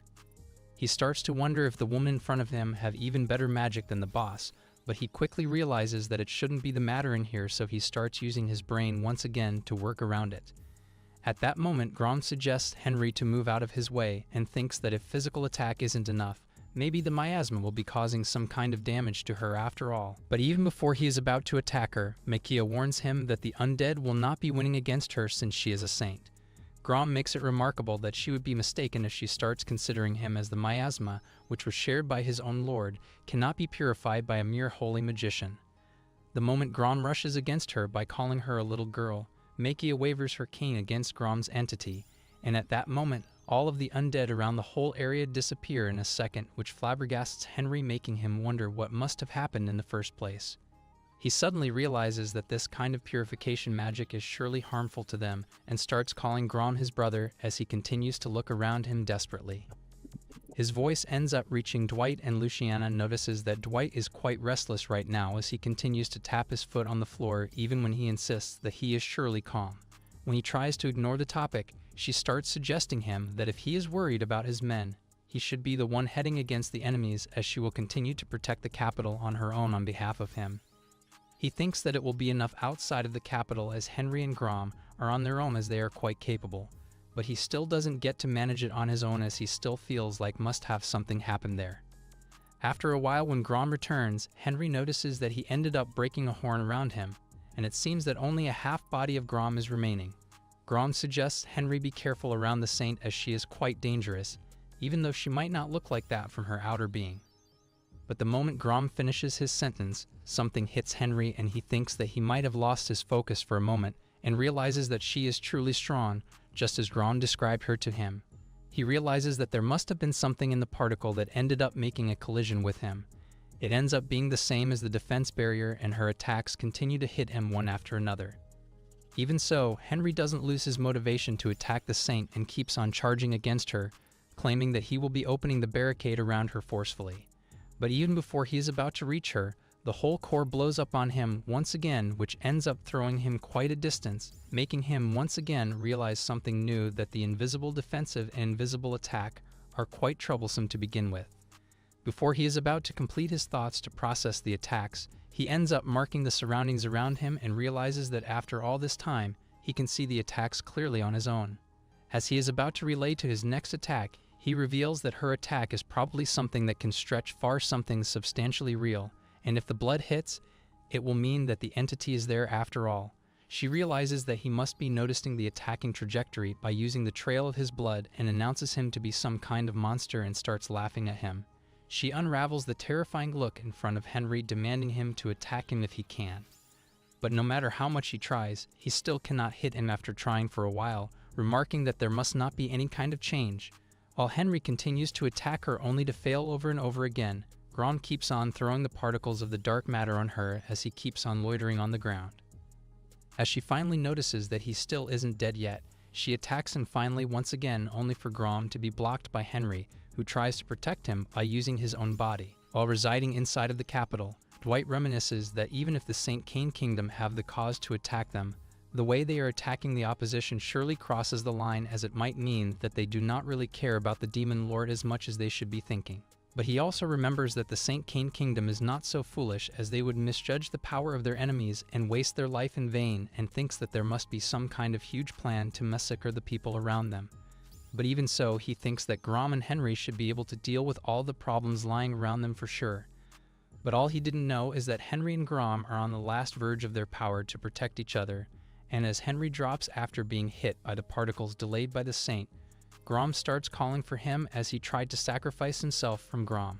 Henry continues to drop down on the ground and recalls happily seeing that Grom is okay after he ended up protecting him, which feels quite laughable to Saint Makia. She couldn't believe that a human would be protecting some undead, which makes her believe that Henry might have lost his mind, remarking that the humans who continue to worship the demon lord surely aren't sane inside of their heads after all. As the saint continues to throw dirty remarks at her, Grom realizes that the situation might be so bad that everyone will continue to die at this rate, and as Henry is quite injured at this moment, that there is no way they are about to retreat right now at any cost. Trying to sense out the situation, Grom starts asking Henry if they are about to be able to move on while he is injured, and the woman remarks that they are about to see through their end right now. When Grom thinks that they are about to meet their end, humans, orcs, and demons start to rush toward the woman with their weapons, trying to protect their injured lords, at once claiming that they have obliterated the others and all they have to fight against is the woman in front of them.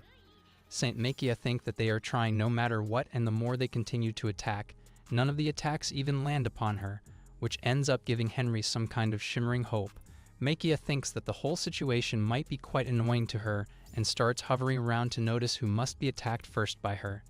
At that moment, Grom notices that one elf is about to move on in front of them and calls him to use this time to heal Henry, who is down on the ground losing his blood each moment.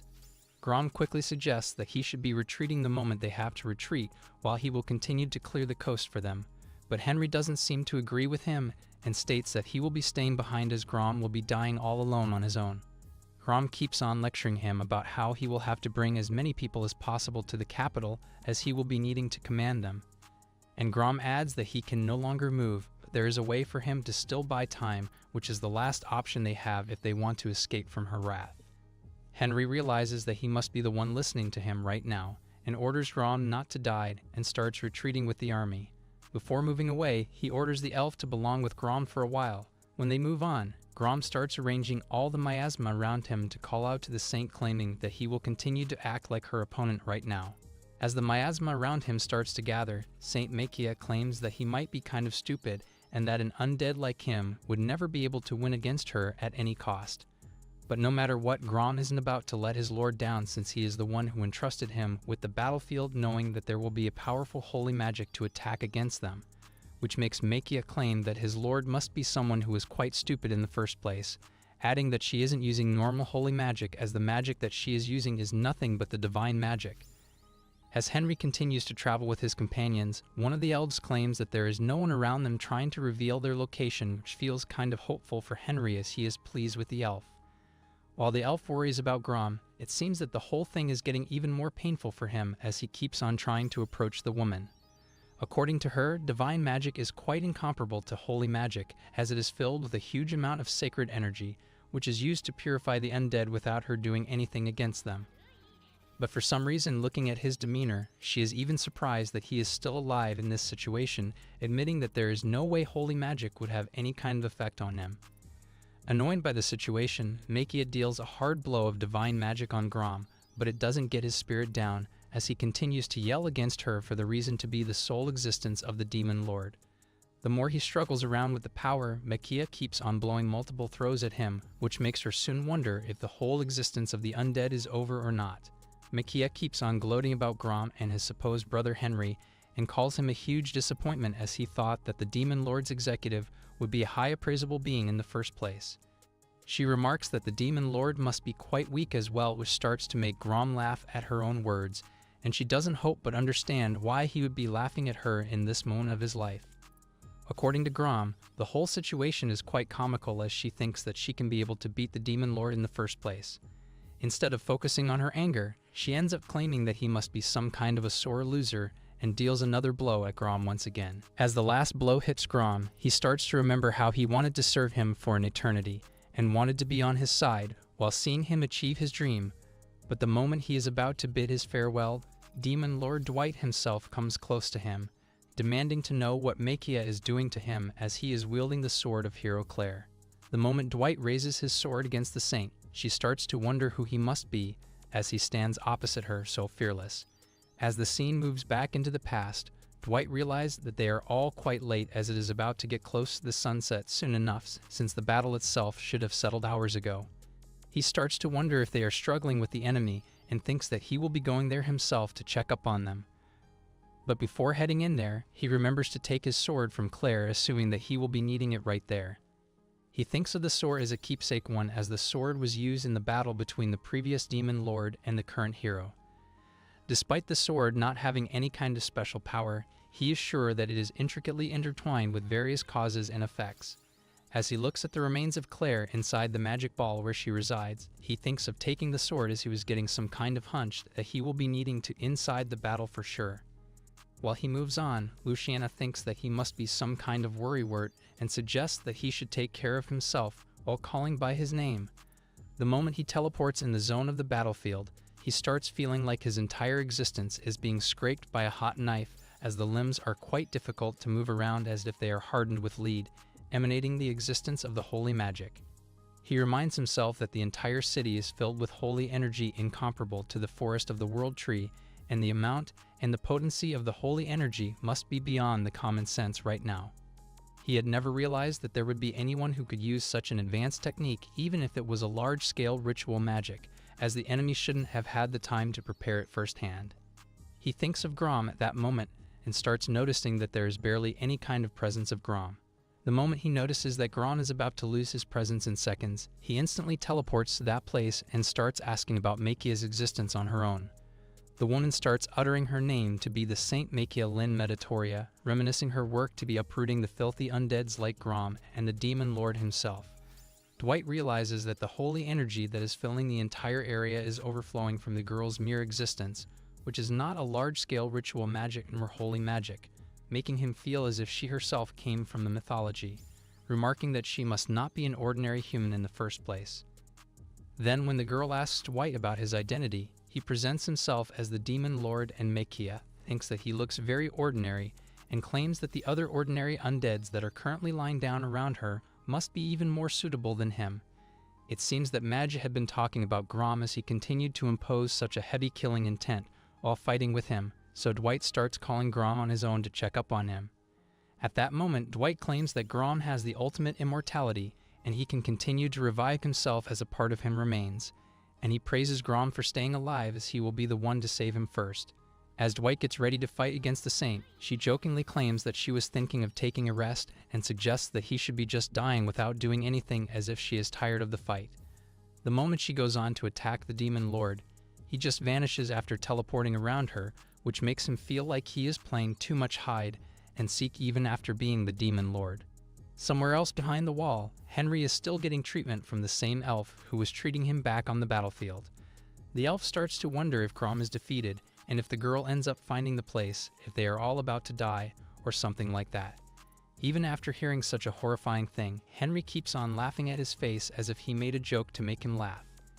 He starts to wonder what kind of expression the girl will end up making if she ends up seeing the demon lord in front of her in the first place, as he is heavily counting on him. The demon lord teleports with the existence of Grom, and as he teleports in the middle of his small companions, everyone is relieved to see that he is present in front of them himself. He praises everyone, seeing that they have ended up using the magic block recognition, as no one other than him would be able to find this place in the first place. He seems to be glad that everyone is alright, and Grom continues to apologize to the demon lord for failing him. It seems that he isn't concerned that Grom ended up failing, since he already knows the enemy is in no way able to get held down by him, and promises that he will be taking care of the rest on his own. At that point, Henry comes close to him, as well, saying that he is about to lose his touch, but Dwight is already delighted that he is still okay and intact. Henry continues to remark how they ended up losing all the undead, but the elves or monsters are still trying to recover from the danger, as he thinks that if they end up reviving the injured ones, they will be able to recover immensely. Dwight praises him, calling him an excellent commander, and Henry starts laughing after hearing his remarks, as he thinks that they will all be getting something to drink as soon as they reach home for sure. When Dwight thinks that he might not be able to accompany him to do that, and Henry relays the last information that needed to get heard by him. Dwight instantly calls for Lucien after talking with Henry, and starts relaying that he will be sending the army to the castle as there are a lot who need to get treated for their injuries, and after the end of the discussion, Luciana hopes that he will be coming back safely. As Dwight starts to think of the situation, he regrets realizing that only if he acted faster than his current situation, this momentous crisis may have never arrived for any of his comrades, and thinks that he might have made his subordinates waste the humiliation of his defeat, which he is truly responsible for. He instantly roars, realizing that he needs to finish what he has started, and teleports behind Saint Makia.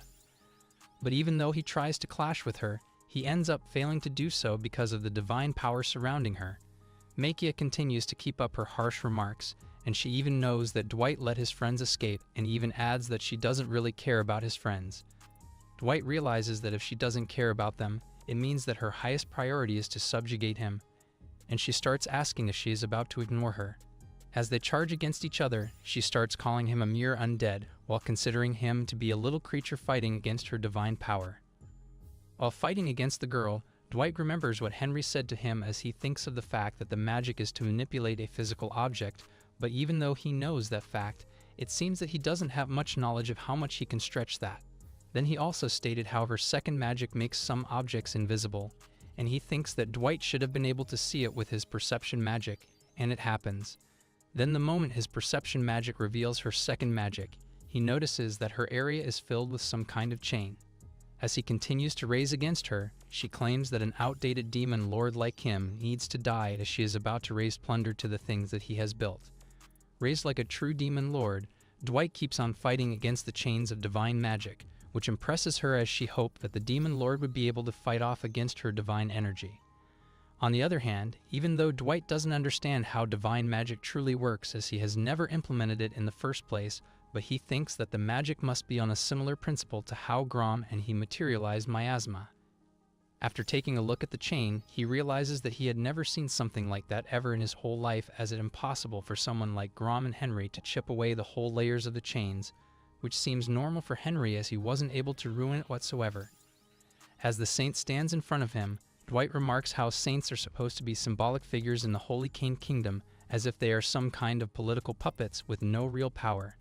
This is the real reason why Dwight is wondering about the source of her power, as it is not supposed to be wielded by someone like her in her position.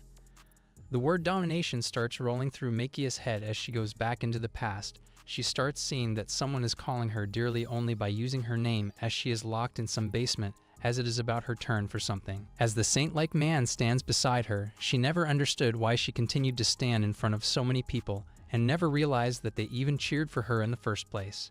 As she calls the man her father, she continues to get held down by a chain as a woman continues to follow her, and she starts asking the man about the people who were watching her.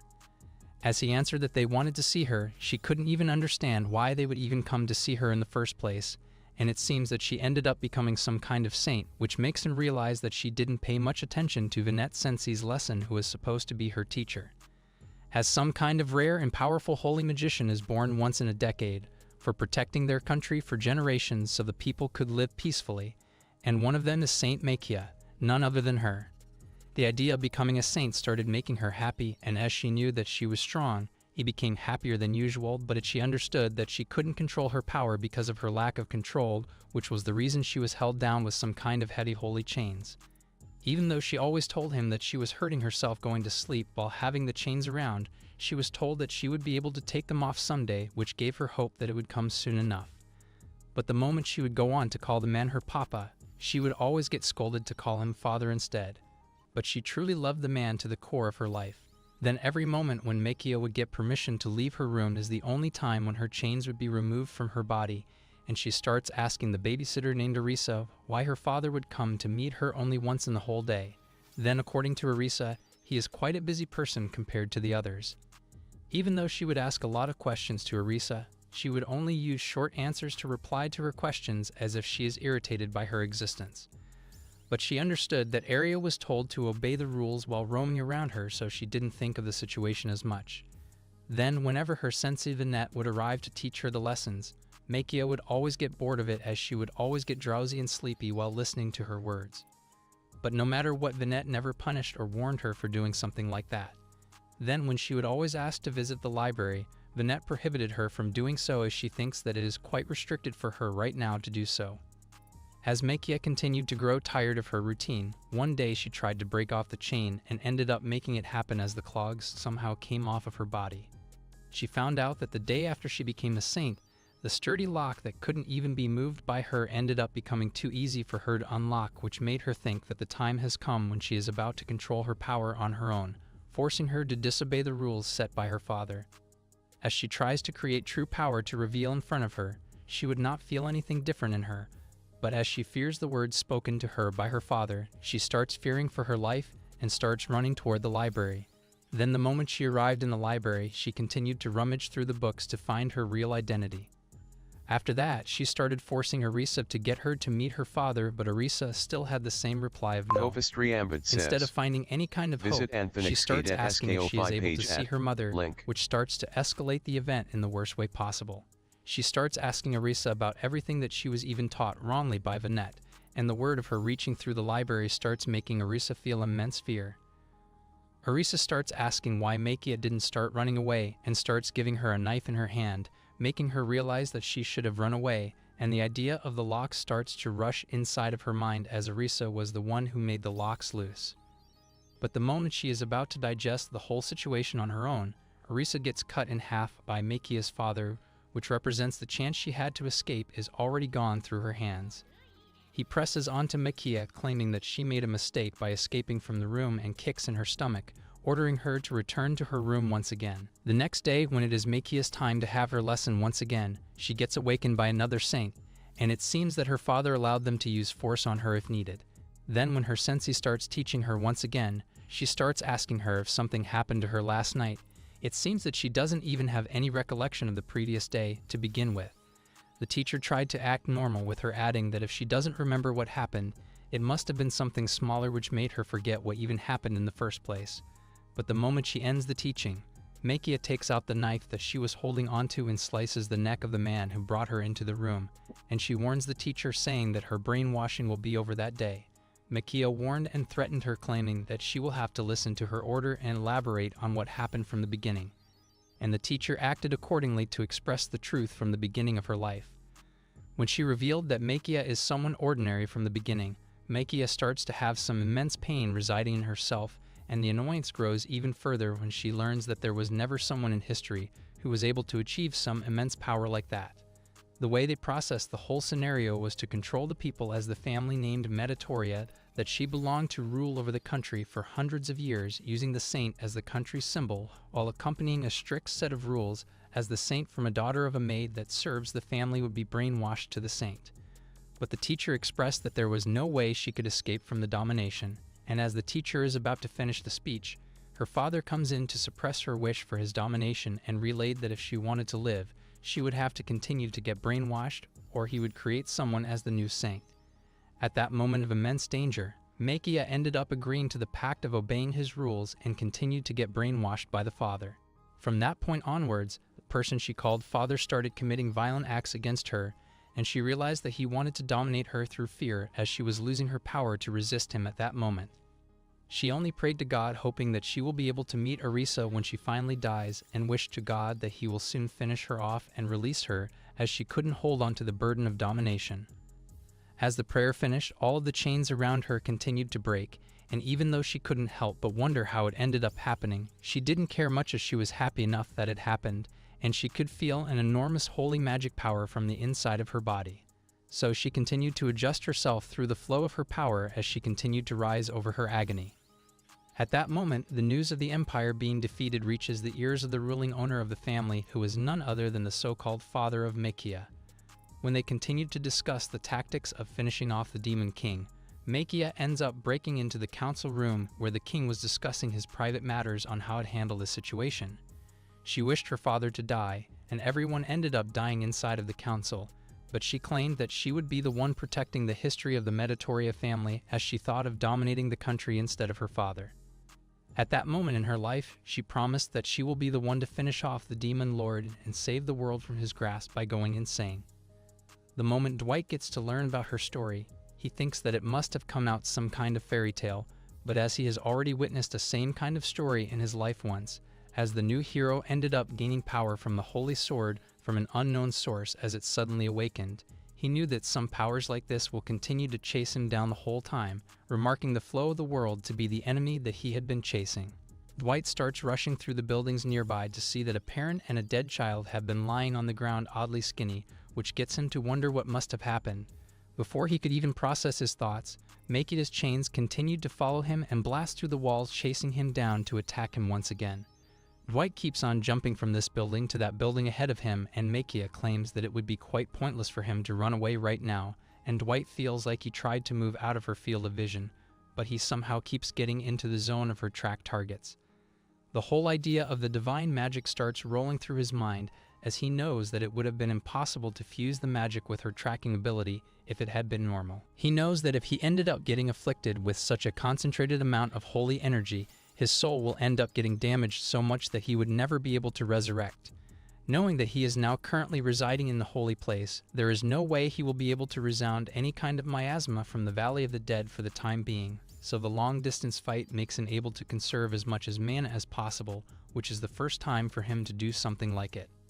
Dwight is quite shocked and even speechless that the odds are stacking against him, which makes him wonder if the world is trying to finish him off as he keeps on feeling the sudden discomfort on his entity.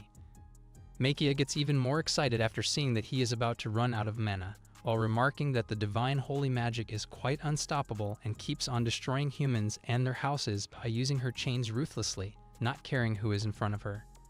While claiming that the people of the whole town will be dead soon enough, Dwight wonders why even after fighting for so long, Makia is still not showing any sign of fatigue and remembers that even the hero wasn't like that while fighting against him. He realizes that her power must be similar to the fact Dwight uses the energy of the Valley of the Dead and starts rushing over to the nearby houses to verify the fact. After tracing some kind of mana transfer, he breaks into a house to notice that some priests are using their mana to transfer strength to Makia inside of the houses. Dwight instantly finishes them off with his sword, and he keeps on noticing that people in the houses are pale and skinny, having no signs of being wounded but dead at the same time. He now knows how the power of Makia truly works as a spell transfer mana and a corpse in front of the spell, meaning that the divine holy magic is real, but the potency of the magic itself is something that the world gave to her. But for the mana to work, she will be needing to exploit the living beings around her, as it makes it quite impossible for a single person to have the amount of mana needed to use the power, quite similar to the Valley of the Undead after all. He thinks that the method should truly go against the meaning of humanity, turning it forbidden, providing the meaning saying that Makia is sucking the energy of the city inhabitants by using her holy staff in the first place. Even though Dwight knows that it will be tough to find out the main source of power, he realizes that the targets must be nearby, but no matter how brutal it is about to be, he is ready to look through it, since he has not any other choice to make her pay back. When Dwight arises in front of her once again, she realizes that he will come up with another countermeasure for sure, promising that she will be dealing with it head-on no matter what. As she claims that she is having a lot of fun, Dwight continued to blast through countless people of hers, adding the number up to 2,000 and even more. The trail of blood continues to grow larger and larger.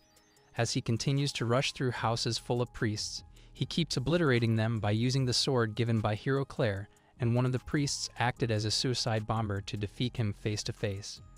As the solid soul of the attacker blasts, Dwight can be seen using his shield to protect himself from the attack, and he feels like he now truly hates him, as he cannot believe that he used to be a hero back in the past.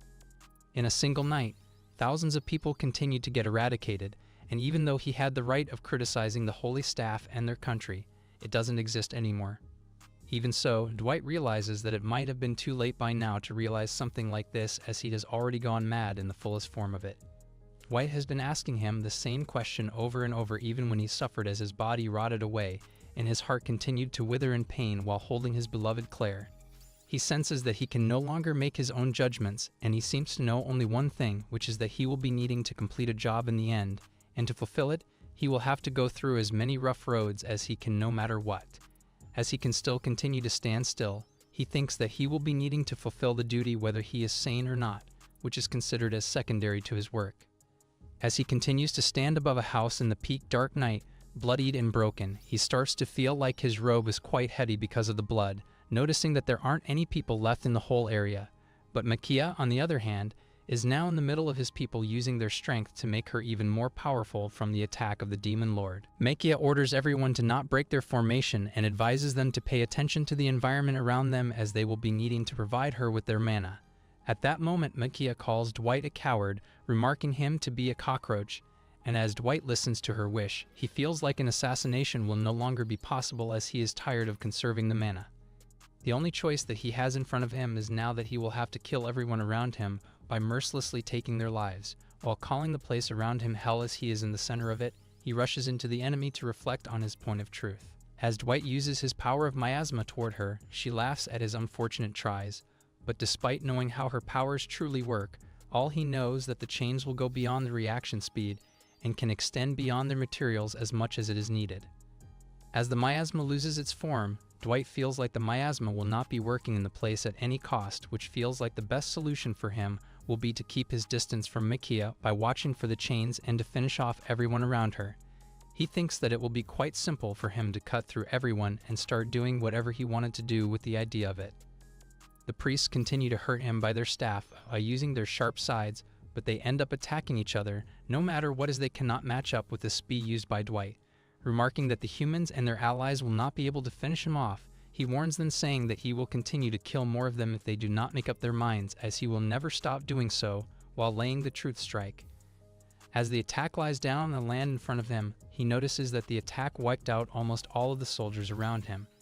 When the humans continue to weep in front of him, he feels like a one-sided slaughter can never be called battle, since it is only a matter of time before they start running away from his wrath.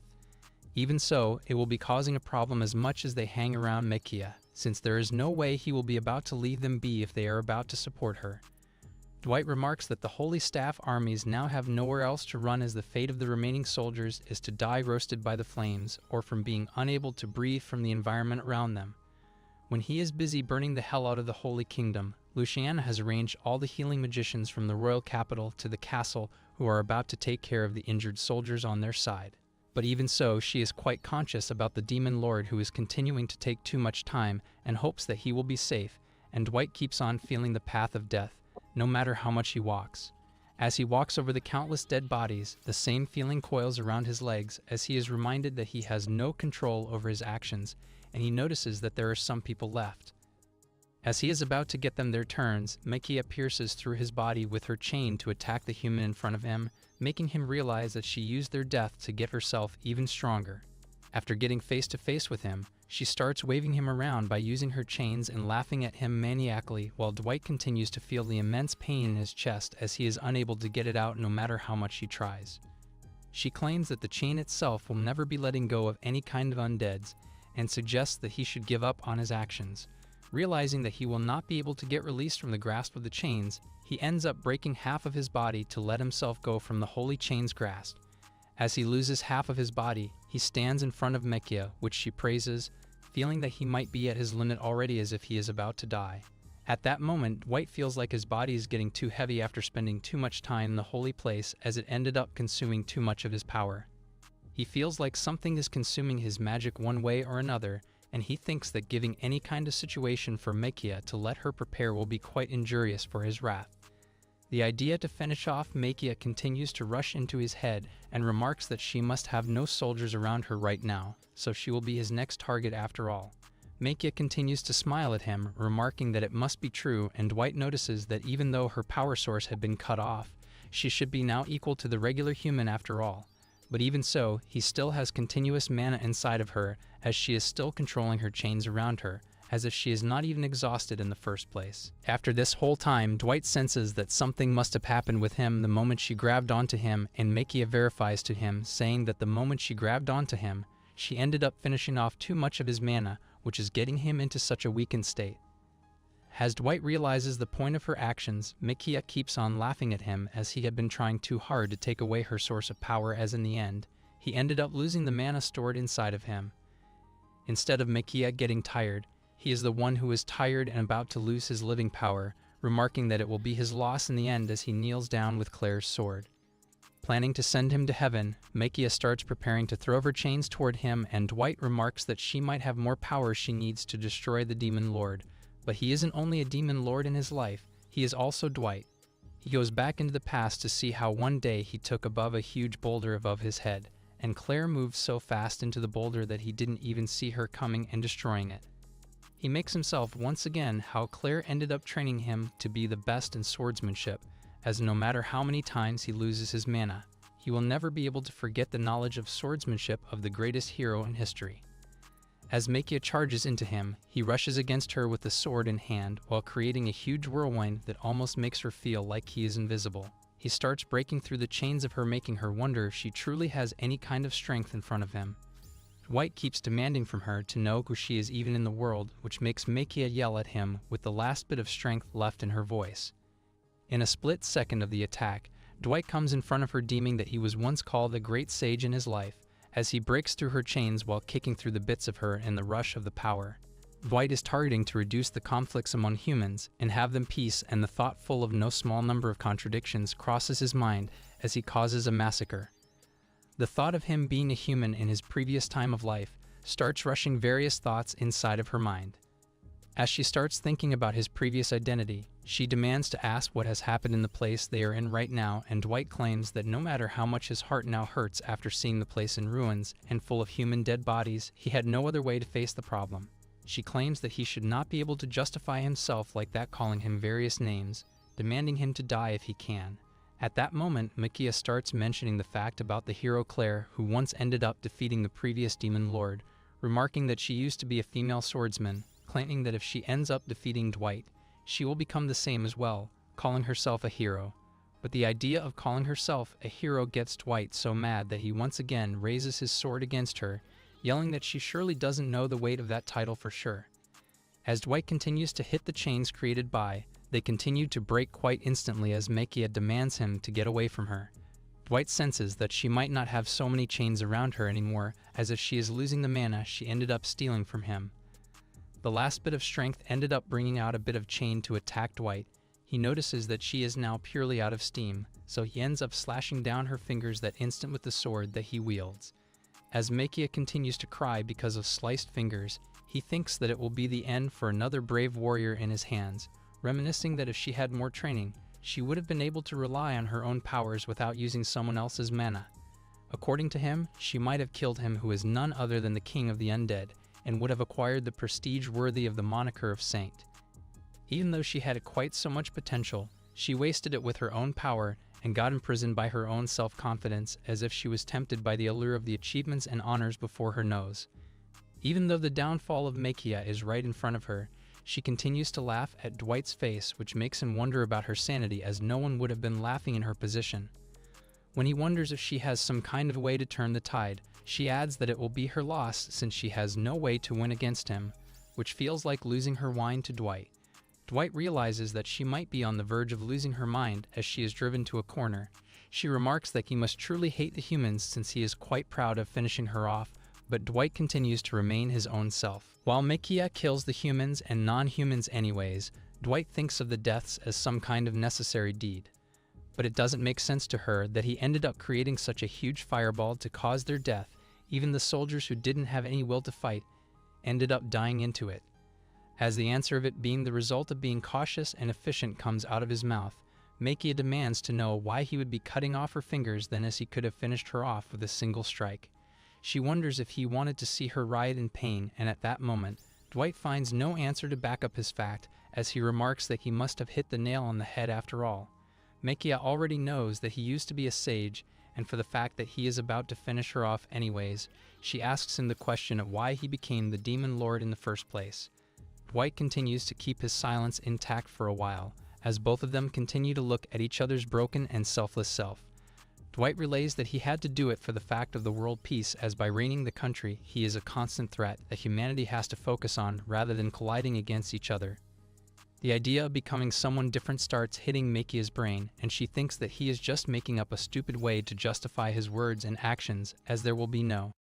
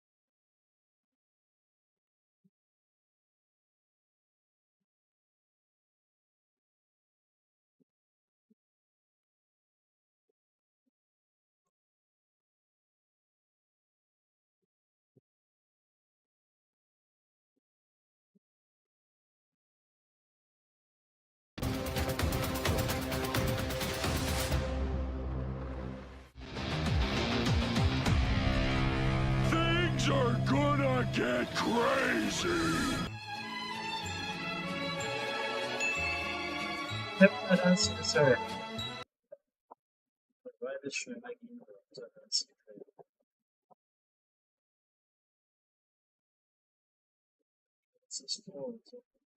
Today we're talking about What is this?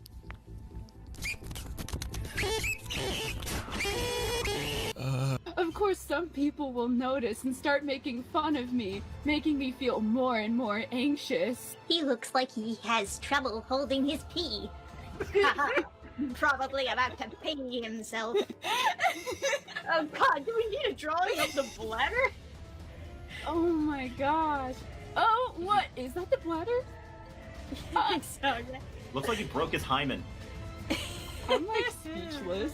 drawing on the internet. Now, in all my years of spending time on the internet waddling through the murky waters of chaotic online art communities, right from the wild west of deviant art that made me want to gouge my eyes out with a palette knife so I can just forget all the horrors my virgin brain had just witnessed, to the hidden corners of Tumblr and now Twitter and TikTok. Drawing on the internet has not changed at all, and in fact has become quite weird if you dig a little deeper. Unknown to most of us innocently wandering around art communities, casually sharing drawings of our cute cat and our fan art of Gojo in all his glory, a new monster has awoken from slumber and has sprouted its horns and reached out its claws into every corner of the internet. I present to you the art of webtoons. Webtoons, which exploded in popularity in recent years and became a staple in entertainment and online casual content for the average Joe fascinated with eventful drawings and immersive story arcs, are now becoming increasingly edgier than my nan forcing herself to learn Gen Z slang so she could fit with the Sigmas of Ohio, and it's now getting to the point where A, it's just too disgusting that I'll now rather spend my time doom scrolling on SoundCloud looking for music to listen to, or B, I'll just drive myself off a cliff if I spend another second witnessing a human disaster like this. Every single time I find myself casually scrolling through Twitter or just watching short documentaries on Snapchat and also satisfying cosmetic videos that make my friends question why they have me as a close ally, I am force-fed with adverts after adverts of stupid comics like this that literally make no sense no matter how hard I try to think about them. And this totally has nothing to do with whatever type of content you choose to consume on either of these social media platforms. Like seriously, you could literally be watching a video on the history of World War II and all of a sudden you're fed an ad from 2mix with the title "My stepmom caught me watching her changing her clothes so she invited me in." What the fuck is that? I thought ads were meant to be tailored to a certain target audience that engages in content similar to what they're promoting, but now I'm seeing these comics pushed under tweets that have literally nothing to do with stepmoms or pleasuring other siblings or family members. The art of making drawings of flesh peddling and exploring the romantic relationship between the male and female figure is quite nuanced, since a lot of artists practice drawing things of that nature, and I myself have happened to dabble in that water, dipped my toes in, if you will, and I get it. It's understandable that you want to pursue the art of drawing the human anatomy without clothes on it. But when it begins to breach the fine line between do not look at this while you work and borderline inappropriate creepiness, the morality and everything else behind it is immediately thrown right out of the window. This Zootopia fan-made comic titled "I Will Survive" centers around unaliving an unborn child still in its mother's womb. Let that sink in for a minute and tell me how you feel about it. This comic is about the subjects of unwanted pregnancy, abortion, and the rights of the father and the mother regarding those topics. It isn't pleasant, it isn't sweet or funny, and it does not have a happy ending. If you don't want to see any of those things in your Zootopia comics, turn back now. Wow. Well, thank you for that disclaimer, my dear internet friend. I and other people who were fortunate enough to not have read this fanfic when it came out will surely be turning our backs on this one today, because I'm not sure I'm mentally prepared enough to go through reading an entire series on that subject. But knowing the caliber of viewers watching the Mohamed Agbadi State of the Art YouTube channel and how curiosity gets the better of them, I'm sure you're already typing on Google searching for links to read the comic. So I included a video from I'm quite, who went through hours of painstaking brain-numbing torture reading the comic just for your entertainment. I think the main reaction the public had when this comic first went viral was just complete confusion. Nobody had any goddamn idea if this comic was meant as a joke or not. And can you blame them? Because the words Zootopia, abortion, and comic all together sounds like a Quiplash prompt. The thing is, everybody thought if it was a joke, it was an incredibly high-effort one with a serious tone that it kept up throughout its entire length with truly biting writing and drama. The biggest thing I personally saw that this comic was criticized for was portraying Judy and Nick as completely out of character. I mean, they definitely criticized other things about it, but about the comic as a comic itself, I'm pretty sure it was mainly that. Are you gonna tell me this art is bad? It's not like you can really go after it for the art. This shit is stunning. But some people claimed that Nick would never act in the way he did, and that the same went for Judy. There's probably some truth to that, but I think the liberties taken with the characters' personalities led people to believe that, at least in this first entry, it was made without irony. Just using these characters and universe as a vessel for an actual narrative that the author probably wanted to tell. People did end up settling on, oh shit, this was probably for realsies, which probably heightened the absurdity of it all for some people. But if it was meant to be taken seriously, a lot of people were trying to figure out what exactly was it saying. Was it meant to be pro-choice or pro-life or neither at all? Who knows? Good luck satisfying your curiosity when you're done with this video. Grape Man is a webtoon that features a man in a black mask acknowledging himself as a superhero who goes around saving people from grapists and then turns around to grape them himself. I'm not even kidding. This is literally taken from the synopsis of the book itself. He saves a girl from a rapist and she convinces him to become a superhero who fights against sex offenders. However,